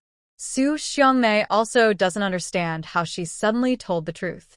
Now, everything is over. Shu calmly looks around at everyone in the office. Looks like it's no longer my business? After saying that, she turns to leave. Wait. Song Baohua, with a grim face, stops her. Since you're here, wait a moment. After dealing with them, there's also your and Rong's matter to discuss. Village Chief Song, what do you want to ask? Rong Shurian steps forward, shielding Shu behind him. This small matter doesn't need to bother her wife. Song Baohua looks seriously at Rong Shurian for the first time. Although this young man is thin and has a slightly sunken face like his parents, with sharp eyebrows and a straight nose, standing tall among the villagers, he looks like a crane among chickens. Thinking about how he has been working alone for the past 3 or 4 days, watering 5 acres of land, Song Baohua feels he approves of him. But approval doesn't mean he won't discipline their family. Reflecting on half a month ago, when he replaced Qin Xingli to give a work report to the county, the director of the Pingan County Revolutionary Committee gave specific instructions. Help comrades with low awareness. Do not let them feel happy, as this is not good for their reflection on their mistakes. Village Chief Song, I really appreciate your attitude towards work. Please don't let me down. Next year is the election of officials, and I hope the person standing in front of me isn't someone else. Naturally, the scales tipped. Compared to his career, future, and political ideals, whether Rong's family lives or dies was of no real importance to him. The thought was fleeting. Song Baohua once again sneered and looked at Rong Shurian. You married our village's orphan girl? Yes, we already have a marriage certificate. Where's she? Let me see. His tone was clearly looking for trouble, making it uncomfortable to listen to. Rong Shurian also turned cold. At home. And we are military spouses. I am an active soldier in the Northern Military District. As soon as he said this, Song Baohua sat behind his desk, his eyes fixed on Rong Shurian. A soldier? Your parents are accused of serious crimes, and you can still be a soldier. Rong Shurian hated others saying his parents were guilty. He retorted, my parents were wrongfully accused. There is no evidence against them. Song Baohua threw his pencil onto the desk and stood up. His nearly 2-meter height was no match for Rong Shurian's 1.9 meters, but he didn't gain any advantage. After all, qualities like temperament, something unseen and intangible, are what truly influence a person's presence. Seeing Rong Shurian standing upright with a commanding, steel-like aura, Song Baohua felt somewhat defeated. He clicked his teeth and lowered his head, waving his hand to dismiss Shu. and the others. Although he couldn't find any immediate reason to attack them, Song Bagua was not someone to give up easily. He thought, he's just a soldier. What's so impressive about him? He wanted to see how Rong Shiryan, when his family couldn't even afford a meal, would come crawling to beg him, the village chief and squad leader. At this moment, Song Bagua's satisfaction was high, but 4 months later, he would be filled with fear. Unable to use the secret forbidden book to discipline Shu and the Rong family, Song Bagua was too lazy to pay attention to Su Xiangmei and the young male youth standing in the office. Both of you, each write a self-criticism. Starting tomorrow, you will clean pigsties for 3 months. The forbidden book has been confiscated and burned. You will receive a warning record. That's all. Go back now. When the young male youth heard he would be warned, he was so scared his face turned pale. He immediately knelt in front of Song Bagua's desk and, because of the truth spell, started speaking honestly. Village Chief Song, please be lenient. Whatever punishment you give me is fine, cleaning pigsties, dumping slop, whatever. Just don't record a warning for me. I beg you. Please don't record a warning. I beg you. Song Bagua sneered arrogantly and looked at Su Xiangmei behind the young man as if showing mercy. And you, girl, what do you plan to do? Are you afraid of a warning? Su Xiangmei was definitely afraid. That record would follow her for life, and she wouldn't stay in Linshan village forever. But she was used to being competitive and strong since childhood. Apologizing to others felt worse to her than being beaten. Under the influence of the truth spell, she muttered complaints. Fine, punish me if you want. But writing a record? You'd have to be able to find me first. Who are you trying to scare? Su Xiangmei guessed right. Song Bagua was just using words to scare them. They probably wouldn't even serve 3 months of cleaning pigsties. A new guiding spirit from above mentioned that because of the newly established youth office, they received many applications from the first batch of young people going to the countryside to return to the city. A special allowance of 3 return-to-city spots was granted to each village. But the young people returning to the city needed to fully cooperate with the youth office to promote the next phase of youth going to the countryside so that more young people could better dedicate themselves to the vast land of flower planting.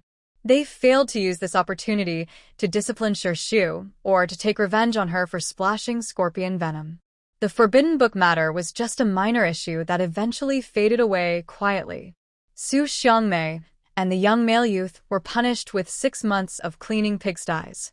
Each wrote a 3,000-word self-criticism. Meanwhile, that forbidden book became a treasured possession in the hearts of the village's single men. For a long time, the village office often saw men sneaking in with 2 eggs tucked under their arms. It took about half an hour for her to come out. When she did, there were no eggs left, but her face was quite red, and she looked very excited. Let's go back to that night when Shu was sending the message home. On the way back from the village office, they met many villagers. The villagers looked at them with a mix of suspicion and calculation, as if the 2 who married quietly had committed a big crime. Most of the harsh words were about Shu. Some said she was pretending to be kind, but she couldn't even take care of herself, and now she was supporting an old lady who couldn't do anything. Others said she was shameless for refusing bride price and dowry, getting married without a matchmaker or a wedding, as if that made her more shameful. Some even said she had already been involved with Rong Shiryan for a long time, knowing about the marriage agreement between the Li and Rong families, and still shamelessly trying to attract Rong's son. Now she was pregnant, so she had to get married. Rong Shiryan wanted to go and explain several times, but Shu stopped him. Wife, I can't let them talk about you like that. If I go and argue with them, they will accuse me of slandering a soldier's family, which could lead to legal trouble. Shu shook her head and said firmly, there's no need to bother. Although people's words can be cruel, she didn't see the point in arguing with a group of people full of negativity. Rong Shiryan couldn't see her, but she just wanted to stay away from that bad atmosphere. Because Shu was back, dinner was very delicious. Sweet and sour ribs, stir-fried bacon with mushrooms, chive and egg pancakes, and cabbage with vermicelli and pork meatball soup. The main dishes were rice and the black steamed buns her father had made that morning. Come, girl, eat some rice. That bun is leftover from this morning, So save it for Grandpa and Grandpa. Shirshu's mother hadn't seen her for 4 days. She was worried and couldn't sleep all night. Today, she finally saw her daughter come back, and she was so happy. She kept serving her food all evening, not even letting Rong Shiryan take any. After dinner, Shirshu mentioned the news she heard from the scouts at the county committee. I heard that the county committee plans to catch the fugitives, so they're working with the police and militia. In a few days, they will start searching the village. Shirshu's father frowned and looked at her, asking, how can the police cooperate with the county committee? He knew how direct her son was. He usually didn't like working with the county committee people. How could they work together now? Shirshu gently tilted her head. She guessed it might be related to the arrest of Li Wei, but she had no proof, so she didn't mention it at the dinner table. Mother Rome was worried about the village search. Shirshu, what if they find your cloth here during the search? It will be fine. Even if they come looking, there's no need to be afraid. Just stay quiet with you and Dad in the small hut, and there won't be any problem. After all, there is a magic insect protecting them. The elegant courtyard, now full of wildflowers on the mountain, still looks as worn out as when Shirshu and Qin Shengli first bought it. She and Rong Shiryan look similar to the villagers, maybe even less healthy. Only Grandma Gua looks a bit weak and sickly, but she clearly seems like an old lady from the city.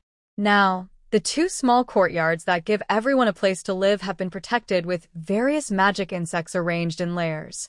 Not only would ordinary people not notice the problem here, but even Grandma trying to break the protection would have to work hard. Just when everyone was relieved, the old man suddenly asked a key question. If they try to use your marriage with Shiryan to make trouble, demanding Rong Shiryan cut ties with his parents, or else you both have to live in the cattle shed, how should we solve that? All night, the old man sat happily by the dining table listening. Shirshu had gone to the county to deliver her manuscript, and he later heard about it. He had to admit, if Shirshu's plan worked, it could attract the attention of the leaders. But those things are beyond what she can control right now. The only thing he could do was recall his own sad and disappointed memories. Yes, Grandma Gua, I didn't think of this problem either. Shiryan, listen carefully. Tomorrow your parents and I will write a document to cut off your relationship. You and Shirshu must not be stubborn. Make sure to send it to the newspaper for publication. We can't leave any evidence for the reform committee to use against you. Mother Rome, after hearing Grandma Gua, realized how serious this issue was. She immediately shared her thoughts with Shirshu and Shiryan. Rong Shiryan listened to half of it and shook his head decisively. Mom, I won't agree to cut ties with you. Even if it's just pretend, I can't do it. Even if you and Dad are wronged, or even if you're not, I am still your son. I have enjoyed the love and care you have given me since I was young. If you truly make a mistake, I will never avoid my share of the responsibility. But if things really go that far, I won't let Shirshu suffer. He will distance himself from Shirshu and never let her be involved. Click. The sound of a chair moving back. Everyone at the dinner table looks up at Shirshu. Shirshu pushes her chair away and stands up. You are overthinking. I said it will be fine, so it will be fine. Without saying another word, she turns and leaves. She understands her parents' thoughts, even including the old man, who always wants to sacrifice himself when things go wrong. In their view, when faced with unfairness and no help available, the only choice is to sacrifice. And in today's era in the country of flowers, the word sacrifice has a noble and positive meaning. But Shirshu does not agree with this pointless sacrifice.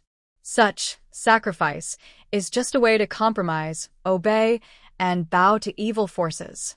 Even if she had magical powers to protect herself, or if she had nothing at all, as long as her most trusted mind was still there, she would never use sacrifice, either herself or others, to avoid enemies' attacks. In the end, the older generation, like the old man and the Rong family, who are revolutionaries, are often powerless when they are targeted. The main reason is that they love the new country of flowers too much. They are afraid, unwilling to protest or cause trouble. They prefer to suffer in silence, trusting that fair organizations will bring justice and truth. Even when they see corruption blocking the upper channels, they still hold on to faith and hope. No one wants to be the one to flip the table. They fear that if the table is overturned, enemies outside will take advantage, and they will become villains in history. Once, as veteran revolutionaries, they had faced gunfire and bloodshed without fear. Even if they died unjustly, their faith in the homeland would never waver. They were truly naive and adorable. But I'm sorry, Shirshu is not like them. She won't stand by and do nothing when she has the ability, nor will she let others bully her.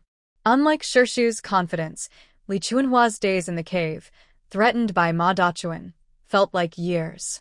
On the day she was bullied by Ma Dachuan, Li Wei left and only returned late at night with gauze and disinfectant alcohol.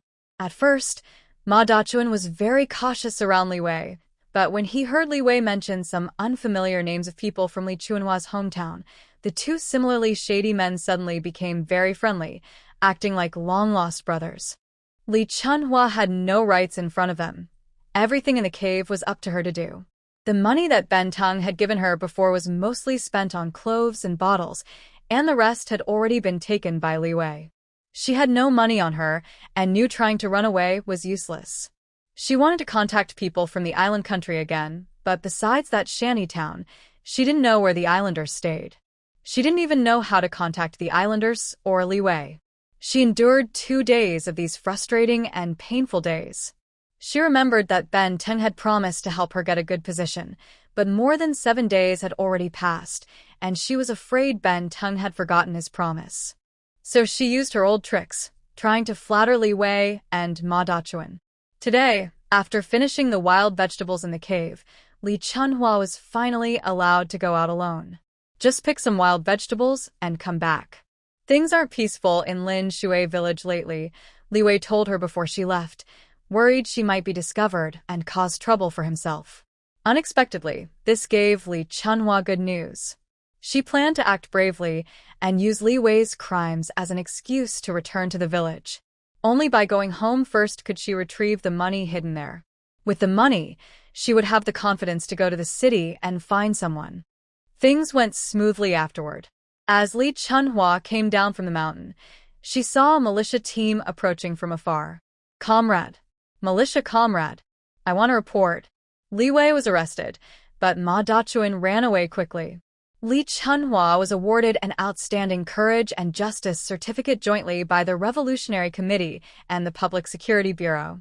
However, before returning to the village, she tore the certificate in half and buried it on the hillside. She knew very well that if her mother found out she had sent Li Wei to the police, not only would she be detained and interrogated, but she might also face serious punishment. Her mother would definitely drive her out of the house, calling her a white-eyed wolf. So she planned to go home, get the money, and find Ben Tung in the county before Li Wei could betray her. As long as there are people from the island country behind the scenes, someone will always notify Li Wei, so he cannot keep attacking himself. After the police caught Li Wei in Lin Shui village, they paid less attention to the other arrests by the Revolutionary Committee. Because those they wanted to arrest were called political prisoners, and they were doing some very harmful things. Lin Shan village, a small mountain village just south of the county town, hosted more than 10 big figures from the county for the first time. Song Bao especially wore a new blue-gray jacket that he usually didn't wear even on festivals. He also dressed like the county officials, even wearing a half-brim navy blue hat that looked out of place. The leaders arrived in the village around 10 in the morning. Song Bao gathered all the villagers who could be organized, took drums and Swana horns, and waited at the big stone block at the village entrance before 9 in the morning.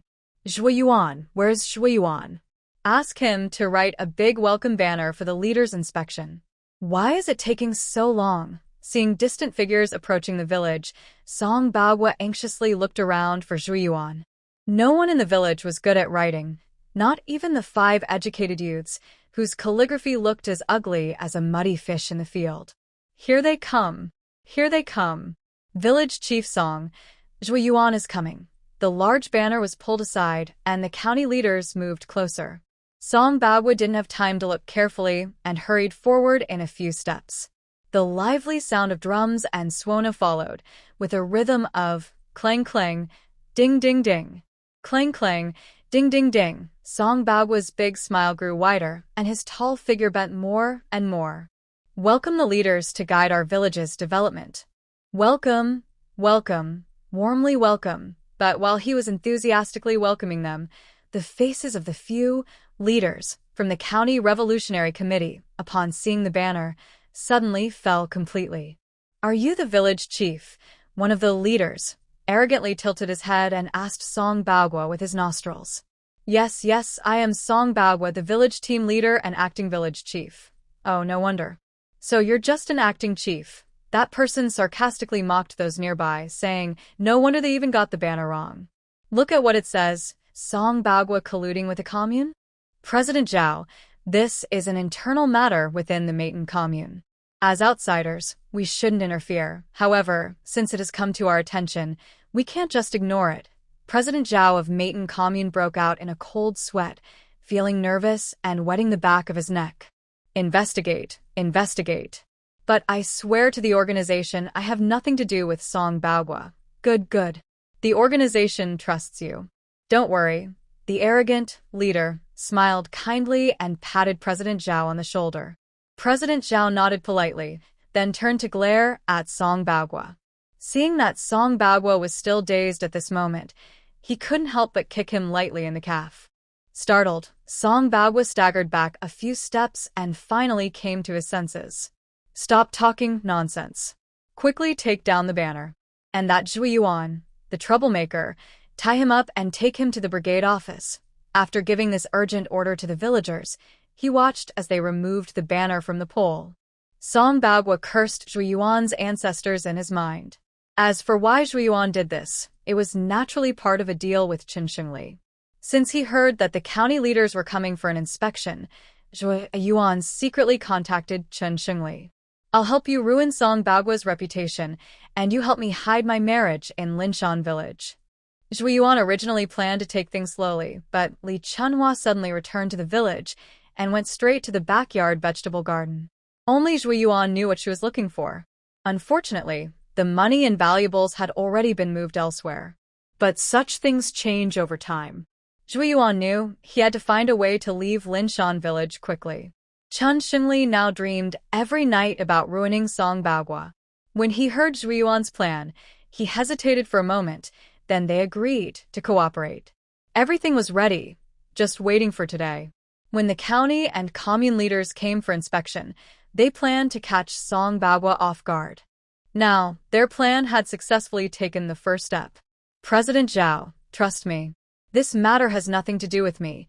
The team office had about 10 leaders sitting on chairs that had already been arranged.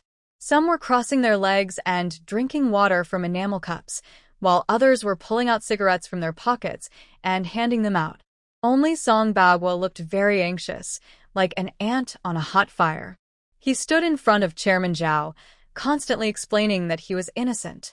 He said the banner was clearly meant to harm Zhu Yuan, who was once labeled as a Black 5 categories and had parents who were enemies of the state. Chairman Zhao, holding a cigarette in one hand, nodded perfunctorily but didn't say anything helpful to Song Bagwa. It wasn't until someone outside the team shouted, "Zhu Yuan is coming," that Chairman Zhao seemed to wake up. He looked up toward the team gate. Song Bagwa also glared angrily, his eyes shooting fire, and he was breathing heavily through his nose and mouth. The moment he saw Zhu Yuan, he acted like a mad bull, grabbing him and trying to pull him into the office. But this action made the other leaders inside the office very unhappy. Village Chief Song, Captain Song, you need to watch your words and actions. How can you be so rude to the people? Leaders have said, solving problems also requires proper methods. Song Bagwa's hand, which was holding Zhu Yuan's collar, was clenched into a fist from anger. He could have torn Zhu Yuan's collar apart with more force. Meanwhile, Zhu Yuan remained very calm. He was wearing a gray-black padded jacket over a slightly worn white shirt. To make a good impression today, he even carefully washed his usually unkempt hair with well water and styled it into a neat 3/7-part hairstyle. Reporting to the leaders, the banner is true. Song Bagwa really divides his work unfairly. As for colluding with the commune, if no one supported him, how could he have the courage to create factions in the village? Even if half the villagers oppose him, he dares to threaten them openly with work points. After Zhu Yuan finished speaking, a small leader from the Revolutionary Committee looked at him thoughtfully, with a satisfied and admiring expression. Zhu Yuan noticed at a glance that this person didn't have much scheming. "You're talking nonsense. You're just spreading rumors. You're holding a grudge and trying to trap me here." Leaders, you can't believe his one-sided story. Before becoming the village chief, Song Bagua only thought about the work in the village, things like land preparation, broken shovels, and sick animals. Since becoming the village chief, his vanity has been satisfied, but his simple and rough way of solving problems has caused gossip among the villagers. However, Song Bagua is also a two-faced person. When dealing with the commune leaders, he is obedient and listens to them. But when it comes to villagers who are not his friends, he is stubborn and believes only he is right. He ignores others' opinions if they differ from his own and insists on doing things his way. Because of his personality, Qin Shengli and Zhui Yuan easily manage to set a trap for him. Once he falls into it, he probably won't be able to get out. County leaders, we can all testify for Zhuo Jiqing. Song Bagua is just not sharing the work fairly. Outside, members of the Chen, Li, Hu, and Song families gathered at the village entrance to complain. Some said that during the river cleaning, Song Bagua gave the best tasks to his own people. Others said that during spring plowing, Song Bagua targeted members of the Chen and Li families. Some mentioned that during the Lantern Festival, Song Bagua didn't check the situation properly and gave wrong instructions, causing illnesses and colds among villagers, which affected their work. There were also many reports of chickens and ducks going missing. When brought to Song Bagua, he ignored them, making the elders and his family worried, angry, and sick. In short, no matter how small or big the problem was, each one was based on real evidence. Nothing was false. Even the leaders of the Reform Committee, who initially didn't pay much attention to these issues, were surprised and stepped forward to address the crowd. "Fellow villagers, quiet please." Everyone quieted down when the leader spoke. "Village Chief Song, are the accusations just made against you true?" the leader asked Song Bagua. He lowered his head in frustration. "Yes, but leader, I didn't mean to." He wanted to say he didn't intentionally distribute the work unfairly. He was just assigning tasks based on his understanding of each villager. "All right, Village Chief Song, the commune has always noticed your efforts. Otherwise, they wouldn't have promoted you to acting village chief immediately after Village Chief Chen had issues, right?" Chairman Zhao from Meizun Commune happily stepped forward and stopped Song Bagua from speaking further. Song Bagua didn't understand, but the experienced officials around him clearly did. It seemed like they were talking about Song Bagua, but actually they were defending Meizun Commune. They wanted to show they had no connection with Song Bagua. They explained that promoting Song Bagua to acting village head was only because Chen Xingli had problems at the time. And even then, he was just an acting head, replaceable at any moment. Thinking about the task given by Director Su Wensheng from the County Revolutionary Committee, the proud leader patted Zhao Chairman's back, signaling him to step back. "Dear villagers, since everyone is unhappy with the current acting village head's work, I think we can elect a new village head. Leader, we don't need to re-elect. Let's just have Qin Shengli Village Head Qin come back and continue working. Yes, Village Head Qin is doing a good job. Support Village Head Qin. Support Qin Shengli." The villagers' enthusiastic support made Song Bagua feel ashamed. He lowered his head and went to the corner of the team office to smoke. No one was maintaining order, and the noisy crowd grew more excited, talking all at once. Just when things were about to get out of control, Qin Shengli jumped out of the crowd, stepped on a stool, and directly climbed onto the desk. "Villagers, be quiet. Please listen to me." As soon as he finished speaking, the villagers, who had been arguing loudly, immediately quieted down. "Everyone listen to me. The issues in our village are my responsibility. I had some problems in my thinking, but after guidance from the leaders, I have completely separated myself from superstitions. From now on, no matter what happens, if Village Head Song is busy and doesn't have time, you can come to me anytime. I am willing to serve all of you wholeheartedly. Okay, we all listen to you. Uncle Chen, when will you continue as village head?" Our village was so good before. Hee hee, if you ask me, our Captain Song is still pretty good at farming. The village head position is just missing a little. In the end, although they didn't officially remove Song Bagua from his position, Chairman Zhao simply said, "Please wait for the commune's notice." This matter was basically settled. Chen Xingli successfully regained his village head position. Behind a group of celebrating villagers, Song Bagua looked sternly at the smiling Chen Xingli and Ajua Yuan standing behind him. After solving the village chief's problem, the county's revolutionary committee leaders immediately wanted to visit the cattle shed. Although our county's former propaganda section chief has been reassigned, the higher-ups still care about him.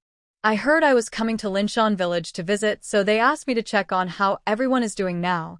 President Zhao nodded in agreement and looked around for Song Bagua. However, Song Bagua, feeling wronged, had already gone somewhere else. Still, this small matter gave Chen Xingli a chance to act. Well, village chief Song might be busy now. Let me show you around. Seeing Chen Xingli walking ahead with a friendly smile, the leaders behind him nodded silently. The person speaking for the Revolutionary Committee even praised Zhao. Look, in critical moments, the old village chief is the one to step up. This sentence added another layer of security to Chen Xingli's position. The group arrived at the cattle shed. With some magic charm protection, no one noticed any problems. The thin, gaunt Rong father and Rong mother, wearing tattered cotton-padded jackets, had dirted clothes all over. Their feet, exposed in torn cotton shoes, showed frostbite. Their hands were black and swollen with sores. Anyone who saw them could tell they had suffered a lot this winter. Are there people living in those 2 stone houses over there? They look pretty remote. Chen Xingli chuckled inwardly. Jin Shishu and Rong Shiyan weren't being targeted by him this time. The leaders brought it up themselves. He couldn't lie or hide the truth from them. Report, yes, someone lives there.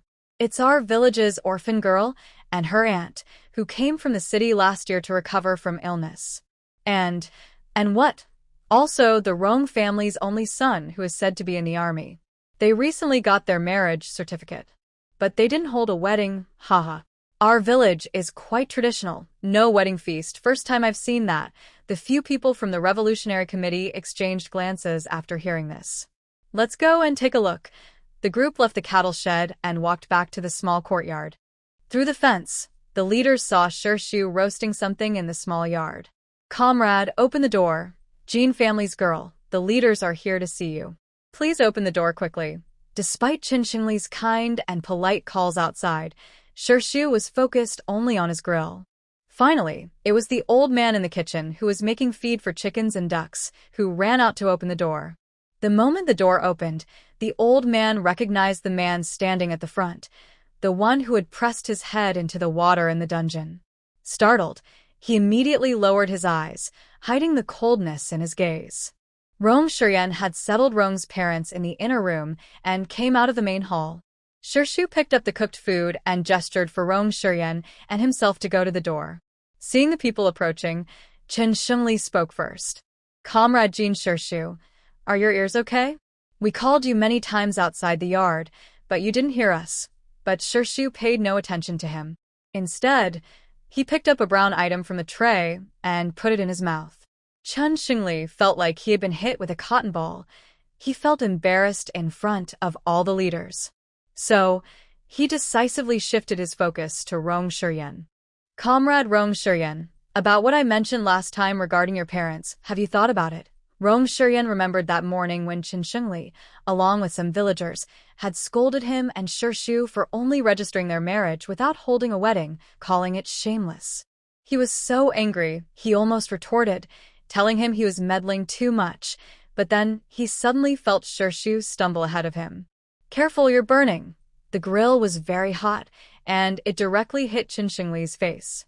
He jumped up in pain, completely forgetting his image, jumping and waving in front of everyone. Most of the fireflies Shishu had roasted landed on the leader of the Revolutionary Committee.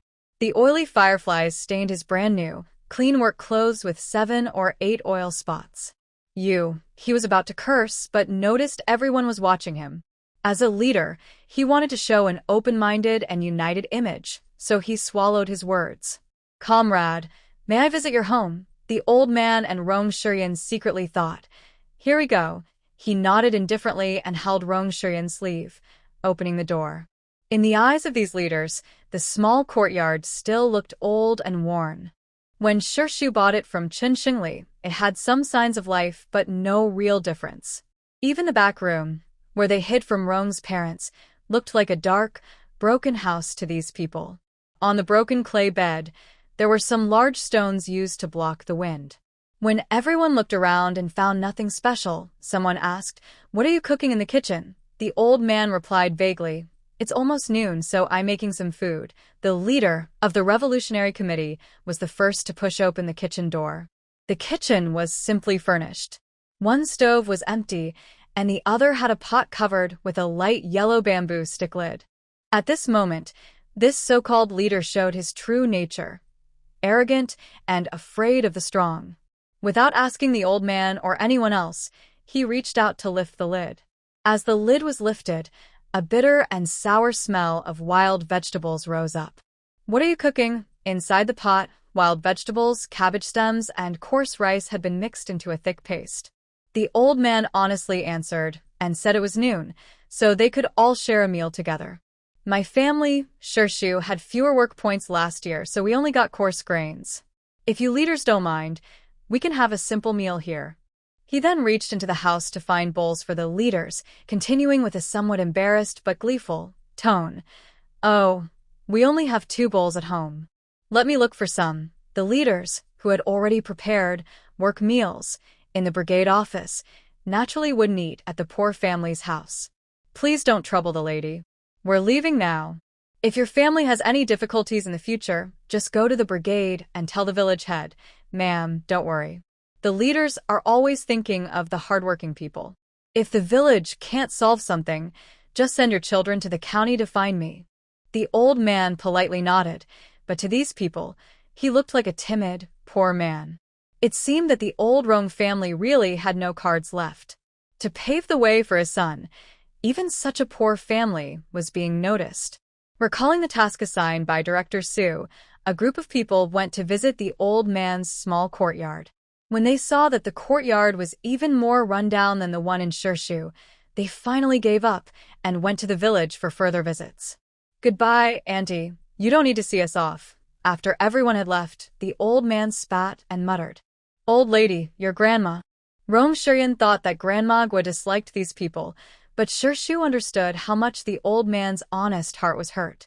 The old man poured feed from the iron pot into a large basin to dry, then started cooking by heating oil. Rong's father and mother also came out of the main room, looking surprised, to help. Today, they spent a lot of time dealing with these visitors. For lunch, the old man decided to make something simple. He asked Rong's mother to set up another stove to steam rice, while Rong's father went to his own courtyard to pick all the edible vegetable leaves. The old man planned to make a mixed stew with pork belly. Shu, who was sad about the cicada monkey that fell on the ground, whistled and called to Huang dog Laifu. "Come and show off this." Laifu came over, sniffed the strange insect with his black nose, and then ate a little, showing some dislike. "Woof, not tasty." Seeing the dog eat one and stop, Shu, the cat, squinted and picked up another insect from the ground, then put it into Laifu's mouth. No picky eating. Laifu, feeling unmotivated, ate the second one, then immediately grabbed the remaining ones from the ground, raised his paw, pointed to the ground, then looked towards the kitchen. After feeding Laifu outside the yard, Shu called Rong Shuryan, took some feed, and went to the backyard to feed the chickens. When everything was done, it was already around noon. The more than 10 leaders, after visiting the village in pairs, gathered at the brigade office. Each held a small, makeshift bowl of steamed cornbread, with a large ceramic bowl in hand.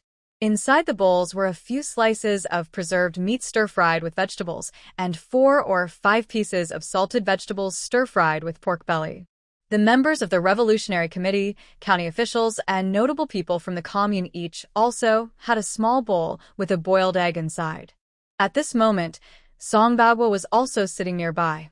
He couldn't eat much because the pork belly and eggs were brought out by Chen Xingli for the leaders, and he had no share. The leaders praised Chen Xingli's organizational skills at the dinner table while lamenting how hard life was for the common people. However, they ate the meat faster and faster. When someone mentioned that the Yi family's food looked like animal feed, many pretended to sigh while secretly hiding their smiles with chopsticks. No one could forget how Chen Xingli looked so awkward when a hot pan fell on his face.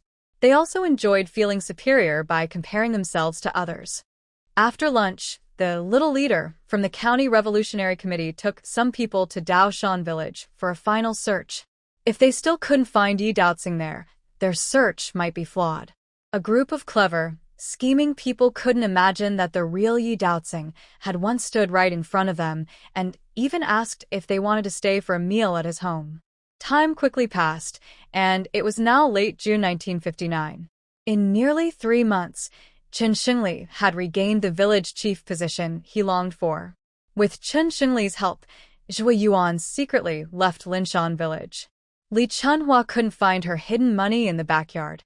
In the end, she had to coax her mother into giving her a yuan and took a bullock cart to the shanty town in the county to find Ben Tung. She didn't find Ben Tung, but instead met another pair of traders exchanging tasks in a dilapidated house in the shanty town. One of them, surnamed Liu, said he knew Li Wei and her and told her to come back the next day. The next day, Li Chunhua finally met Ben Tung as planned. She received her task to cooperate with Lao Lu and, using Linshan village's hidden advantage, vigorously develop followers of the island nation. They aimed to build a trader village and develop a team of over 10,000 people within a year. Li Chunhua thought this was impossible, but to get money, she pretended to be loyal and shouted slogans. Gradually, she convinced Ben Tung to give her another 300 yuan. Regarding Li Wei, Li Chunhua secretly told Ben Tung that she was worried Li Wei might be caught by the police and might reveal everything, which would put them all in a bad situation. Regarding this, Ben Tung did not make a clear statement. He only told Li Chunhua not to worry and to return to the village to carry out her tasks. She should go to a designated meeting spot once a month to meet with Lao Lu. To stay safe, they would change the meeting location each time. In the end, Li Chunhua took 300 yuan and exchanged it for food on the black market. She bought refined rice, white flour, as well as brown rice and wheat bran. Since she had been reborn, she knew that in the future, coarse grains would be more nutritious than fine grains. An upcoming natural disaster was approaching, and she needed to find a safe place to hide her food. She now saw Li Wei as her biggest threat because he knew some of her secrets. Apart from her mother, she didn't want to care about anyone else in the Li family. As for Zhui Yuan, after reporting the incident to the commune, the county police, and the youth office, she stopped worrying about him. He was a weak person, and no matter how good-looking or wealthy he was, it didn't matter. She also wondered if he could achieve great success in the future like in her past life, especially since his parents had high positions then. Thinking of this, Li Chunhua felt deep regret for sending that report back then. But now that things had happened, she couldn't change the past. She was afraid to die again because who knew if rebirth would keep happening. Time went back to late June. On the farmland ridges of Linshan village, all the villagers had cracked, dry mouths, red eyes, and furrowed brows as they picked withered wheat from the fields. Because of the drought, the land was cracked in many places. The wheat plants, which were once lush and full of grain, were now mostly dried up and yellow. Both the main river and its tributaries had run dry. As early as mid-May, when the river water level dropped, villagers had rushed to catch fish and shrimp. Now, only a grimy, ugly riverbed was exposed under the hot sun. What should we do? Boo-hoo! It feels like the heavens are punishing us. Please rain, I beg the sky. Just a little rain. Where's the well? Draw water from the well. You idiot, if the well runs out of water, do you want us to die of thirst? Where's the village chief? The team leader? I don't know. I haven't seen anyone all morning. What about Chen's husband? Chen Xingli's wife stopped working and straightened up from the ground after hearing this. Aunt Hu, Xingli has gone to the commune. She left early this morning. aunt who didn't feel happy when she heard this. Instead, her brow furrowed even more. Why did she go again? They hold meetings every day. What's the use? Can that commune really decide what heaven will do? At this moment, someone loudly said, "Honestly, I think it would be better to bring that fortune teller here to dance and pray. Maybe that would work better." Chen Xinli's wife didn't dare to respond to this. Now, everyone was watching this spiritual and supernatural stuff very closely. Even if she was thinking about it herself, she wouldn't say it out loud. Her husband kept telling her every day that even if she wanted to worship, she shouldn't let others know. In the main room of their house, where they used to keep the Guanyin statue, they now displayed the posters from the team. The place where they kept the incense burner was neatly placed with a red book. Looking at the current situation, it seemed like another drought was coming. She could only hope that heaven would protect them so their family could get through this disaster safely. At the same time, in Meizun Commune, the villages of Meidian, Linton, Lingshan, Linshui, and Daoshang. The village heads, team leaders, and village secretaries from these 5 villages were all sitting together, looking very discouraged. They said they were having a meeting, but really, they were just finding a quiet place to worry in private. Cough, cough, cough. Chairman Zhao smoked until his throat was sore, then threw the nearly burnt cigarette to the ground and crushed it with his shoe. Let me say a few words. Don't pretend in front of me. Just tell the truth.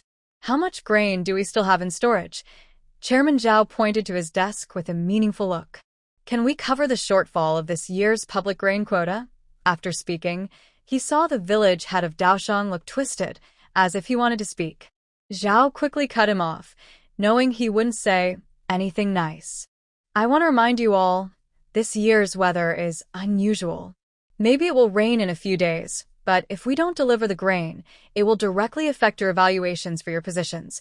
What Zhao didn't say was that if they failed to meet the grain quota this year, the county might award honors to other communes, and his own chance to join the county leadership team would be delayed. But the crops in the fields are withered, without grain in storage, and if we have to sell all the reserve grain in the village, what will we do if a drought really happens? Won't we be the ones blamed?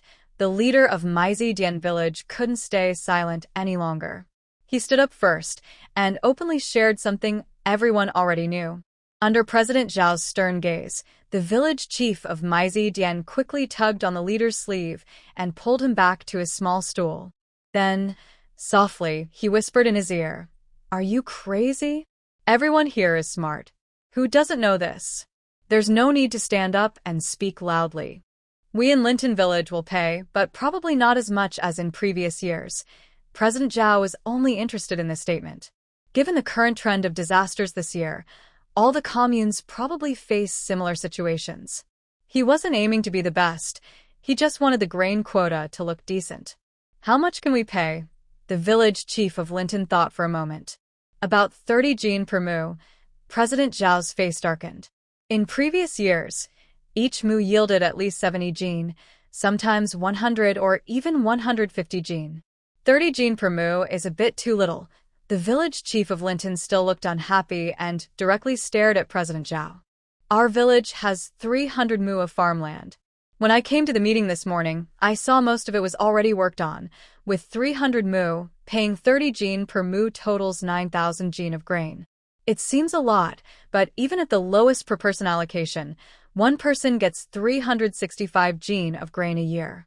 That can only support about 25 people for a whole year.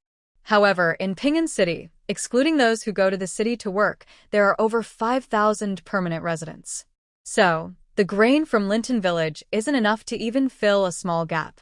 Seeing President Zhao's obvious dissatisfaction, the village chief of Linton also helplessly took out his pipe and took a puff. This is all we have. If we had more, everyone would starve. What's the point of me being a village chief then? After some people expressed their stance, villages like Shushui and Daoshan also agreed to pay 30 jin per mu. President Zhao accepted this, thinking as long as there's something to pay, it's better than nothing. But villages like Lishan and Maizi Dian remained silent. All eyes instinctively turned to them. Why is Chairman Chen so quiet today? Are you preparing a surprise for me? I remember now. Last year's big competition, you guys were amazing. High yields of 150 gene per mu, wasn't it? It was a big happy event that caused a lot of excitement in the whole county. President Zhao forced a smile, his cheeks hurting from smiling so much. He knew it was unlikely, but he still tried to praise Qin Xingli and Lin Shanxuan highly. So, how about your village this year? Are you planning to surprise the county again? Xingli, you should think carefully about how hard it is to be a village head. Qin Xingli felt worried. Was it because he didn't want to share? Was it because he didn't want to be in the spotlight? He was willing. But our village has no stored grain. Before Qin Xingli could finish his inner struggle, Song Baohua, who was sitting on the steps of the commune office, revealed his last card to everyone present. Song Baohua. What do you mean by that? Qin Xingli was caught in front of everyone, feeling embarrassed and angry, jumping 3 feet high. Song Baohua ignored Qin Xingli and took out a cigarette from his pocket, rolling it in his hand. I'm telling the truth. Last year, you reported 150 gene per mu.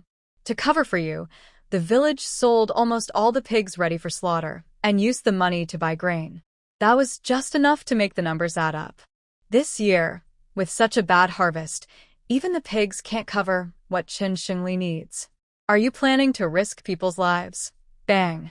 President Zhao, seeing Song Baohua's words getting more and more harsh, slammed the table in anger. Song Baohua, watch your words.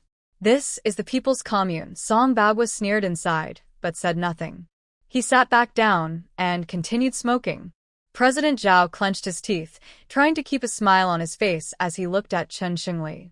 Brother Qin? Look, everyone is waiting for your village to give a statement. Qin Xingli wanted to speak. But what could he say? Song Baohua was telling the truth. The village only had less than 500 gene of grain left, mostly coarse grains. He really had no grain to give. The villagers had lost control. They rushed into the wheat fields, grabbing whatever they could, even unripe wheat husks, planning to go home and eat them with wild vegetables. No, we don't have any. His voice was so quiet that almost no one could hear him. What? Qin Xingli, speak louder. President Zhao's eyes nearly popped out, looking at him in disbelief. President Zhao, take it easy. If you keep staring like that and your eyes pop out, it's not good. The truth is, our village also can't produce any grain. The village chief of Maizidian, taking the opportunity to answer for Qin Xingli, also reported the decision that their village could not pay the grain to President Zhao. However, the situation in Maizidian is different from Linshan village. They have stored grain, and this year's harvest, although poor, includes 100 acres of potatoes planted at the beginning of the year, which they recently managed to secretly harvest from the warehouse. The stored grain in the warehouse could last about 2 years if the villagers eat sparingly. But if they have to pay the official grain quota, it wouldn't be enough. So, after returning from the previous meeting at the commune, the team leader and the secretary decided that even if the village officials resigned and faced punishment, they would still lead the villagers to survive this drought. The other 3 village chiefs saw that Linshan village and Maizidian, the 2 large villages, also couldn't pay the grain. Each of them changed the amount they initially planned to pay. A rally ended again with everyone feeling unhappy. After sending off the village chiefs, President Zhao picked up his black briefcase, pushed his bicycle, and went to the county. The story of begging for help would be left for another time. After June, Shirshu's family, including the old man and Rong's family, all realized a drought was coming. What should we do without water? I heard on the radio that most parts of the Flower Kingdom will face drought this year. The family sat around the table. The mushrooms, vegetables, eggs, and braised pork they usually ate now seemed very precious. The old man was even reluctant to eat, looking worriedly at Shirshu. Do we still have enough food at home? Maybe we can trade some of this meat and vegetables for grain at the county? If we eat sparingly every day, we might survive this disaster. Shirshu finished eating the scallion scrambled eggs with white rice, then calmly looked at Rong Shiryan, signaling him to speak. Shirshu in the backyard planted 3 rows of potatoes, 3 of scallions, and 2 of chives. You planted 2 rows of chili peppers, 3 of water spinach, and 3 cucumber plants behind your house. These are all vegetables that can grow continuously, he thought for a moment, and continued. As for meat, I can go hunting in the mountains. Although private hunting isn't allowed now, I think catching a few mountain chickens or wild rabbits shouldn't be a problem. The old man felt more reassured after hearing this, but also worried about the water supply. What should we do about the water? Rong Shiryan gently turned his gaze toward Shirshu. Grandma Gua's worries are reasonable. The village's wells are now strictly managed. Each household is only allowed to draw 3 buckets of water a day. That's just enough for drinking, but we also need water for watering the fields. Even without washing, this amount will be hard to manage. Shirshu skeptically extended her index finger and gently tapped the man's forehead. There's water in the mountains. Have you all forgotten? Not only is there abundant underground water in the mountains, but there is also a hot spring. Awakened by Shirshu's words, Rong Shiryan's face instantly turned red. He remembered the beautiful scene he saw when Shirshu took him to the hot spring at the end of March. That day, Shirshu untied her hair, and her black, curly hair danced in the steam, like feathers floating in the night. She and he immersed their bodies in the warm water. The steam rose, and her fair cheeks turned pink. She closed her eyes gently, and her long, thick eyelashes looked like 2 black butterflies, as if she was lost in nature's embrace. She loved to gently touch the water with her fingers. He watched the hot spring flow over her delicate, jade-like hand. In that moment, he felt as if the little woman before him was about to merge with the earth. Shaking off these distant, wild thoughts, Rong Shiryan blushed and continued to join the others in the discussion. Once they no longer had to worry about food and drink, everyone's attention returned to recent national news broadcast. Now the country's situation is improving more and more. The people in the Tibetan region are also about to be liberated. If it weren't for this drought, our flower-planting country could take off. Rong's father stood up and walked from the main hall into the yard, gazing at the blue sky above. The sky was clear, with not a single cloud. Rong's mother, with years of understanding between them, naturally knew that he was feeling uneasy. But natural disasters like this are beyond human control.